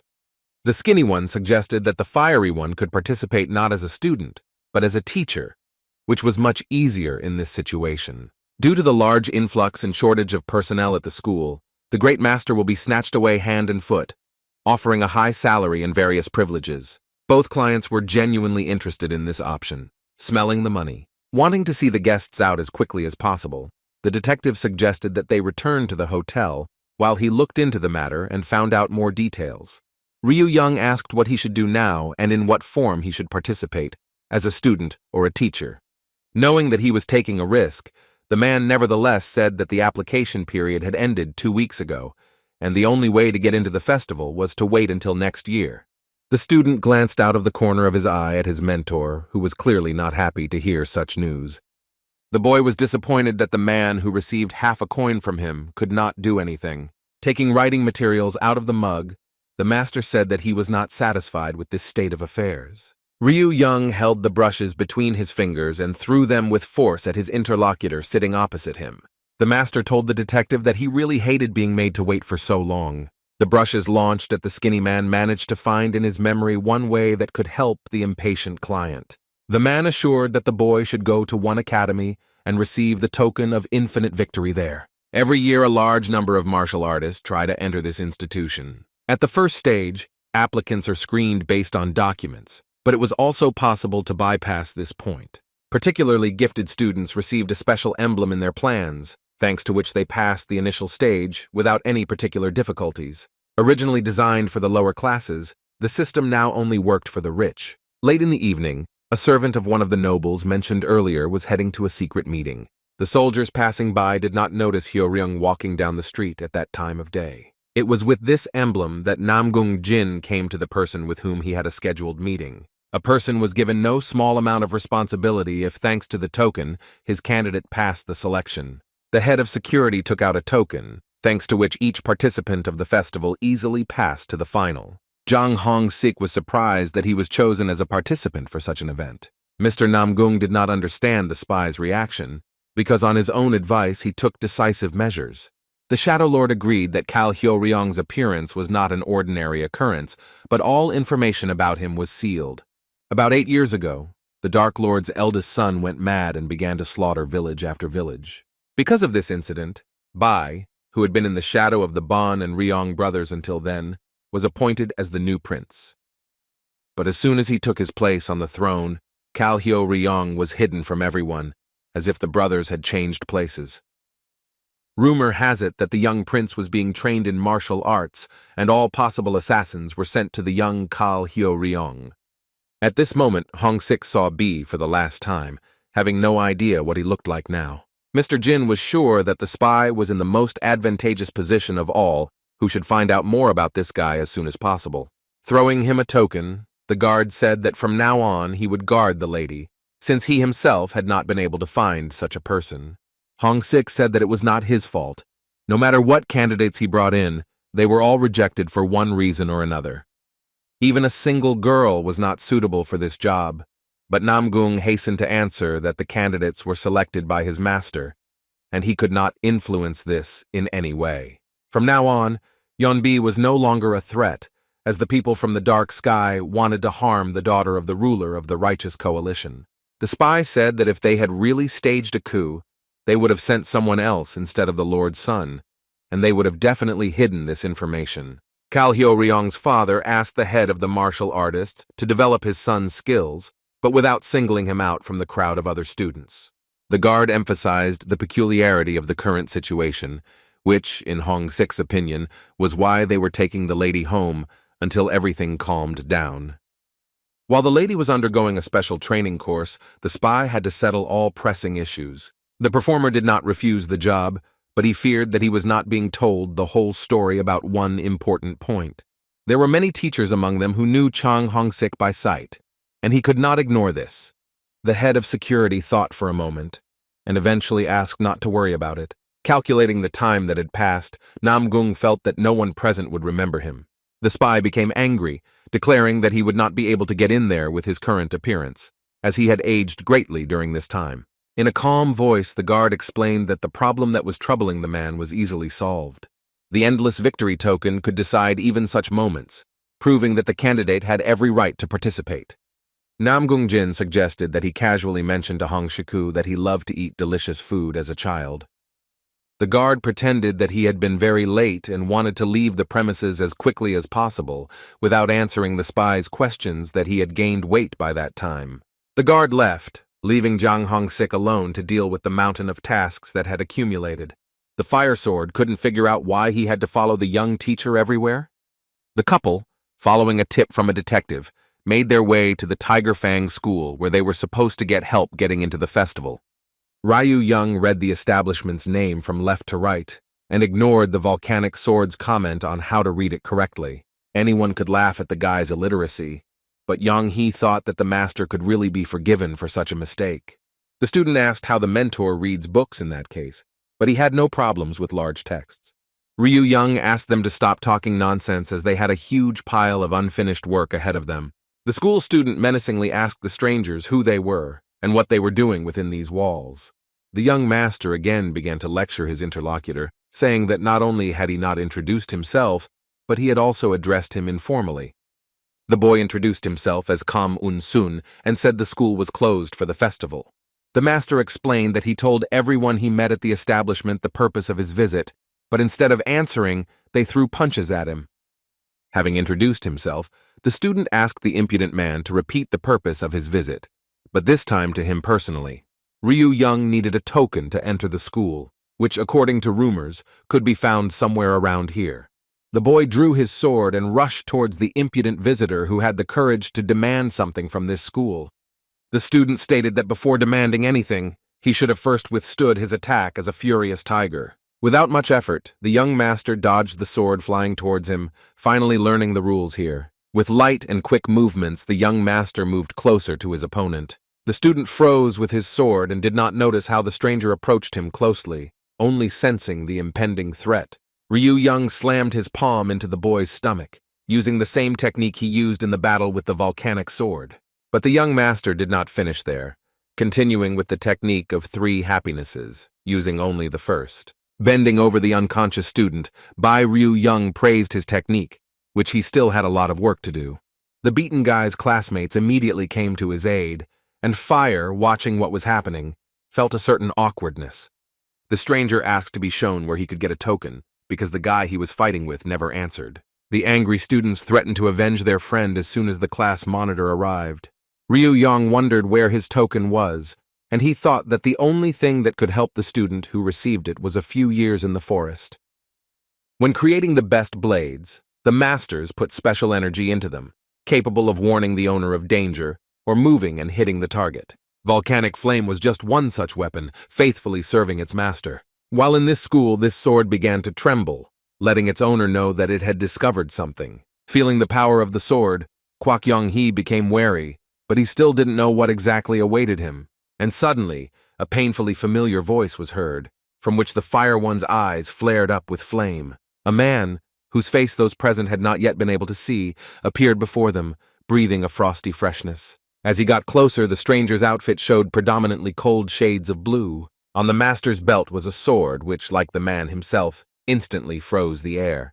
The master of the volcanic sword, seeing the person who entered, clenched his teeth, which were grinding in a fit of rage.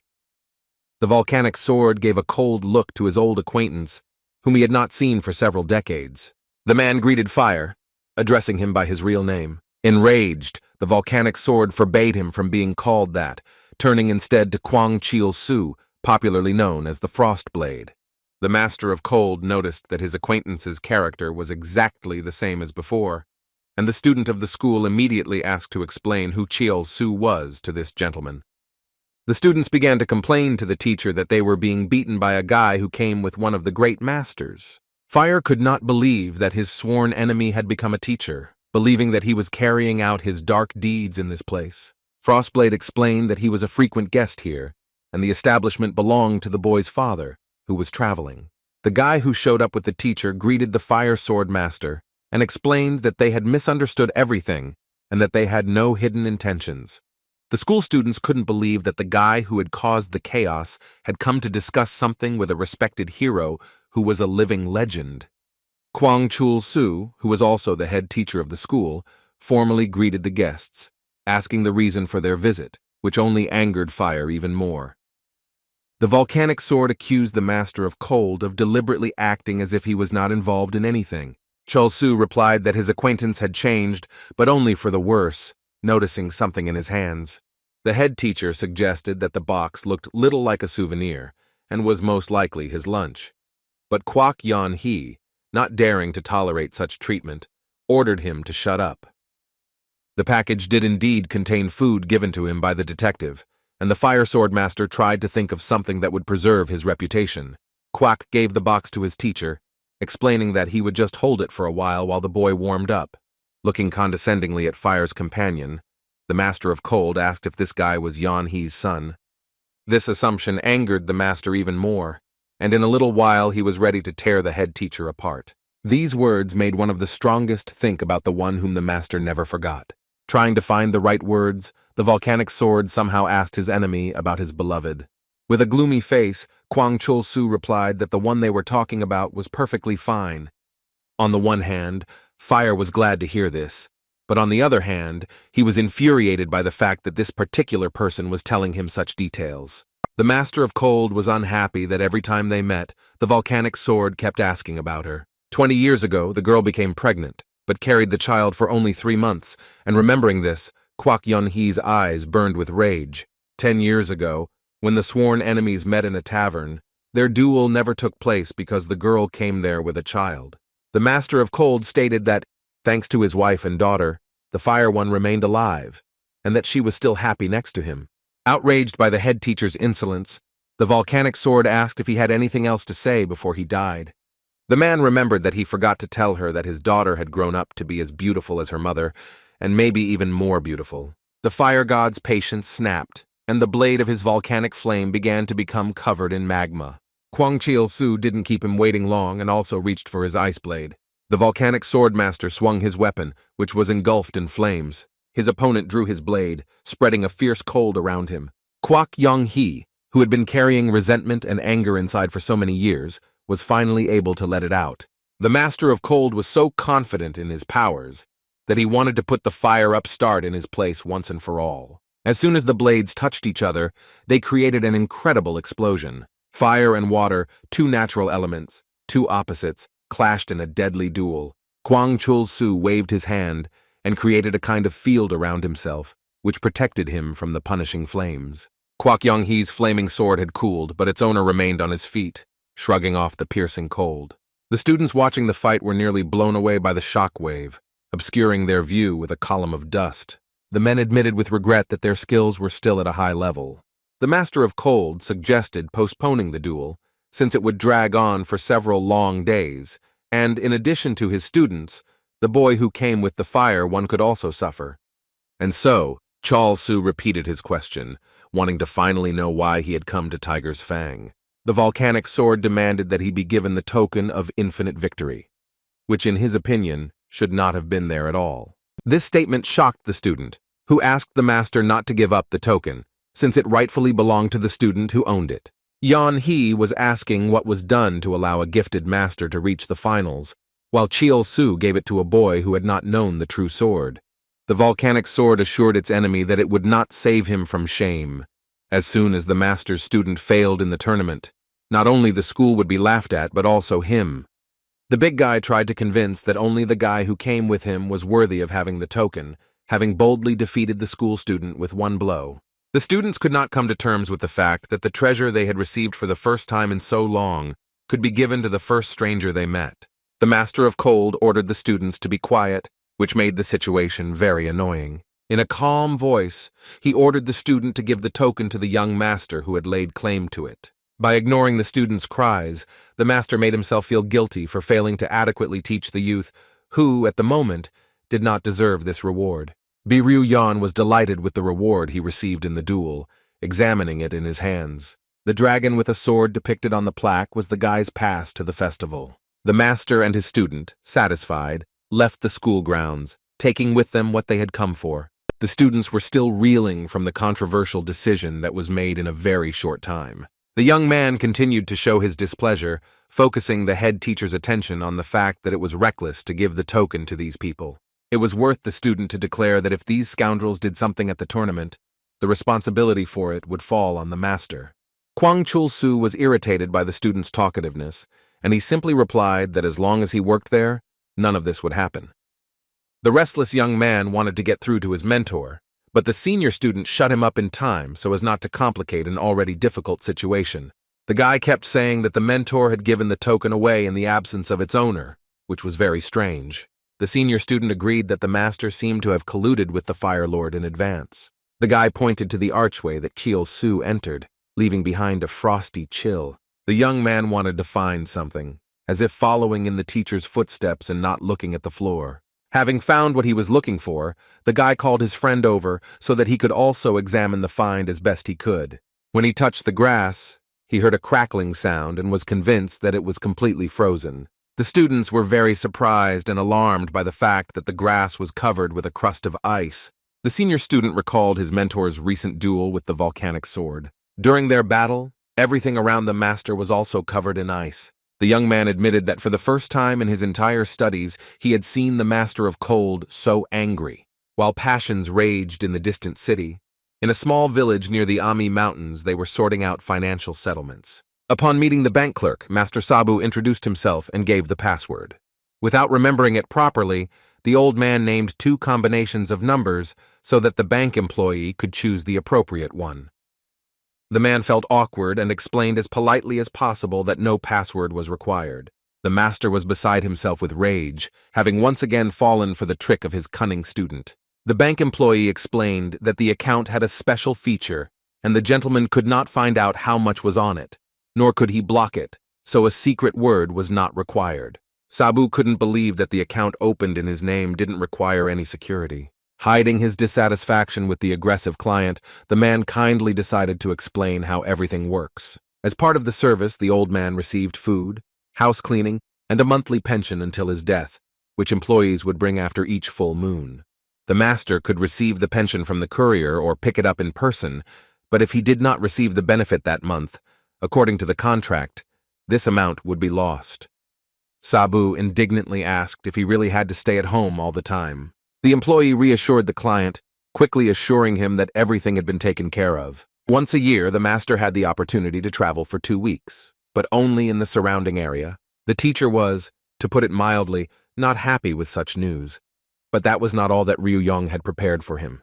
If the master's house needed repairs or other work, the bank employees were ready to provide assistance in this matter. Sabu was also offered a birthday service, the date of which the student chose at random.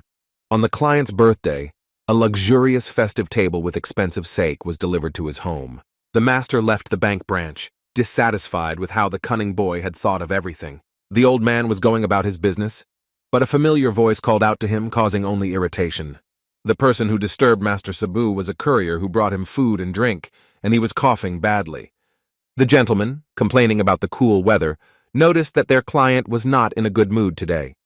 The old man replied that it was not the visit to the bank that had upset him, but something else. And he wished the courier a speedy recovery so that he could deliver his provisions to him on time. The man thanked the old man for his expressed concern for him, but the gentleman did not listen to the rest of his interlocutor's speech and had already left. The delivery worker watched the departing customer for a while, noticing his strong irritation, the nature of which was not yet clear to him. Soaring over the icy sea and overcoming the cold gusts of wind, the pigeon reached the hotel unharmed, delivering the parcel in the same condition.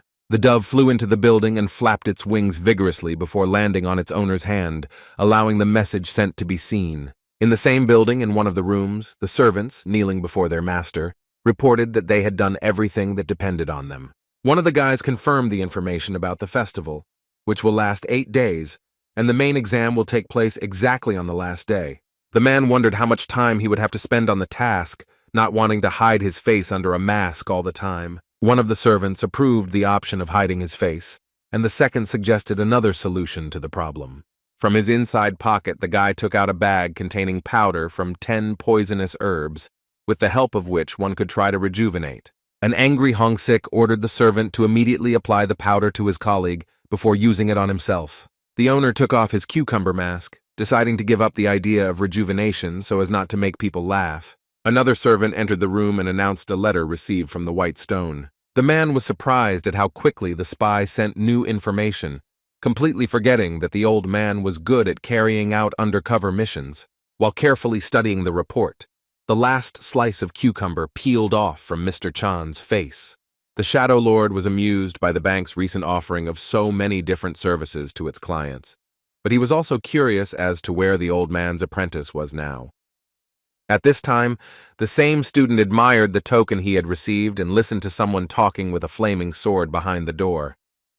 The interlocutors were glad that the great master would teach them, and in addition, they were ready to take into account any of his preferences. Just as the conversation was coming to an end, Ryu Young got up from the bed, waiting for everyone to leave. Looking out of the room, the guy, hearing the thug say something about 3 days, asked the fiery one if he had really been accepted. The young master suggested not to waste time and go to the festival, because there everyone who failed it started a riot, while those who passed treated everyone to drinks.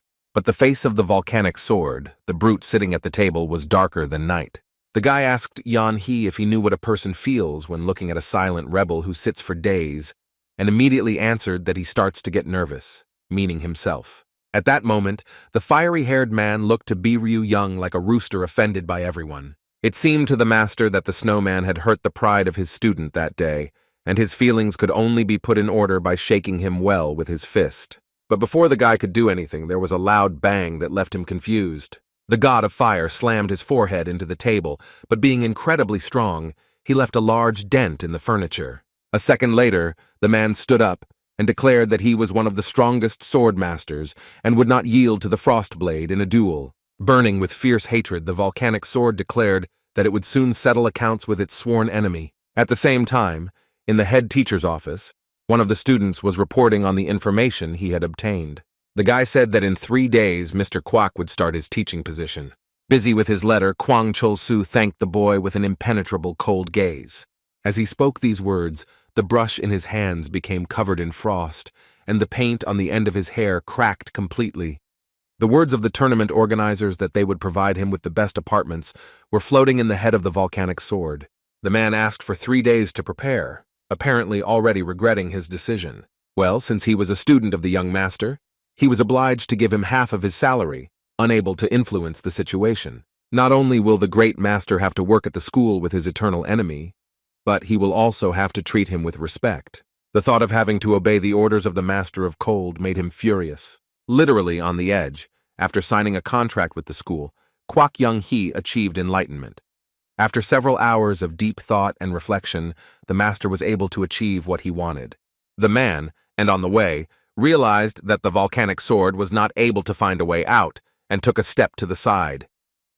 His new teacher hung over him like some kind of demon, constantly forcing him to perform terrible tasks.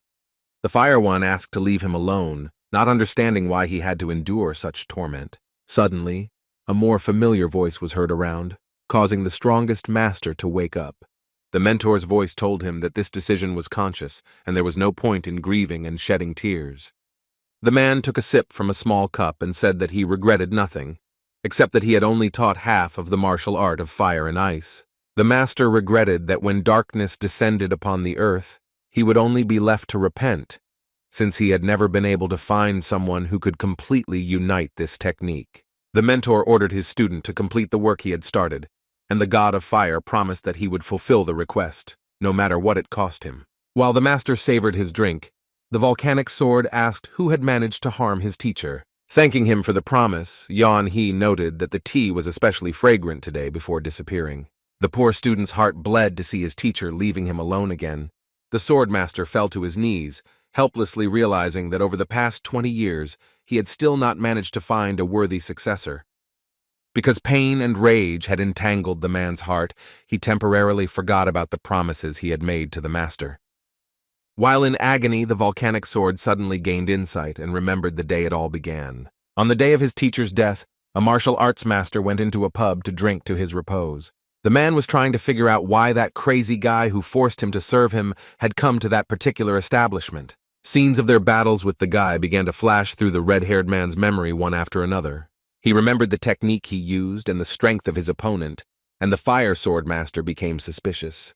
He considered their meeting to be a punishment for the fact that he had never fulfilled the oath he had given to the teacher. And knocking down the earth, Kwak Young-hee could not understand why the snowman got everything in this life, and he was forced to endure this horror. The flame sword master thought that Keol-soo might also be looking for a successor to his teacher, and despite the fact that he is cold to those around him, he still went to teach at a martial arts school. Considering the fact that this school attracted students from all over the world, perhaps Yeon-hee was sent here by fate to finally achieve what he wanted. Fire believed that the teacher, observing the snowman's long-term failures, decided to speed up the search and send him to this school.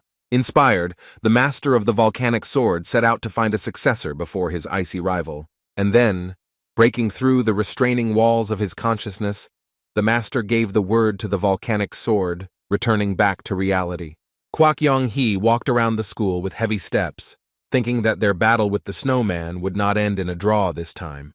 The big guy had to keep a close eye on the children, trying not to miss anything. Listening to one of the pairs of students, the swordmaster heard nothing but the exam being conducted. Watching other students who also failed the tests, Yeon-hee came to the disappointing conclusion that there were fewer and fewer worthy candidates. Having met another student, the fiery one rejected him too, who was simply not allowed to participate in the competition.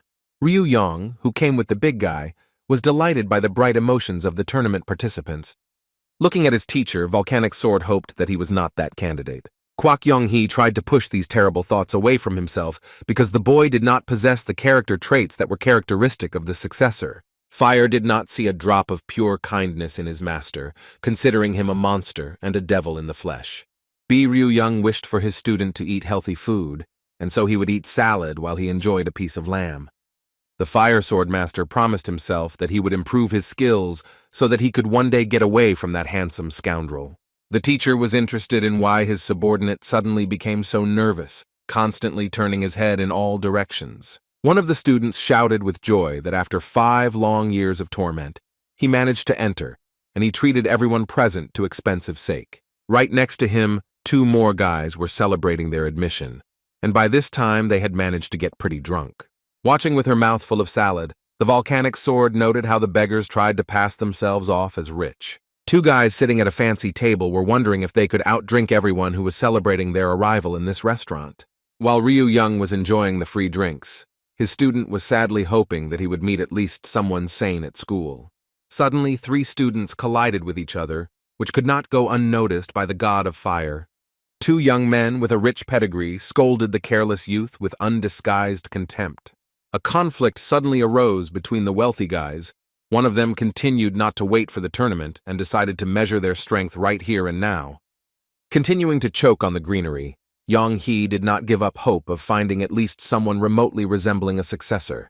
The next day, the couple showed up at the very same martial arts school where the festival was taking place. What the volcanic sword saw left him stunned, while at the same time making his mission many times more difficult. Amidst the screams, blows, and loud bangs, the man thought about one strange thing. Upon arrival at registration, he was informed that the exam would be held in 4 stages in the form of sparring, but the decision on admission would be determined by a committee of teachers. Right now, the fire god watched as one of the guys who had bragged about his title in the restaurant yesterday was flying through the sky like a feather, clearly unconscious. And his friend, who was also pestering the awkward youth, spun like a top from just one blow from Ryu. The guy, who was wondering whether he could outdrink the customers, was doing his best to knock the young master off his feet. And the plump friend sitting at the table with him flew away without even touching this monster in human form. Compared to the unusually strong Ryu, all of his sparring partners looked more like helpless babies. Behind closed doors, a heated discussion took place regarding the gifted but cruel student. One of the teachers decided to draw the attention of those present that if they took such a student, they would be little different from a dark sect.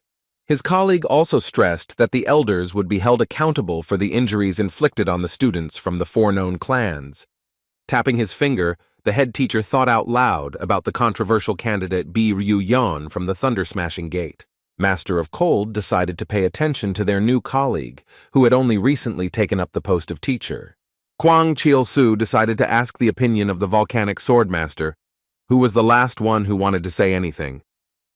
The man tried to figure out what was the right thing to do, to protect his master or to set him up. Literally getting heated, Yan-hee asked why he should know anything about this candidate. Burning with anger, the Lord of the Volcanic Sword asked the hated snowman what specific answer he wanted to hear from him. The teacher sitting next to the strongest of the masters carefully asked if he was planning to burn them all.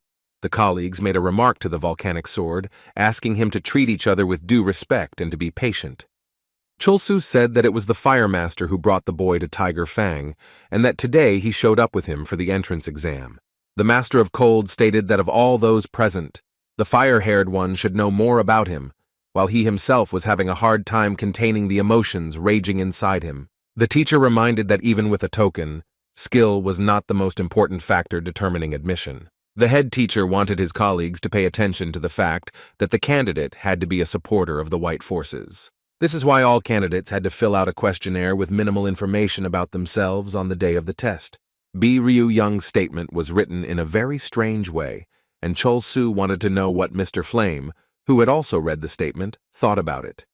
Before the red-haired man could properly answer, his neighbor became outraged by the student's careless attitude toward filling out the application. The teachers were outraged by the contents of the document, not understanding what exactly the student meant, as well as what type of martial arts he represented. Burning with shame that he had to explain the impudent guy's daub, Volcanic Sword said that he himself only found out about it today. The Master of Cold was suspicious of his colleague's acquaintance, believing that he was hiding something, never showing his signature weapon, using only hand-to-hand combat. All that Kwak Yong-hee could confirm was the boy's name, while the rest of the information about him remained a real mystery to him.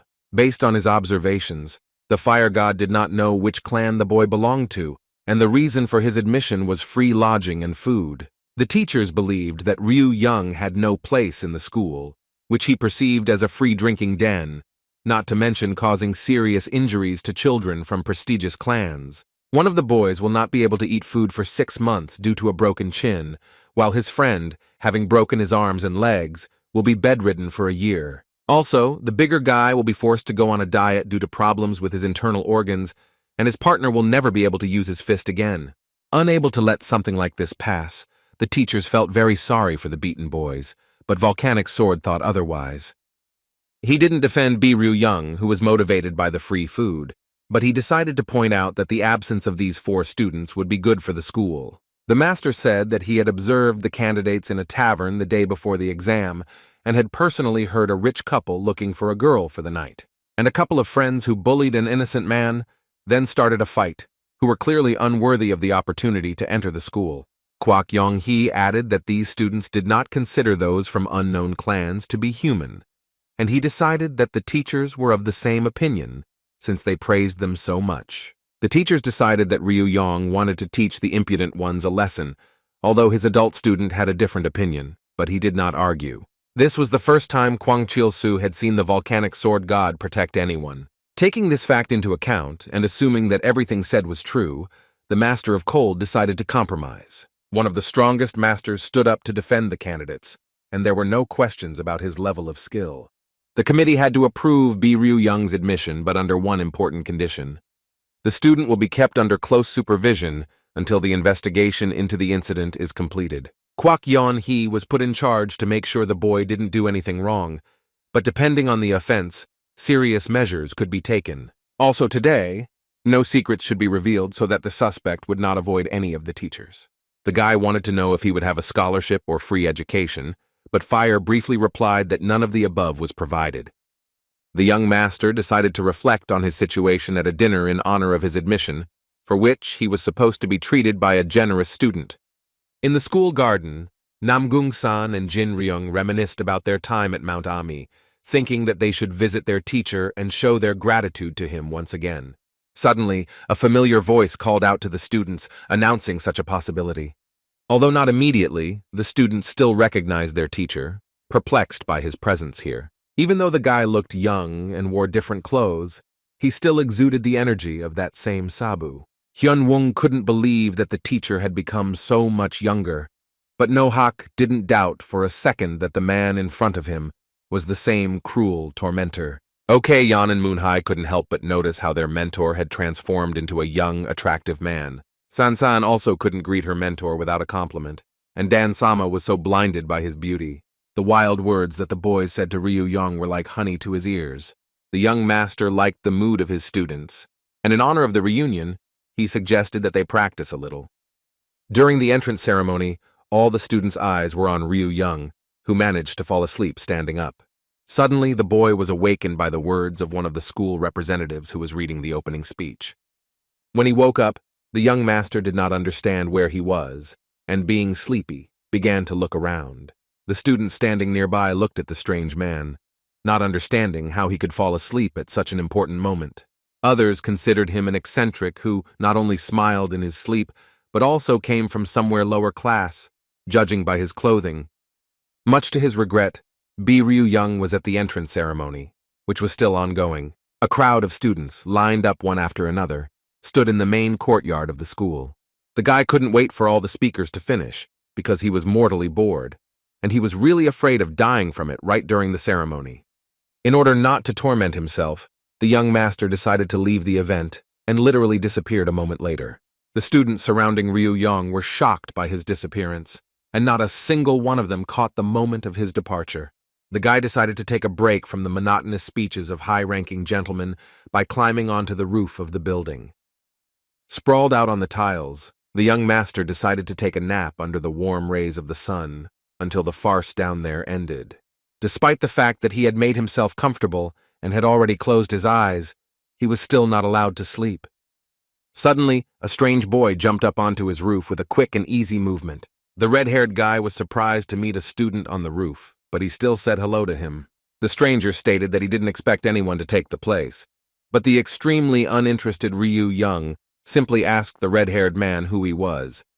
The good-natured young man introduced himself as Hyo Ryong, who some also called Elgin's double blade. The young man was glad to find a like-minded person who, he believed, was also not delighted with the pompous ceremony. The young master remained lying motionless on the roof, but turned to his new acquaintance with a request. Hyo Ryong waited with genuine interest to see what this guy would say or offer him. Ryu Yong, without ceremony, asked the red-haired boy to move away as he was blocking the sun. Having asked the student for forgiveness, the young man immediately stepped aside, still smiling contentedly. The guy's conversation was closely watched by people who were not taking part in this conversation. Hiding in the shadows, Hong Sik kept his eyes on Ryu Yong, and the appearance of the red-haired guy only made the spy more wary.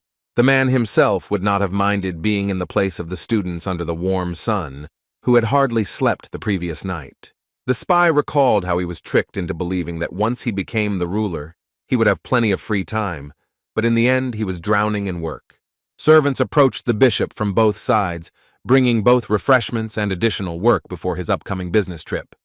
Jang Hong-sik suddenly declared to those present that it was simply wonderful to occupy the position of ruler, and that he wished all his subordinates to quickly take his place. The man heard the modest mutterings of the workers, none of whom supported his opinion. The servant who brought the treat said that it would not work on them, and also reported that he had already packed everything for the journey. The subordinates advised the owner to rest, but because of the documents they were constantly bringing, he did not have such an opportunity. One of the servants asked to look at a package that had just been sent, which spoke of a boy named Hyo Ryung. The report also mentioned a fire martial artist who brought an unknown student with him. Chewing the rejuvenating root, the spy wondered why the two were together, since both were under surveillance.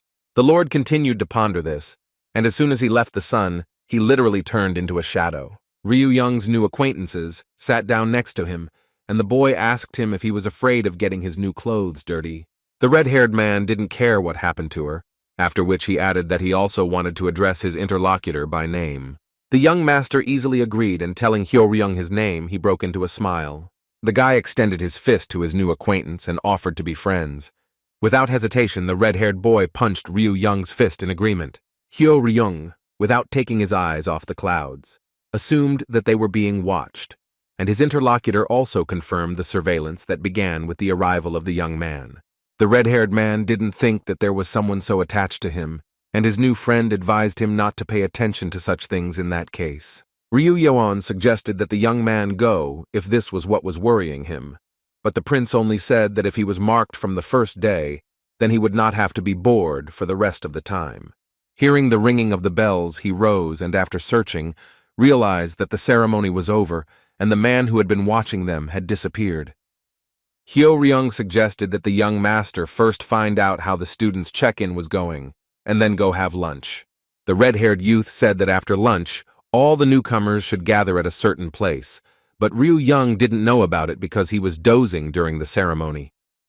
Having learned that his friend was asleep, the boy assumed that he had missed the phrase about how after the ceremony, the door to the real harsh world would open for them. The owner of the establishment told the students that martial arts school was, first and foremost, a state of mind.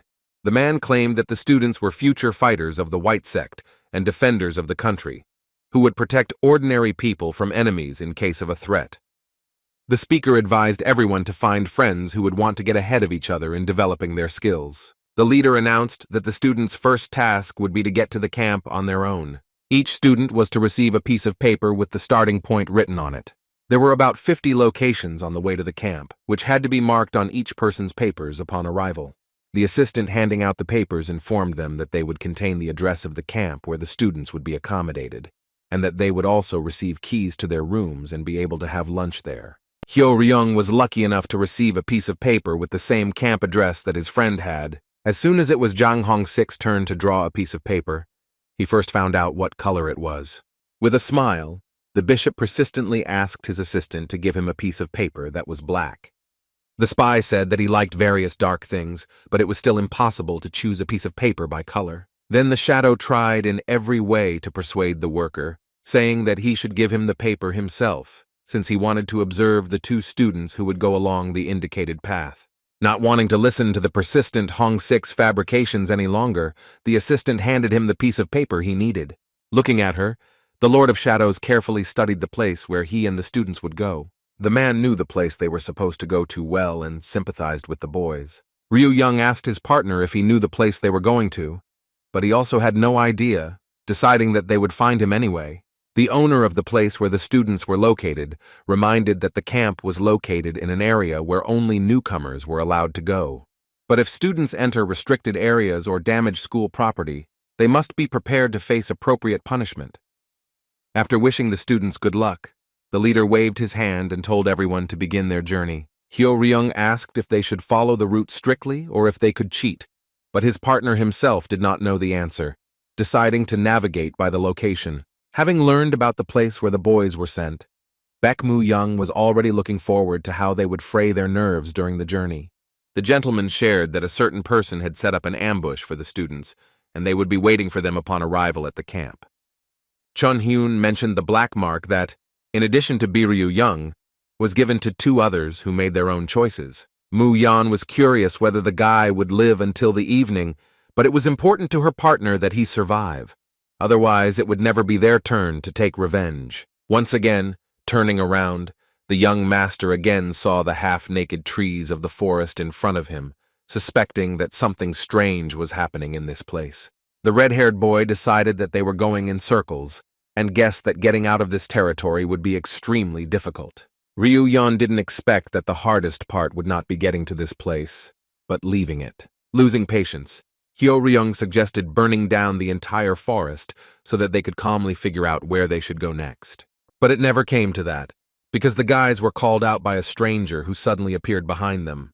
With a smile on his face and waving a black piece of paper, Hong Sik told the students that their paths seemed to have crossed. The stranger introduced himself as Hong Sik, adding that he was a new student who had enrolled this year. At first, the guys were meaningfully silent, hearing such a statement from a mature man. The silence was broken by Ryu Young, who stated with displeasure that the man had brazenly lied to them.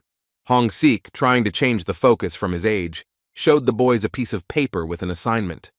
The students began to discuss whether there was some kind of age limit for applicants, and the man noticed their conversation, which hurt his pride. Hyo Ryung guessed that the man was unlikely to have bribed the committee, as he had seen with his own eyes how many people left the school without being admitted. The young master decided that the commission simply took pity on the man, since it provided the students with shelter and food, which, judging by his appearance, Hong Sik needed. The mature student was uncomfortable hearing such comments about himself, and he asked the boys to consider that he got into the school thanks to a bribe. The couple whispered that the man looked over 40, but was not ashamed to prove otherwise. Hong Sik agreed that age was not scary, but it was all because he accidentally took the wrong medication as a child. The man was also irritated by the guy's tactlessness, since they had just met. The students continued to discuss the man as if he were not there, deciding that they would take his word for it, and also ask if he happened to know the way. Ryu Yan asked the man directly if he knew where they should go to reach the camp. The guy said that having quickly reached this place, they wandered back and forth for about an hour. The new acquaintance agreed that the territory was indeed huge, but not so huge that it would take him so long to walk around it. Hong Sik wondered why the boys didn't know anything, because during the ceremony, everything was explained in detail, but they only replied that some of them had missed it, and some had dozed off. Based on the couple's carelessness, the man assumed that the students did not know about the structure of the institution. He began to talk in detail about the school itself, telling both its history and the places it contained. It was where the heirs of famous clans and students of the most famous martial arts schools gathered to be trained as warriors of the White Sect. The school was a fortress, commanded by a righteous coalition that was supposed to protect the peace of the citizens. Situated on hundreds of tens of square meters, the school could accommodate more than 100,000 people. And on the plateau near the lake, many grain crops and fruits were planted, where livestock also fed. The narrator noted that in the worst case, the door would simply be blocked and entry would be impossible. But spending about a year closed off from everyone would not be difficult. In this case, the additional gates remain closed permanently. And most importantly, the gates were guarded by 50 people, but if they were not enough, another 30 guards would arrive, who were always very close. Even if the enemy manages to break through on the way to the inner courtyard, 7 special camps will be waiting for him. The man imagined that even if he entered the territory, the enemy would certainly get lost in the fog. There was also the possibility that he could simply get lost, turning back and forth in search of the road. At the same time, strangers who enter the forbidden lands will not be able to avoid the teachers, who will immediately run to them. The maze became more difficult the closer you got to the center, and the camp the trio were supposed to get to was the closest to the courtyard.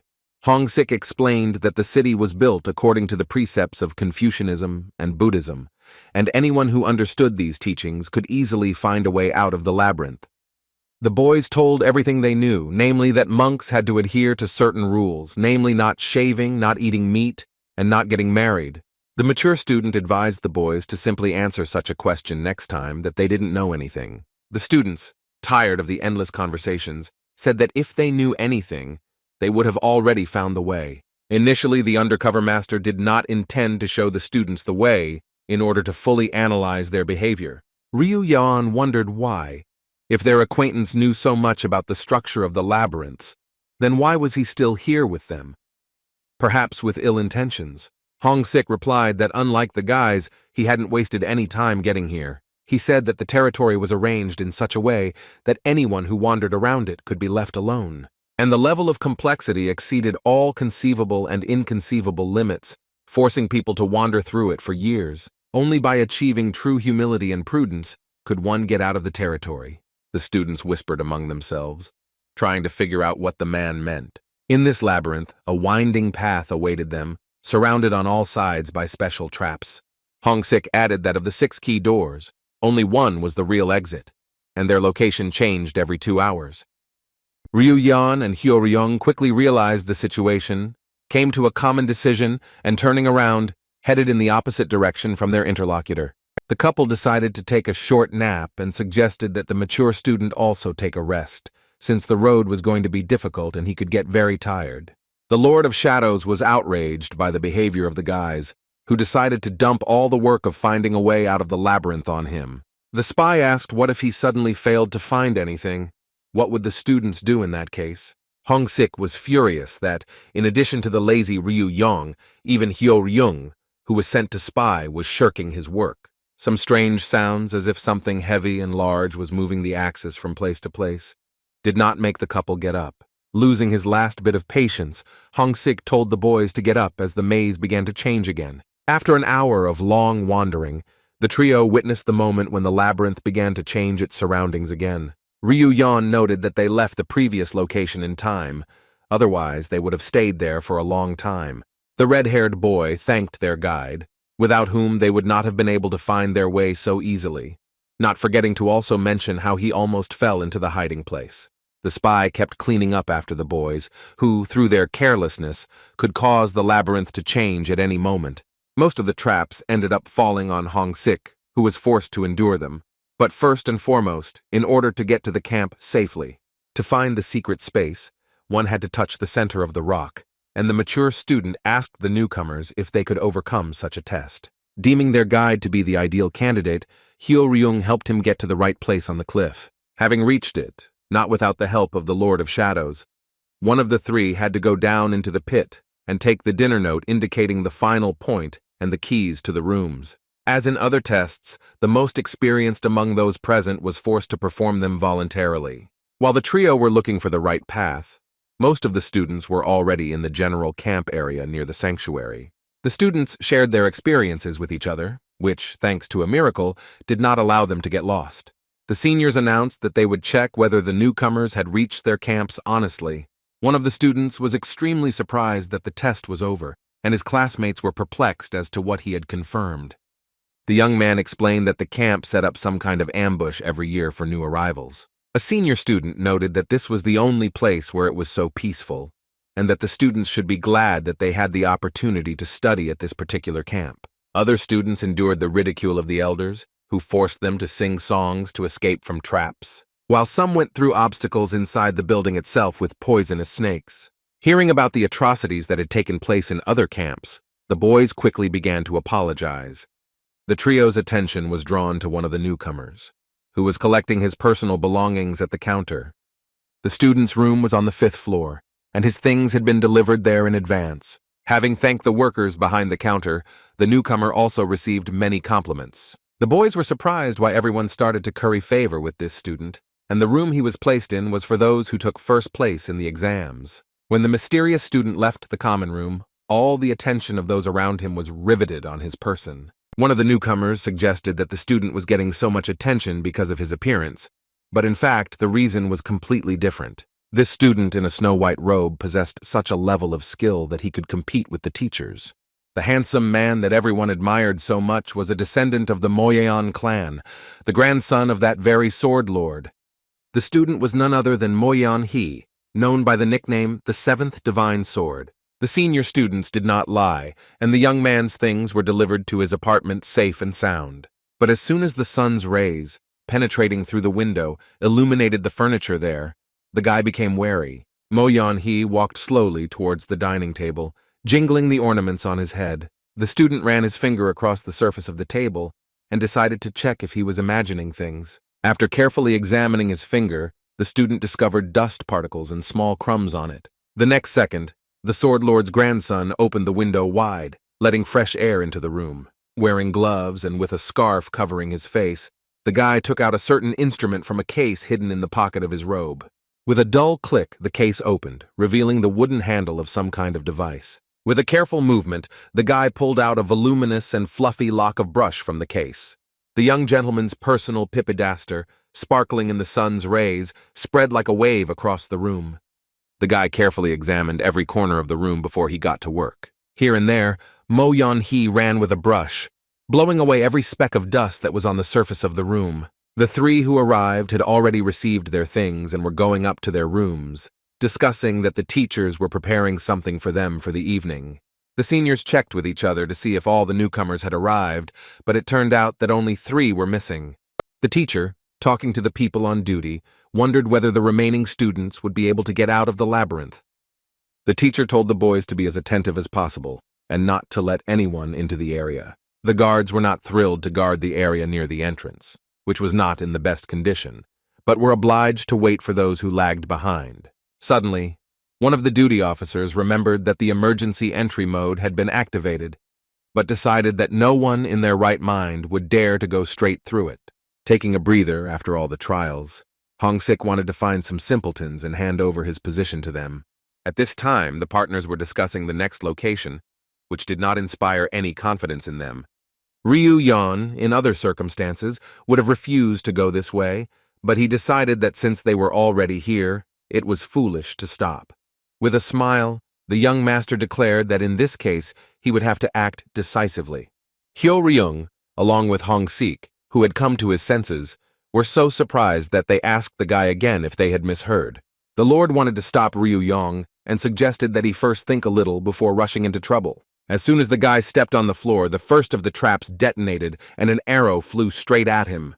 With an unperturbed face, the young master dodged the threat flying at him without moving from his spot. The arrow hit a tree, and Hong-sik, seeing it, realized that the foggy road had been put into emergency mode. The man shouted at the boy to come back as soon as possible, because the foggy road should not have been switched to this mode. Continuing to walk forward, Ryu-yeon noticed traces of blood on the walls, after which another trap was triggered again. One after another, arrows began flying straight at the student, but none of them hit him. The daredevil's classmates dodged again, and the arrows that flew past hit the same tree, shattering it into pieces. Unlike the newcomers who remained at the trailhead, Ryu-yeon was interested in what was in store for him next. Several dozen arrows flew at the guy from both sides, which seemed impossible to dodge. The students, cautiously peering around the corner, could not believe their eyes. Shadow Lord could not accept the fact that any human could move so fast. The man compared the young master's movements to those of an octopus, and the red-haired boy completely agreed with him. He also noted that his friend's level of skill exceeded all conceivable limits. Having described circles in the air, Ryu-yeon wanted to descend to the floor, but immediately fell under it. The guy saw a hole underneath him, filled with many sharp daggers, into which he was trying to fall. But literally the next moment, the young master, pushing off with force in the air, flew high into the air. Hongsik and Hyoryung watched the movements of the student, who now resembled a bird with their mouths open. After flying around the pit of blades, Ryu-Yeon landed on the ground, and the sounds of the next trap began to reach him. From somewhere above, a multitude of logs fell in front of the guy, rolling at an insane speed straight towards him. Without any effort, the student climbed onto each of them, which continued to rotate continuously. The spy asked the boy if he thought he saw Ryu-Yeon smiling while balancing on the logs. Watching the young master overcome the seemingly insurmountable emergency mode within the walls of the foggy road, the students were lit up. Despite the way their colleague went through the obstacle course, which seemed beyond human capabilities, the newcomers decided not to lag behind. Taking off his outerwear, Hongsik took on the vanguard, while Hyoryung remained with his top and sides. As soon as the couple stepped onto the misty path, several arrows whistled in the air. The students, skilled in the use of swords and working as a team, managed to fight off the shots without receiving a scratch. This attack was followed by another, this time more massive, with arrows flying out from every crack. Without missing a single arrow, the students managed to exchange a few words during the attack. Ryu-Yeon, watching his friends go through the obstacle course, thought boring, to fend off arrows instead of trying evade. With difficulty, somehow holding on to the flying logs, the couple declared that, unlike the young master, they were people. Covering his nose, the boy deftly dodged the poisonous clouds of gas released from the wall. Waving his sword in front of him, thereby driving away the poisonous gas, Double Blade noticed that their new acquaintance also looked little like a human. Using his robe as a mask, Hongsik replied that it didn't matter who he looked like. The main thing was to live this life as long as possible. The sun was setting behind the horizon, but preparations for the event were still underway in the sanctuary. The students standing in the corridor could not go below the third floor, which was guarded by senior students. The newcomer went down to find out what was happening at the very bottom, and the student guarding the entrance agreed to let him through. But then he added that he could not promise the newcomer's return, and with a satisfied smile, asked again whether he really wanted to watch. One of the crowd suggested that they disperse to their rooms, believing that it was not worth interfering. The students on the floors wondered why Mo Yeon-hee had not shown up despite the noise. Some people thought that he could have simply trained, which is why he achieved such colossal success at his age. But instead of training, the guy was busy cleaning his room, starting to wash the floors. By evening, the trio, who had received black pieces of paper, finally arrived at the appointed place. Ryu-Yeon said that he didn't like the silence here, and the building, which resembled Pandora's box, when opening could calmly deal with any of the students. As Hongsik headed towards the main entrance, he was thinking about finding out who had rigged the camp's definition, not to mention the emergency mode of the foggy road. Opening the doors a crack, the man hoped that at least the community camp would be safe, where the sophomores and freshmen had put on a grand show. As soon as the spy opened the doors, he was knocked off his feet by a shockwave of strong wind. Hongsik decided to go first to check everything out, and he thought to himself that the other students could have killed the son of the dark sect's lord on the very first day of admission. But the boys decided to go first, based on their age, being more agile and faster, while the mature newcomer's reflexes were clearly slowed down over the years. Having asked to listen to his opinion, the man casually dropped a phrase about how he was only 25. With a loud slam, the doors slammed shut behind the students, leaving them trapped. After spending some time in the dark, Hongsik managed to find a candle to light the way for himself and his companions. The man pulled out 4 long matches, explaining that the teachers loved to come up with sinister obstacles for newcomers. Having lit them with a candle, the spy wanted to throw the matches as far as possible so that they would light their way for a few minutes. The trio took turns throwing small torch-like objects forward, illuminating the dark room of the camp. The students managed to create a narrow path in front of them that extended all the way to the stairs. Not even a second passed before a huge mass of sharp spikes appeared on both sides, next to them, and the floor disappeared, leaving behind a large pit with blades at the bottom. The lit matches instantly fell down and went out when they met the sharp blades. Ryu-Yeon didn't quite understand if this was a test, but he knew for sure that he would have to climb through the hole to the stairs. Suddenly a dull thud was heard near the end point, and torches were lit there. A sign appeared in front of the stairs, stating that if the students touched the bell, the door would open. That same bell was located near one of the torches next to the steps, and the red-haired guy decided to simply move to the other side. The young master, who wanted to blow up the building, gave in to his colleagues and strictly followed the instructions given. The son of the dark sect's ruler suggested that the spy remain on the ground to shine, but he assured the boy that the match would not go out in any case. Ryu Yang stepped firmly and at the same time unusually lightly on the sharp blades. Things were a little more difficult for his colleagues, but despite this, they managed to overcome obstacles. Suddenly, the guy stopped, sensing something was wrong, and shurikens started flying at him from all sides. The students standing behind him reacted in time, deflecting the sharp gears with the blades of their swords. Ryu Yan, on the other hand, did not use a weapon, and instead used a stream of wind to spin the shurikens into a whirlpool he created. The technique the boy used amazed both students, but Hong Sik was much more amazed, unable to understand what this young master was really hiding. Shadow Lord was impressed by Phoenix's techniques, unable to comprehend how it was possible to fight off something like that with bare hands. Turning around, Ryu Yun saw something approaching him at high speed. Hong Sik suggested that it might be sword energy, and his friend advised him to be careful with it. Hearing the student's prompts, the young master used a block against the sword's sinuous swings. Ryu Yang used the lightning madness technique, creating an electrical dome around himself. The next moment, the electric ball disappeared, destroying not only the flying sword energy, but also everything else that was around. Shards from the arrows and blades that were under the young master flew towards Hong Sik and Hyo Ryung. The hair guy hurried to cross the swords, but the man asked him not to hurry so as not to get hurt. The Lord's son began to make circular movements with his weapon, leaving behind an unusual trail in the air. Watching the boy handle swords, Hong Sik couldn't believe that he was also as skilled as his friend. Swinging his sword around, Hyo Ryung created a curtain of blades, shattering the shards into dust. To his surprise, the Lord discovered that these two were masters of the highest level, whom he would not have to fight against.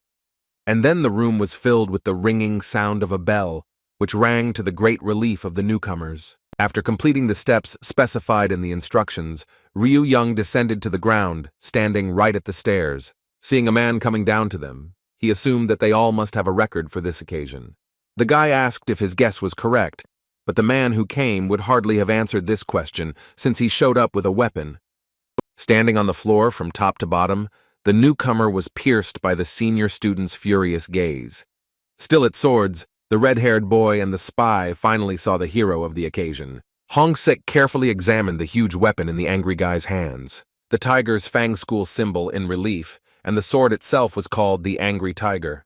The young man accused Ryu Yang of stealing, but the newcomer did not understand what and when he was able to steal, because he simply did not have time for such activities. The boy called the student a hypocrite and asked him to remember the recent events at school. Ryu Yan began to recall his trip, confirming the words of the angry senior. Ho Chung-kong, who was the first of the top 3 students in the school, challenged the young master to a duel in order to avenge the damage done to him and the stolen item.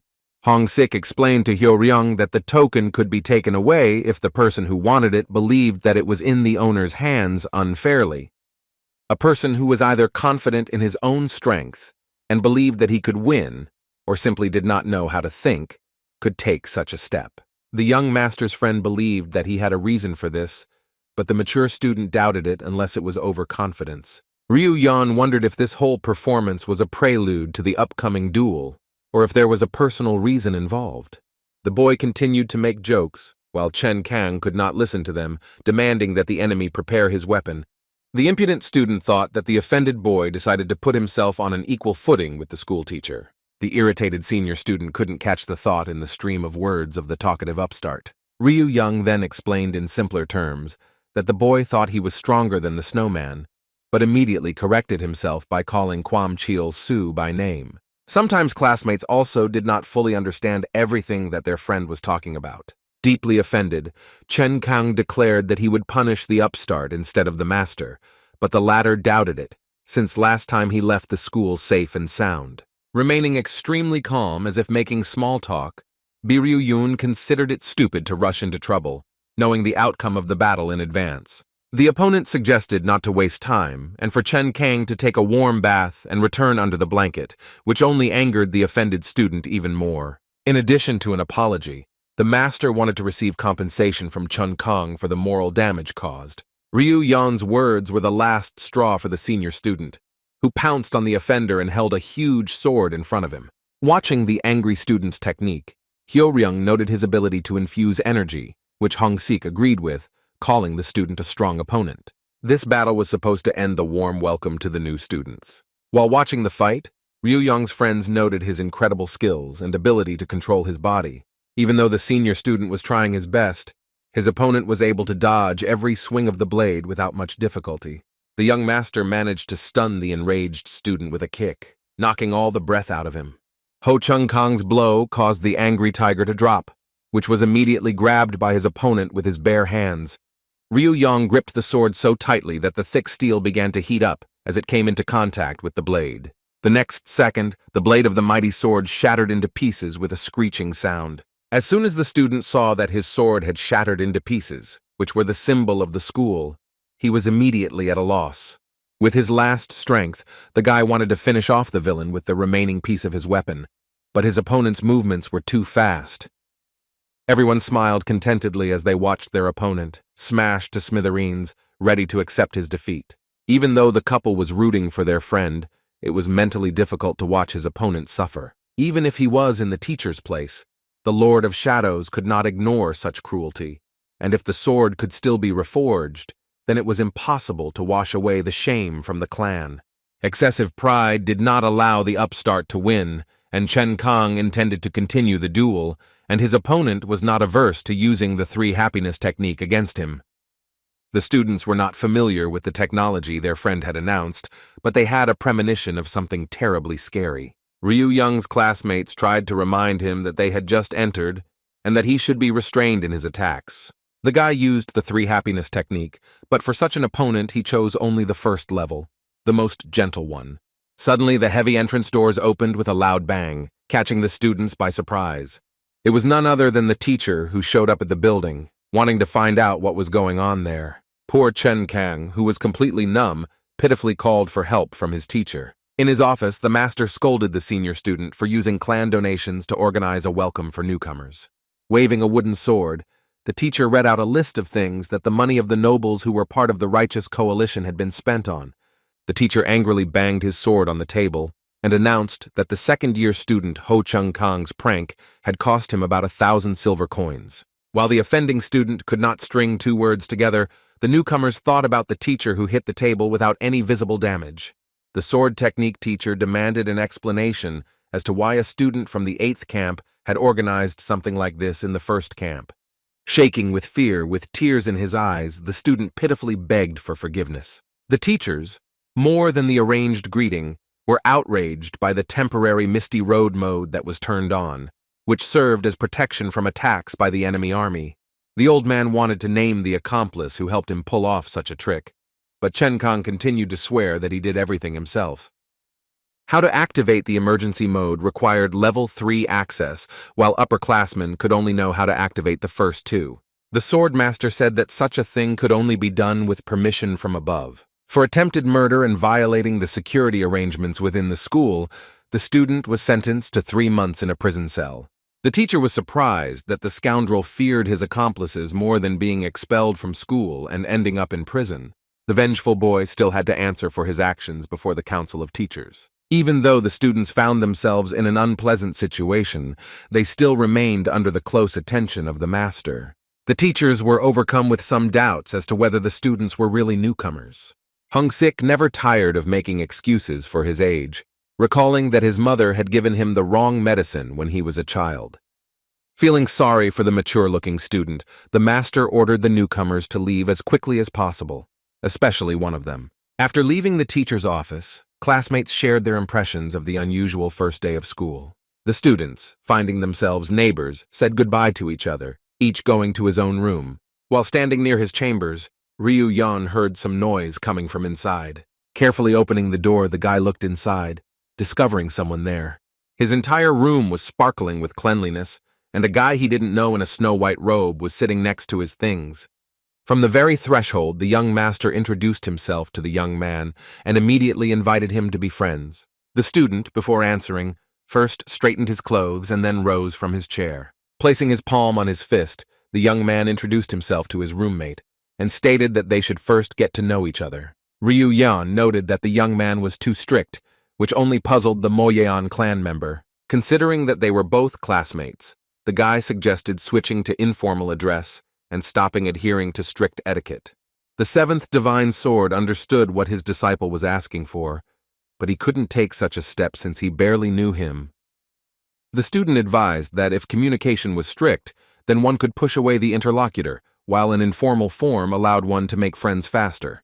Mo Yeon-hee continued to push his line, and suggested that everyone use the method of communication that was most convenient for them. Noting the inaccessibility of his interlocutor, Ryu-yong found him terribly boring, and when talking to him he felt like yawning. But first, the cohabitant suggested resolving one issue that was of great interest to him. It was about what kind of bed to choose for himself, but Mo Yeon-hee couldn't figure out this question, just as he couldn't sort out his things. Ryu-yeon didn't understand the difficulty in choosing a bed, since to him they both looked the same. The strict guy did not agree with his roommate's opinion and asked him to take a closer look at them, since he himself considered them to be completely different. One bed was located next to the window, while the second was located near the closet. The sun's rays fell at different angles depending on the position of the bed in the room. The young master asked the slightly strange apprentice which one he wanted, and he abstained, but mentioned that he liked to open the window and often take something from the closet. Ryu-young found his classmate's habit strange, and to make things easier, he chose the bed by the window. As soon as Mo Yeon-hee heard the answer, he immediately rushed to the bed to start preparing it. Sprawled out in bed, the student had been watching his roommate clean up for a good hour. Bored to death, Ryu-young asked if he really enjoyed doing things like that. The roommate did not understand the question asked of him, looking up from placing his things on the shelf. The newbie wondered if it was really necessary to smooth out the edges with such diligence, since they were just rags. Ryu-young wondered if Mo Yeon-hee measured each side with a ruler, to which he replied with annoyance that it was a matter of habit. The student was no longer happy with their acquaintance, let alone living together under the same roof. The gifted student also had his own rules for storing things, which he arranged in a special order.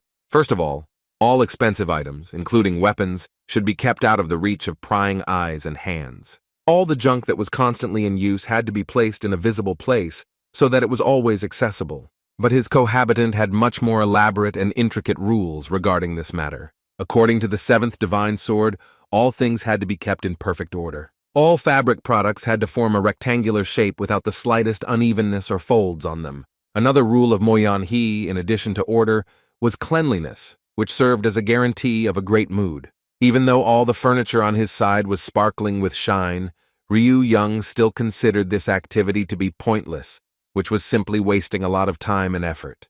A little tired of watching the neat guy cleaning, the young master asked if he had finished. The Moyeon clan member was satisfied with the work he had done today, but despite this, he intended to continue cleaning up the next day. This was the first person after Master Sabu who made Ryu-young feel terrified. Since the student remembered his mentor, the old man also could not stop thinking about the lousy boy. While examining his ward's former room, the master decided to spend the night here. The student's phantom projections continued to complain about any action of the mentor that in one way or another concerned his person. Dissatisfied with yet another conversation with the eternally bickering Ryu-young, the old man left the room. As a result, the student's place was taken by a little white girl who felt great on a soft bed. Returning to his quarters, Sabu did not give up trying to deceive himself, assuring that he was happy without Ryu-young. But no matter what curses the old man sent down on his student, he slept peacefully. Unlike the guy who was sprawled all over the bed, his roommate slept as neatly as he folded his things. The lights had long since gone out in all the rooms, but only one of them continued to shine brightly. But Hong-sik was not sleeping, performing his direct duties, watching his neighbor through a small hole. At this time, the Lord's son was having a pleasant conversation with his roommate, discussing sword control techniques. Hong-sik noted to himself that observing Hyo-ryung in this way would not be difficult. Listening to their conversations, he concluded that his roommate did not pose any threat. While everything was going according to plan for the Shadow Lord, there was someone else who couldn't sleep that late evening either. Surrounded by cold walls and bricks, Chen Kong lamented that he was not finished with Ryu-young yet, and would definitely get even with him. At this time, the community camp was discussing the conclusion of a second-year student who was unable to cope with the tasks assigned to him. The men, hidden in the shadows, reasoned that in this case, either the students were highly skilled, or Chen Kang was a mediocrity. Mr. Mu Yan was in anticipation, as it was their turn, reading that the coalition had to punish this upstart for the students who were beaten up during the exam. He shared that someone had done the same thing, and was most likely in the same room with Ryu Young. Bak Mu Young assured Chun Hyung that this would not be a hindrance, since the boy was unsociable and could hardly communicate with anyone. Make friends. The very next day, the young master's friends came to visit him and could not help but notice the cleanliness of his room. Ryu Young offered to come in, but singled out Hong Sik, saying that if he didn't like it, he could stay outside. Classmates were already eager to take a look at the room, which was different from the others, as it was provided to especially skilled students. The red-haired boy brought his shy roommate with him, Yun Jun Hong, who wanted to meet a young master of such a level. Ryu Young heard a familiar clan name and said that he knew a guy who was from there. The young man, stuttering and having difficulty pronouncing words, exchanged pleasantries with the student who had already managed to earn himself a certain reputation within the walls of the school. Brushing off the compliments, the guy asked her to take 3 steps back and shake herself off before walking. Knocking off the dust, the friends couldn't understand why such a sloppy guy like Ryu Young suddenly developed such a fear of dirt. Overcoming himself, the student agreed to show the reasons, but removed all possible consequences from himself.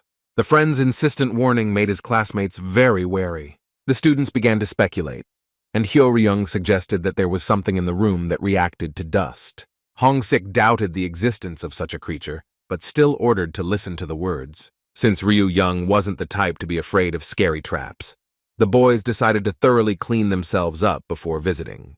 Jun Hong began to vigorously criticize his new acquaintance, and his roommate decided to help him. After letting his classmates in, the guy introduced them to his roommate as Hyo-ryung and an uncle who was supposedly 25 years old.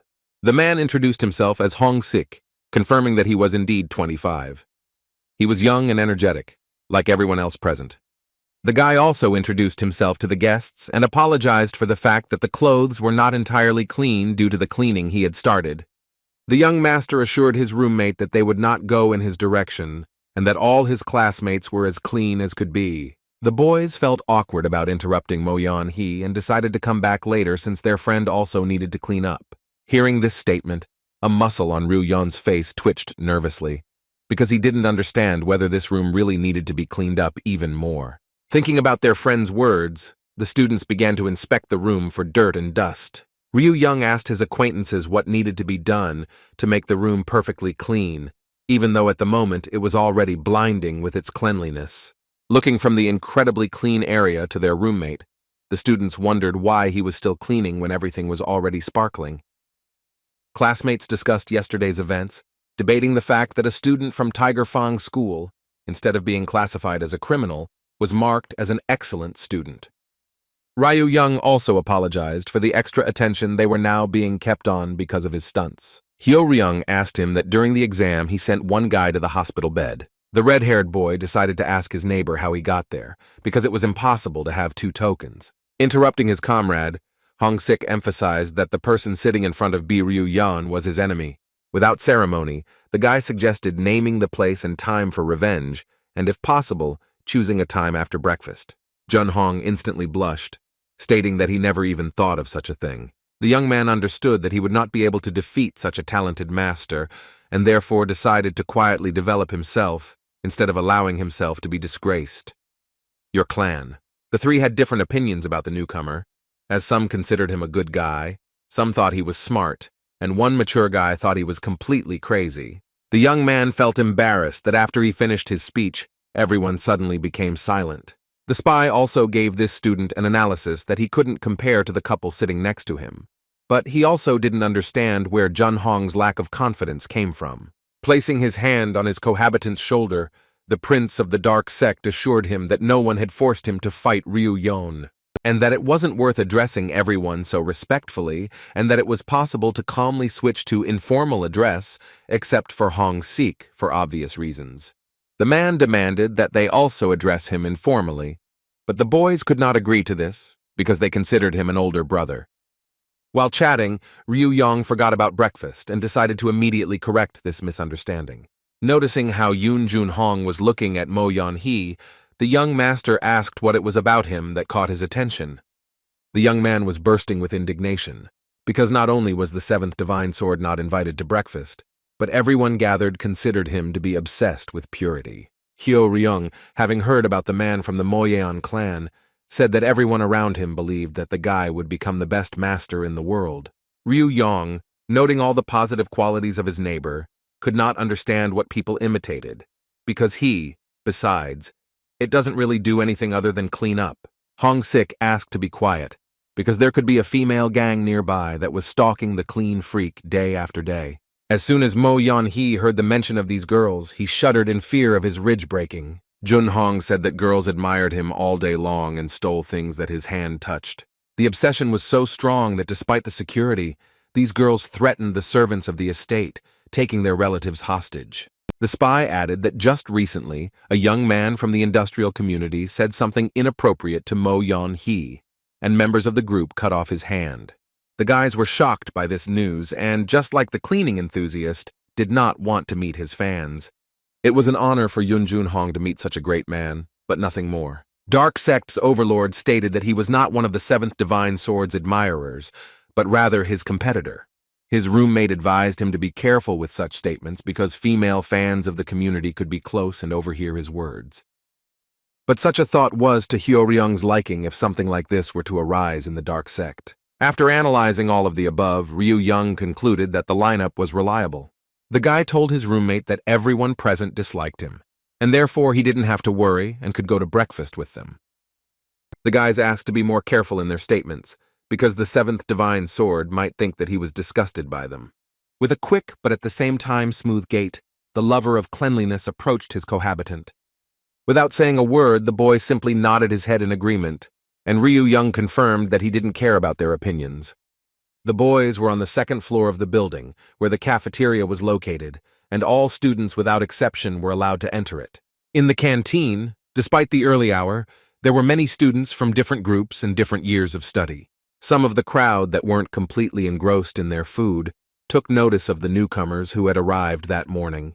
The young master was disappointed that the canteen was self-service, but it was more than compensated for by the variety of delicious dishes. Having assessed the strength and convenience of the dishes, which were made of steel, the guy realized that it was not in vain that he entered this place. The spy noted that the dishes were indeed durable, since they could withstand the amount of food that his classmate had served himself. The students began to argue about how much they should eat, and despite the wolfish appetite of the young, the oldest of the group believed that the great masters ate little. Jun Hong began to hear the voices of students who were indignant at their appearance in the cafeteria. The young man wanted to tell the boys about this, but they seemed not to hear him, continuing to stuff their mouths. John Lee Hack and Chuna Young couldn't understand how such an ignoramus could get a token unless, as always, he was sucking up to the teacher again. The couple attracted the attention of the rest of the students to the group of students, who immediately began whispering among themselves.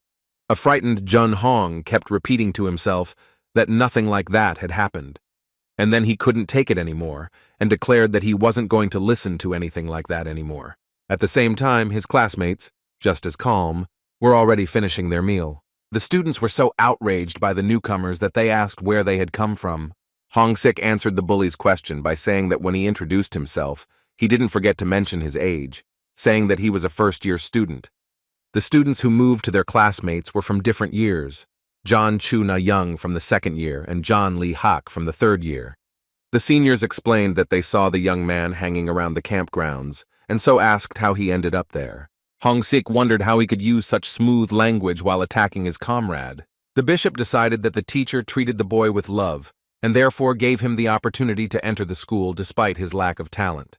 The students confirmed the guess, stating that the teacher gave the token out of pity, and that another candidate should have received the infinite victory. However, the student managed to get the token from another place, although after that, someone brutally beat him. Na Young, without thinking twice, concluded that the disgraceful person had specially ordered their friend, but the poor guy was trying to justify his acquaintance. The third-year student told the newcomer to shut up, not understanding how he dared to sit at the same table with such a strong master. Hyo Ryung wanted to understand this issue because, according to the student's logic, Each member of the clan, after defeat, should continue to treat the winner with hostility. Continuing to develop this thought, the prince of the dark sect noticed that the disciples of this clan did not know how to respect their elders and admit their mistakes. The senior student was outraged by such an insult, asking the newcomer where his respectful attitude had gone. With a smirk on his face, Hongsik stated that out of respect, the clan members could not express their dissatisfaction to their elder's face, doing so in his absence. The disciples were even more angry, claiming that they had never insulted their teacher. The spy stood up from the table and asked again if the subjects of the Plum Blossom Swordmaster, Lord Yu Huan Quan, had not insulted him. The clan members were unhappy that Jun Hong dared to enter the school without knowing a single Plum Blossom move.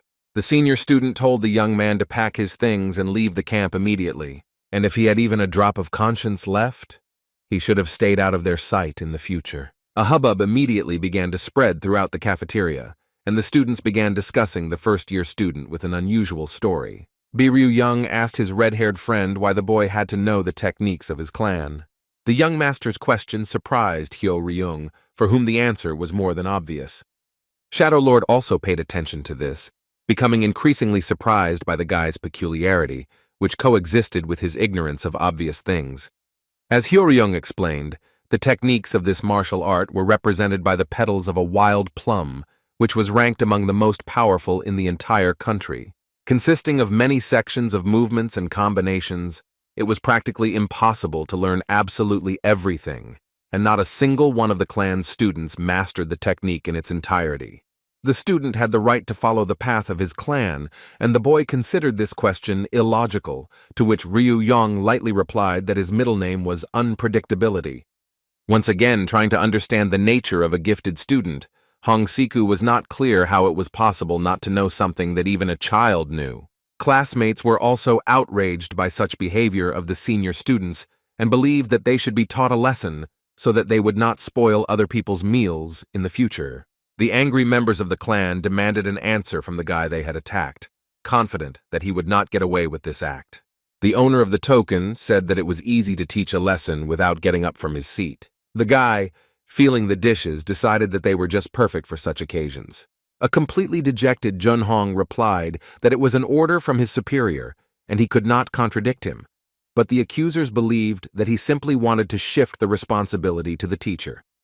Observing the suspicious actions of a classmate, a mature student asked his neighbor to restrain him so that he would not make a mess again.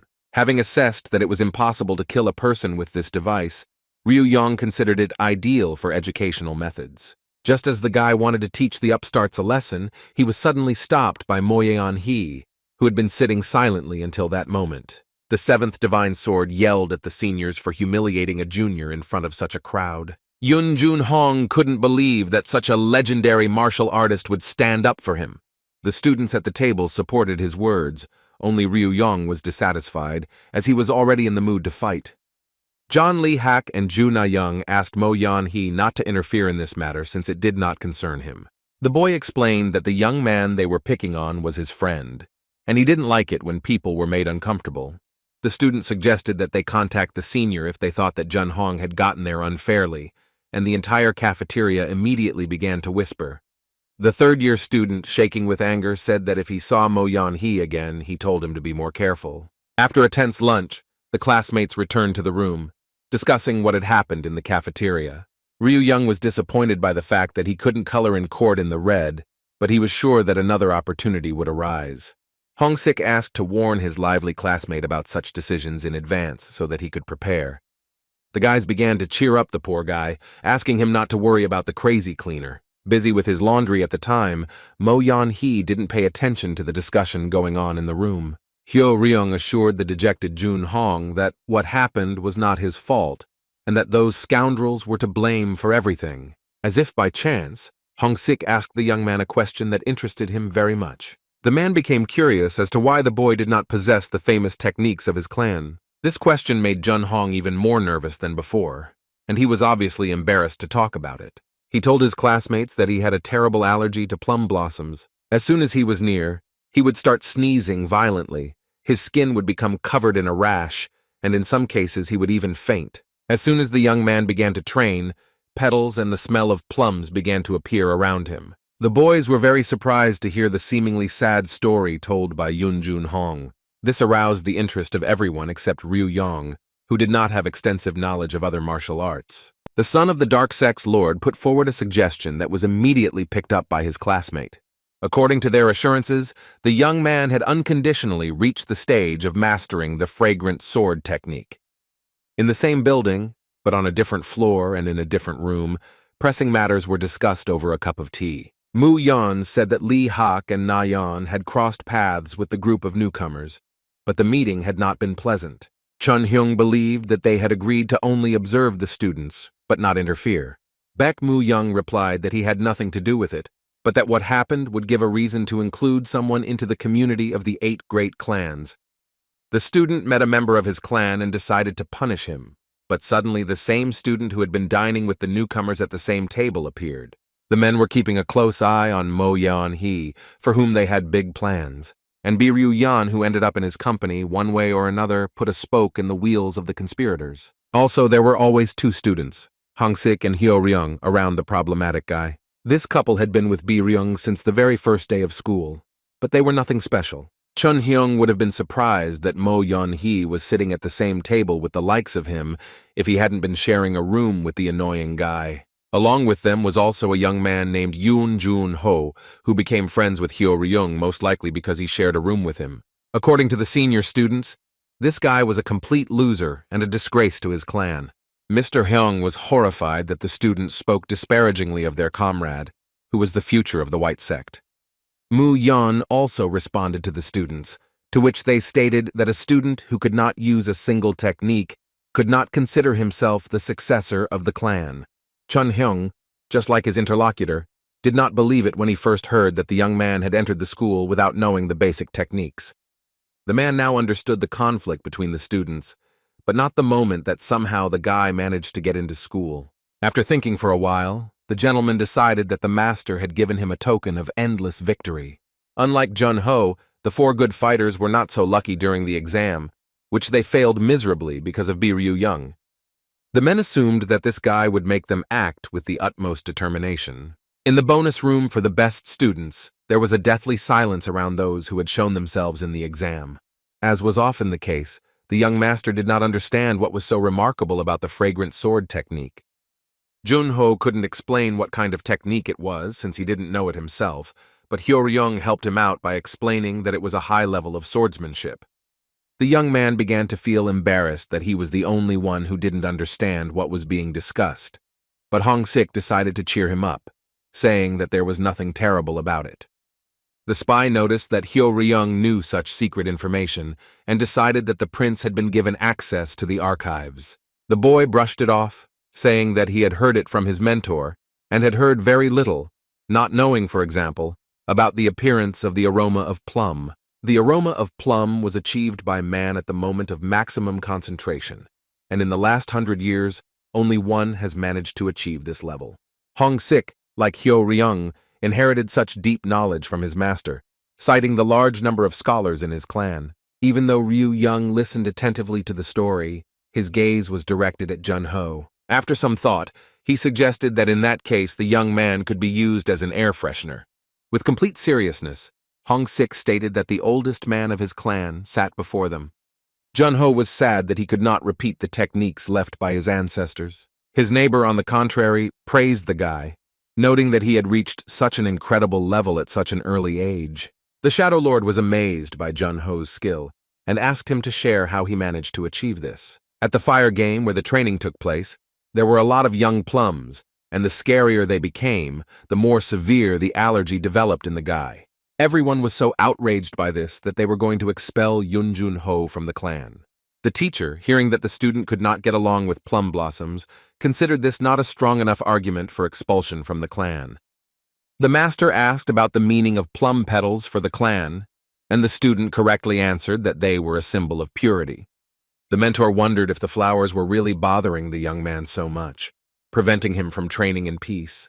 But he insisted that despite the allergies and related problems, the beauty of the trees always outweighed them. In order to shame all the students, the master revealed that Jun-ho loved the pride of Fire Mountain more than anyone present. I asked if each of them, if they were in the place of the young man, would also passionately love the surrounding nature, which caused so much trouble. In order not to torment the rejected student, the mentor sent him to train on a neighboring mountain because there were not so many trees there. Yunjun Ho trained away from home, going into one of the caves to protect himself as much as possible from the blossoming trees. While climbing into the cave, the boy repeatedly found traces of other students training, and one day, having entered one of the caves, he began to meditate and began to hone new techniques. After a careless swing of the sword, part of the nearby wall collapsed with a roar. Carefully peering into the hole that had formed, the young man discovered another cave. The student decided to follow the tunnel to the very end, and upon reaching it, he witnessed a strange scene. At that moment, goosebumps ran across Jun Ho's body from the intense excitement that filled him. Watching the marks left on the floor, the boy seemed to sense the secret of genuine martial art hanging in the air. All the walls in the secret cave were completely and entirely covered with marks from the blade. The young man spent a lot of time trying to determine the origin of his find and eventually came to the conclusion that these were traces of 7 plum blades. This technique was similar to plum blossom, but their approach was radically different. Jun Ho began to study the tracks, training day and night, retracing every step left on the cracked floor. And then one fine day the fateful hour came, and plum blossoms appeared out of nowhere in the air. From that moment on, whenever the guy showed the techniques he had learned, he began to be tormented by an irritating, tart smell.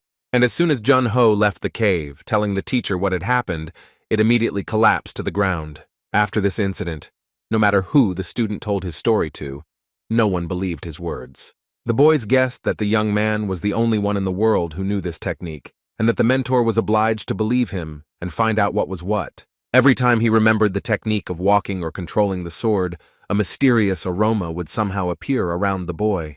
Because the student fainted from the smell, the master sent him to this school to find out the answer by any means necessary. Thinking seriously, Hyo-ryung noted that the path ahead of the young men was not easy, and that they had to somehow move towards solving this problem. Being the most carefree of them all, Ryu-young replied that all that was required was to act radically. Poor Jun Ho was completely trembling, unable to even anticipate the young master's crazy thoughts. Hong-sik immediately stood up for the boy, not allowing Ryu-yeon to ruin the life of the wayward student. The student argued that since the problem was so clear, it had to be solved logically. The guy assumed that if he didn't put maximum effort into changing Jun Ho as a person, he would be constantly tormented by all sorts of scoundrels. The guys wanted to help their friend, but they had very few sensible ideas for everyone. Having carefully weighed everything, the classmates decided to take the risk, believing that it was completely justified. After a superficial analysis, the mature freshman came to the conclusion that the problem was not just hypersensitivity. Yoon Jun-hun had a severe allergy that would occur when he came into contact with certain substances, causing both difficulty breathing and dizziness. The young master suggested giving the subject the very poison from which he suffered, starting with a small dose and gradually increasing it.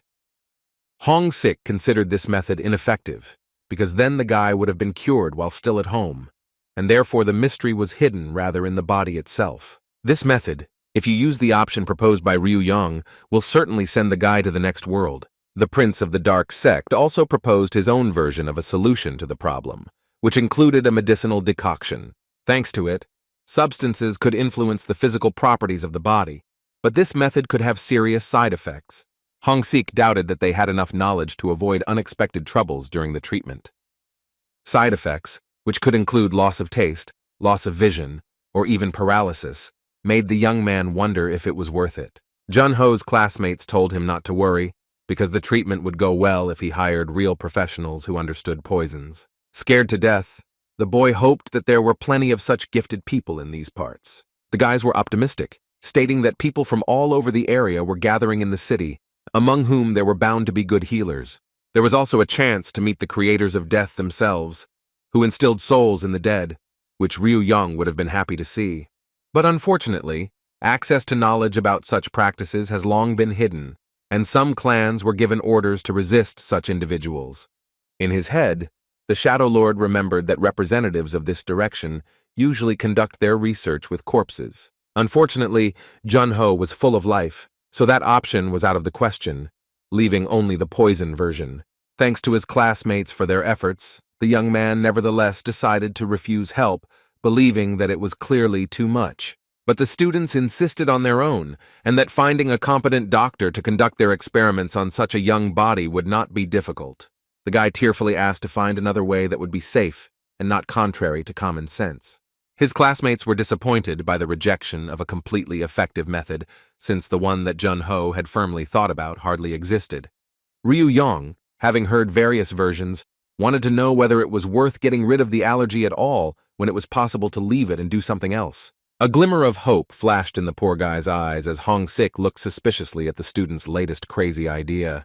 A talented student offered to free the young man from the harmful aroma. According to Ryu-yong, if you look at things soberly, it was about the energy emanating from the sword. Because the sword emitted this aroma, there was no point in wasting this energy, because the force of the blow remained the same.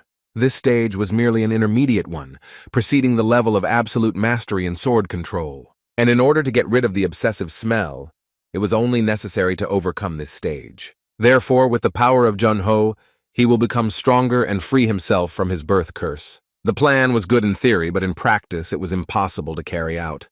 The poor guy couldn't even hold a sword. Hong-sik, stating that the young man could not perform a single technique in his life, confirmed Hyo-ryung's words. Ryu-yeon was ready to cure Jun-ho himself, having a method to eliminate anxiety and other worries. His friend decided to trust the young master, whose speech was quite convincing. He wanted to know where such a skilled man came from, but the student did not reveal personal information, saying only that he could turn the impossible into possible. When asked why Teacher Kwak was so afraid, Fire replied that he was tormented by a certain feeling that something bad was about to happen. The enraged volcanic swordmaster shouted that he didn't understand the logic in this situation. Kwang Chol-soo firmly stated that he would not dare to name the object in such a wild way if he was ashamed to even say the phrase out loud. Convinced that a man should be strong, that is why he came up with the word self-improvement. A small squabble arose between the teachers of opposite elements, which could have escalated into a serious fight. Seeing the men slowly begin to lose control of their emotions, one of the teachers asked them to calm down. The teacher asked the master of cold to be more lenient with his new colleague, who did not fully know all the intricacies of teaching. Having politely refused the fiery one, the teacher provoked another fit of anger in him, that he still did not understand why the lecture could not be called exactly that. A colleague explained that the students first of all paid attention to the name of the subject and the teacher who taught it. The man also said that in addition to male students, there were also girls at the school, and such a phrase could cause a storm of indignation among them. After thinking about it thoroughly, Yan-hee suggested the following name, namely Combat Power Speed High-Level Blade Control Technique. The teacher approved of this text, happily noting that his hot-tempered colleague had quickly come to such a decision. Chol-soo showed a list of items that already had that name. The teacher clarified that the swordmaster had special requirements for the educational process. The only and most important condition was not to hire first-year students for his subject, no matter what recommendations they had. The colleague showed genuine interest in what the red-haired man's demand was based on. Well, the answer was quite simple. The master simply did not want to, and in case of failure to meet his demands, he was obliged to often fall ill and not teach. Looking through the subject selection guide, Ryu-yeon couldn't figure out why he needed the thick book, unless he was using it as a pillow. The book, according to Hong-sik, although it was like a sleeping pill, it wouldn't hurt to quickly flip through it to choose the item you liked the most. Officially, there were 4 days to choose a subject, but in reality, all the interesting ones were taken apart in the first 2 hours. To begin with, it was necessary to choose 5 subjects that were given to choose from. The remaining 7 were approximately the same for everyone. Mo-yeon-hee was the first to decide on his subjects, and he still had a chance to do exactly what he had chosen for himself. Ryu-young was surprised that his neat roommate had managed to read everything, but the trick was that he only looked at the short description. To get into the course, you had to have a group of at least 3 people, otherwise the program would be closed, which is why teachers recruited no more than 3 or 4 groups. Leafing through the manual, Ryu-yong did not understand where so many branches of martial arts came from. Hong-sik kindly agreed to find a suitable course for Jun-ho to make it easier to follow him in the future. Suddenly, not far from the boys, a terrible roar was heard, to which they immediately turned their attention.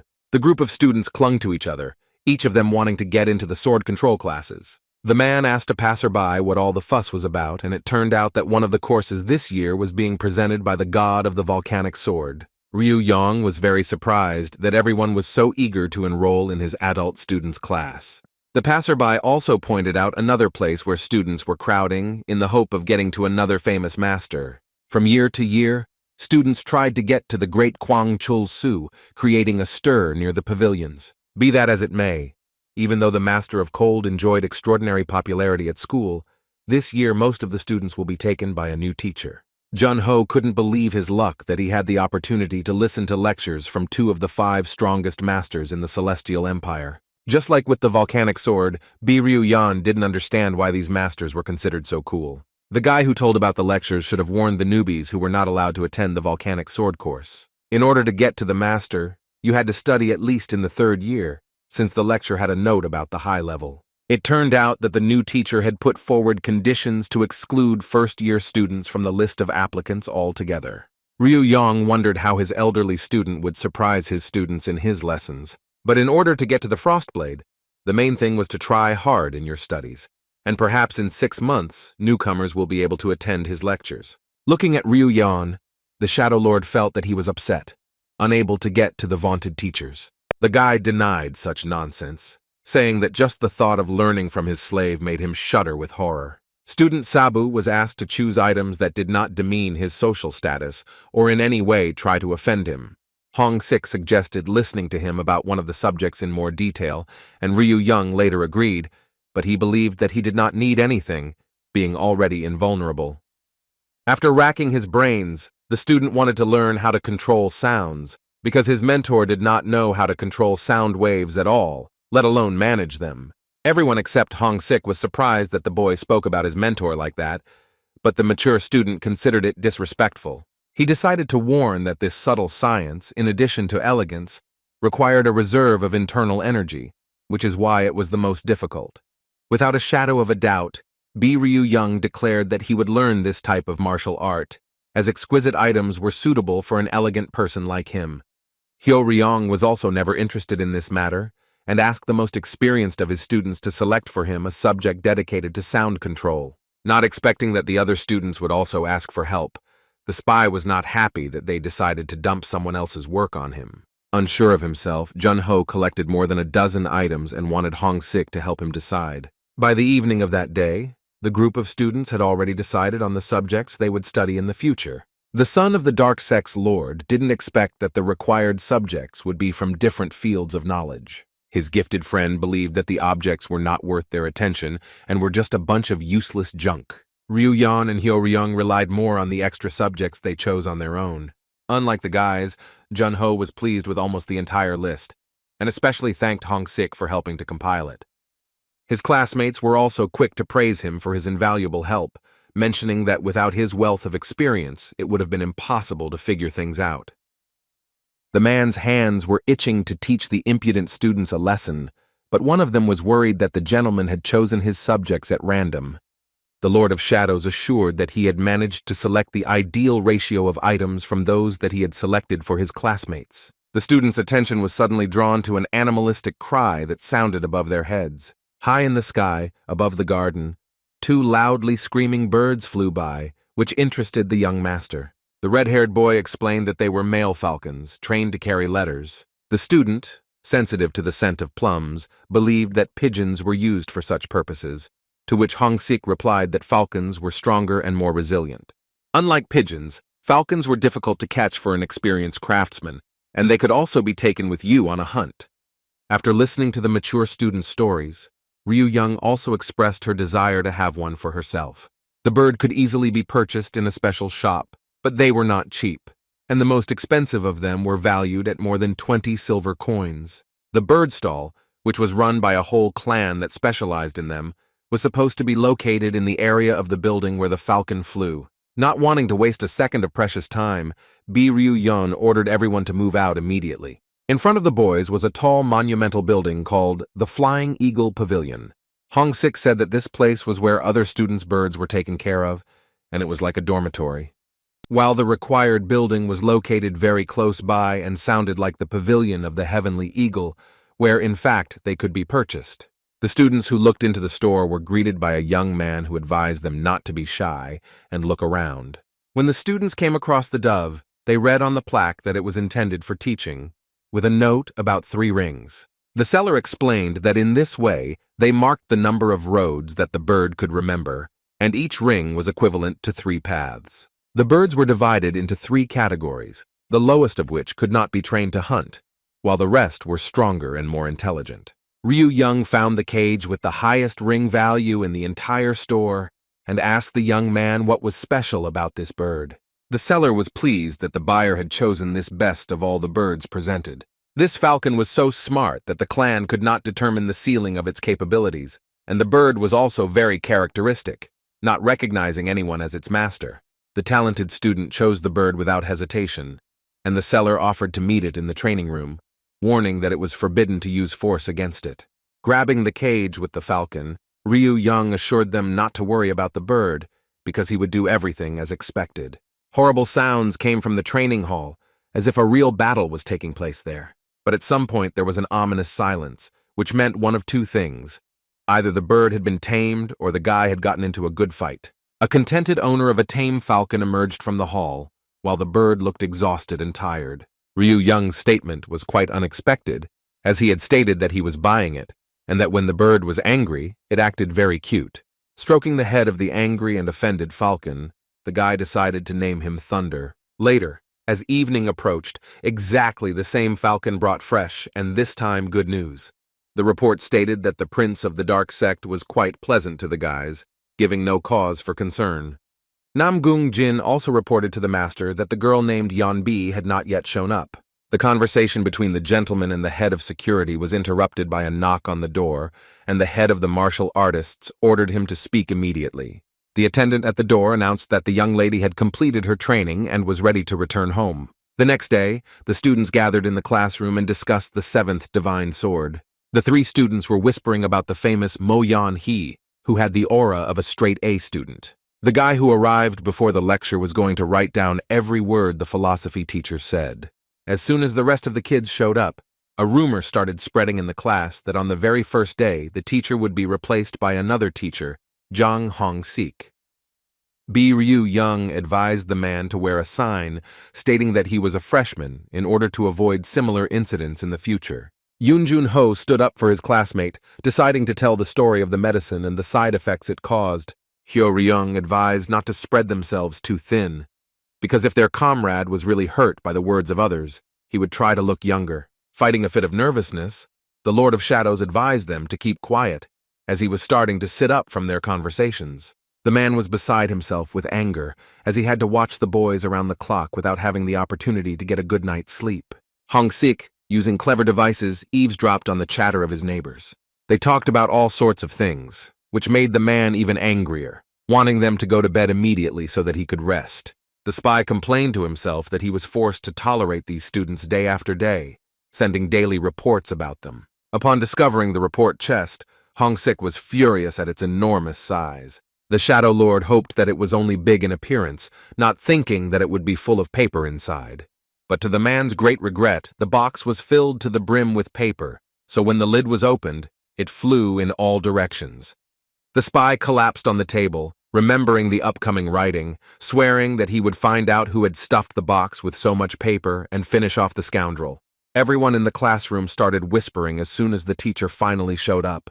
Hong-sik was shocked to see how excited Jun-ho was at the appearance of the master. The mature student confirmed that it was one of the 8 strongest healers of the Okyeon Jin and Shaman clan. The healer wanted to begin his lecture with a 100-year history of martial arts, stopping at the present day. Jin Ying assumed that the guys came here in order to achieve excellence in one thing or another. In addition, by joining the ranks of the White Sect, students will be able to strengthen the power of the cult of opposition to the Dark Sect, as well as its lair, where most of the hired killers are trained. Above all else, everyone in this room had the goal of becoming a reliable support for their own clan. All future members of the White Sect had to be able to resist the spirits of heavenly sorrow. The students were stunned by the fact that the teacher pronounced the forbidden name of this organization with such ease. All the students were tense, except for Ryu Young, of course, who was trying to figure out why the atmosphere in the classroom was suddenly so tense. The teacher knew that the children were afraid to pronounce this name out loud, but besides this, there was another name that was strictly forbidden. As soon as the disciples heard about the heavenly spirit thirsting for blood, everyone present froze in horror.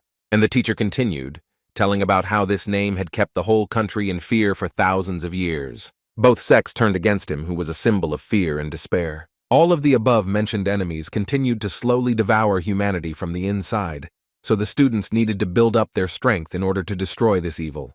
It was for this purpose of war that Hyukwol Rin built this city, having resorted to the help of the Holy Trinity of heavenly warriors. While everyone was busy taking notes on Okyeon Jinin's speech, there was a student who had a question. The teacher was extremely serious, and his classmates immediately perked up when they heard a familiar voice. Ryu Yoan raised his hand and asked who the god of the Great Limit was along with the Holy Trinity of heavenly warriors. Waves of indignation and ridicule rolled through the audience in whispers upon hearing such an absurd question. The teacher, in shock, asked the name of the guy who, as he suspected, could not help but know the idols of our time. When the teacher suggested that he had lost his memory, the student stated that he was completely healthy and really did not know about the respectable persons. To the horror of his comrades, the guy introduced himself and stated that he really did not know the people mentioned by the healer. More than the mockery of his appearance, Hong Sik was hurt by the ignorance of such seemingly elementary things. Deep in thought, scratching his gray beard, the old man did not expect that something like this could happen in principle. The teacher decided that it would not be enough to simply tell about everything now, considering this a good opportunity to learn more about all the heroes of days gone by. The master gave the students the task of writing a 5-page essay about the great ancestors and the consequences of the actions of the bloodthirsty heavenly spirit. At the end of the lecture, the library was filled with a crowd of students, each of whom wanted to snatch the books they needed to write their essays. Watching the unfolding mess, Ryu Young didn't want to engage in such nonsense just because he had told the truth.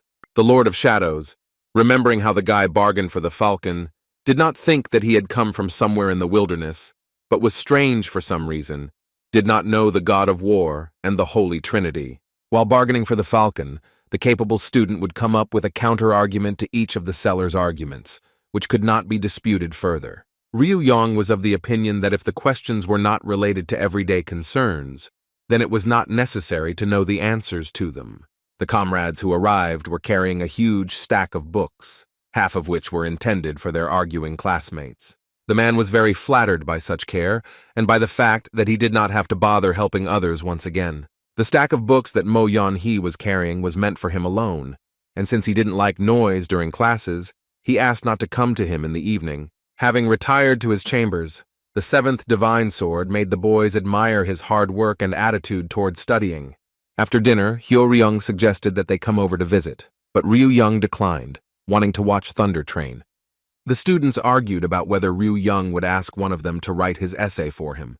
Chun Hung, talking with her comrade, wanted to know where the information came from that the White Crane had finished training and was about to return soon. Mu Yan revealed that Ryandoko was being followed and that she was seen leaving the Flying Eagle Pavilion, looking extremely happy. But, as the man rightly noted, the only girl who could make her neighbor smile was the one who was her only friend.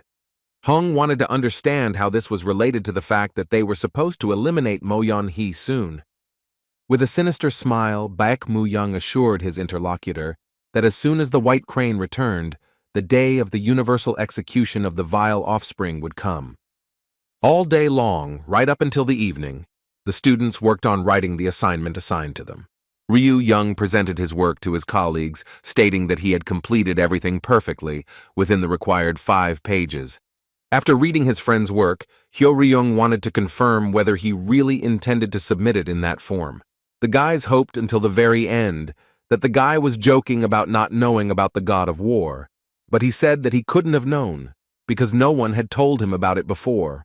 The Shadow Lord said with a displeased grimace that everyone in childhood should have heard stories about them at least once. For example, when he scratched his knee to make a child stop crying, the elder could say that the spirit of heavenly sorrow would come for him if he did not stop. The prince confirmed that this method was very effective, and they immediately stopped crying. Also, naughty children who stayed out late were frightened by this spirit, who would jump out of the well and swallow the child alive. And the next morning, the water in the well would turn bright red, Ryu Yong's frivolity in this matter greatly irritated the spy, who had to explain obvious things. Pointing to the pictures in the text, the man asked why the student had drawn them. There was no other way to get a bad grade. A mature classmate leafed through the scribbled text, in which the bloody killer was praised as a steadfast believer and languid hope. And on top of that, the young master depicted him as some kind of deity, which further outraged Zhang Hongsik. In his defense, B. Ryu Young said that this is exactly what the most terrible person in the world looked like. The Shadow Lord tried to explain that the spirit of heavenly sorrow was not just a bandit and not even quite a demon. The first thing this scoundrel did when he came into the world was to completely take over the dark sect, and every step of this monster became the cause of thousands and thousands of deaths that no one could stop. Hyo Ryung added his comrade's story that by devouring everything in its path, this creature was the cause of the emergence of the Righteous Coalition. The creation of the White Sect, a martial arts community, ultimately led to nothing, as they were unable to deal with even the heavenly spirit. The young master wondered how it was that only the god of war could defeat the heavenly spirit. This is exactly how it was written in the textbook from the point of view of the White Sect, when in fact there were two gods of war. The only survivor who defeated the enemy was the god of the Great Limit, also known as Hyuk Wol Rin, who later became known as the god of war. But the spirit was also fought by another sword master, the tyrant Kal Jun Hyuk, who was also elevated to the rank of god in the Dark Sect. To distinguish between the gods, the Dark Sect added the prefix demonic to their god. The prince added that after that incident, the Dark and White sects began to get along well with each other. Ryu Yon couldn't fully understand whether, even after joining forces, both sects still lost the battle with the spirit. Each side suffered heavy losses, and both gods had to spend 4 years recovering. As Hongsik noted, the losses, according to textbooks, amounted to almost half of the population. It took more than 30 years to rebuild the destroyed cities and forces, not to mention how many silver coins it cost. The tragedy was that Wei Chunmu's body was never found, nor were the murderers, led by the spirit of heavenly sorrow, destroyed. A classmate, listening to his comrade's story, tried to reason logically, and assumed that they all probably died, since the battle took place more than 100 years ago. Despite the injuries he received, due to his level of skill, the villain could have lived for another century, since the god of war, along with the demonic one, existed for more than 100 years. The red-haired boy noted that at that time the culprit of death was about 50, so he could easily live for another 50 years. It is precisely because evil managed to survive and there was a righteous and dark coalition.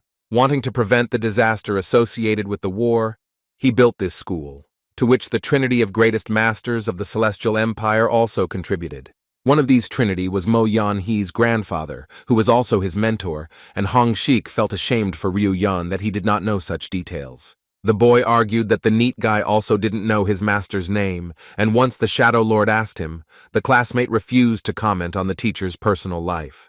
Ryu Young stated that in order to raise someone like him, one had to be no ordinary person. This kind of answer disappointed the mature student, while Hyo Ryung took such answers from his comrade calmly. He wondered if the young master really wasn't afraid, because everyone in the White and Dark sects were afraid to even mention it. The guy didn't understand why he should be afraid of some old man who was fed all sorts of speculations and rumors. Ryu Yong stated that since they were being trained to fight against such an enemy, it was somehow strange to catch him with wet pants. Remembering that Jun-ho had not returned yet, the student wondered if he had planned an evening training session for today. The other guys also picked up on the mystery of what was happening without classes, even though according to the schedule they should have ended long ago. But nothing happened. As if on cue, Yoon Jun-ho burst into the room, shouting the name of his classmate B. Ryu Young. The worried students noticed that the young man looked extremely ill and was literally out of breath from excitement.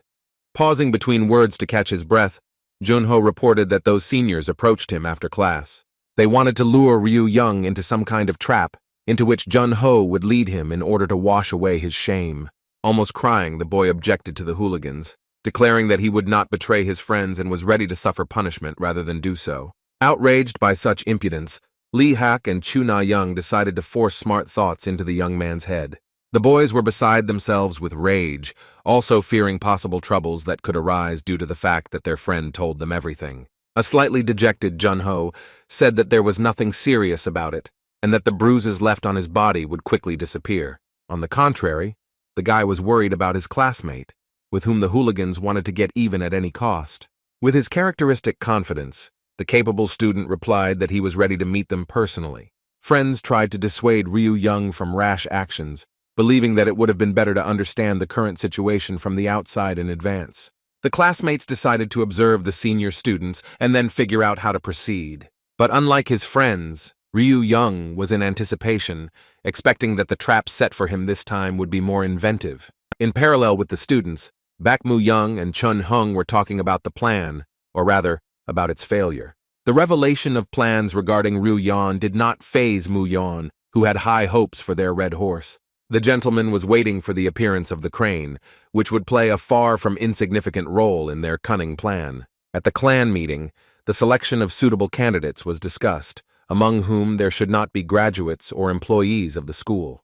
The representative of Seo Cheon Gun of the Cheonseong clan suggested sending elders to easily deal with the boy. Miss Chen Ha-kyung of the Wasan clan supported her colleague, believing that it would be humiliating for a crowd to attack one person.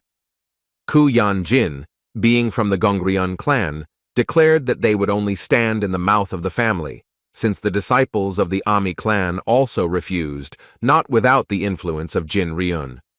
Yok Sang-han from Gongdong spoke about rumors that the rest of the clan's disciples had joined a strange society that wore heavy bracelets on their arms and legs. His colleague objected, suggesting that the girl had simply grown in skill and was working hard to train her comrades.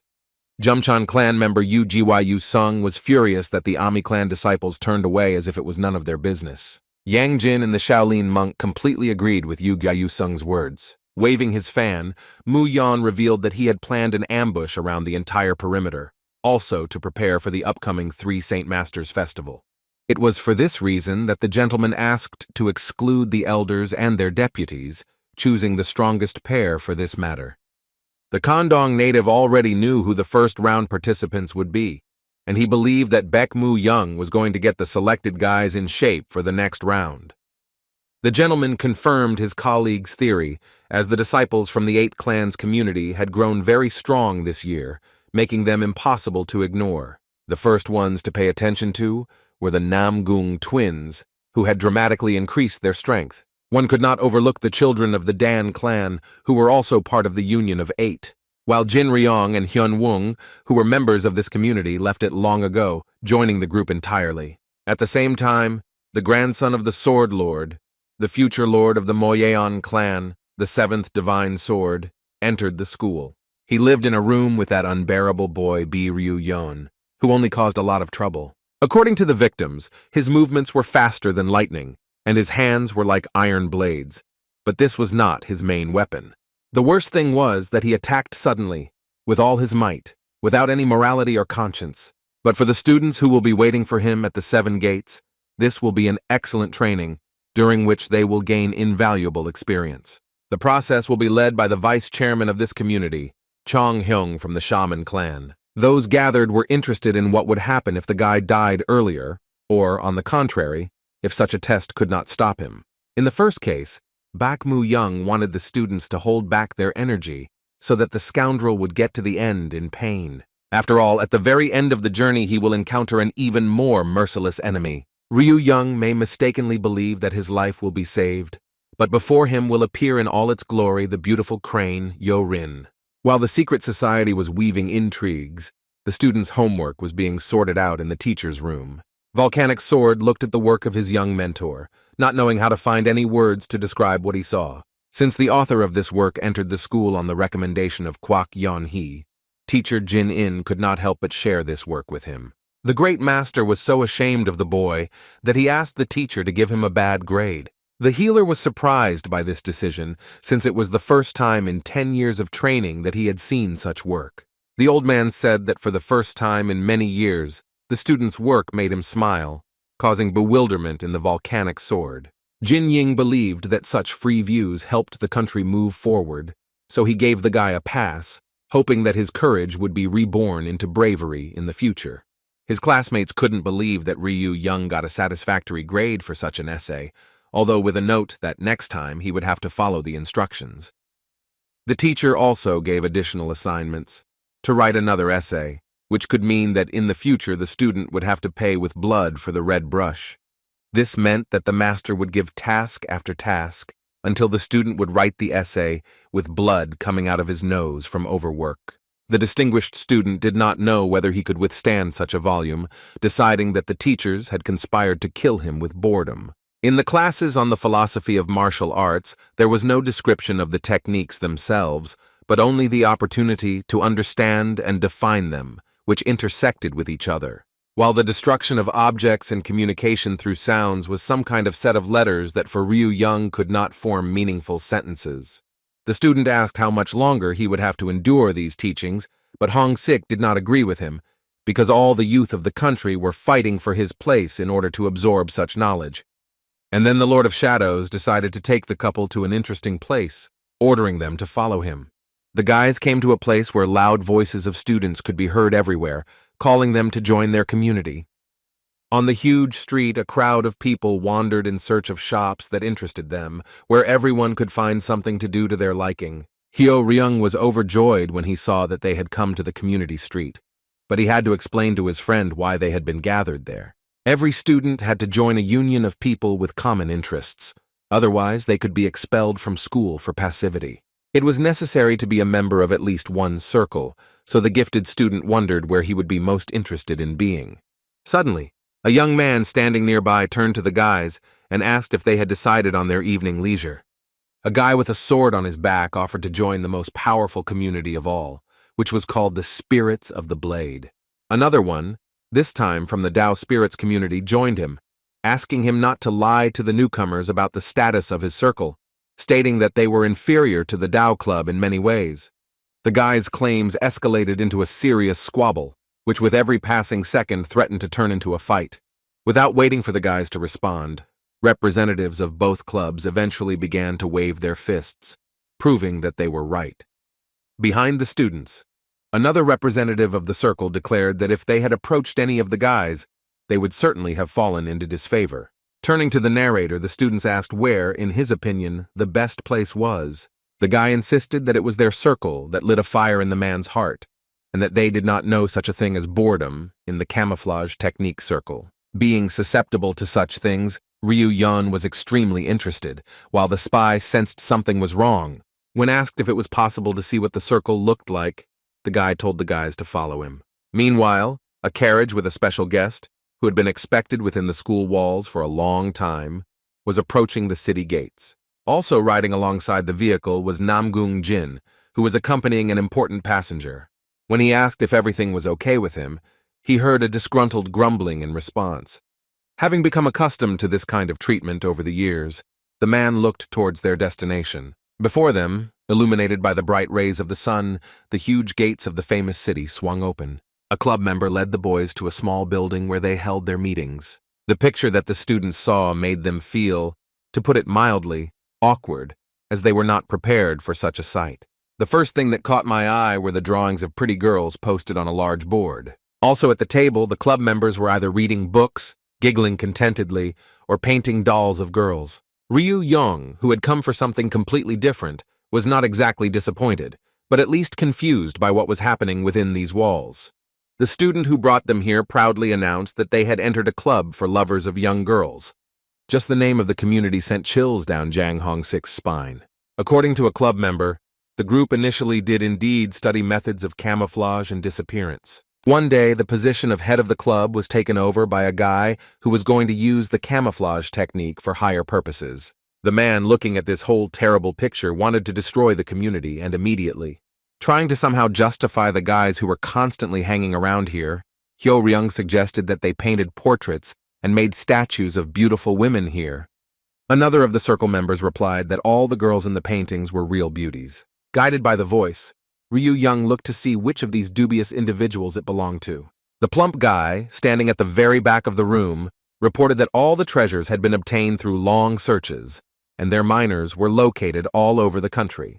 The guy who brought the guys here happily introduced the best master, namely the head of their club, B. Young Tae. The students were stunned that this whole farce was being run by a student who knew the techniques of the ancients. Without much interest, the young master nevertheless inquired as to how far the boys had gone to collect materials for each of the beauties. Club representatives stated that every man, regardless of the sect he belonged to, liked girls, and this was inherent in them by nature. Yongtai proudly declared that all the precious relics allowed one to touch the beautiful and the great, and with each passing day the exhibits obtained became more and more incredible. The club members continued to follow the beauties until their leader wished otherwise. The Shadow Lord determined that for these guys, obtaining useless information using complex techniques seemed like an incredibly cool activity. After some thought, Ryu Young shed light on this community, dubbing them a den of bandits who indulged in their base instincts. Obsessed with the fair sex, the guys protested that they were not even close to being bandits, since they were only engaged in surveillance without any violence. The club representative insisted that they had not broken the law and were simply admiring the wealth that nature had bestowed on the local beauties. The classmates whispered among themselves, discussing that this gang had not yet completely lost their conscience. Even though they were thieves, they still remained criminals. The club member was very indignant at this comparison, losing the last drops of self-control. Two guys burst into the room, one of whom found out the body measurements of one beauty, while the other stole her shoe. These specimens seemed to confirm the students' fears about what was really happening here. Without mincing words, Ryu Young agreed with the boys, describing the boys' activities as ordinary theft. When the police or teachers were mentioned, to whom such outrages should be reported, the club members began to deny it, not attaching any particular value to their findings. The prince of the dark sect suggested an even better option, leaving it to the injured ladies themselves to deal with the villains. The community representative was seriously scared, saying that in this way the girls would burn the guys over a slow fire. Although these individuals were beautiful in appearance, they were merciless inside, capable of crushing poor guys like cockroaches. The club's assistant tried to convince them that there was nothing scary in the actions of Chul-Ki and Seo-hei, and besides, no one even noticed what happened.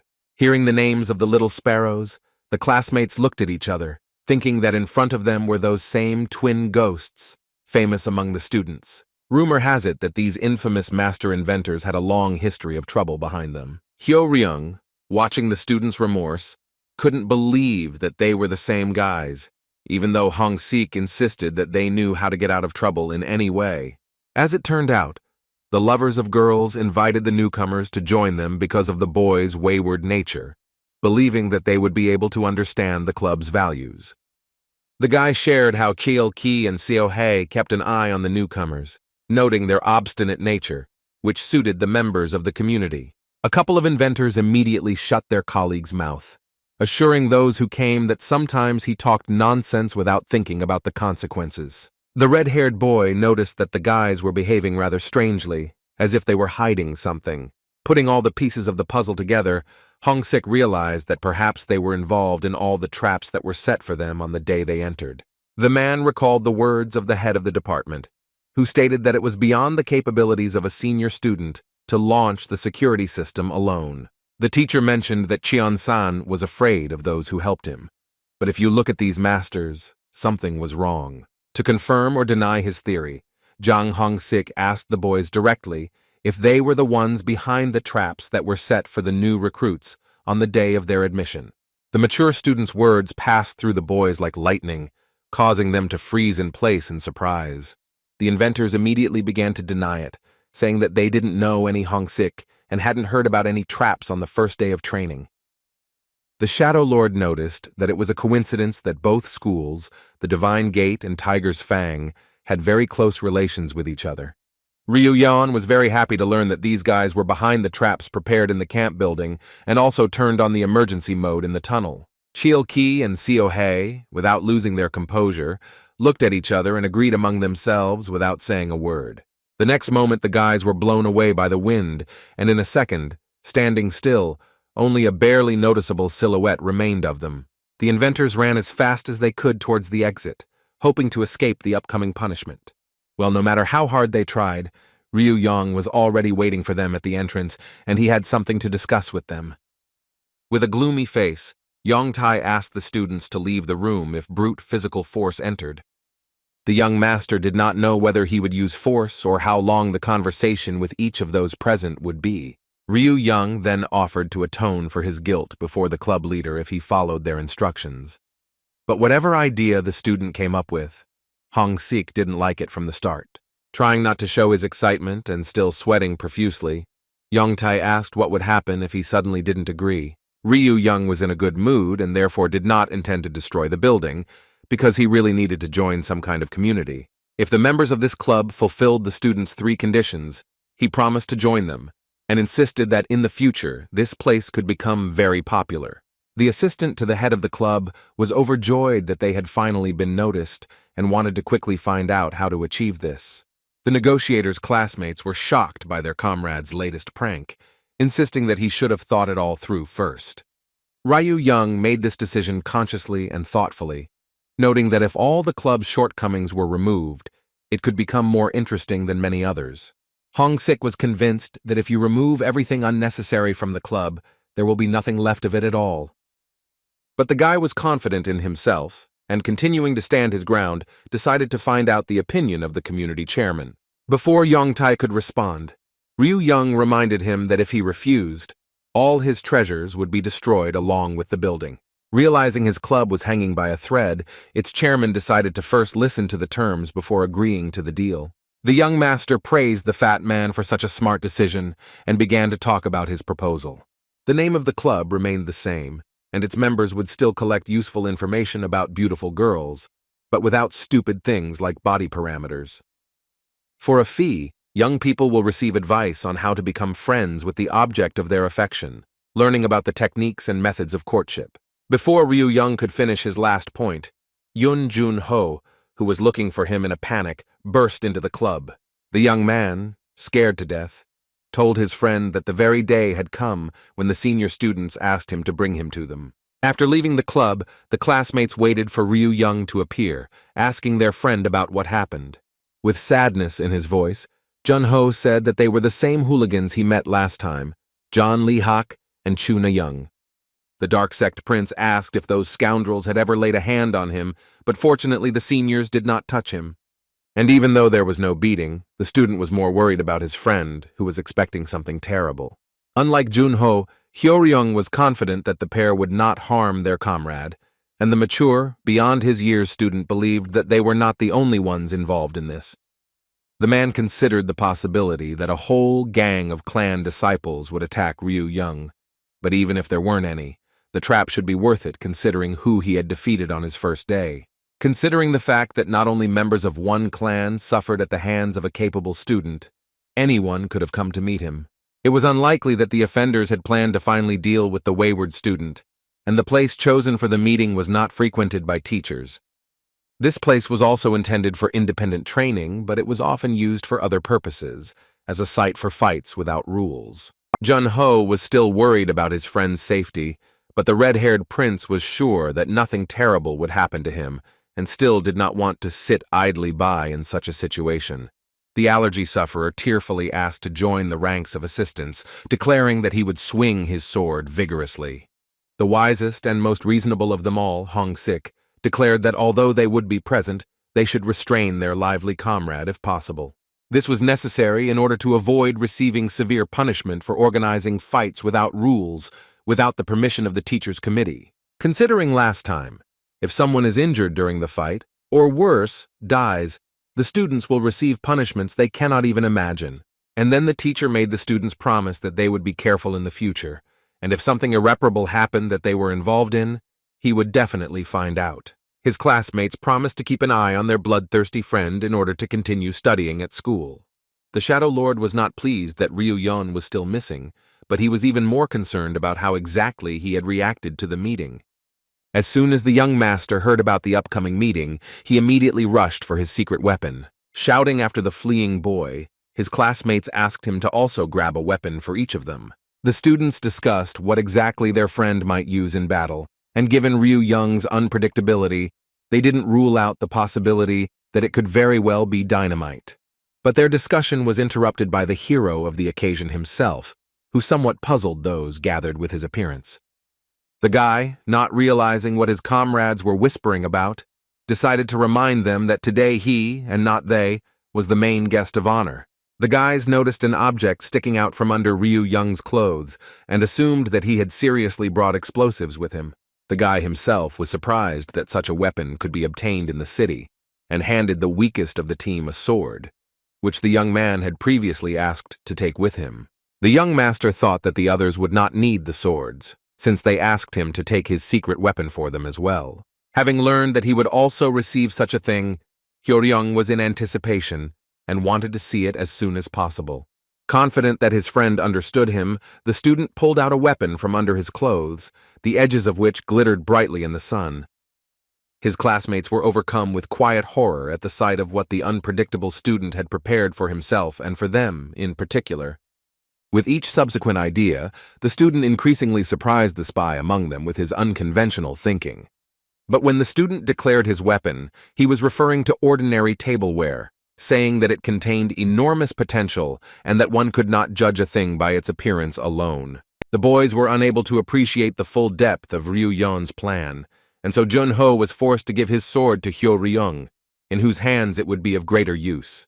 The student was disappointed that no one was able to get behind his idea and wanted to get it over with as soon as possible. The allergy sufferer, hearing his friend's words, had to show him the way where everything was supposed to happen. The students, following their friend, found themselves in a dense forest filled with silence. Yoon Jun-ho reported that they were already there. The only thing Ryu Young noted was the large number of trees in the area.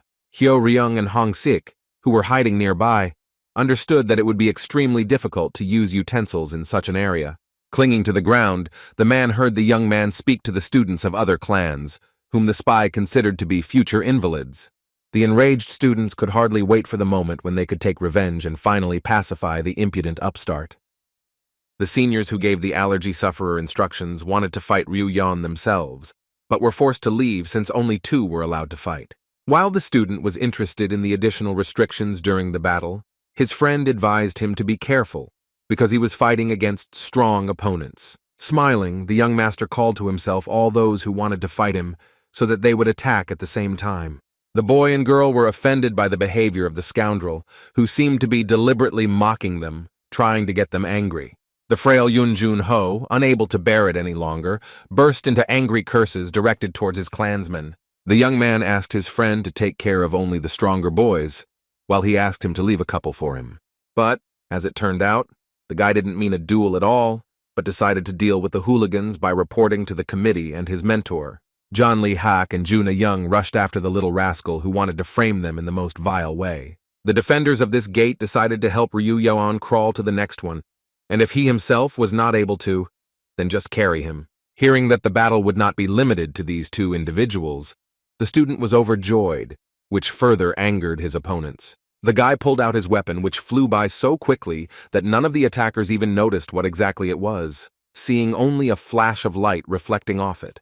The next moment, 2 shiny discs, which were spinning quickly, destroyed everything in their path, cutting off branches and digging up the hard ground. The gate defenders only had time to watch, as an unknown throwing weapon rose above their heads. The weapon flew past one of the students with lightning speed, its sharp edges grazing his shoulder. His partner tried to stop the weapon launched beneath him with his sword, but as soon as the blade touched him, a loud ringing sound was heard. The next second, the blade of the sword cracked, and the fragments that flew from it hit the hand of its owner. The students did not expect such a reception, and ran as fast as they could away from the dishes flying at them. With a dull thud, Ryu Yong's weapon flew at high speed into the tree trunk standing in its path. As soon as the kitchen utensil got stuck in the tree, the guy began to wonder if he had used enough force to throw it. Deciding that he had not had time to properly hone the skill, the student began to fill in the gaps in his training right away. His classmates, watching from a distance, continued to be amazed at the new possibilities that their unpredictable comrade was demonstrating. Watching the enemies retreat with screams and shouts, Hyo-ryung suggested stopping Ryu Yeon, but Hong-sik was ready to concentrate on another task. The prince turned his attention from the terrible carnage perpetrated by their friend to an equally horrific sight before his eyes. A couple of seniors with their belongings on their heads were chasing poor little Jun-ho, who wanted to ask his elders for help. The Shadow Lord shook his head, because he had in mind something much more serious than the Trinity running through the forest. Hong-sik pointed his finger upward and spoke about the spectators who were slowly gathering to watch the performance that was about to unfold. Hiding behind the trees and standing right on them, the public waited without interfering with the course of events. But as soon as the other participants revealed themselves, the students did not remain on the sidelines and joined their comrade on the battlefield. But once students start fighting with everyone, their expulsion becomes inevitable. It was because of this factor that Hyo-ryung suggested waiting, completely confident in Bi-ryu-young's skill. But even if the situation is critical, they will still have to enter the battle, and the students will be able to gain plenty of experience. The red-haired boy watched the figure that towered at the very top of the tree. Chun-hyung watched the fight with a calm, stony expression, while his partner hid in a secluded place. The guy, realizing that they were losing, was unhappy, but did not interfere in the fight, studying their opponent. Incredibly quickly, the kitchenware hit the tree trunk and, like a boomerang, flew towards the enemies. As they ran away, one of them could not comprehend how such a thing could so easily fly from side to side. Another weapon flew so low that it caught Yun-chu's hair, but due to a well-timed block, it went to the side. Chen Wei decided to take advantage of the moment while their target was disarmed and strike him with the stub of his sword. The blade, together with the device that ricocheted back, headed straight towards the young master at almost the same speed. As the guy had expected, by reducing the force when throwing, the dishes returned back. The student stopped the blade, holding it between two fingers, continuing to think about how to increase the combat power of his weapon. The attackers were shocked by this reaction, but they were unable to get closer to him to demonstrate their sword skills. Throwing aside the stump of the sword, Ryu-yong noticed that the vessel could also be used as a club. Having received the rest of his sword back, the boy thought in horror that the crazy student was going to beat them with a kitchen item. The partner, remaining armed, decided to take on the enemy in the hope of using his signature move. But the clan member was against this decision, wanting to avenge his broken blade. Beside himself with rage, the boy snatched the kitchen utensils stuck in the trunk, preparing for another attack. Playing with the vessel, shooting sunbeams at his opponents, Ryu-yong appreciated their choice because now they were fighting him on equal terms. The first one, preparing to attack, took a fighting stance, throwing his hand with a sharp blade in front of him, while his partner, picking up his cut-off sword, covered himself with that very vessel as if it were a shield. The young master's classmates, who were watching from the side, suspected something was wrong, seeing a familiar technique in their friend's movements. The distraught student was followed by recommendations from his friends that he should not use sharp corners during the attack, otherwise he would be expelled. Not yet knowing what was awaiting them, the pair of young warriors rushed straight towards Ryu-yong. Having described a circle around himself, at the same time raising a column of dust, the guy began to use the three happiness technique. One after another, the student beat them with kitchen utensils, thereby increasing the force of the already strong blows. Hyo-ryung, hiding behind the trees with Hong-sik, watched in horror as the boys were punished and worried that they would survive the injuries they received. And the hooligans who were chasing Jun-ho saw this technique for the first time and, it seems, truly knew what fear was. Having finished dealing with his enemies, the guy announced that he had performed a double strike technique with the dish, using only the back part of it. All the students hiding in the forest froze at the sight they saw and seriously thought about their chances if they also entered into battle against such a monster. With undisguised displeasure mixed with the disappointment of his men, Chung-hyung took out a small whistle. Even though they were far from the common camp, the flute's melody easily reached him. The birds, hearing a melody that the human ear was not allowed to hear, began to jump around the cage, surprising those present. Bak Mu-young revealed that it was a reaction to the special sound from Chun-hung. The fact that the birds couldn't calm down meant that the boys hadn't managed it. Ku Yanjin was outraged that before they could avenge one, they lost two more, and so she wanted to know who was next in line. Unable to contain his anger, Yu Giwayu Sung volunteered to be next, assuring that his boys would be able to get even for those who got hurt.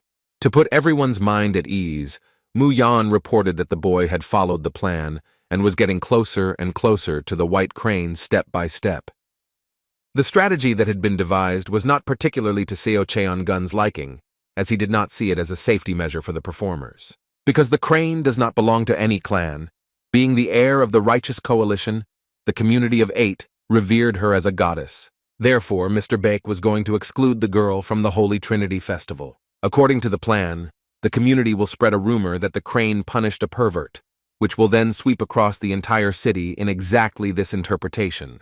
But there will also be room for another version, that when Ryu-yan was fighting with several guys, he ran away to save himself, but was met by the White Crane and killed. The school won't be able to ignore something like this. They'll have to exclude the girl from the festival and subsequently suspend her from classes. The cunning conspirator explained that Ryu-young was just a pawn who would help recoup the moral and physical costs 2 or even 3 times. Noticing the bird, the guy assumed that the one they were talking about was already there. Deep in the forest, the light, weightless steps of a girl could be heard, barely audible. She walked slowly towards the appointed place, dragging her beautiful outfit along the ground. As always, the girl had that same memorable hairpin with flower buds in her hair. The girl put her sweet face in the warm rays of the sun, inhaling the scent of the forest. But despite her charming features, her eyes remained cruel and cold as ice. After finishing calling the birds, Chon-hyung was startled by what he saw. The guy with the vessel in his hands began to clean his ears, which were blocked by the loud whistle of the flute. Turning to his opponent, the young master threw out a throwaway phrase about how he knew perfectly well where and who was in ambush. The watchman remembered the words of his friend, who claimed that most people would not be able to catch the sound of the whistle, and therefore it was safe to use. Twirling the weapon around his finger, the student was unhappy that the man who had lured him into a trap was now being condemned for taking self-defense measures. Lee Hak and Na Young were outraged by the actions, as they considered this not self-defense, but a real beating, and decided to punish the scoundrel immediately. Yun Jun-ho came to the aid of the young master and tried to stop the actions of the seniors. The young man confidently stated that there was no way the hooligans could have won. He also added that the blame for what happened today really lay with them alone. Following Jun-ho's words, a loud clap was heard from the girl. Na Yeon said with important eyes that their comrade was a real disgrace to the clan and a traitor who justified the enemy. Ryu-yan watched the conflict between the clan's disciples silently, without taking any action. Unable to bear watching his friend being beaten any longer, Hyo-ryung wanted to rush to him, but Hong-sik didn't let him in, holding him by the sleeve, thinking that it was not worth interfering yet. The dark sect prince listened attentively to little Hwo's speech, who told his clansmen that he was very disappointed in them. Even though he didn't consider himself the type of person to say such things, what the couple had done certainly couldn't be called an act of honor. The fact that they were all in the same clan did not give them the right to commit such acts, because how could one then distinguish clan members from bandits? The young man's words touched Lee Hak and Na Yeon to the quick, so much so that they could not fully understand whether they were angry at what they heard or surprised by such rudeness. The senior students decided that the traitor himself asked to be executed right here and now. At this moment, Ryu-yan felt that it was necessary to equalize the forces between the clan members. Seeing the sharp blades pointed straight at Yun Jun-ho's face, he seemed to freeze, thinking that he had gone too far. But the next moment, with a quick movement of his hand, he pushed John Lee Huck's sword away from himself. His partner lunged, trying to hit the traitor with a sharp blade, but at that moment he managed to dodge the blow that was intended for him. With a 2-finger strike, causing his body to suddenly go numb, the boy knocked the sword out of Chu Na-young's hands. And while the girl was falling, Jun-ho grabbed her in the air with a quick movement of his hand. The sword she threw. He finished his attack with 2 simultaneous punches and kicks, scattering his attackers. His classmates were shocked by the ease with which their shy and reserved friend dealt with the villains. At the same time, Ryu-young was much more reserved than his colleagues, wanting to see how the young man would be able to reflect his weapon. With a quick step that was barely noticeable to the human eye, Jun-ho rushed past, spinning around the dishes thrown in his direction. The boys, watching their friend's rapid movements, agreed that they had witnessed the 7th plum sword control technique. As Hong-sik's keen eye noticed, the young man pushed away a couple of his opponents so that Ryu-young's dishes wouldn't break their arms and legs along with their swords. It is unclear how, but the allergy sufferer managed to react in time, and with a couple of precise blows, reduced the force of the blow, changing the trajectory of the dish. With grace and ease, the boy threw the iron away, directing it straight into the tree, as if he was born for this technique, having mastered the internal speed, fidelity, and softness. Yun Jun-ho was completely fine and asked his friend, in case of an attack by seniors, not to interfere and to go around them. The young man offered his deepest apologies for the actions of the disciples from his clan, blushing with shame. Once again, Ho's actions angered Li Hak and Na Young, who were still recovering from the blows they had received. The Shadow Lord arrived and informed the angry hooligans that their comrade had saved their arms and legs, but if they continued in the same spirit, he could call Ryu Young. The red-haired guy ran up to the unconscious allergy sufferer, asking how he was feeling, but as soon as he got even closer, the guy suddenly smelled the scent of plum blossoms. The young master, watching his comrade lying on the ground, looked as if he had just been beaten, and not the other way around. Ryu Yan was disappointed that the villains never got their comeuppance, but the Dark Sect Prince explained that if it weren't for little Huo, they wouldn't have been able to finish their training. Hongsik advised them to stop using self-defense measures and turn back before someone got seriously hurt. Turning to the seniors, Ryu Young wanted to clarify this issue with them first. He looked up and added that the opinion of the insects that were now watching them from behind the trees should also be sought. The young master asked for his time to be respected and suggested that everyone present attack at once. Hearing the request, Chung Hyung gave the command to his men. The boys tried to assure him that his friend had misunderstood everything, but the hiding students were already ready to come out of the shadows. Coming down to the ground, one of the guys said that they were not here to fight, but to prevent the death of their opponents. The young man said that those who wanted to meet him were waiting in 6 other places, and suggested following the marks left on the ground. Ryu Yan thought it was stupid to walk into a trap in advance and said that if anyone had any questions, they should come to him themselves. The observer explained that appropriate venues are required to hold the fights. Well, if an experienced student agrees to go, then he can take the gifts left on the ground with him. The classmates were surprised that someone would even dare to suggest such a thing, and were sure that no one but Ryu Young would dare to take these silver bars. But surprising everyone with his next act, Ryu Young happily agreed to such conditions, leaving Jun Ho with his comrades. The boy followed the observers, leaving his friends shocked by his wild decisions. The other students watching the events were surprised that this method worked, considering Ryu Young to be quite a mercenary person. Since there was nothing else to do in this location, they silently moved deeper into the forest, following the trio that had just left. Like breadcrumbs, gold bars were scattered along the path, stretching all the way to the end. Maddened by the sight of the money, Ryu Young ran at an incredible speed, leaving behind his classmates who refused to let him go alone. Miraculously not losing sight of Ryu Young, the guys wanted him to take the upcoming events more seriously and look around. Running out onto level ground, Hyo Ryung announced that he could no longer carry Jun Ho alone.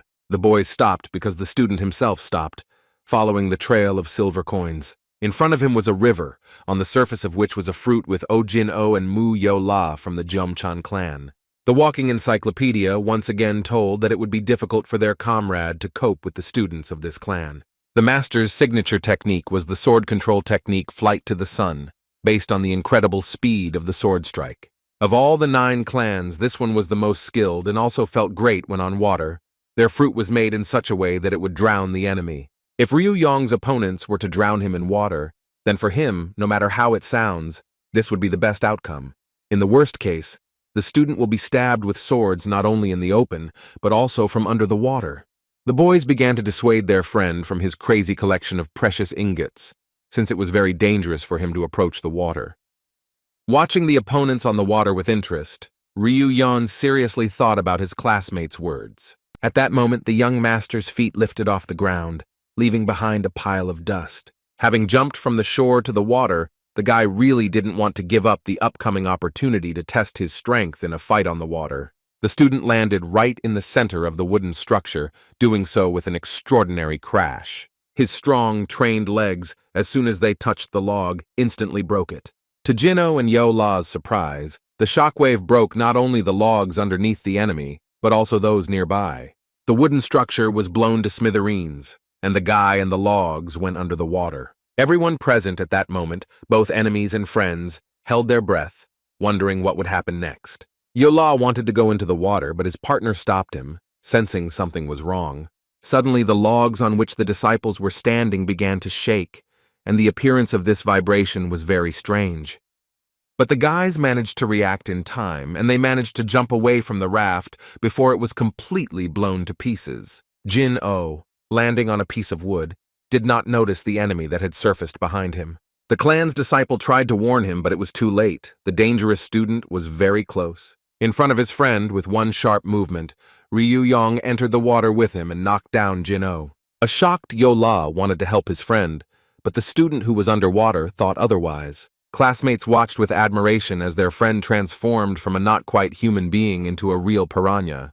Ryu Young suddenly jumped out of the water like a fish, pushing the bluish water in all directions. The students watched as their comrade deftly navigated the remains of the raft and made his way to the other side. Watching the boy move towards the forbidden territory, Hong Sik couldn't bring himself to follow him, as he was obliged to keep an eye on the prince of the dark sect. Once on the opposite side, the young master resumed collecting money, and his friends decided to return to the camp. The Shadow Lord advised Hyo Ryung to return, as they were clearly of no use to the money-obsessed disciple. The spy knew about the White Crane's arrival, which would be surrounded by guards, and hoped that she would not cross paths with their boyfriend. Chun Hyung, who had been nearby the entire time, felt uneasy that the students were giving up so easily, unable to harm Ryu-yeon in any way. The third gate was guarded by the disciples of the Kondon clan, who were famous not only for their ability to wield heavy swords, but also for their powerful fists. In fact, it turned out that their fists were not strong enough to withstand the lightning strike of a capable student. The next gate was under the supervision of the Gongryun boys, who were skilled in dual sword fighting and were able to fly in the sky. But one flight was not enough to hold back the unstoppable Ryu Yong, who continued his victorious march. The disciples from Henshin who guarded the fifth gate with the sacred monkey walking technique were unable to get close to the enemy. Watching the student's chaotic movements as he fought his men effectively and powerfully, Chung Hyung believed that perhaps the enemy had eaten too many medicinal herbs, which was what caused this effect. Before meeting the White Crane, there were the sixth and seventh gates, guarded by disciples from the shaman clans and followers of Chong Song. Having accepted the failure of the plan, the boy decided to stop the battle so that the number of wounded would stop growing. The members of the community at the camp were horrified as their people were being eliminated one by one, falling victim to Ryu Yong's ruthless methods of combat. Despite such losses, Baek Mu Young believed in the plan and saw no problems that could prevent the boy from arriving at his destination. The seventh gate was protected not only by the guards assigned to the White Crane, but also by the whirlwind sword itself. Mu Yan informed Wee Ji Cheon that he treated his mistress as a goddess, and that she was in danger. The letter told of a madman, a member of a club for lovers of young girls, who wanted to go up to the gazebo to the lady. Finding himself near the last point, Ryu Yong assumed that such a crowd of people was guarding the main treasure, which was located at the top. The guy remembered the words of the guide, who told him about extraterrestrial treasures hidden in that very gazebo at the top. The soldiers, raising their swords, headed towards the enemy, who had broken into the guarded territory. The young master, without much effort, jumped from blade to blade, heading towards the cherished goal without obstacles. Ji Cheon intercepted Ryu Yan and used his sword energy, which changed like the wind, to prevent the boy from reaching their pearl. As the student dodged the upcoming blow, he was in anticipation, wanting to see this move as soon as possible. Clinging to the rock, the young master thought about how he wanted to get his hands on the treasure that was so securely guarded. The whirlwind sword burned with an immense fury, which was no doubt transferred to his weapon to deliver that very blow. Pointing his sword towards the enemy, the boy used the defensive technique of the third absolute invincible heavenly sword. An incredibly huge clot of energy in the form of a ball made the earth shake, and the uninvited guest immediately had to leave his shelter. The explosion from the impact was so powerful that the shock wave went straight towards the gazebo. The next moment the structure exploded from the inside, and the entire construction shattered into many pieces. One of the fragments flew past the lady's ear, unexpectedly hitting a flower bud on the hairpin. Turning away, the girl saw how her precious jewelry had shattered into several pieces. Quickly running to the edge of the cliff, the girl, without thinking for a second, jumped off the cliff. In flight, the White Crane tried to save the expensive thing, hoping that she would have time to collect all the pieces. Just as suddenly as her thing was lost forever, an unfamiliar guy appeared in front of her. Just like 10 years ago, when she fell from the window now, while flying from the cliff, she was caught by a stranger. Ryu Yan picked up the girl in his arms, wondering how such a beauty like her was going to commit suicide. But the girl, still holding the sword in her hands, decided to use it and swung it at the guy with all her might. The blade of the sword flew past the head of the young master at speed, and at that moment, not a single muscle on his face twitched.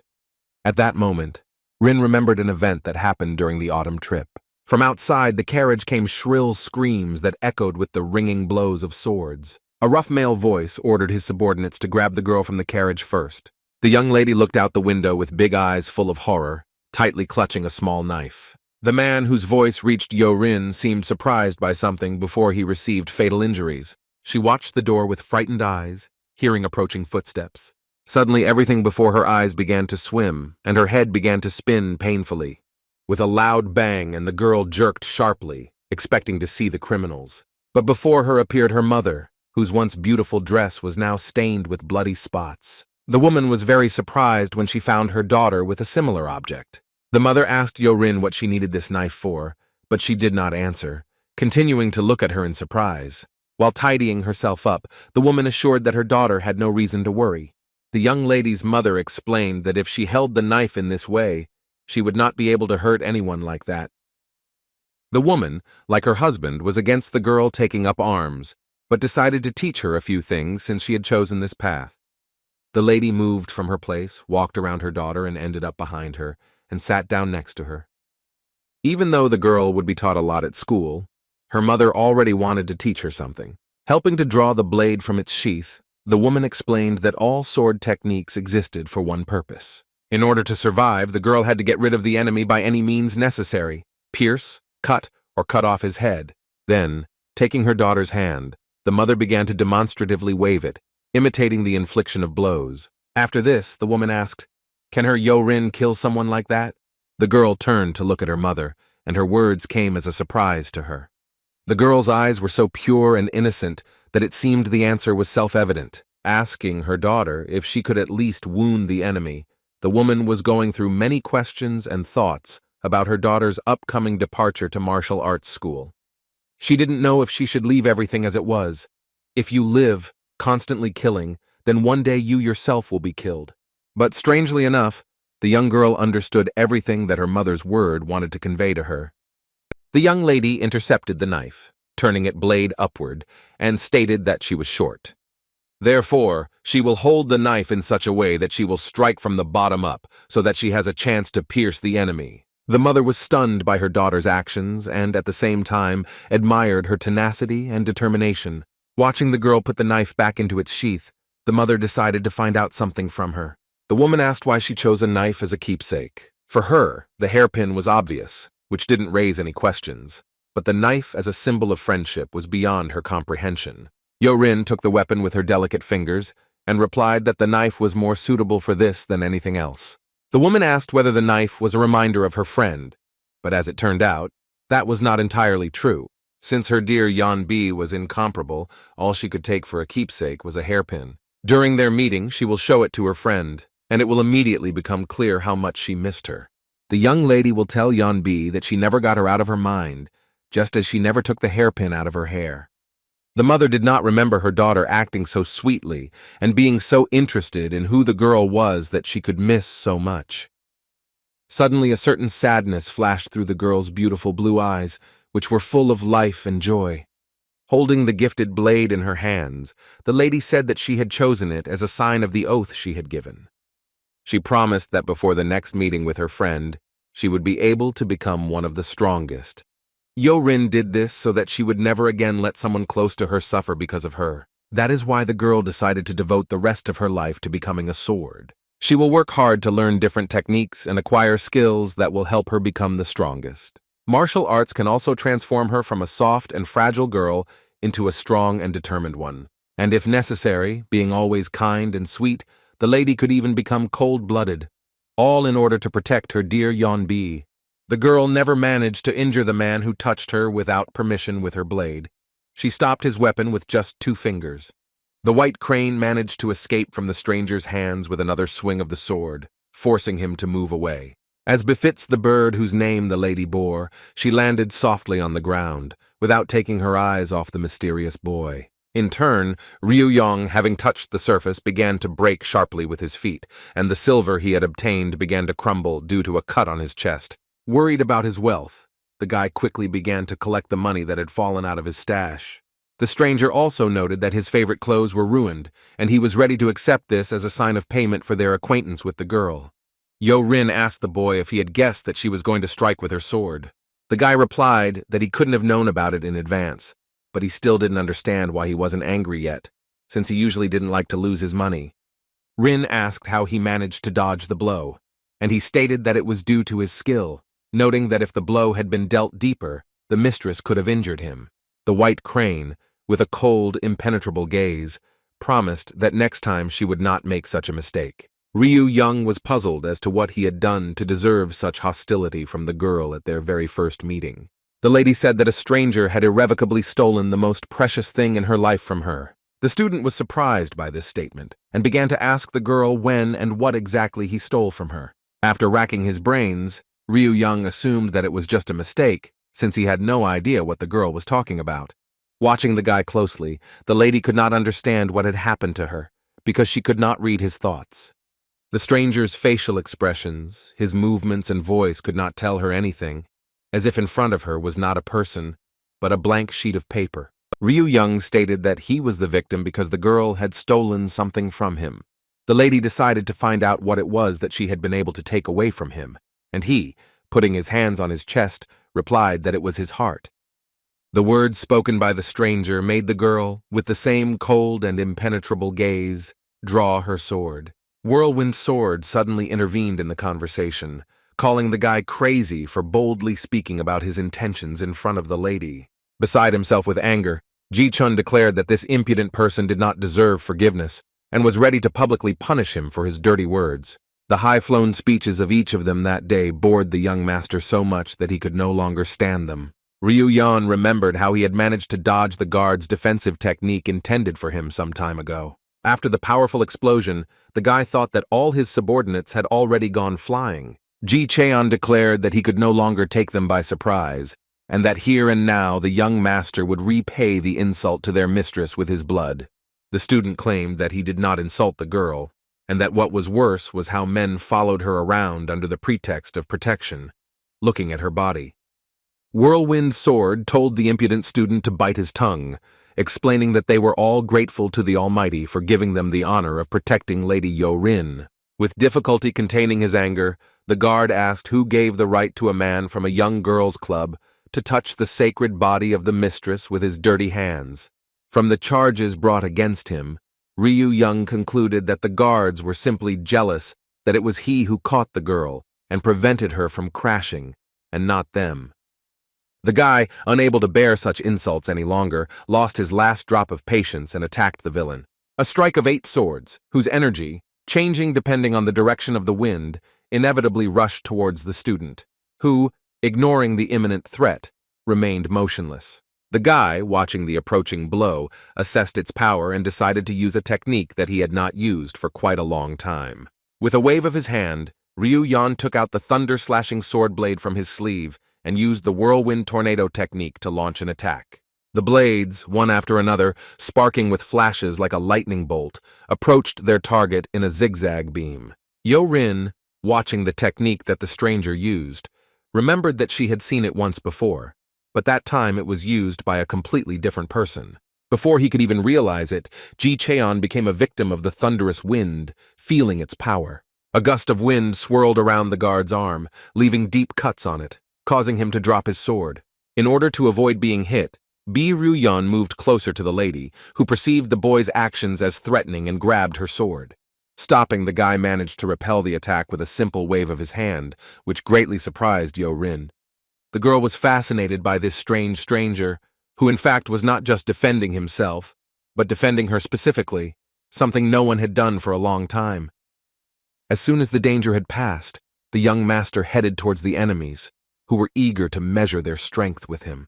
Coming closer, he told his opponent that he had left the nerves and bones intact. Even though the wound seemed serious, once it healed, Ji Cheon would be able to hold a sword again. Students from other clans who had formed his squad immediately ran up to the wounded man, asking about his well-being. The angry students did not want to let the scoundrel go so easily, and threatened to take revenge for the damage caused to the commander. Rolling up his sleeves as if for another reception, the student declared that he was tired of throwing around arrogant fools left and right.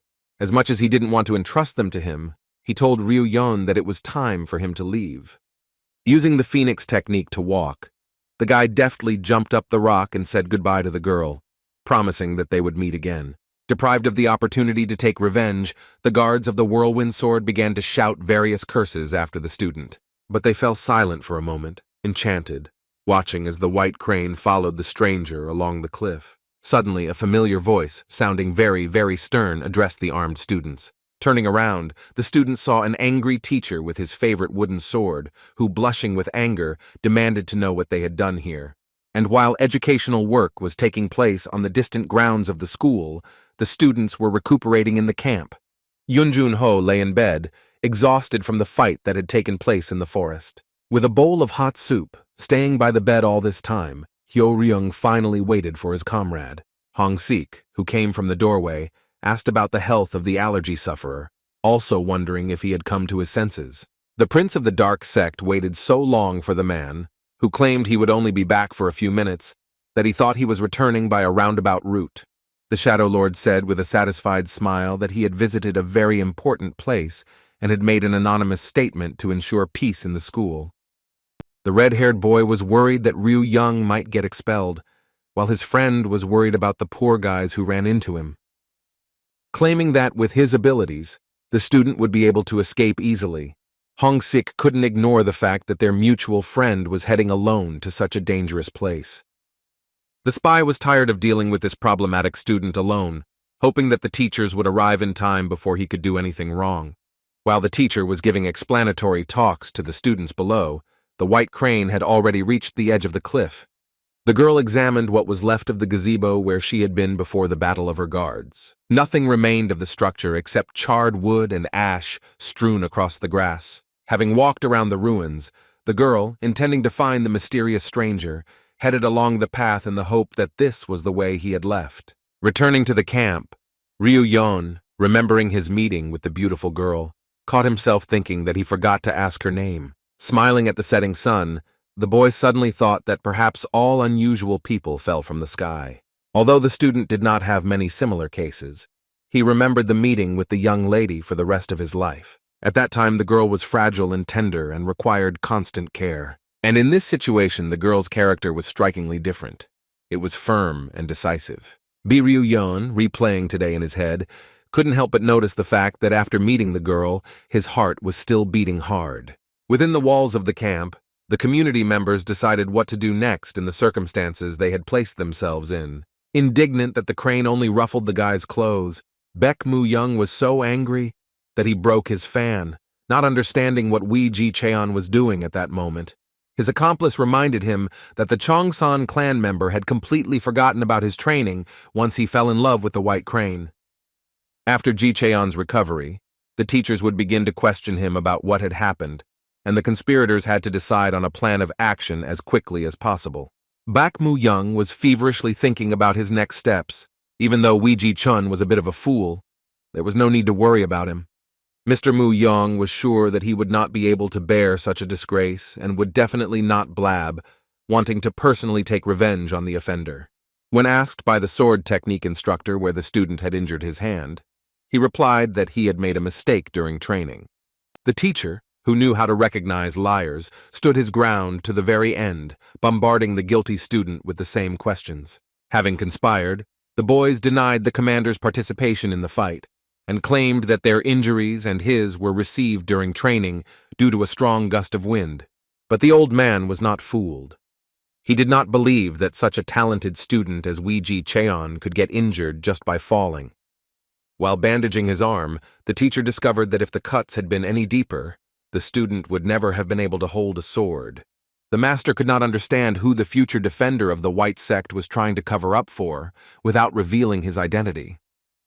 Remembering that terrible event, Wee Ji Cheon wished that he would never be able to hold a sword again, or better yet, that he would just die. He could not come to terms with the fact that the lady he adored so dearly was staring at that stranger. And at that humiliating moment for the guy, when he was so vulnerable, the girl paid attention to him. Seeing his helplessness, she never wanted to look at him again. VG Cheon couldn't live with this feeling any longer, convinced that he had to die rather than endure it. What happened hit the student so hard that he could not hold back the tears that streamed down his face. The teachers, observing this picture, were taken aback, seeing for the first time a model student in such a state. Crying in a fit of despair and anger, the student swore that he would definitely tear his hated enemy to shreds. As night fell, the camp, after such a bright and eventful day, sank into sleep. Moyeon-hee was sleeping quietly in his bed, but his roommate couldn't sleep because of one thought. The seventh divine sword's light sleep was disturbed by a monstrous creaking sound that sounded deafeningly loud in the complete silence. Turning his head, the student noticed how his roommate, leaving his warm bed, lowered his feet to the floor. Ryu Yong's attention was drawn to the bright moonlight coming through the window, illuminating the entire room. The guy, as if enchanted, admired the moon, surrounded by thousands of stars no less bright than it. Turning away, Moyeon-hee assumed his comfortable sleeping position and tried to fall asleep. But his roommate interrupted again, noisily rummaging through his things until he plopped down on the bed.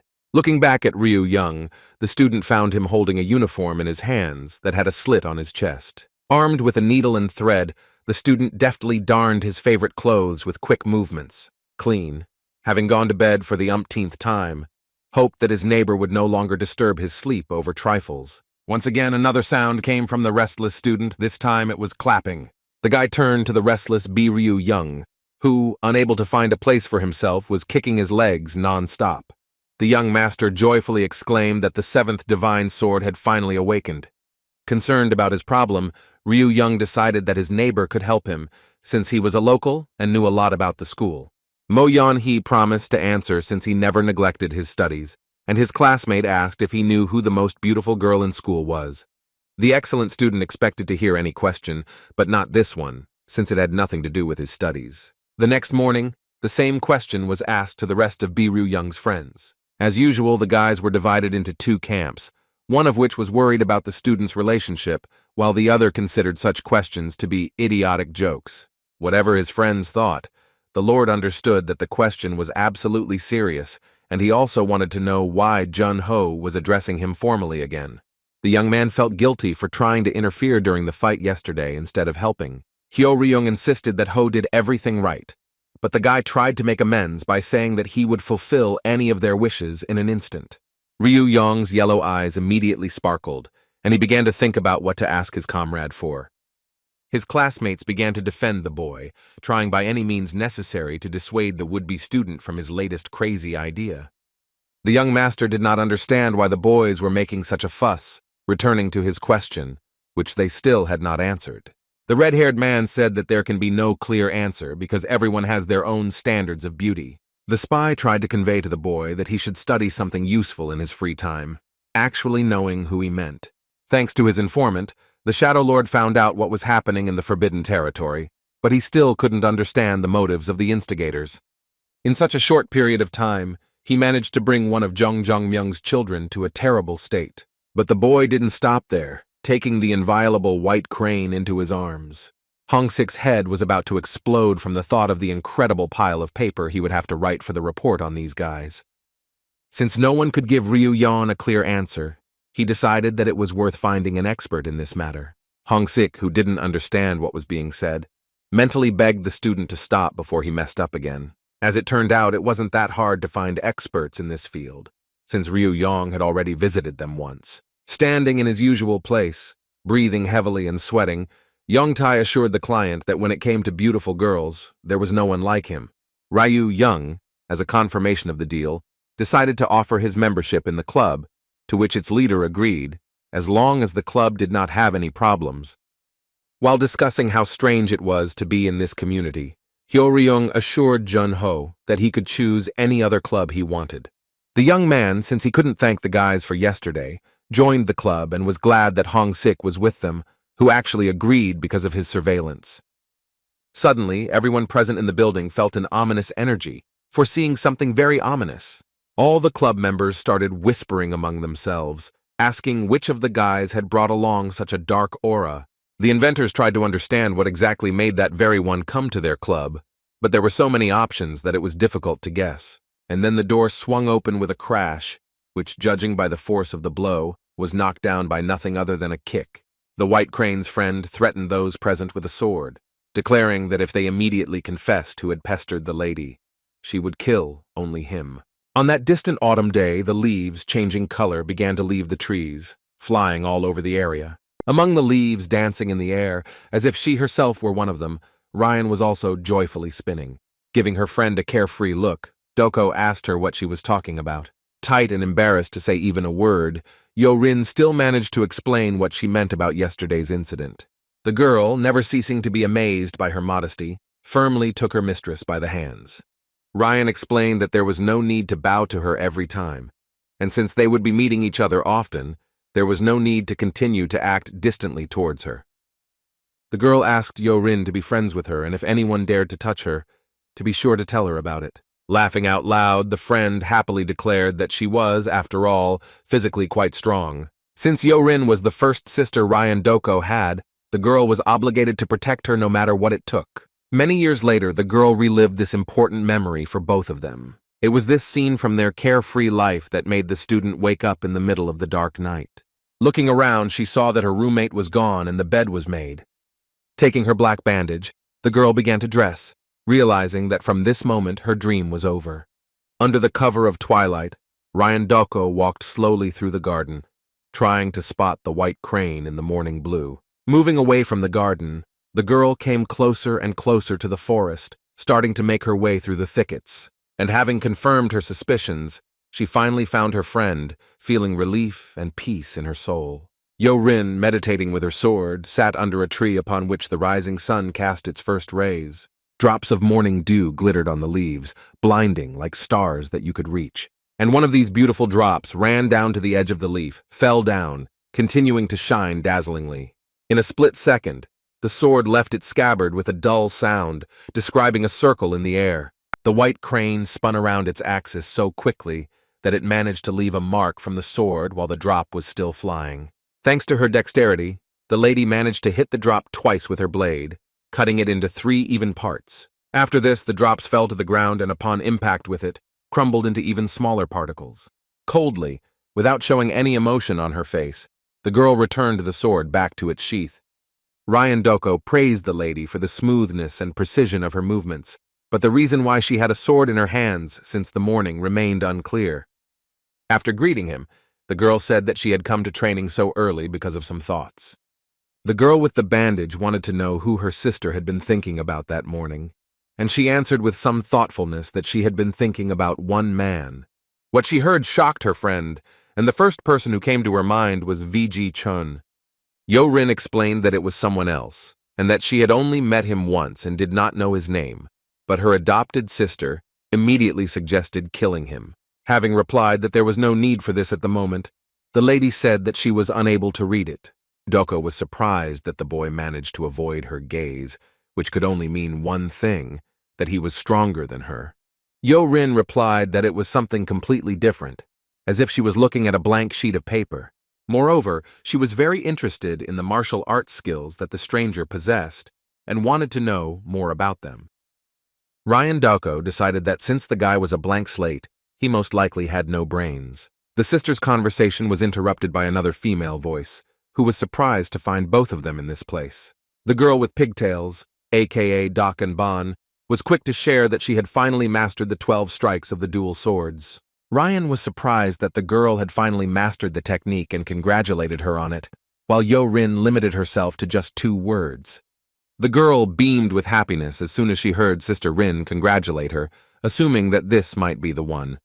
The sternest of the 3 sisters explained that the lady had meant something quite different, and asked whether her praise had not counted. The little girl objected, because only the white crane could appreciate her skill, since she managed to avoid the blow every time, no matter what technique she used. It was for this reason that little Anbong could not compete with her sister Yo-Rin, who was nicknamed the Master of the Sword that sees into the soul. The girl with the bandage said that today everything would be different, and since the youngest had managed to master the technique, it would be good for her to work together with the mistress. A friend suggested to her sister that they practice together, since such an opportunity arose, and the girl immediately agreed. The student said that she had some business to attend to, and leaving the girls, reminded them to be careful with the swords, which were not made of wood. While the students were training, their adopted sister decided to find out what happened to the white crane, deciding to start with the students who were guarding her. After training for about half an hour, young Anbon was unable to defeat the incomparable Yorin, who touched her with her blade time and time again. After talking to the security, Ryan Doko, using harsh communication methods, got useful information from the guys, heading to the club for lovers of beautiful girls. A couple of tricksters tried to talk to the angry girl using compliments and their charm, hoping that their method would work. While the student was sorting things out with the club members, Ryu Yeon, like many others, did not know who the White Crane was. Besides Hong Sik, who kept the secret, the prince of the dark sect also did not know about the origin of the White Crane, which, however, only increased his interest. Suddenly, Jun-ho whispered to his friend so that he wouldn't be heard, and said that the girl who had that nickname was called Yeo Rin, who was the daughter of the headman, whom everyone protected. Hearing the familiar name, Hyo-ryung revealed that the formidable girl was Ryung Doko's friend, and the spy added that she could really cause trouble. During the heated exchange, the inventors used smoke grenades to escape Miss Doko's fury. Ryu Young asked if the boys had ever tried to lure a girl somewhere like this, and the assistant to the club leader confirmed that the boys had always had a plan for such a situation. To the surprise of those present in the room, another person of the fair sex entered, whose silhouette everyone recognized and could not fully believe that it belonged to Lady Rin. As soon as the smoke cleared, she appeared before the boys, the unrivaled Yo Rin, who was also known as the White Crane. The club chairman and his deputy blushed and were so excited they were out of breath. The friend couldn't understand why her sister personally came to this disgusting place. Remembering VG Cheon's words, the lady replied that there was a person here who could answer her questions. The girl looked at the members of the club with her gentle, beautiful gaze, which instantly captivated the soul. At the sight of such a beauty, the guys seemed to turn into wild animals and other representatives of flora and fauna. Not finding the right person among the admirers, the girl turned her piercing gaze in another direction. At another table sat another group of guys who, although they didn't lose their minds at the sight of the girl, also couldn't take their eyes off her. And then, having completely captured her attention, Ryu Young turned to her to find out if she was looking for him. Without ceremony, the girl asked the guy to give his name, and after that, he in turn also asked the lady her name. The student thanked the White Crane, who had not really known who she was before, to which Ryan Doko was indignant, unable to imagine how anyone could not know the lady. The girl with the bandage threatened to kill someone, and Hong Sik, fascinated by what was happening, asked to watch the show to the end first. The man, watching the picture unfolding before him, wondered how he would formulate everything he saw here in his reports. Ryu Young asked if Yo Rin had received all the answers, or if there was something else she wanted to know. Carefully examining the guy's appearance, the girl noticed the bracelets on his wrists and asked if he was part of a special group. Looking at his hands, the young master replied that an old man had given them to him, lying that such things were popular among young people. Chul Ki and Seo Hei immediately began to fawn over Miss Yo Rin, praising the bracelets and the group of students who used them. White Crane, after receiving the answer, wanted to know the name of the mentor who gave Ryu Yan these bracelets. But the guy just threw up his hands, saying, unfortunately, that he could not reveal the name of the master, since it was a secret.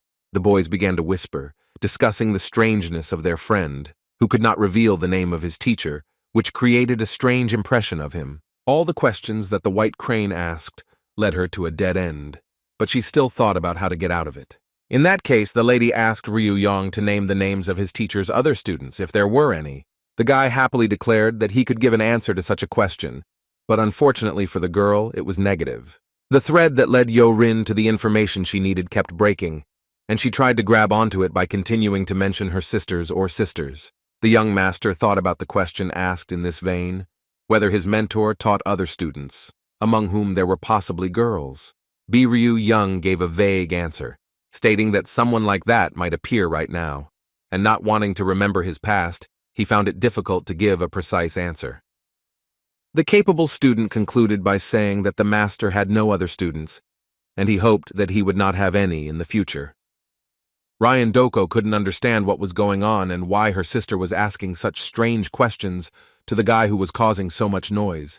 The lady asked that even if the boy had a sister, would he be able to accept her? Thinking about this possibility, the student explained that she would not always be around, but in any case, he would do everything to get rid of her as soon as possible. After stopping answering questions, Ryu Young began asking them himself, wanting to know why the girl was so interested in such topics. His classmates mentally supported their friend, who were no less interested in knowing the answer than he was. And while Chul Ki and So-hei were supported by their club members, Mrs. Doko tried to understand what her adopted sister was thinking. But in order to find out the reason for all these lengthy questions, Ryu Yan needed to defeat her in a duel. Taking up her sword, White Crane challenged the young master of Thunderstrike to a duel. The worried sister finally realized the real reason why Yerin came to this club, which was to punish the guy. Hyo Ryung expected to see something interesting, but the spy who had lurked among them was wondering whether he should stop the couple before it was too late. The community members were concerned that if the fight took place in the building, all their valuables could be damaged. If Ryu Yeon won, he would get an answer, but he was interested in what the lady would get in return if she won. With a cold look, the girl mysteriously replied that if she won, she would be able to test something. The lady said that the student's weapon and skills could not be seen just like that. The next moment, the White Crane's hard gaze softened as memories took her back into the distant past, trying to recreate the scene of events when Yeonbi used the sword-slashing technique. The girl was not entirely sure whether she had seen something similar days earlier. Since her eyes and mind were clouded, the lady wanted to know whether her old memories were real or a figment of her imagination. That's why Yo-rin wanted to see the martial arts technique that Ryu Yan used again. Although he didn't show it, the student was very tense, because using this technique, he could either harm the lady or completely expose himself. The classmates were in a state of agonizing anticipation, which seemed to stop them breathing so as not to miss a single word spoken by their comrade. Ryan Doko was completely confused by her sister's actions, unable to understand why she was risking herself so much. But the young master was forced to refuse the girl, since their interest in each other was not worth the injuries they received during the duel. The friend couldn't believe her ears that someone imagined himself stronger than the White Crane and was capable of harming her. No matter how his words were interpreted, Ryu Yong refused to participate in such a venture. Then the lady asked the guy to promise her that he would not harm her during the fight. One of the students remarked that they both did not have to draw their swords to determine each other's skill. Hong Sik stated that it would be enough for the lady to just watch the boy fight, unless, of course, she was going to punish him. White Crane explained that she had to see everything in action to understand the technique, and Ryu Yan usually didn't show his weapons. The man, posing as a young guy, asked not to worry about it, because the academy was planning a festival in honor of the Holy Trinity of Masters. To sum it up, the Lord of Shadows suggested holding a test at the festival, because there anyone could give it their all and show what they were capable of. On this hot, sunny day, a hot wind raised a column of sand that was in the desert. The headman, looking ahead, said that the wind was blowing in the same direction they were heading. Namgung San turned to the squad and announced that they would begin the race from now on. The students shouted joyfully as they finally waited for the long-awaited event to begin. Rushing as fast as they could, the students were glad that they didn't have heavy bracelets on their arms. The boys were amused by the fact that their master felt sorry to watch them refuse the bracelets, but he could not influence this in any way. The lagging Dan Sama, Huangbo Jin, and No Hak were unhappy that the boys brought up this damn topic, preferring to run in silence. Despite the fast pace at which the students moved, they were unable to reach the next point before tomorrow morning. Raising his head, Hyun Woong noticed that they would continue on their way while taking a shower. After a deafening clap of thunder, the rain actually began to fall, forcing the students to take a forced break and rest. Having prepared themselves, the brother and sister took out a rope with small blades tied to its ends. With a quick movement, Chil Young and Moon Hai threw their blades in different directions, causing the rope to tighten, which would serve as a frame for the roof in the future. Having spread out the canvas, Sansan and Okyeon threw it onto the rope, which was stretched like a string. Grabbing the sheet by the edges, the boys secured it, immediately pinning it to the ground. From a nearby tree, Namgung-san and Jinryung used their swords to cut firewood. And the next second, having piled the logs into a pile thanks to their blades, the boys were able to instantly light a fire. Taking shelter from the rain, the boys discussed whether they would be able to defeat the blue dragons despite the difficulties that arose along the way. Ryu-young couldn't believe that Miss Yo-rin agreed to Hong-sik's proposed conditions. White Crane confirmed that she would answer all the questions the guy was interested in if he won this year. The young master decided to clarify whether he would have to answer all the girls' questions if he lost. Lady Rin only insisted that the boy do his best to win if he had important questions for her. Ryu-young didn't yet know whether he would try, because first he had to get to the festival, and only then think about winning. While Chul-ki and Seo-hai discussed the overconfident student, Ryung-doko tried to figure out what her little sister was planning. With a gesture, the lady hinted to her friend that it was time for them to leave this place.